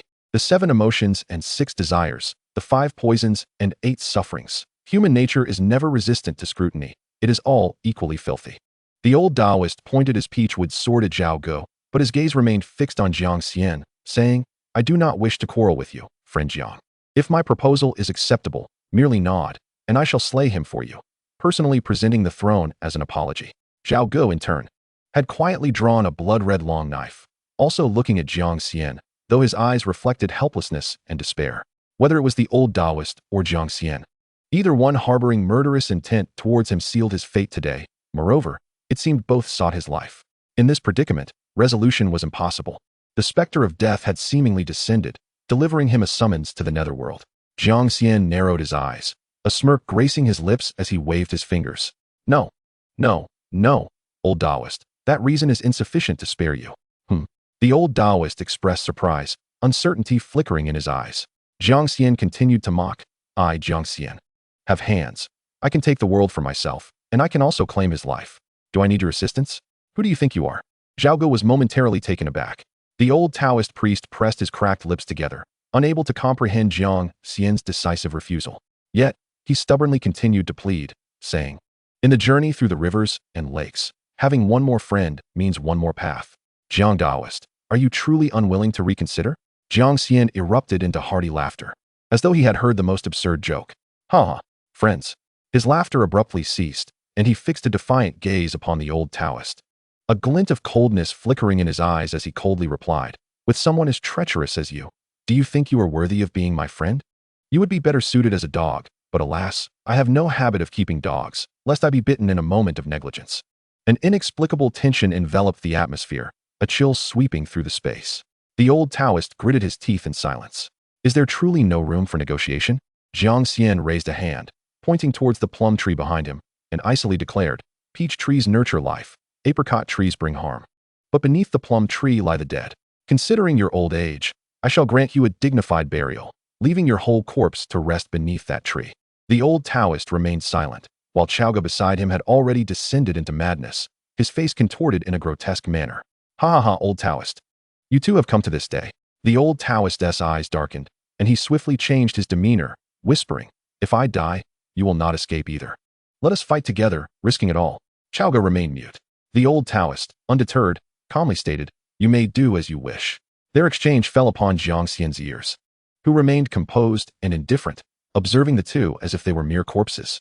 The Xianxia Yellow River Formation, one of the 10 ultimate formations, was derived from the second page of the ancient tome, the Scroll of All Beings.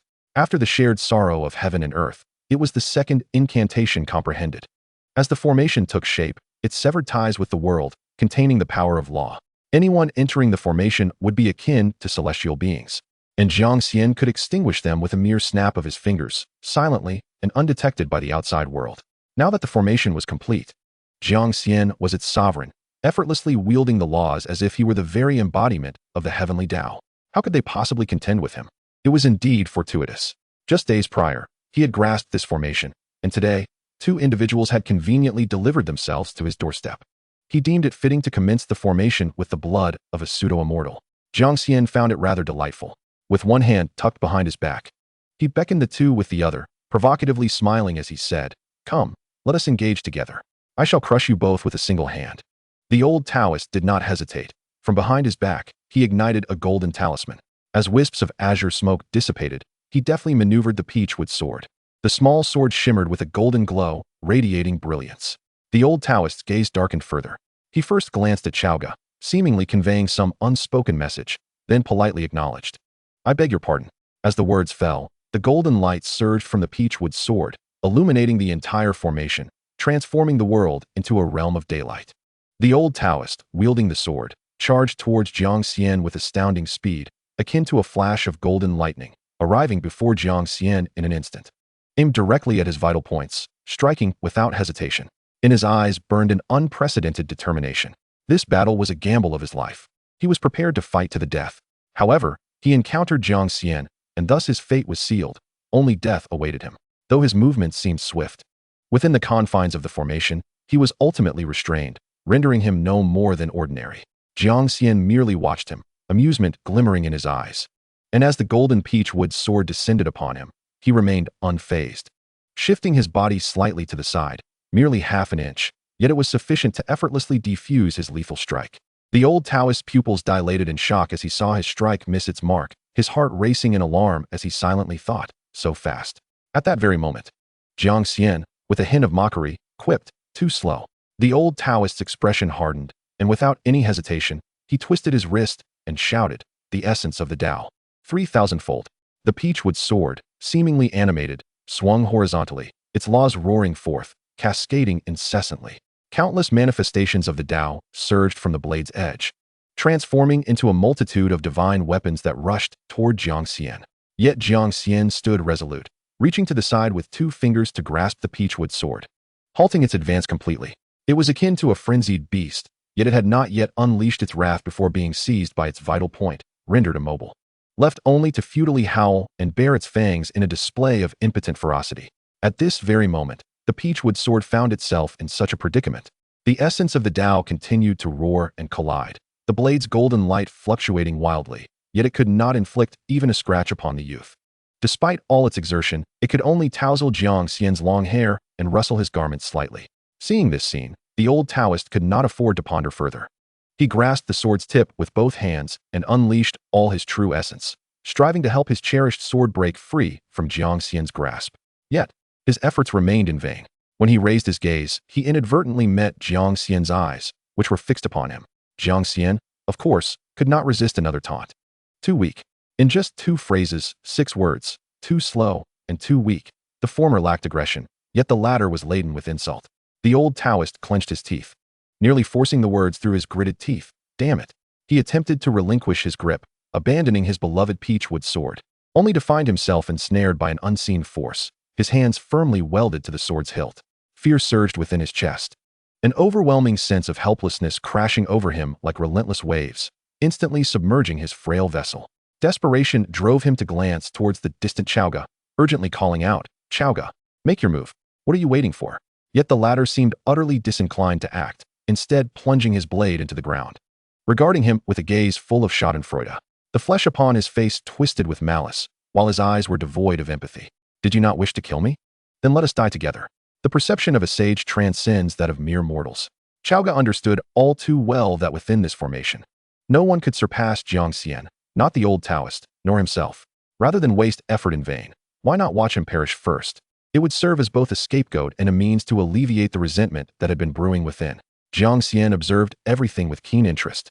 He had stated before that, in the face of life and death, human nature could not withstand scrutiny, finding the situation rather tedious. Jiang Xian had no intention of prolonging this trivial amusement. With a languid tone, he declared, "Boring. Let it end here. As his words fell, he exerted a gentle pressure with his fingers, and the 3,000 essences of the Tao, along with the radiant golden light, were swept away cleanly. With a light tug, the old Taoist was pulled before Jiang Xian, and with a casual lift of his hand, the peachwood sword was wrenched from the old Taoist's grasp. Tossed high into the air, Jiang Xian's fingers curled as he executed a swift motion. With a resounding thud, the laws thundered, and the rampant spiritual energy instantly sent the old Taoist hurtling backward, a mouthful of blood erupting forth. He crashed directly into the plum tree, producing a dull thud as the sturdy trunk shuddered thrice. Yet, it was as if some force had cushioned the impact. The plum tree, which should have been reduced to splinters, remained entirely unscathed, save for a few scattered twigs and leaves. The old Taoist clutched his chest, his hair disheveled, as a wave of excruciating pain engulfed his entire being, making him feel as if his very organs were misaligned. It was as though countless bones had shattered within him, rendering him utterly powerless. Yet, in the face of such adversity, he summoned the strength to lift his gaze, only to witness a peachwood sword slicing through the air, piercing into his chest in the blink of an eye. A spurt of vital blood erupted from his mouth, staining his once white beard a crimson hue. The sword embedded itself 3 inches into his chest, but he managed to grasp the blade with his hand, preventing it from penetrating further into his dantian. Gazing at the bloodied sword, he found himself teetering on the brink of life and death. However, before he could catch his breath, a fleeting shadow had already cut through the wind, tightening the waistband of his robes as the assailant lifted their left foot high and stomped down upon the sword's hilt. With a sickening sound, the old Taoist realized too late that the peachwood sword had pierced through his dantian, effectively nailing him to the plum tree behind him. Lowering his head, he saw a gaping wound in his chest, with Jiang Xian's foot firmly planted upon him, blood gushing forth like a torrent, dripping steadily onto the ground. The sensation of having his dantian pierced was akin to a man having his very essence crushed, a pain so profound it rendered him mute. Slowly, the old Taoist raised his head, his gaunt face twisted in agony, his bloodshot eyes bulging as if they might pop from their sockets at any moment. He fixed his gaze on Jiang Xian, yet words eluded him. His eyes held not only pain, but an overwhelming sense of despair. Jiang Xian leaned forward, towering over the old Taoist with a disdainful air, and spoke softly. The sages of your Taoist tradition often say that misfortune leans upon fortune, and fortune conceals misfortune. At your advanced age, do you truly remain ignorant of this? Mind your own affairs. Some consequences are beyond your capacity to bear. What you perceive as trivial gains may very well cost you your life. The old Taoist coughed up copious amounts of blood. Once the one imparting wisdom to the younger generation, now he found himself receiving a lecture before his impending demise. It was undeniably ironic. Yet he could not muster a single retort. Taking a deep breath, Jiang Xian relaxed his brow, a subtle yet elegant smile gracing his lips as he continued. By the way, allow me to clarify something. The saying you mentioned, if one does not act for oneself, heaven and earth will conspire against them, is not meant to be interpreted in your manner. The Confucian meaning is that if one does not cultivate oneself, they will be rejected by heaven and earth. What does it mean to cultivate oneself? The great way lies in manifesting virtue, performing good deeds, and serving the common good, which is not something you embody. Thus, it is not I who brings about your death, but heaven that seeks your demise. Rest in peace. As his words lingered in the air, Jiang Xian exerted a sudden force, and the peachwood sword, as if struck by a hammer, pierced entirely through the old Taoist's body, shattering the plum tree and creating a sizable hole that allowed the sword to exit and embed itself in the ground. In that instant, the old Taoist's already fractured dantian was completely obliterated. With his dantian shattered and his consciousness dispersed, all his cultivation was lost. The old Taoist, once hailed as the greatest in the realm of Fan Prefecture, was reduced to a mere husk in the blink of an eye. Stripped of his powers, the old Taoist resembled a marionette with severed strings, life ebbing away as his pupils dilated and his expression turned vacant. He collapsed to the ground beside the plum tree, marking the end of his existence. The 9 Curves Yellow River formation remained undisturbed, while Jiang Xian wiped the blood from his feet, a look of disdain crossing his face. In the distance, Zhao Gu stood frozen, a mixture of exhilaration and fear coursing through him. The excitement stemmed from witnessing the downfall of one who had betrayed him, while the fear arose from the realization that he could be next. Having been immersed in military life since childhood, Zhao Gu had taken many lives. Yet his greatest hatred was reserved for traitors, those who turned against him. He had fought numerous battles, surviving situations that should have claimed his life. He feared death, yet he never shied away from it. Witnessing Jiang Xian kill the old Taoist was like watching the slaughter of a mere chick.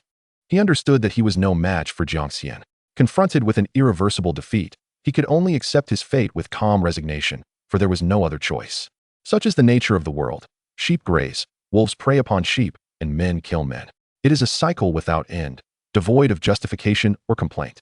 All he could do was strive to meet his end with dignity, at the very least more gracefully than the old Taoist. Zhao Gu clasped his hands over the hilt of his sword, straightening his back and tilting his head back, a bitter smile playing on his lips as he spoke softly. Jiang Xian, you truly live up to the Xian in your name. You have one, or rather, I lost from the very beginning. But it matters not. Go ahead and make your move. Jiang Xian turned to glance at Zhao Gu, and with a flick of his fingers, the bloodied peachwood sword flew into his grasp. With a single step, he stood before Zhao Gu. The latter made no attempt to resist, instead choosing to close his eyes and accept his fate with composure. Jiang Xian pressed the sword's tip against Zhao Ji's neck. Yet he hesitated, a frown creasing his brow as his arms slowly lowered, the intent to kill dissipating. When death did not come, Zhao Gu opened his eyes to find Jiang Xian before him, the bloodstained bulge of his throat moving as he swallowed. You want to kill me? In chapter 62. With Zhao Ji's astonished confusion lingering in the air, Jiang Xian waved his hand, and the old Taoist peachwood sword vanished into his storage pouch. Zhao Gu remained in a daze, unable to comprehend the situation. Jiang Xian did not speak, but instead delivered a forceful strike to Zhao Ji's chest. With a resounding thud, a small formation surged from his chest. Zhao Gu trembled as a surge of holy energy dissipated like smoke in the wind, leaving him bereft of his former self. His saintly essence was ensnared by an unfamiliar force, rendering him deaf and blind, reduced to an ordinary man. Clutching his chest in agony, he collapsed to the ground, his contorted face looking up at Jiang Xian. What have you done to me? Jiang Xian waved his sleeve dismissively, ignoring the plight of Zhao Gu as he retracted the grand golden formation. As the chaos subsided, the familiar sounds of nature returned. The chirping of insects and croaking of frogs filling the air. Everything returned to normal. The small town remained unchanged, peacefully slumbering under the night sky. Though the fierce battle had raged just outside its gates, the town remained blissfully unaware, as if in a deep sleep. The bright moon, gentle breeze, and tranquil stars illuminated the landscape, while the mountains and rivers stretched endlessly. The only difference lay in the area where the formation had once stood, now a desolate wasteland, akin to a ruin. Jiang Xian chose not to glance back at the struggling Zhao Gu and instead leisurely approached the plum tree. With a flick of his wrist, he cast a simple spell, as per their agreement, to gather the old Taoist's remains. He piled together some mountain weeds haphazardly, using them as a makeshift coffin beneath the tree. As he worked, he muttered to himself, logically, I should have killed you. But your life is not for me to take. As I stated before, I shall not make any decisions for that child. Your life is spared for now. Should he wish to take it in the future, let him do so. If he chooses not to, then it seems you possess a strong fate. However, while your death may be averted, your punishment remains. I have sealed your dantian and severed your path to greatness. Consider this a lesson learned. A reminder that some individuals are beyond your reach, even if you entertain thoughts of luck. From this day forth, learn to live as an ordinary person. And keep your tail tucked. A somber voice echoed in his ears, and Zhao Ji's expression grew increasingly grave, even tinged with a hint of bitterness. As he clutched his chest, acutely sensing the changes within his body, he nearly bit through his own steel teeth in frustration. He was at a loss as to what means Jiang Xian had employed, or from where he had acquired such techniques. All he knew was that he was utterly powerless now, his cultivation sealed, rendered a mere shell of a person. To him, this was scarcely different from being dead. Huh? A mere mortal? What difference does it make to kill me? You are no different from that old Taoist, spouting grandiose rhetoric, deluding yourself into thinking you occupy a moral high ground from which you can judge others. Why not just kill me? Jiang Xian shook his head, a slight smile gracing his lips. If you believe living is worse than dying, then why not end your own life? Living is arduous. Death is so simple, no one would stop you. After a brief pause, he continued, however, as the saying goes, a good death is not as desirable as a wretched life. If I were you, I would simply live honestly and await the reckoning. Moreover, why not indulge in the pleasures of life? Pursuing wealth and desire for a few more years? Is that not preferable? Zhao Gu, consumed by rage, forced a laugh, his demeanor becoming increasingly deranged. Huh, a mere mortal. How ironic. Jiang Xian, disinterested, waved his hand after burying the old Taoist, summoning a surge of true essence that conjured an extraordinary wind. As the wind swept through, the fissures in the ground were mended, and the collapsed ancient well returned to its former state, as if time had reversed itself. Not a trace of battle remained. Save for the trees, their new spring buds still appearing as if winter had not yet relinquished its grip. Bare and desolate, Jiang Xian, hands clasped behind his back, turned and vanished into the vast night. Begone. Return to whence you came, and do not cross that line. My words have always held weight. Xiao Gu watched Jiang Xian disappear into the darkness, the chilling words still echoing in his ears. Gazing up at the starry river, his face was etched with sorrow. He understood all too well that his era had irrevocably passed from this moment onward. Time and fate. He struggled to rise several times. Dragging his battered body down the mountain, the glory of yesteryears faded, akin to a stray old dog. Only despair remained. Perhaps as Jiang Xian had said, a wretched life was indeed preferable to a good death. What he would do, only he knew. Of course, no one would care. At least not Jiang Xian, who refrained from killing Xiao Gu simply because he felt that since De Zhuang was at the center of this vortex, there were some things he ought to know. Regardless of how he chose, whether to be a king beneath the heavens or a carefree immortal, Xiao Ji's life was to be preserved for De Zhuang to decide. To kill or not to kill. However, unless one renounced the world, how could the vendetta of annihilating an entire family, the hatred of patricide and matricide, ever go unavenged? He had never taught De Zhuang to be a person devoid of desire. He had always instructed him to be a person of dignity. Thus, the grudge must be settled. In his view, nothing was more exhilarating than personally avenging one's enemies. Hence, he had stripped Xiao Gu of his cultivation while sparing his life, a gift he left for De Zhuang. The small town experienced a night of wind and rain, unnoticed by anyone, owing to a formation, but outside, chaos had already erupted. The mundane empires of Fanzhou were not limited to merely the 9 provinces. However, the emperor of the 9 provinces had once been the sole sage, and now he was not. Xiao Gu returned to the 9 provinces, still seated upon the imperial throne. Appearing as the lofty emperor he once was, yet the news of his lost cultivation and descent into mortality could not remain hidden. Gradually, it spread, becoming common knowledge. From that point onward, Xiao Gu indulged in nightly revelries, lost in the embrace of soft pleasures, neglecting morning court sessions, relishing the last vestiges of beauty the world had to offer. The realm of the 9 provinces transformed. Within the capital of Zhulu, storms began to brew, and dark currents surged as those once fearful of the sage's power boldly emerged. They vied for supremacy, desperately scrambling to seize the scattered power as the imperial authority waned, attempting to trample the entire realm beneath their feet. Deceit and counter-deceit, with life-threatening dangers lurking. Conspirators executed their intricate schemes. Within the imperial court, no one could remain unscathed. Meanwhile, beyond the imperial city, many princes and nobles harbored rebellious thoughts, eager to step into the fray and grasp the dragon throne. The 9 provinces were in turmoil, in a land already rife with suffering. The lives of the common people became even more precarious, beset by continuous calamities and rampant banditry, until one day, a robust man emerged from the desperate masses. He raised his arm and proclaimed a rebellion. Soon, millions echoed his cry, plunging the 9 provinces into chaos and war.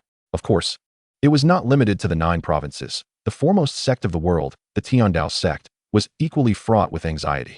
Their forebear, once the greatest in the world, had ventured to that small town and had never returned. They knew not what had transpired, only that the sage's illuminating lamp had extinguished quietly one night. This signified nothing less than the death of their venerable ancestor. That was all. Chapter 63. To save or not to save. Although that night in the small town was calm, not all in the world were fools. There were indeed those of keen intellect. When news spread that the old Taoist of the Tiandao sect and the emperor of the 9 provinces had visited the small town, one never returned, and the lamp was extinguished, while the other returned, but was rendered incapacitated. Everyone knew who was responsible. What had occurred was clear to them, and as for the details, it was merely a matter of being beaten.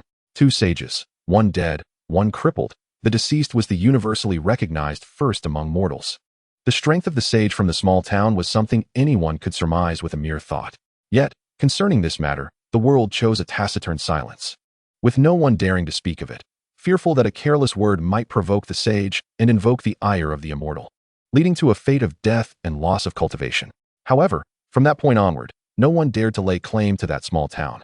It became the safest refuge within the realm, a sanctuary from vengeful pursuers. Later, 3 sages of the Tiandao sect visited the small town, waiting outside for 100 days, enduring the elements without uttering a single word. Upon their return, they brought back a peachwood sword. The anxious Tiandao sect finally calmed down. It was evident they had earnestly sought the immortal's forgiveness, foregoing any further reckoning. Thus, life continued for 2 more years. De Zhuang turned 18, truly coming of age. Now a youth at the pinnacle of the 7th realm. If he were to descend the mountain, his talent would mark him as the foremost among the young in the mortal realm, a testament to Jiang Xian's diligent teachings over the past 12 years. As De Zhuang grew, he often gazed at the vast world beyond the small town, his eyes filled with boundless longing. The young man frequently expressed his desire to venture forth, to explore the world outside, to wield his sword across the horizon, traverse mountains and rivers, witness the beauty of nature, and savor the myriad flavors of life. For 2 years, he voiced this wish. Jiang Xian neither agreed nor refused, merely smiling and remaining silent. De Zhuang did not leave, yet his desire to do so never waned. Jiang Xian understood all too well. The young man's heart had already strayed from the small town and longed for the expansive world beyond. The fledgling eagle must eventually spread its wings and soar through the azure sky, especially considering that De Zhuang is, after all, a dragon, a creature capable of stirring the winds and clouds of the world. Jiang Xian is well aware it is time to let go. In that year, on an auspicious night, the moon shone particularly round, illuminating the world in a silvery glow. Atop the hill in the small town, the 18-year-old De Zhuang sat on the ground with Jiang Xian, as they often did, gazing at the vast expanse of stars. As he looked at the distant mountains shrouded in the misty moonlight, a glimmer of light sparkled in his eyes, yet it was tinged with melancholy. Sighing in the gentle breeze, he stole a glance at Jiang Xian and, in a roundabout manner, remarked, "When will I get the chance to see the outside world? It must be full of wonders." The young man's cleverness could hardly elude Jiang Xian, who merely smiled softly and shook her head. "Do you truly wish to venture out?" De Zhuang responded resolutely, "Of course." Jiang Xian's brow furrowed slightly as she shifted the topic. "Let me pose a question to you." Taken aback, De Zhuang asked, "What question?" Jiang Xian pressed her lips together and, with a meaningful tone, posed a hypothetical. "If a stranger were to fall into the water and you could save them, knowing it would cost you your life, would you do it?" De Zhuang paused, momentarily bewildered, and replied, "Jiang uncle, why are you asking this all of a sudden? Just answer the question, would you save them or not?" Jiang Xian insisted. De Zhuang furrowed his brow, casting a serious glance at Jiang Xian, whose expression was grave. He understood that the query was more profound than it appeared. Instead of responding immediately, he pondered earnestly. Jiang Xian did not rush him. She patiently awaited his deliberation, seeking a well-considered answer. After a brief moment, De Zhuang placed his hands on his knees, lifted his head, and met Jiang Xian's gaze.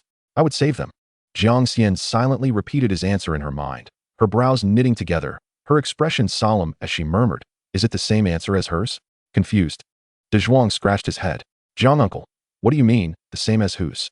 Jiang Xian instinctively shook her head. "It's nothing." Still somewhat dazed, De Zhuang tentatively asked, "Jiang uncle, why don't you ask me why I would save them?"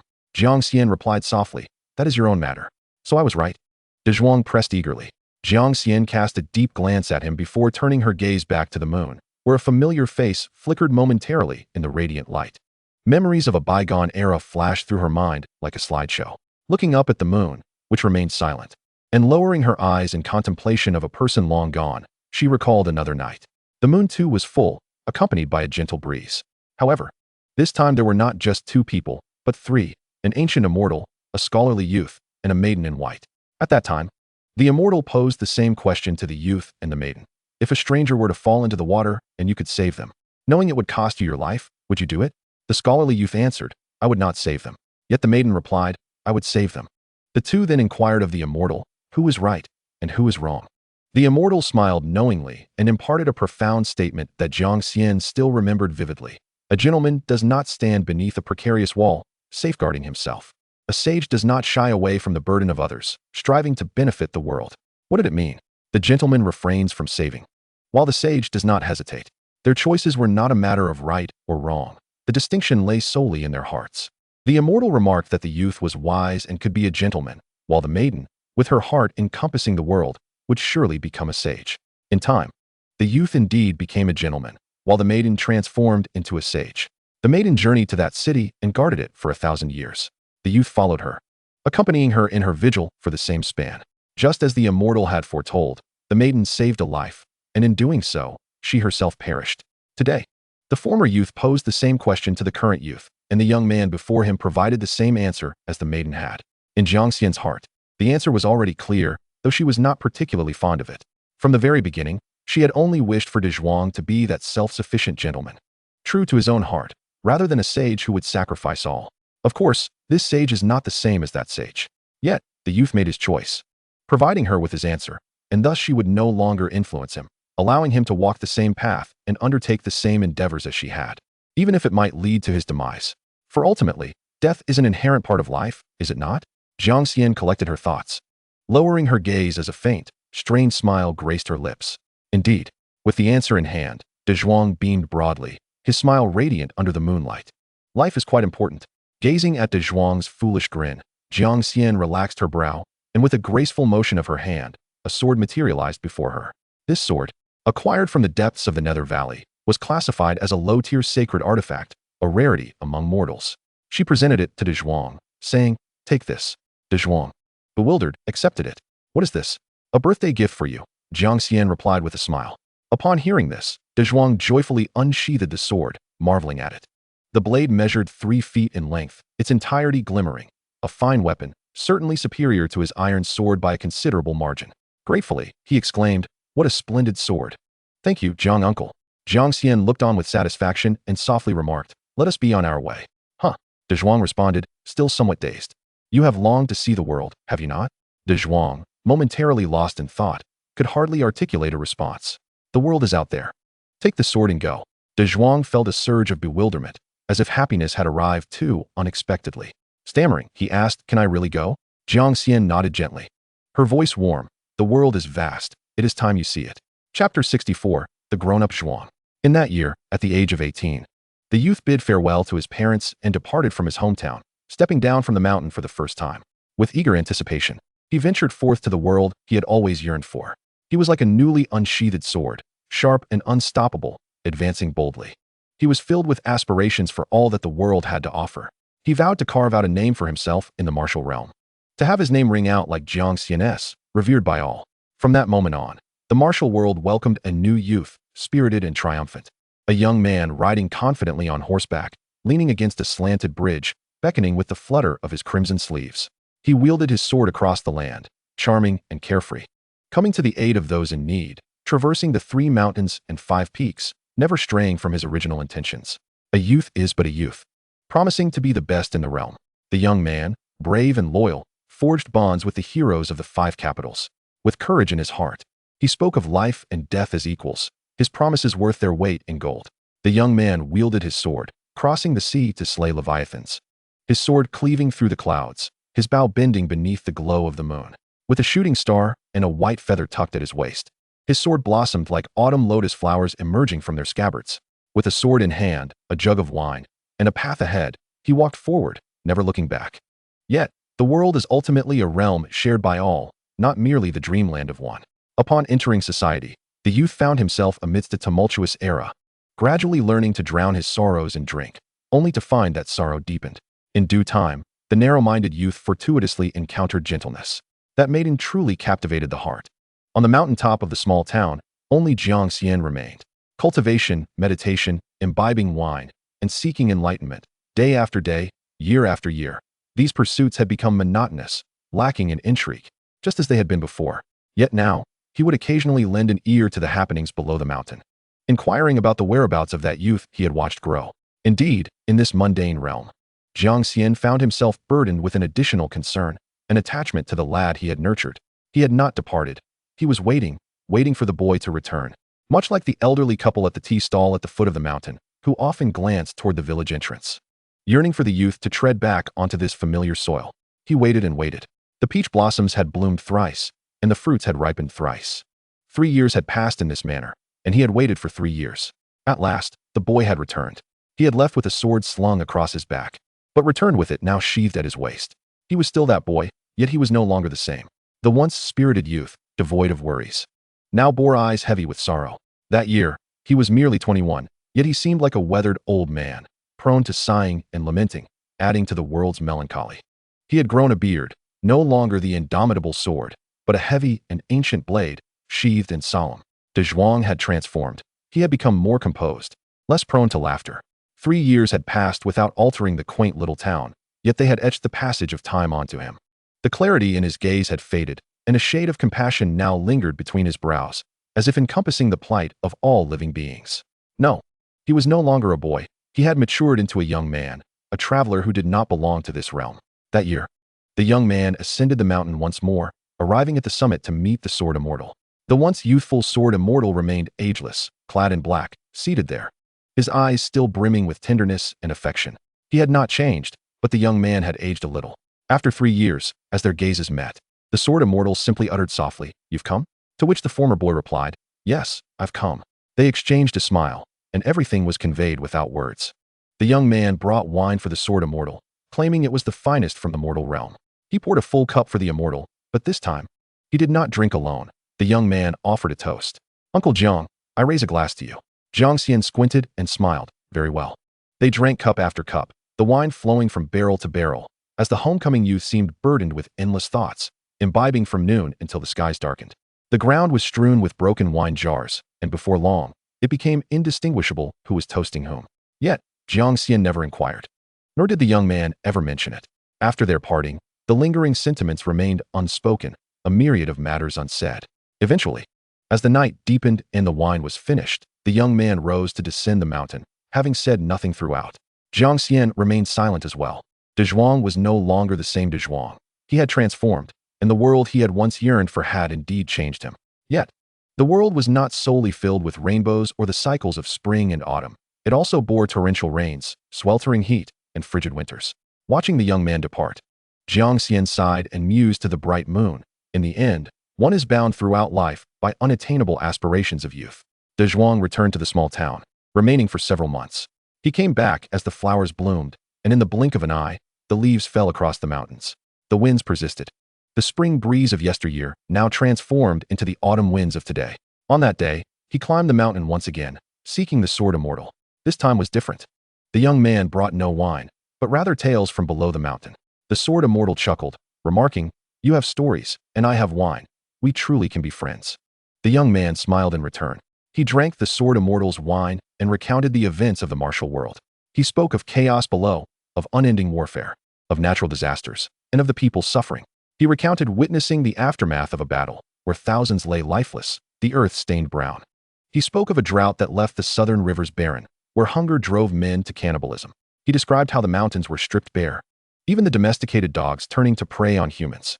He lamented that this world was not of mortals, but a purgatory. In closing, with red-rimmed eyes, he looked helplessly at the sword immortal, despairing, "Uncle Jiang, I've seen so many people drown. I'm not afraid of death, but I cannot save them, truly cannot." Jiang Xian understood that it was time to reveal the truth to the young man. Rising, he addressed the remorseful youth, "Follow me. I shall take you to a place." The young man said nothing, silently following. The sword immortal led him on a journey of 1,000 miles through the night, arriving at the mountain of old. At the riverbank, standing at the desolate riverbank, Jiang Xian revealed everything to the young man. "Do you see this place? It was here that I found you." The youth was bewildered, shock etched across his face. Jiang Xian slowly unraveled the truth, revealing the young man's origins, his lineage. He told him that he was not De Zhuang, but Chao Tian Quebec. He was not a child of an ordinary family. He was a dragon, a scion of the royal lineage of the 9 provinces. The young man, now enlightened, fell into a long silence, digesting Jiang Xian's words. What seemed like a mere story had unfolded within his own life. Absurd, unfathomable. Yet, he could not deny the truth. The world might deceive him, but Jiang Xian would never lie. Jiang Xian explained that this world had long awaited a person, the rightful heir. This fate was a matter for the Chao family, and only they could address it. Jiang Xian posed a question to the young man. "Today, as countless people are swept away in the torrent, knowing that rescuing them may lead to your own demise, will you save them?" This time, the young man hesitated not for a moment and answered resolutely, "I will save them." Jiang Xian smiled with satisfaction, everything unfolding as expected. As autumn waned and winter approached, the once youthful boy descended the mountain once more. Yet the De Zhuang of your now bore a new name, Chao Tian Quebec. He remained as formidable as ever, but this time, he sought not merely fame, but to reign over the world and rescue it. As he departed, snow began to fall, the first of the season in the small town. The snowflakes danced down, blanketing the world in purest white. Jiang Xian stood atop the mountain, watching the snowfall, gazing at the sky, reciting, "Who knows in the heavens plays the flute," scattering jade blossoms throughout the world. Chapter 65, Pursuing the World. Do you not see the galloping steeds along the snowy shores, the endless sands stretching to the heavens? Chao Tian Ke descended the mountain. In just over 3 months, his lineage became known across the land. Former officials of the late emperor journeyed from afar to join him. And in a small city, the young man traded his sword robe for a suit of armor. He grasped his sword, hunting for game in the central plains. Departing with 3,000 riders, he traversed 3,000 miles, amassing an army of 100,000, claiming a territory. In the brief span of 3 years, he acquired a considerable portion of the world. That year, the winds of Zhongshan stirred ominously, and 1,000,000 heroic lions surged into Jiangnan. The populace rallied, and the capable gathered under him, the young man imbued with the dragon's aura, blessed by the heavens, the earth, and the people. He raised the banner of the world high, sweeping all before him as he surged toward the city of game. Upon hearing of the rebellion at the Star-Picking Palace and the surrender of the Northern Guard, on a riverbank beyond the Jiangnan region, the blood-soaked blood-robe army stained the waters crimson, never to return. Subsequently, emissaries from the Heavenly Path sect arrived, proclaiming their support for this king, destined to reign over the 9 provinces. The powerful influence belonging to Chaoga also faded away into oblivion, giving way to the resplendent era of the Chaotian Palace. From the northern front, battles surged into Jiangnan, and from Jiangnan, they surged into the imperial city, 3,000 miles of wind and snow, 10 years of harsh summers and autumns. The youth of yesteryear shed his ordinariness and truly became the king who scorned the world. In the autumn of the 10th year, amidst the chilling winds, the heavens were draped in layers of clouds, while the earth echoed with mournful winds. Outside the first city of the 9 provinces, Zilicheng, 1,000,000 elite soldiers surrounded the towering city like an ocean, their blood-red battle flags blotting out the sun. The armored warriors brimmed with battle fervor, their eyes ablaze with murderous intent, filled with discontent towards the city before them. Gripping their swords tightly, they cracked their knuckles, awaiting a command to charge the city, to sever the golden dragon banner, and to topple the great mountain that loomed over them. 10 years on the battlefield culminated in this one final confrontation, and they would emerge victorious, for their king was unparalleled, a true dragon reincarnated, ordained by destiny. Their king not only had them, but also stood backed by sages.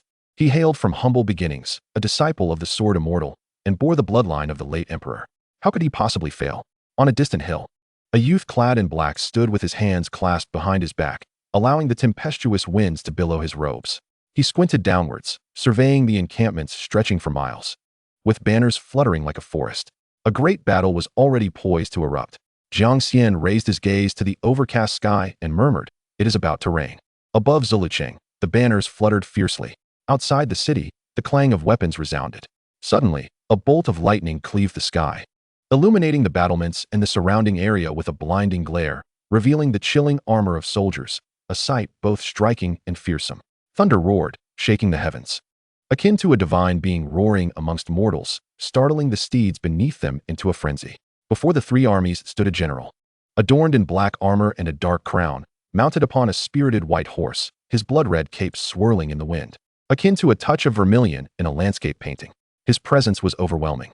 The general, gripping the reins, cast his gaze skyward and whispered, "Uncle Jiang, grant me your blessing to end this today."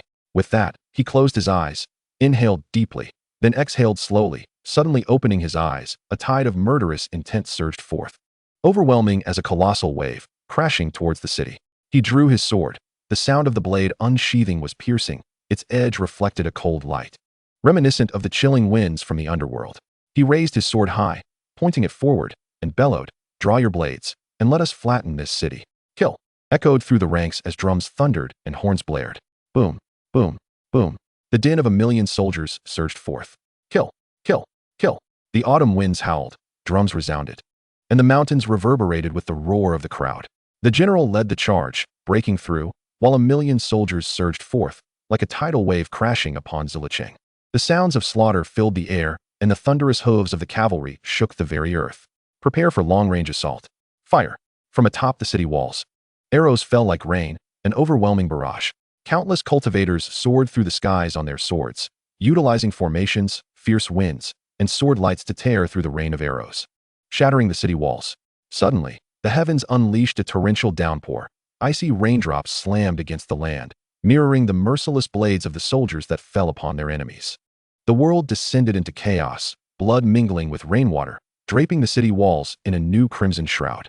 Jiang Xian remained atop the mountain, observing everything with the calmness of a deep pool, unmoved by the blood-soaked sea and the mountains of corpses, nor the thunderous cries of battle that stirred not a ripple within him. Just as the dense rain above could not leave a trace of frost upon him, he watched as the rain fell and the battle commenced. He beheld soldiers falling in their charge, their weapons broken in the sands, and defenders collapsing upon the high battlements, their bodies severed. He witnessed the valiant soldiers ascend the walls and the soulless troops crumble within the city. The outcome of the war was already clear to him.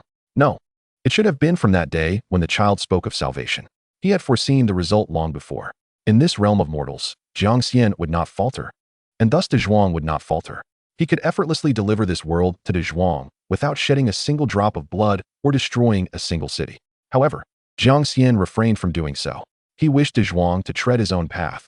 This journey of transformation, he wanted the boy to experience for himself. Ultimately, Jiang Xian must depart. He could not protect De Zhuang for a lifetime, nor did he wish to. Some matters were meant for him to undertake.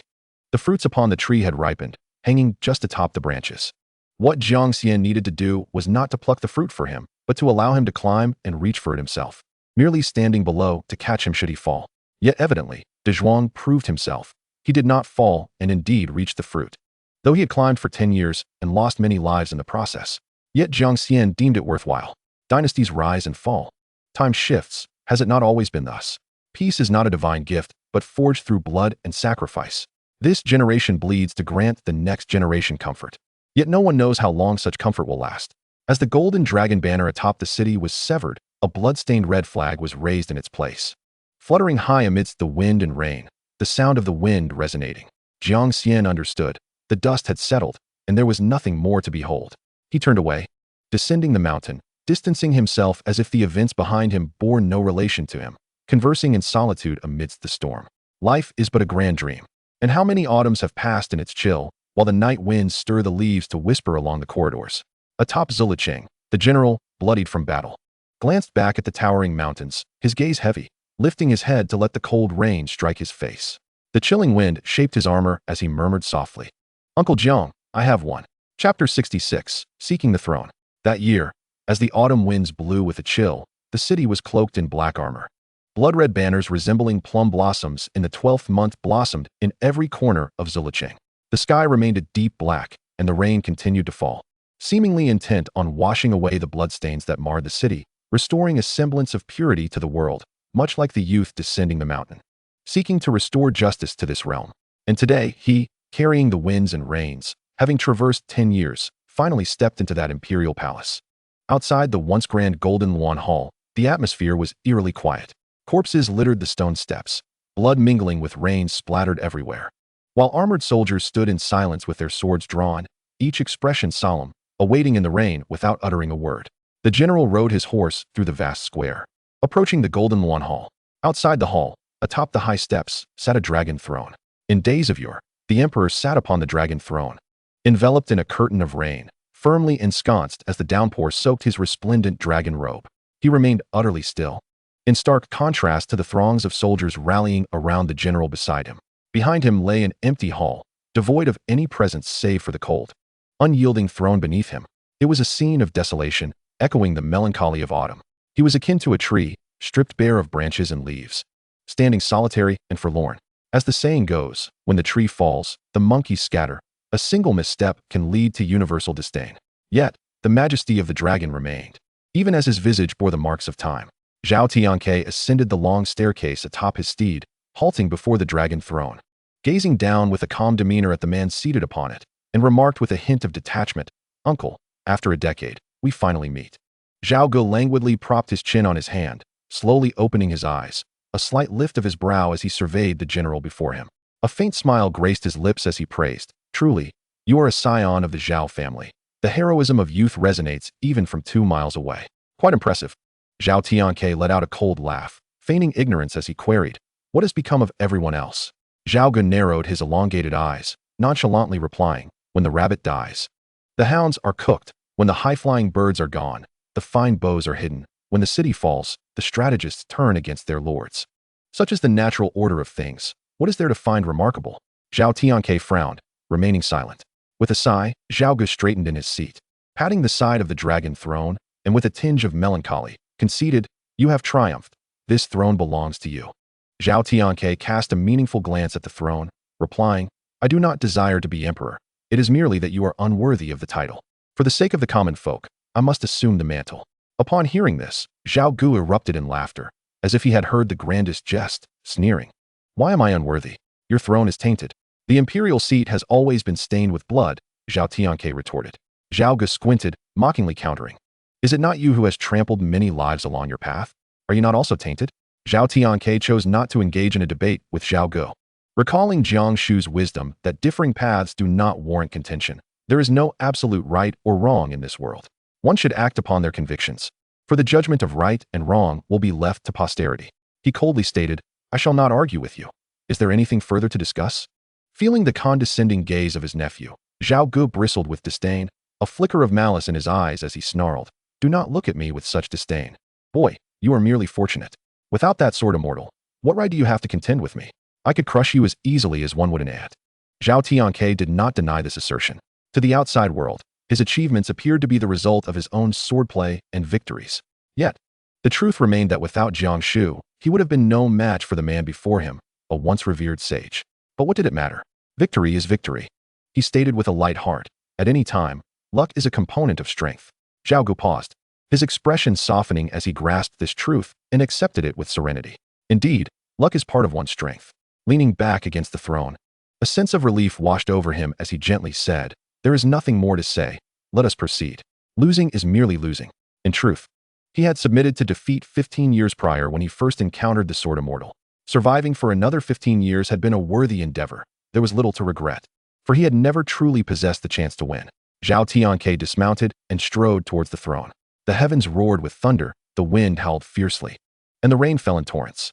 As a blood-red bolt of lightning illuminated the scene, he furrowed his brow, drew his sword, and with a swift stroke, a head fell from the throne, rolling to the ground below. A once great emperor met his demise in this place. Zhao Tianke flicked the blade to rid it of blood, casting a glance at the headless corpse before sheathing his sword and taking a few steps forward to retrieve the severed head.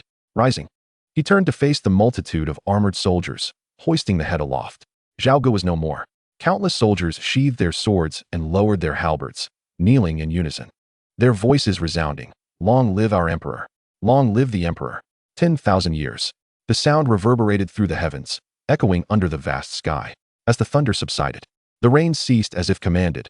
An array of warm sunlight pierced the thick clouds, illuminating Zhao Tianke. Bathed in sunlight, he gazed upward, joined by 1,000,000 soldiers and the citizens of the city, all looking toward the sky. The wind stilled, and the rain halted. They beheld the heavens of the 9 provinces, the clouds parting and the mist dispersing. In that autumn, the imperial power of the 9 provinces shifted hands. The old king fell, the new emperor ascended, granting amnesty across the land, storing away weapons, releasing horses to graze in the southern mountains, and suspending taxes for 3 years. On the day the decree was proclaimed, the people of the realm hailed the emperor's magnanimity. The once young lad had ultimately slain the wicked dragon, ascending to the dragon throne, becoming the new dragon. The historian dipped his quill in ink, inscribing a new page, chronicling, in the 9 provinces, there is an emperor, known as Zhao Tianke. In his youth, he encountered the sword immortal in a small town, practicing swordsmanship for 12 years, achieving modest success. He later ventured into the world, traveling for 3 years. Witnessing the suffering of the common people, his reputation waning. Thus, he raised an army, crossing the northern river with 3,000 armored soldiers, claiming kingship after 3 years with a force of 100,000. He then rallied his troops, advanced to Jiangnan, crossed the Yangtze River, and besieged the imperial city. In autumn, the city fell, the tyrant was executed, and he seized control of the realm, fulfilling the will of heaven, ascending to the highest throne, crowned as emperor. With peace restored within the universe and tranquility across the seas, on the day the true dragon reclaimed its position, myriad rays of dawn illuminated the 9 provinces. All in all, it was a grand tale of boasting. Yet, the world knew well that a new emperor had arisen in the 9 provinces. One hailing from that small town, sheltered by the sword immortal, known as Jiang Xian. In due course, Zhao Tianke returned to his hometown in resplendent attire, the blessings of the dragon descending upon that very town. The townspeople were in uproar, tears welling in the eyes of a silver-haired elder. It was as if the past had returned, yet he found himself standing before an empty expanse. He could not meet the sword immortal, but instead discovered a letter. A farewell letter from the sword immortal. The emperor understood. The sword immortal had departed. Jiang Xian. Chapter 67. A letter. Tearing open the weathered envelope, he unfolded the yellowed parchment, the elegant script catching his eye. The characters mirrored those on the locust tree at the foot of the mountain. The handwriting was robust and vigorous, flowing with grace, as if infused with the essence of the sword path, particularly revealing the nuances of swordsmanship within the strokes. This was indeed the handwriting of the sword immortal. Zhao Tianke was acutely aware it was left by Jiang Xian. The letter read, To my dear Zhuang, upon reading this letter, I trust you have accomplished what you desired. Has the world unfolded as you wished? I have taken my leave. We are both practitioners on the path of cultivation. In this journey, the cycle of life and death, along with partings, is but a natural occurrence to which we must learn to acclimate. Though our paths diverge, we shall ride the winds, seeking our own routes and following our individual journeys. Departing without a word, do not dwell on it. In the future, do not seek. A single leaf floats back to the vast ocean. In life, where can we not encounter one another? If fate allows, we shall surely meet again. If not, we can still bask under the same sun and moon. As long as we remember each other, whether we meet or not, in essence, there is little difference. At the moment of parting, I find myself at a loss as to what to offer you, unsure of what words to express. So, I shall impart a single phrase. Remember, the so-called grand ambitions and everlasting renown pale in comparison to one singular truth. It is to live your life in the manner you cherish most. The path you have chosen, I know, is fraught with difficulties. If one day you feel weary, do not force yourself to endure. Letting go bears no shame. The gentle spring breeze over 10 miles is far less delightful than the joy of pleasing oneself. I wish you well, and may our paths cross again. The thin sheet of paper bears but a few words, yet the hand that holds it trembles uncontrollably. The iron-willed emperor felt a hint of moisture at the corners of his eyes, and with a slight quiver of his nose.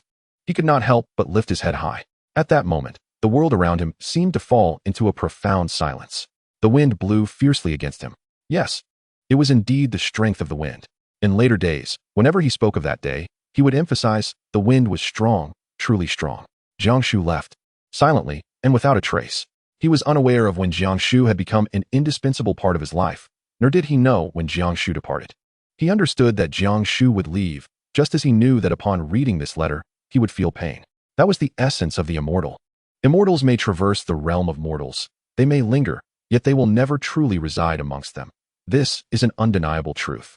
He had long believed himself to be grown up, not merely for wielding that iron sword or ascending to the throne. At this very moment, standing atop the mountain and gazing at the letter in his hand, he finally comprehended what true maturity entailed. For from this point onward, there would be no one behind him, no one beneath that tree would continue to support him. Everything, indeed, must rely on himself. He matured not through his own realization, but because Jiang had let go. Thus he grew. In the past, he yearned for adulthood. Now, he despises it. However, the world never retreats nor pauses. Time marches on. He gently folded the letter, carefully returned it to its envelope, and cautiously tucked it into his sleeve.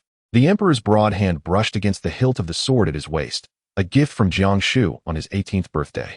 He whispered softly, "Rest assured, Jiang, I shall live joyfully. If one day I can no longer endure, I will seek you out." As dusk fell, the setting sun painted half the sky crimson. The rays of light, like vast oceans. The emperor turned, reluctantly descending the mountain. Subsequently, the moon rose, clouds shifted, and the cicadas sang. The green mountains share the same wind and rain. How could the bright moon ever be confined to two lands? It turns out that parting is neither a long pavilion on an ancient road, nor a lush field of fragrant grasses, but rather a letter filled with 1,000 words, expressed in but a few phrases. Later, atop the mountain in the small town, a shrine was erected, named the Hall of the Sword Immortal, dedicated not to a deity or a Buddha, but to a sword immortal. This immortal, clad in black as ink, with brows resembling distant mountains and eyes like a sea of stars, bore a sword at his waist, sheltering the entire realm amidst laughter and whispers. The world knows well whom the shrine honors. Thus, the incense burns continuously, with seekers of truth as well as those yearning for peace, and some even seeking romantic unions. A somewhat absurd request. The emperor issued a decree, bestowing a title upon the sword immortal, and constructed a grand residence, prominently situated in the capital, naming it awaiting the immortal's return. What does it imply? It is well understood by all. All living beings, in silent accord, know that the sword immortal has departed. At least from that small town. A century has passed. The characters Jiang Xian on the locust tree have inexplicably vanished, as the rules set by the sword immortal reached their expiration. Yet, that small town remains unchanged. The people of the realm dare not intrude, nor does anyone harbor any thoughts of doing so. In subsequent years, the emperor ascended the throne, established a family, and named his child Xian, a handsome young lad.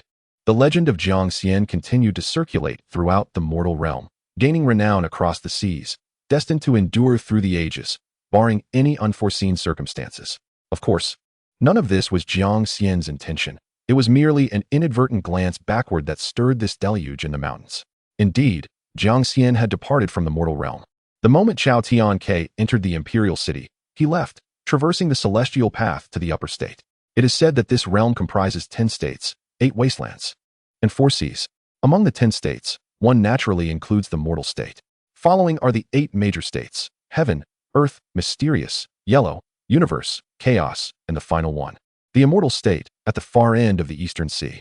As for the 4 Cs, they encompass the east, west, south, and north, vast and boundless oceans.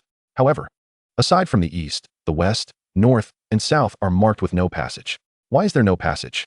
Who knows? It is merely understood that within lies a zone of death, devoid of any life force. For millions of years, those who entered have found no way out. Some say that within lurks a malevolence capable of devouring all living beings, confined there by ancient deities. They cannot escape, and thus do not allow others to enter. Others assert that the 3 great seas serve as walls, existing to confine the 9 states, preventing humanity from fleeing. To leave the 9 states, one must head eastward, to that immortal state, also known as the realm of immortals, to become truly immortal. In truth, it is indeed so. Moreover, the path to immortality is perilous. A sea route fraught with tempests and towering waves is merely the beginning. Within, countless bloodthirsty sea beasts and innumerable wandering souls await as one traverses this route. They incessantly yearn to consume your flesh and ensnare your spirit. The phrase 9 deaths and 1 life is truly apartment. Thus, that path leading to the realm of immortals is also known as the way of the immortal. As for the 8 wastelands, they lie at the opposite end of the eastern sea's immortal state, beyond the vast wilderness marked by the immortal city. This is the territory of the demon clan. The immortal has never been there, only heard tales and seen beings from within, many, and nothing more. Of course, that is also the place Jiang Xian ultimately aims to reach. The immortal city, the eternal first city, a blood-soaked wall that entombs countless sword immortals and great demons. Chapter 68, The Sword-Bearer of Heavenly Tao. 50 years later, in Xian State, in a certain city on a certain street at a tea house, a man said, "Hey, have you heard? The Holy Fire sect has once again been extinguished. Is that true?" An old man questioned. The man affirmed with unwavering certainty, "The outside world has gone mad. What a farce it is. A great fire has consumed everything, leaving naught but ashes. And I hear that not a single soul survived." At the neighboring table, a scholar-like gentleman closed his folding fan, turned slightly, and interjected, "Not only were there no survivors, but I have heard that not even a single corpse was left behind." Upon hearing this, one person inquired, "Could it be the handiwork of that individual again?" The scholar took a sip of wine, displaying an air of calmness as he responded, "I reckon it is highly likely." The man clicked his tongue, exclaiming, "This person is truly ruthless. Just months after vanquishing the Demon King's lair, he has now obliterated the Holy Flame sect. Indeed, at this rate, the demonic cults of Xianzhou will be wiped out entirely. There were hardly any left. To begin with, it was merely a matter of time. Acting on behalf of heaven, he has become a model for our kind. Truly, these individuals met with a deserved fate. They had turned Xianzhou into a den of filth, and their demise has cleansed the land. Yet, I am left wondering who this esteemed person might be, so valiant and formidable. I truly wish to behold him and pay my respects." The scholar opened his fan with a scoff, retorting, "Are you dreaming? This gentleman is like a dragon that shows its head but conceals its tail. Our ancestors in Xianzhou have searched for years without finding him. And you think you can meet him? Besides, those who have seen him are all dead. Do you not wish to live?" The man shivered at the thought, hastily waving his hand and chuckling awkwardly. "Perhaps not, perhaps not. Who do you think will be the next to be extinguished?" One mused. In the bustling tavern, cups clinked as patrons drank and savored tea, engaging in lively conversation, yet their discourse revolved around a singular matter. News had spread from afar that just days prior, the once mighty Holy Flame sect had been annihilated, leaving not a single survivor. While the name of the Holy Flame sect carries an air of grandeur, proclaiming itself as a champion of righteousness, it was known in secret for its nefarious dealings. The world knew all too well of their crimes: trafficking women, consuming the brains of infants, slaughtering villages, and extinguishing towns. Truly, they were guilty of every imaginable evil, deserving of extermination. Their practices were rooted in sinister sorcery, engaging in heinous acts that defied humanity. In Xianzhou, the sects of cultivation are innumerable, broadly categorized into 2 types: the righteous path that seeks to cultivate virtue, drawing upon the spiritual essence of the heavens to attain immortality, and the demonic sects like the Holy Flame sect, which engage in malevolent practices, including soul refinement, blood rituals, and cannibalism, spared no depravity. Their actions not only offend heaven but also undermine humanity. Such beings are termed as evil cultivators, practitioners of the dark path. It is often said that righteousness and evil cannot coexist. The conflict between the two is rife with bloodshed. Should they meet, it is a matter of life and death. The righteous path aligns with heaven, representing light and justice, standing in solidarity with the common folk, harboring a deep-seated hatred for the demonic path. In the past, there have been numerous campaigns against the forces of evil, yet their outcomes have been less than satisfactory. The righteous coalition did not suffer defeat, yet they also did not emerge victorious, returning time and again with disappointment. The reasons for this are manifold. It is said, the higher the path, the stronger the evil. The strength of the dark practitioners is formidable, and they possess forbidden techniques. When the conflict escalates, who lives and who dies is uncertain. The powerful among the righteous dare not engage these foes in a life-or-death struggle. Thus, for centuries, both paths have coexisted on this land. Cultivation is arduous, and thus, the strong have reached an unspoken understanding, tacitly allowing their disciples to battle while they remain mere spectators. This has persisted for ages. However, the affairs of the world are not destined to remain unchanged. A decade ago, a significant event transpired in Xianzhou, one that was considered fortuitous by the majority. In a single night, a demonic sect was eradicated. Its gates were engulfed in flames, leaving no trace of its existence. Over 30,000 disciples perished. Not a single one survived. When the news broke, it sent shockwaves across the world. Although this sect was not among the most powerful, it was still overseen by an immortal, including an ancestor of the second realm of immortality. In Xianzhou, one of the second realm is not invincible, but they can undoubtedly rank among the top 100. Yet, such a sect was extinguished without warning. At that time, the righteous celebrated, while the forces of evil were thrown into disarray. Yet, the perpetrator remained unknown. Before the dust settled on this event, another sect met a similar fate, vanished in the same fashion one night, with countless lives lost. This sect, too, was a demonic one. At this juncture, the populace was further shaken, sensing that the situation was far from simple. Since then, every 6 months on average, a demonic sect has been eradicated. In the blink of an eye, a decade has passed, and the infamously notorious 36 demon lairs, including this recent Holy Flame sect, have been obliterated 21 times. Who is responsible? The answer remains elusive. According to a surviving witness, they glimpsed a figure clad in black, donning a Shura mask, emerging from the shadows, bringing destruction before retreating back into the darkness. The truth remains shrouded in mystery, yet both the righteous and the demonic factions have been thrown into chaos. The righteous are jubilant, while the demonic are frantic. Over the years, their presence in the martial world has diminished significantly. From initial disdain to later outrage, they have now become like startled birds, retreating into their shells and withdrawing from the world. Nevertheless, misfortune continues to arrive, one after another, leading to their annihilation. Their wickedness seems to have destined them for destruction. Those of the demonic path refer to him as a Shura, a being from the depths of hell, sent to eradicate the evils of the world. They are guilty, and thus they shall perish. Meanwhile, the righteous call him the sword-bearer of heavenly justice. What is the sword-bearer of heavenly justice? He wields the sword of heaven, upholding the path of heaven, purging the sins of humanity, serving as the representative of celestial justice. His renown is undeniably immense. Amidst the clamor, in the tea house, Jiang Xian finished the last morsel of pastry, drained his cup of tea, inverted the cup to leave behind a half-piece of spiritual crystal, and rose to depart.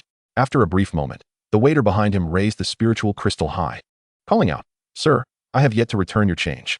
Jiang Xian waved his hand dismissively, replying, "Keep the rest, it is for you." The waiter, beaming with delight, bowed and saw him off. As the young man exited the tea house, he encountered 2 children in the street, engaged in playful mock combat with wooden swords and bamboo knives, their high-pitched voices ringing out. "Demon, I am the sword-bearer of heavenly justice. Surrender and meet your demise." Boldly proclaimed, "I am the elder brother of the sword-bearer, the blade-bearer of heavenly justice. How dare you be so insolent? Let us settle this once and for all. Come, make your move." Jiang Xian lightly adjusted the bamboo hat atop his head, a smile gracing his lips as he mused, "The sword-bearer of heavenly justice, indeed." Chapter 69. That year at the foot of the mountain. As if a spring breeze swept in overnight, 1,000 trees burst forth in pearly blossoms. It was winter, a harsh winter. The day was marked by a biting wind that pierced to the bone. The overcast sky churned with leaden clouds, and soon, feathers of snow began to fall. In the western part of Xianzhou, at the foot of the Blood Shadow Hall, one of the 36 demon caves, a figure emerged from the swirling snowstorm. Clad in black and donning a wide-brimmed hat, the individual boasted a robust physique, each step resonating with a firm steadiness.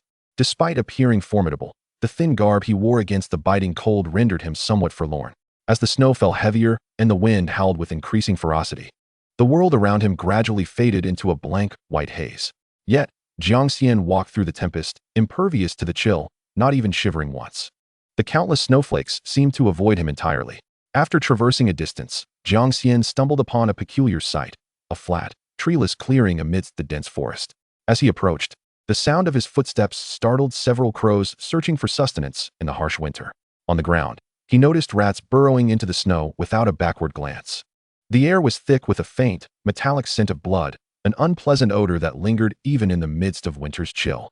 Jiang Xian frowned slightly, a glint of malice flickering in his gaze as he surveyed the surroundings, revealing an unsettling tableau of countless corpses strewn across the snow, haphazardly piled together. The fresh snow had not yet covered the ground entirely, revealing scattered white bones amidst the lifeless bodies, which lay in disarray, resembling a herd of plague-ridden swine. Some faces were turned upward, others buried in the earth, and a few had their arms raised, desperately clinging to life. The scene was unbearable to behold, a grim reminder of winter's power to freeze the dead and topple them beneath the snow. Without a doubt, this clearing was a mass grave, a testament to the sins accumulated over the years by the Blood Shadow Hall. Rather than being buried, the bodies seemed to have been carelessly discarded, left for scavengers or to be devoured by vermin and vultures alike. Even Jiang Xian found it difficult to bear the sight before him. He wrinkled his nose and quickened his pace, the intensity of his irritation growing stronger. He contemplated that even if the Blood Shadow Hall were to be obliterated, their demise would hardly be unjust. Indeed, the entire Xian province, with all its sects of cultivation, bore the same fate of retribution. How ruthless they are, Jiang Xian muttered under his breath, for among the corpses, he had discerned the remains of newborn infants. Hastening his steps, he sought to escape this place of ill repute. The snow beneath his feet was soft, yet it felt uncomfortable, as if it resisted his every step. Suddenly, as he carefully navigated around a corpse, a hand unexpectedly grasped his ankle. The grip was feeble, yet it took him by surprise. Jiang Xian instinctively froze, glancing down to see a hand, pale and mottled, emerging from the snow, clutching him like a lifeline. Although the hand appeared rough, it was diminutive. Jiang Xian's brow furrowed in suspicion. Was this person alive? Amidst the subtle sounds of movement, the hand's owner managed to lift their head, weakly uttering, "Help me." It was a boy, hair frizzed and face pallid, his gaunt features suggesting he was no older than a mere child of 10. His breath was faint, nearly extinguished, and as he spoke, he faltered, his head tilting to the side as he succumbed once more to unconsciousness, yet his hand remained clasped around Jiang Xian's ankle. Jiang Xian diverted his gaze, his expression as impassive as ever. He took a step forward, and the boy's hand slipped back into the snow. It seemed he had no intention of intervening. After all, in this world, life and death were matters of fate, and he felt little obligation towards the plight of others. Thus, he continued his ascent up the mountain. However, after a short distance, he paused, casting a sideways glance at the scene behind him. A rare flicker of compassion graced his otherwise cold eyes. Gazing up at the vast, gray clouds, with the biting wind against his face and snowflakes settling on his garments, he murmured, "To save a life is to construct a towering pagoda of merit. After so many lives taken, let me at least play the role of a benefactor." Turning on his heel, Jiang Xian scooped the boy into his arms and gradually vanished into the swirling snowstorm. That night, the snowfall persisted in the mountains, obscuring the stars and moon, enveloping the world in a blanket of darkness, with only the howling wind and the rustling snow remaining. Within the mountains stood a dilapidated wooden cabin, long abandoned and in disrepair, with a gaping hole in the roof. Yet it provided a meager shelter from the elements. A flickering flame illuminated the darkness, resembling a solitary beacon guiding lost souls through the night. Inside the small cabin, the fire burned brightly, occasionally fanned by gusts of wind, causing the flames to dance and crackle. Before the hearth sat Jiang Xian, sipping wine alone, his boredom prompting him to toss more firewood into the flames. Suddenly, a fit of violent coughing erupted from the boy, awakening him from his stupor. Struggling to move, he leaned against a post, his weak gaze scanning the surroundings until it landed on Jiang Xian. Jiang Xian remained silent, continuing to drink. The boy's expression shifted through a myriad of emotions, and after a moment of internal conflict, he summoned his courage to ask weakly, "Did you save me?" Jiang Xian took another sip, still not responding. The boy swallowed hard, a painful sensation coursing through his throat. He scrutinized Jiang Xian's back before inquiring further, "Who are you?" Jiang Xian remained mute. "How did I end up here?" Still, Jiang Xian said nothing, and so they sat in silence, one pretending not to hear, the other blissfully unaware.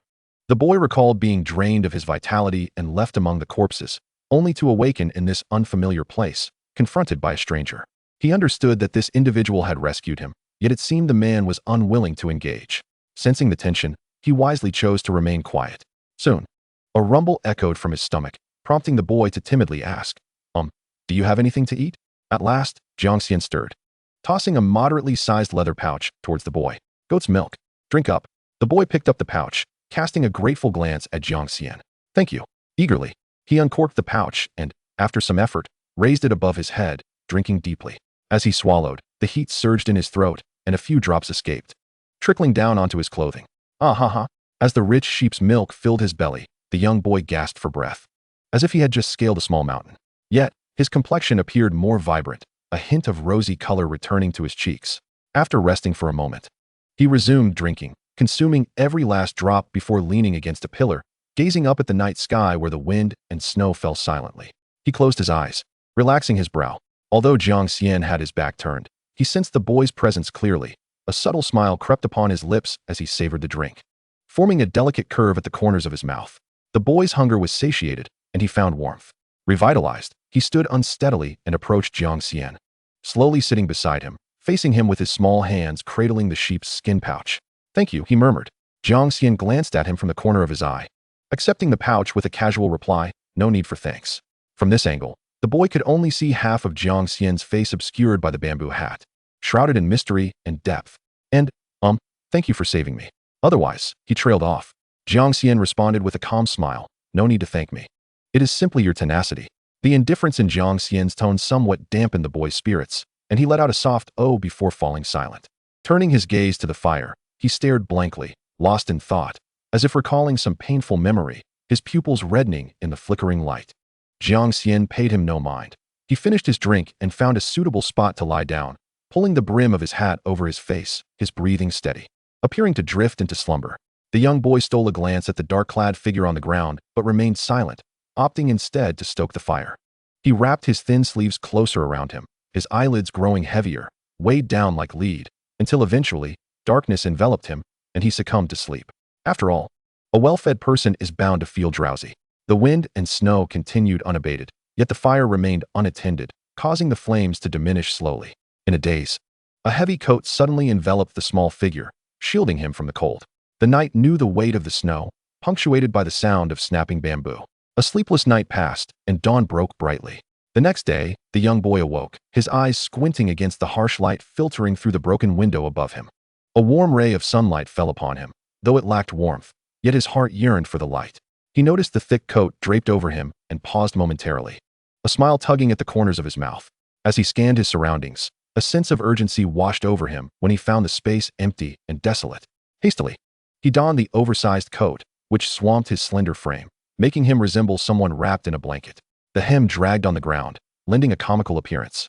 Yet it proved cumbersome as he rushed to the door. The wind had ceased, and the snow had stopped falling. The world had transformed from the day before, donning a pristine new garment, blanketed in white, untouched by dust. However, the young boy was too preoccupied to admire the scenery.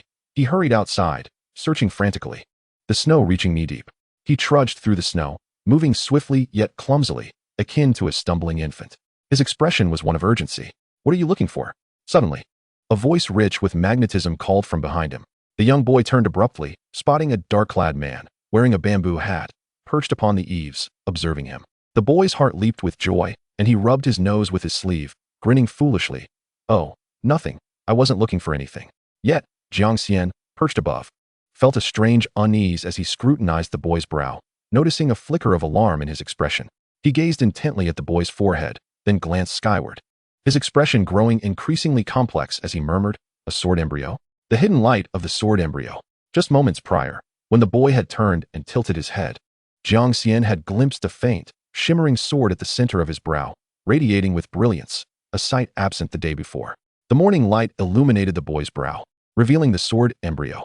Jiang Xian was not mistaken. The boy before him was indeed a sword embryo, and more than that, he would one day become a sword deity, standing on the cloud-tipped peaks, surveying the world with disdain.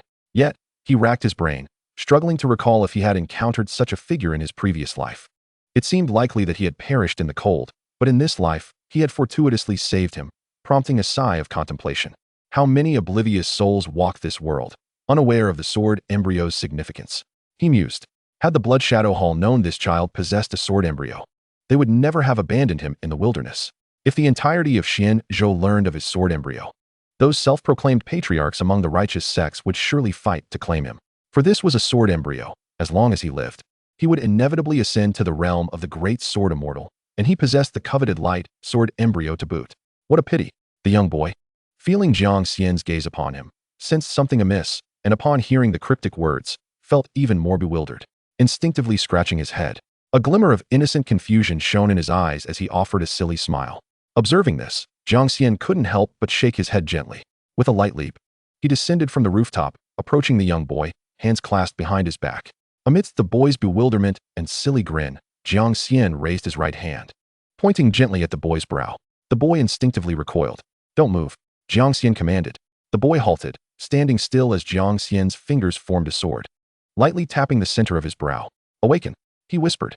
Suddenly, a gust of wind surged, swift and fierce, stirring the falling snowflakes and rustling the surrounding trees, causing the accumulated snow to tumble down like mist. The wind danced through the air, billowing the boy's robe, bringing a chill. Jiang Xian's fingertips pulsed with energy, intricate patterns rippling like ripples in water. A fine golden thread emerged at the center of the boy's brow, extending downward gradually, as if a celestial being was opening the eye of heaven. Above, the sky was clear, and the rising sun shone brilliantly. Looking up, the boy beheld a circle of white light enveloping the radiant sun, and the world seemed to transform before his very eyes.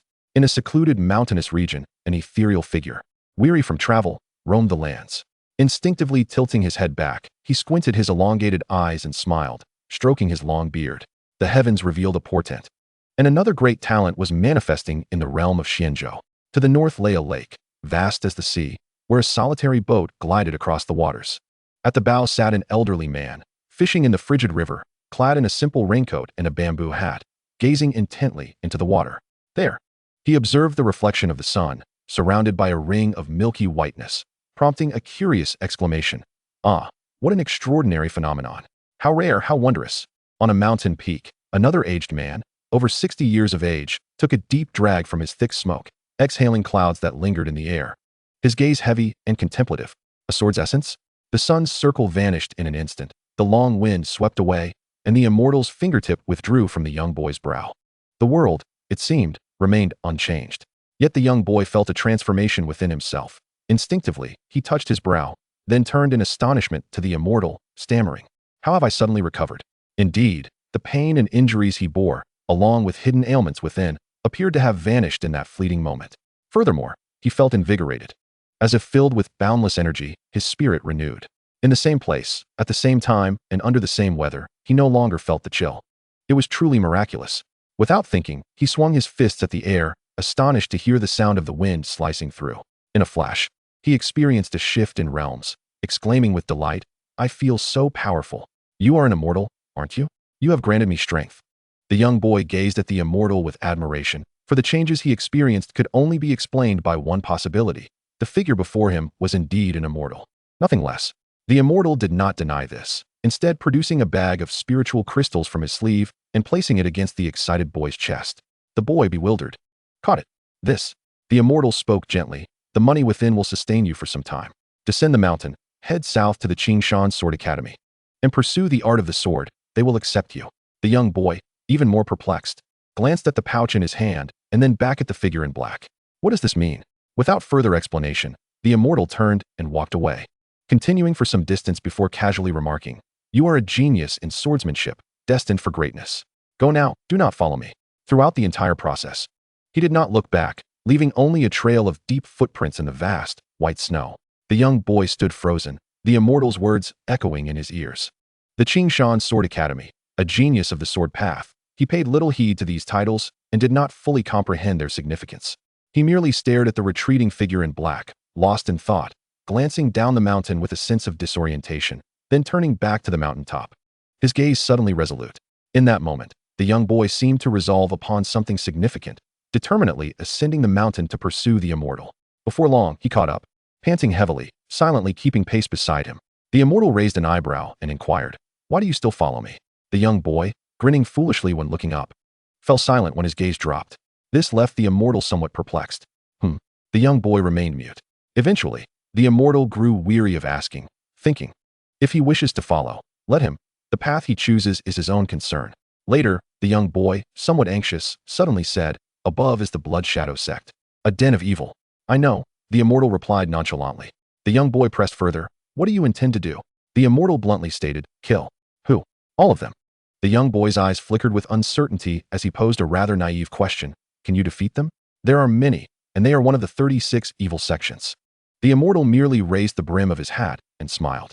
To annihilate them is precisely the purpose of the evil sect. The young boy's gaze lost focus. A bold thought suddenly flashing through his mind, prompting him to exclaim, Are you the sword-bearer of the heavenly Tao? The immortal did not refute this, calmly replying, I am called Jiang Xian. The young boy, understanding the implications, realized that the immortal's silence confirmed his assumption. Only the legendary sword-bearer of the heavenly Tao could eradicate an evil sect. This solidified his earlier decision to stay close, for he owed a debt of gratitude. As they ascended the mountain, the immortal asked, What is your name? The young boy shook his head earnestly. I do not know. I have no name. The immortal cast a sidelong glance at him, slowly saying, How can one have no name? But I truly have none. The immortal continued with a light-hearted tone. Then think of one. Give yourself a title. The young boy, without hesitation, replied earnestly, All right, I will think. Very well, Jiang Xian acknowledged. The young boy pondered again. How about you name me? Jiang Xian, without diverting his gaze, uttered 2 words, Li Ren. Why? The young boy lifted his head, sniffling. I want to be with you. Jiang Xian, puzzled, asked, With me? The young boy nodded vigorously. Yes. Why do you want to be with me? The young boy contemplated briefly, then resolutely stated, I want to learn the sword from you. And then, the young boy's expression hardened, and he declared angrily, To eliminate all the wicked in the world, just like you. Jiang Xian chuckled softly, shaking his head lightly. How could one possibly eradicate all the evildoers in this world? The young boy hastened to keep pace, urgently pressing. Is it possible? Jiang Xian halted his steps, turning to deeply regard the boy, his gaze enigmatic. He remained silent, yet continued onward. The young boy, still bewildered, wore an anxious expression, fearing Jiang Xian might abandon him. Did you not say I was a genius in swordsmanship? You teach me the sword, and in return, I will devote my life to you. Jiang Xian replied, Your life belongs only to you. The young boy countered, But you saved me. Jiang Xian relaxed his brow, speaking meaningfully, If you are unafraid, then follow me. The young boy beamed with joy, nodding vigorously. Thank you. And my name? We shall discuss that later. As they continued along the rugged, snow-laden path, the wind remained still. 2 figures moved steadily onward. Yet unbeknownst to the mountain man, a storm brewed quietly, foreshadowing a night of blood and chaos. However, he remained blissfully ignorant of the impending turmoil. Chapter 72, Annihilation of the Sect. Before the gates of the Blood Shadow sect, 2 strangers arrived, a young man in black, adorned with a bamboo hat, tall and imposing, accompanied by a scruffy boy wrapped in a large coat. Who dares intrude upon my Blood Shadow hall? Without uttering another word, the young man in black raised his hand, unleashing a sword energy that swiftly felled over a dozen guards stationed at the gate. In the blink of an eye, even the wind had no time to react. The young boy swallowed hard, witnessing how those once proud and arrogant cultists fell before Jiang Xian, unable to even defend themselves. This was a testament to Jiang Xian's formidable strength. Jiang Xian glanced sideways at the young boy, instructing, You wait here, do not enter. The young boy looked at Jiang Xian, nodding earnestly, MHM. A moment's pause, followed by a hesitant addition, Be cautious, there are many of them. In the face of such unexpected concern, Jiang Xian offered a gentle smile and replied softly, Do not worry, it is as effortless as dining. His tone was gentle yet undeniably assertive, as if he were merely stating an irrefutable fact. The young boy watched as Jiang Xian entered the mountain gate, observing the lifeless bodies on the ground until they vanished from sight.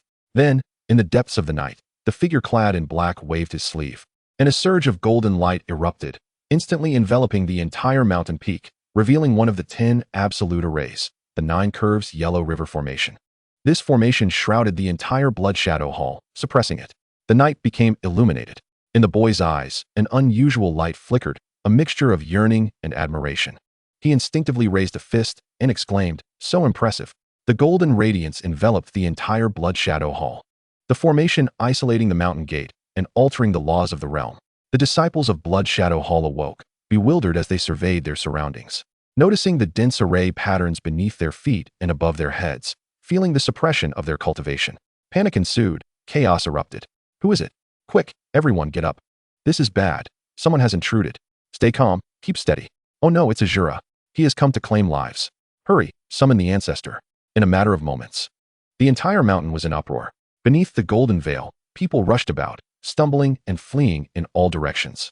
Naturally, some disciples, undeterred by the threat of death, charged forward, eager to confront the Asura in a fight to the death. Yet, in the end, they could not even catch a glimpse of their foe before being consigned to the depths of despair. Those attempting to escape found themselves thwarted by the array walls, their efforts utterly in vain. Despair, helplessness, and terror unfolded within the vast mountain gate. Death descended upon this valley. The howling winds, the piercing screams of anguish, the cries for help, and the desperate wails mingled with the sharp clang of swords, echoing through the expanse beneath the night sky. In this miniature world of the array, death surged relentlessly.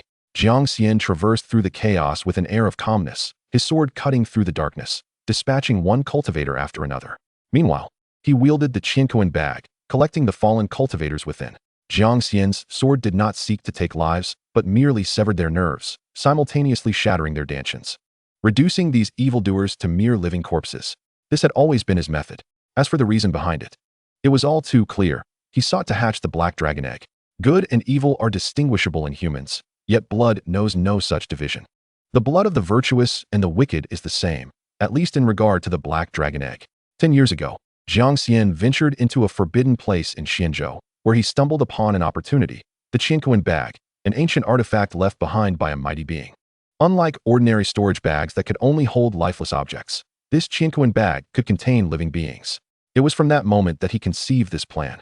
Thus, he sought a dragon's lair in Xianzhou and constructed a blood pool following Nangong Wanner's method. He then eradicated various sects to collect their blood, immersing it in the blood pool to incubate the black dragon. In doing so, he sought to fulfill a personal regret while also punishing evil and promoting good. Naturally, the former was a greater motivation. From that point onward, the demonic sects of Xianzhou faced an unprecedented nightmare, whether it be Asura or the sword-bearer of the heavenly path. Since his emergence, bold declarations echoed. Do you truly believe my demonic sect lacks capable individuals? I shall face you. Let us confront him together. We cannot escape. If the formation remains intact, we are all doomed. Why hasn't the ancestor arrived yet? O omnipotent demon lord, open your eyes and save your people. It's here. It has truly arrived. It is no human. Amidst the chaos and clamor, Jiang Xian remained unfazed, moving with fluidity as he dispatched foes with ease. The Blood Shadow Hall was not large, already ranked beyond the 20th among the 36 demonic caves, with merely over 10,000 disciples. A solitary cultivator of the immortal realm stirred awake, wielding a blood-colored banner, standing atop a grand hall and gazing down at the figure in black. His brows furrowed deeply. Though only at the early stage of the immortal realm, his cultivation was inferior to Jiang Xian's, yet as he approached, he perceived a ferocious beast, a primordial giant, whose mere presence could shake mountains and shatter the earth. It was his first encounter with Asura, stirring an unrest within him. He had never anticipated that the Asura, who had ravaged 21 demonic caves over the past decade, was merely at the level of the immortal path. Absurd, unfathomable. Even if he were to announce it to the world, no one would likely believe him. Yet now, within this array, his cultivation seemed inferior even to that of a sage, leaving him with little choice but to face death. Indeed, it was all due to this grand formation, which contained the power of laws. Here, Asura was akin to a deity, perhaps even the boundary of the Asura hell. Asura, Jiang Xian halted, raising his gaze. Do you call for me? The elderly man in red, with hair as white as snow, spoke softly. Can you grant us a path to survival? Without a moment's hesitation, Jiang Xian replied resolutely, no. The red-clad elder clenched his teeth in silence, pondering. Have we offended you in any way? Not at all, Jiang Xian replied with indifference. The elder continued to press, seemingly with an endless barrage of questions, a desperate struggle in the face of impending death. Then why seek our annihilation? Is it truly for the sake of justice? Jiang Xian answered candidly, no. Then what is it for? Jiang Xian pursed his lips and softly replied, because I wish to. In the midst of all this, his simple declaration of willingness resonated with both audacity and arrogance. Enough of this nonsense. Come down and meet your end. The battle was about to commence, and the red-robed ancestor, in a desperate attempt, bellowed, then let us fight. However, just as all the disciples placed their last hopes upon their ancestor, gazing at him with eager anticipation, true despair was merely beginning. Their ancestor, a being at the immortal path, was effortlessly struck into the ground by Asura's palm, losing all combat capability. Jiang Xian seized the elder as one would a chick and tossed him into the bag. His shouts were loud, yet his strength was feeble. The entire process transpired in an instant. They realized there was no salvation, collapsing to the ground in a state of despair, left only with prayers to the divine. It's over. He is truly a demon. Chapter 73. The thrill of saving lives, the golden array persisted for several hours. Yet the tumult within remained isolated from the world. Before the mountain gate, the young boy sat upon the stone steps, gazing up at the celestial dome, his face marked by worry and concern. When he first arrived, he recalled the moon being in that direction, but now it had shifted to this side. He remembered a saying often spoken by the village elders: the moon sets behind the western hills. Yet, the immortal had yet to emerge. Casting glances behind him as the golden light of the array flickered in the night, he could not enter, nor could he see clearly. All he could do was pray silently, hoping fervently that nothing would go awry, repeatedly assuring himself that he was the sword-bearer of the heavenly path and that he would surely be safe. Within the array, Jiang Xian cast the last individual into the Qinquan bag and finally exhaled a long-held breath, his brow relaxing. It is clean now. Compared to the act of taking a life, apprehending one is indeed far more arduous. Otherwise, the matter would not be so vexatious. He did not depart, but rather enveloped the surroundings with his consciousness, furrowing his brow slightly. Then, with a swift motion, he vanished into the void. Upon reappearing, he found himself in a dimly lit realm devoid of light, where even the few torches flickered and seemed extinguished. It was exceedingly dark, yet faintly. He could discern the sound of muffled sobs, chaotic and disordered, while the air was permeated with a nauseating stench. Jiang Xian snapped his fingers. In response, a resounding pop echoed as a bluish flame ignited at his fingertips, swaying gracefully to illuminate the world around him. Before him lay a dungeon, stark and rudimentary, with 3 stone walls and a solitary iron door. It was vast. Upon closer inspection, a corner of the spacious cell was crammed with a multitude of people, huddled together in trepidation. Some averted their gazes, others wept, some buried their heads amidst the crowd, while a few cautiously sneaked glances at Jiang Xian, being exceedingly careful. Regardless of gender, they were disheveled and filthy, their garments tattered, their bodies marred with bruises, as they drew their hands closer to the flickering flame. Their faces were pallid, eyes devoid of spirit, resembling a throng of walking dead, long since rotted from despair. In 3 simple words: filthy, chaotic, tragic, nothing more. Who were these individuals? Jiang Xian needed no conjecture. They were undoubtedly akin to that little boy. Had it not been for his unexpected appearance, they would surely have become yet another addition to the sea of corpses. They were all wretched souls. Observing this scene, Jiang Xian remained impassive, his expression unchanged. For this was not the first time he had encountered such a sight.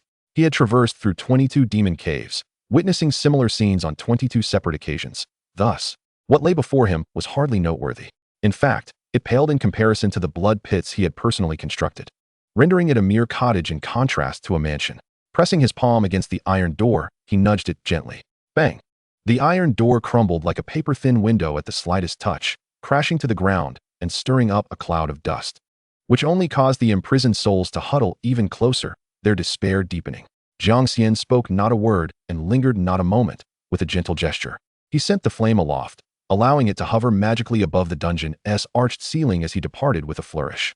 As they watched the figure in black retreat, the echoes of his footsteps faded into the distance, leaving the crowd in a state of bewilderment, exchanging glances in confusion. Who was that person? What was his purpose? Where had he gone? An abundance of questions flashed through their minds, yet the answers remained elusive. Fear paralyzed them. Yet the dwindling flicker of hope compelled them to gaze toward the entrance of the dungeon. The iron door had vanished, and the malevolent guards who once tormented them were nowhere to be found. In its place was a glowing flame, radiating a searing blue light, bright and seemingly warm. Perhaps they had been confined for so long that they had grown accustomed to their plight, numbed and resigned. Thus, even in this moment, with the door gone, they hesitated. Until, amidst the crowd, someone summoned the courage to cautiously approach the threshold, glancing back with a look of confusion, then gazing ahead, their expression shifting. They took a step forward, crossing the threshold, and began to sprint. Hope reignited within their hearts. Then came the second, the third, and the fourth. The sobs ceased as they followed suit, one by one emerging from the confines of the dungeon. No one is stopping, run, quickly, until someone let out a heart-wrenching scream. The dungeon erupted into chaos.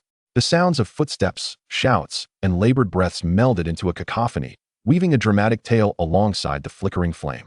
To escape was to embrace freedom. The flicker of hope reignited within them as they rushed forth into the light, escaping the darkness of the dungeon. When they were illuminated by the golden array of light, and when they beheld the ruins of the mountain gate, they knew that someone had indeed come to rescue them. Their prayers had been heard by the divine, and thus they were guided to flee this place, racing forward under the direction of the golden light. Atop the highest building of the Blood Shadow Hall, severed in half by a sword, The remaining portion still stood defiantly against the night.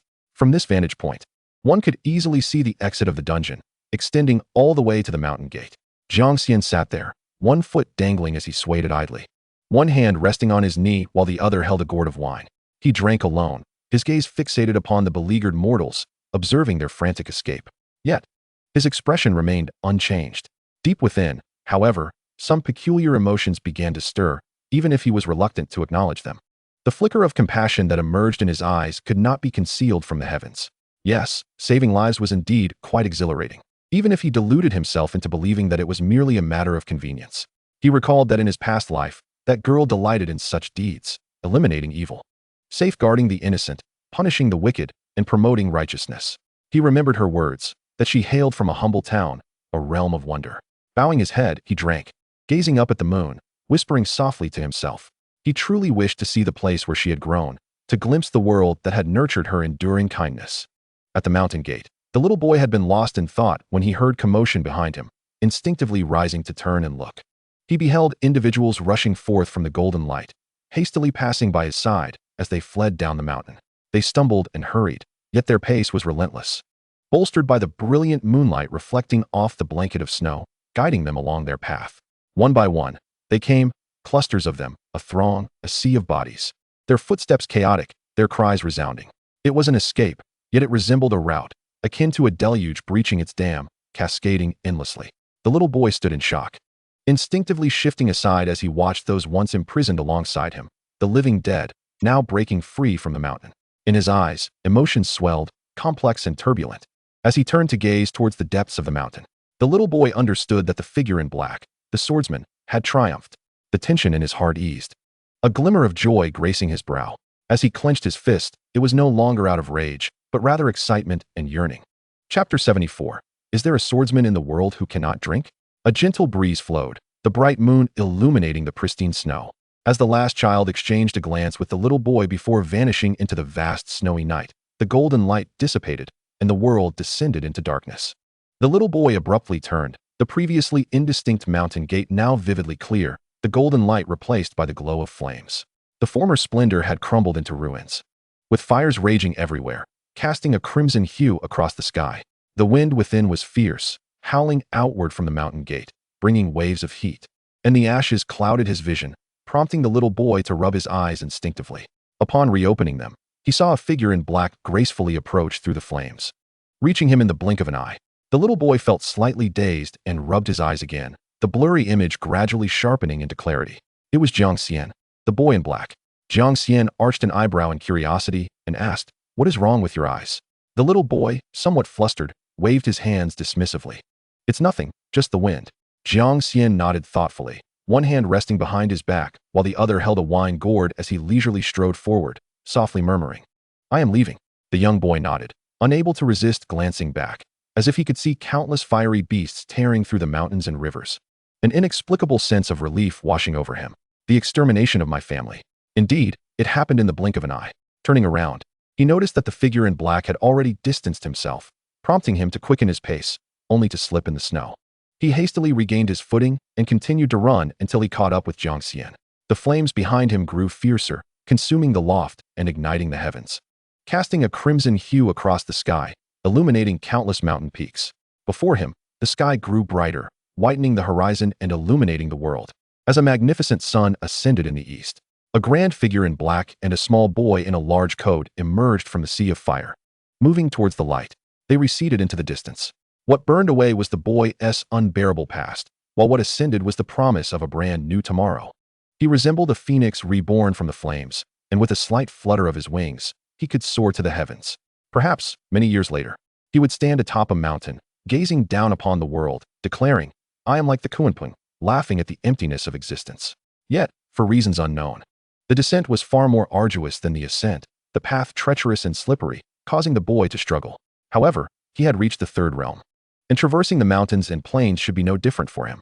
Little did he know, it was merely the sword immortal's hurried pace that made it seem so. As the dawn broke, the sky turned a pale white, the sun rising in the blink of an eye. The morning breeze was sharper than the evening's, biting into the bones with its chill. The young boy sneezed to chew, instinctively tightening his coat and sniffing. Jiang Xian glanced at him from the corner of his eye, shook the wine gourd, and upon hearing the liquid slosh within, it seemed there was still some left. He casually passed it to the boy beside him. Here. The young boy, momentarily dazed, gazed at him with wide eyes. Just a sip, and you won't feel cold anymore. Instinctively, the boy declined, I don't drink. Jiang Xian did not retract the gourd but spoke softly. In this world, what sword cultivator does not drink? The young boy paused, as if coming to an understanding. He jogged a few steps to receive the gourd, earnestly stating, I will drink. Without a moment's hesitation, he tilted his head and took a large gulp, instantly flushing crimson. His complexion, usually pale, was now radiant. He quickly covered his mouth with one hand, fearing he might spew it out and lose his chance to be a sword cultivator. The liquor burned as it coursed down his throat, igniting a fire within his very core, causing his entire being to tremble. The sensation was indescribable, but fortunately, the boy had endured much hardship and had been awakened to his sword potential by Jiang Xian. Otherwise, such potent spirits might have caused him to retch and fall asleep immediately. However, his first experience with alcohol had been quite overwhelming, and Jiang Xian could not help but notice the boy's plight. Observing the smile at the corners of the sword immortal's lips, the boy glanced at the gourd in his hand, gritted his teeth, and prepared to take another sip. To his surprise, Jiang Xian had already retrieved the gourd, gently patting the boy's shoulder, and smilingly advised, remember, do not indulge in drink. You are still too weak. Your energy reservoir is yet to form. Excessive drinking could harm your foundation. From now on, I shall allow you a sip each day. The boy wiped his lips, suppressing the discomfort in his stomach, and nodded earnestly. All right. Although he did not fully comprehend, it mattered not. He would follow Jiang Xian's words without question. Jiang Xian waved his hand, storing the gourd in his storage ring, and said lightly, let us proceed. Continuing on their journey, the residual warmth of the liquor dissipated much of the cold, and the boy's steps grew bolder. So, now that I can drink, you can teach me to practice swordplay, right? Jiang Xian did not turn back, responding neutrally. Do you truly wish to practice?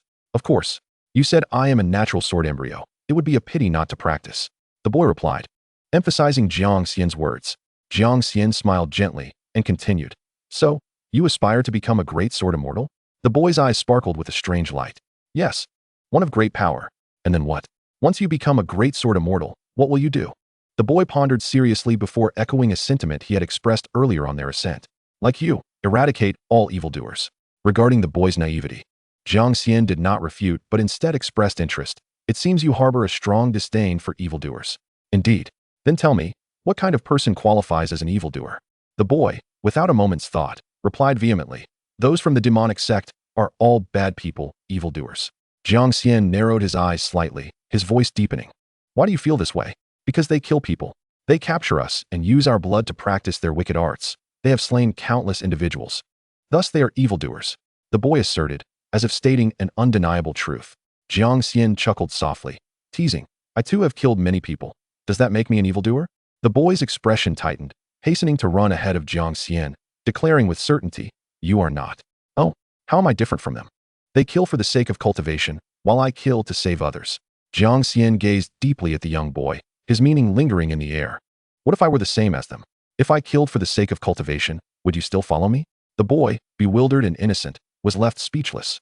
Jiang Xian shook his head with a smile, halting his steps to look at the boy. Let me take you somewhere. Once we arrive, you can tell me whether you wish to learn swordplay or not. The young boy, still in a daze, nodded, all right. Chapter 75, The Blood Pool. With a flourish of his sleeve, Jiang Xian summoned the winds, and the young boy soared into the air, eyes momentarily shut against the rushing wind. Upon reopening them, he found himself in the vast, azure sky, the wind howling past him, clouds racing alongside, and below him, the mountains seemed to retreat like shadows. He was flying. Truly flying. Looking ahead, the figure of the young boy in black appeared grand and imposing, moving against the wind like a deity. Are you afraid? The young boy shook his head vigorously. Not afraid. Jiang Xian's lips curled into a smile. Then let us go faster. With a whoosh, they shot through the sky like shooting stars, reaching the horizon in an instant. Days later, in the eastern part of Xianzhou, amidst a vast wilderness, two figures descended at the edge of a mountain range. As usual, the young boy landed, seeking out a tree to expel the contents of his stomach. His insides churned violently, and the world spun beneath his feet. He had flown far too quickly.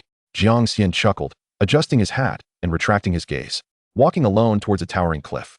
To the young boy's bewilderment, Jiang Xian seemed to vanish mysteriously. Stunned, the young boy momentarily disregarded his discomfort, hastening to the cliff's edge, staring at the sheer wall as though it had been carved by a knife. He was utterly bewildered, feeling as if he had stepped into a realm of confusion. Where did the immortal go? Stop looking, come in. The familiar voice echoed from beyond the cliff, startling the young boy. He swallowed hard, extending his hand to touch the precipice, only to find the space ripple and allow his hand to pass through without hindrance. The young boy was taken aback, his eyes sparkling with a mix of wonder and trepidation. Summoning his courage, he took a step forward, and in an instant, it felt as if he were devoured by the mountains themselves. Darkness enveloped him as he entered the depths of the mountain. Suddenly, light broke forth, revealing a transformed world. A gust of wind arose, piercingly cold, an icy breath devoid of snow, surpassing even the chill of frost. It howled ominously, reminiscent of a gale from the underworld, thus aptly termed the sinister wind. The boy instinctively tightened his sleeves to shield against the biting wind, glancing upwards. The clear sky had vanished, replaced by a murky, sanguine hue, likely the remnants of a dying sun, or perhaps a sunset as red as blood. The oppressive clouds loomed heavily in the darkened sky, layered and dense, as if they could be touched from the mountain's peak. The black clouds merged with the crimson ones, unfurling a vast expanse that stretched for miles. The wind carried with it a rich and acrid scent of blood, whether it was an illusion or reality. The boy felt it was more potent than the stench he had encountered in the heart of the demon lair. Amidst this unsettling atmosphere, he felt a creeping fear, an inexplicable dread that surged from the depths of his heart. He spotted Jiang Xian standing at the mountain's edge, allowing the wind to billow his robe. The boy sprinted towards him, feeling a sense of security only when he stood beside him. Gazing up at the young man clad in black, he instinctively asked, "Where is this place?" Jiang Xian replied with a hint of amusement. "It is the purgatory of the mortal realm." The boy, bewildered, softly echoed, "Purgatory of the mortal realm?" Yet, in his heart, he pondered how purgatory could exist in the realm of mortals, and from where such a place could arise. Jiang Xian gestured forward, urging him to look. Following the sword immortal's indication, the boy's gaze fell upon a scene that struck him like a thunderbolt, rendering him motionless.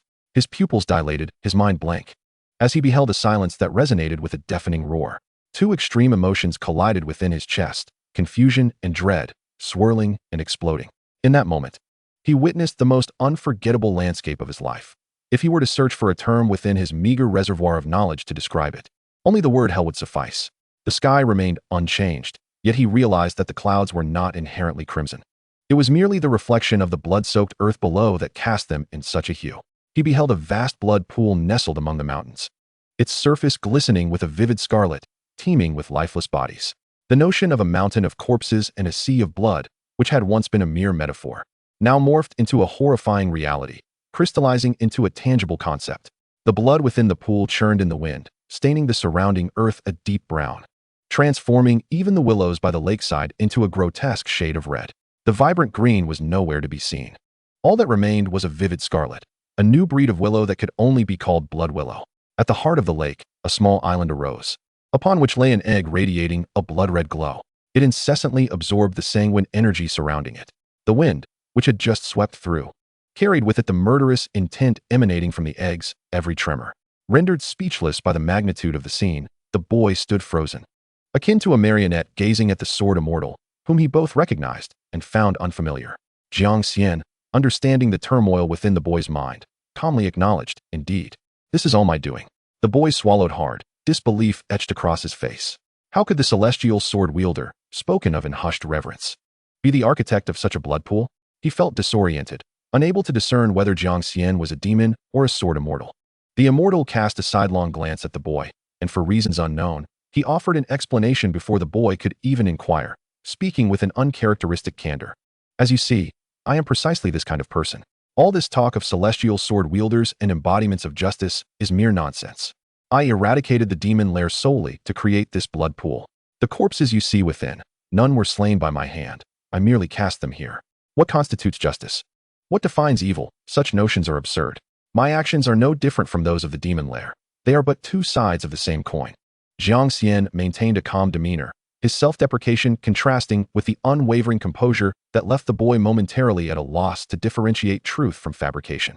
After a moment, Jiang Xian turned to the boy with a faint smile, adding playfully, "Do not think for a moment that my choice to slay the wicked of the demon lair stems from any semblance of kindness. It is merely a way to ease my own conscience. After all, it sounds far more palatable for an evildoer to slay another evildoer." The boy remained dazed, his eyes downcast, silent. Having finished speaking, Jiang Xian did not linger, He turned, hands clasped behind his back, and walked toward the blood pool below. As he departed, he leisurely remarked, "Well then, young one. The choice is yours, to train with a remorseless killer or to venture alone into the world and seek wisdom from the righteous immortals. Your potential allows for either path. Your legs are your own. Whether you turn back or descend the mountain, the choice lies with you." With that, he left the boy alone atop the mountain, who collapsed onto the ground, his gaze vacant. Chapter 76. Just swim across. Jiang Xian descended the mountain, arriving at the shores of the blood lake, where the scent of blood hung heavy in the air, yet he remained oblivious to it. As he traversed the blood-soaked earth, his feet inevitably became stained, while the blood willows swayed eerily in the wind. At one corner of the blood lake stood a dilapidated wooden dock. Jiang Xian approached it, retrieving his chinquan bag. With a single thought, he summoned countless living dead, casting them into the blood pool before him. The water erupted in a crimson cascade, as bones piled upon bones, the surface roiling with bloated corpses, a sight both gruesome and shocking. Upon completing this grim task, Jiang Xian inscribed a series of numbers on a nearby wooden sign, his brow furrowing as he murmured, "Still insufficient." Over a decade of tumultuous journeys had seen more than 600,000 corpses laid to rest in this blood lake. Yet the target of 1 million still loomed far beyond reach. Moreover, merely 14 demon lairs remained. It was uncertain if this would suffice. At least, the black egg showed no signs of stirring. The black dragon remained in slumber. This lingering regret was truly vexing. But with a bowstring drawn, there was no turning back. He could only press onward. Casting a glance back at the towering mountains, a flicker of emotion crossed his features. Standing by the lake, he took out a flute, raising it to his lips. Amidst the sea of corpses, the sword immortal played a haunting melody, one devoid of agitation or cruelty, but filled with an unceasing sorrow that echoed through the ages. Even within this cave of wonders, where day and night ceased to exist, and the seasons blurred into one, sorrow had already swollen into a river. On the mountaintop, the young boy clenched his fists until blood seeped through. His expression contorted as an intense internal conflict raged within his mind. To leave or to stay, to turn back in search of light, or descend into the sea of corpses. The choice lay heavy upon him, an agonizing dilemma. The candid confession of Jiang Xian took him completely by surprise, and the scene before him rendered him utterly unable to discern right from wrong. He couldn't help but recall Jiang Xian's words. Is it truly possible to differentiate between right and wrong, good and evil? He did not perceive Jiang Xian as a villain, yet he could not deem the unfolding scene as just. The wind continued to blow, brisk and biting. However, the young boy had long since lost all sense of cold. He crouched on the ground, struggling in agony, until the sound of a flute wafted through the air, causing his ears to twitch. Slowly, the young boy lifted his head, rising gradually, and walked towards the cliff, following the melodic strains. There stood the boy in black, the sword immortal. Though he felt diminutive in this moment, insignificant enough to be overlooked, he also stood out like a singular blossom amidst a sea of flowers. The sky was overcast, and the atmosphere was heavy. Yet the melodious cadence seemed to draw the boy back into a distant memory. Scenes accompanied by the flute flashed through his mind, transporting him to a time long past filled with pain, sorrow, and despair, an amalgamation of emotions resonating within him, harmonizing with the music. Gazing at that figure, listening to that flute, a newfound perspective began to take shape within him, solidifying a certain resolve in his heart. He mused, how could someone capable of producing such a composition be truly malevolent? Surely, he must have his own burdens to bear. After all, everyone here seemed to embody wickedness. If evil begets evil, then why not? Moreover, he had saved his life. Thus, in the grand scheme of the world, he too could be considered a villain. Yet he had ultimately saved his own life. Indeed, he had saved his own life. Without him, he would have perished in that storm, lost to reincarnation, dissipated into nothingness. How could he possibly stand here to choose between right and wrong? Thus, in his own eyes, he could not be deemed a villain, regardless of what he had done or what he might do. Does the distinction between good and evil truly matter? Even if one could delineate right from wrong. What of it? To live in a manner he cherished, to exist alongside those he held dear, this was paramount. Following his true heart, he could survive alongside Jiang Xian, for he was the only one he cared for in this world. Aspiring to become a sword immortal and learning from him was undoubtedly the right choice. His fists clenched once more, the young boy descended the mountain, having made his decision. At the ferry, the young boy found himself at the foot of the mountain, having traversed through the blood-red willow grove and stepped over the muddy ground. He arrived at the ferry, standing quietly behind Jiang Xian, awaiting the conclusion of the melody. After a brief moment, the music came to a close, and Jiang Xian tucked the flute away, standing with hands clasped behind his back, gazing ahead without turning back. He inquired, Have you made up your mind? The young boy nodded emphatically, without a hint of hesitation, responding firmly, yes, I have made up my mind. Jiang Xian remained silent for a moment before asking, do you have a reason? Must I provide one? The young boy queried. Jiang Xian replied slowly, it is best if you do. The young boy pondered for a moment, contemplating deeply, then answered, there is no specific reason. If I must provide one, it is that you saved me. Jiang Xian turned slowly, appraising the young boy with a discerning eye, sensing a change within him, though he could not pinpoint it precisely. He merely stated, so, I saved you. And you therefore disregard your notions of good and evil, right and wrong? The young boy bitterly smiled, self-deprecatingly admitting, I have always struggled to distinguish them. Then what if I told you that I am the villain? A villain who brings ruin upon humanity, what would you do? Taking a deep breath, the young boy exhaled slowly, narrowing his eyes as he regarded Jiang Xian with a mix of jest and earnestness, saying, I have said it before. My life was saved by you. If that is the case, then being a villain for you is not out of the question. Jiang Xian shook his head with a light chuckle, clearly taken aback by the young boy's response. Surprised that he would dare descend the mountain after witnessing the scene of floating corpses. The unexpectedness was palpable. Noticing Jiang Xian's silence, the young boy pressed on. Is my reason acceptable? Jiang Xian countered with a question of his own. Do you think it is acceptable? The young boy hesitated, then responded innocently. I believe it is acceptable. Jiang Xian smiled. Then it is acceptable. The young boy, brimming with excitement, asked, does that mean you agree to teach me swordsmanship? Jiang Xian did not answer immediately, instead posing a perplexing question, can you swim? The young boy was momentarily taken aback, left speechless. Well, I suppose I can, he stammered. Scratching his head, Jiang Xian smiled, turning his gaze skyward, intriguingly stating, once a person has lifted their head to behold the blue sky and white clouds, they no longer wish to bow down and tread in the muck below. The young boy, still bewildered, approached Jiang Xian's side, looking up at the sky and down at his shoes, finding neither blue sky nor mud, only a sense of confusion. Scratching his head once more, he muttered, I have never been to a private school. I do not understand what you are saying. Is it possible or not? Jiang Xian pointed into the distance, asking, do you see that island? The young boy nodded, replying, yes, I see it. Jiang Xian continued slowly, swim over there, and then you can. The young boy gasped, huh? Jiang Xian, with a playful tone, asked, is there a problem? The young boy waved his hand, glancing at the pool of corpses, his expression one of utter distaste.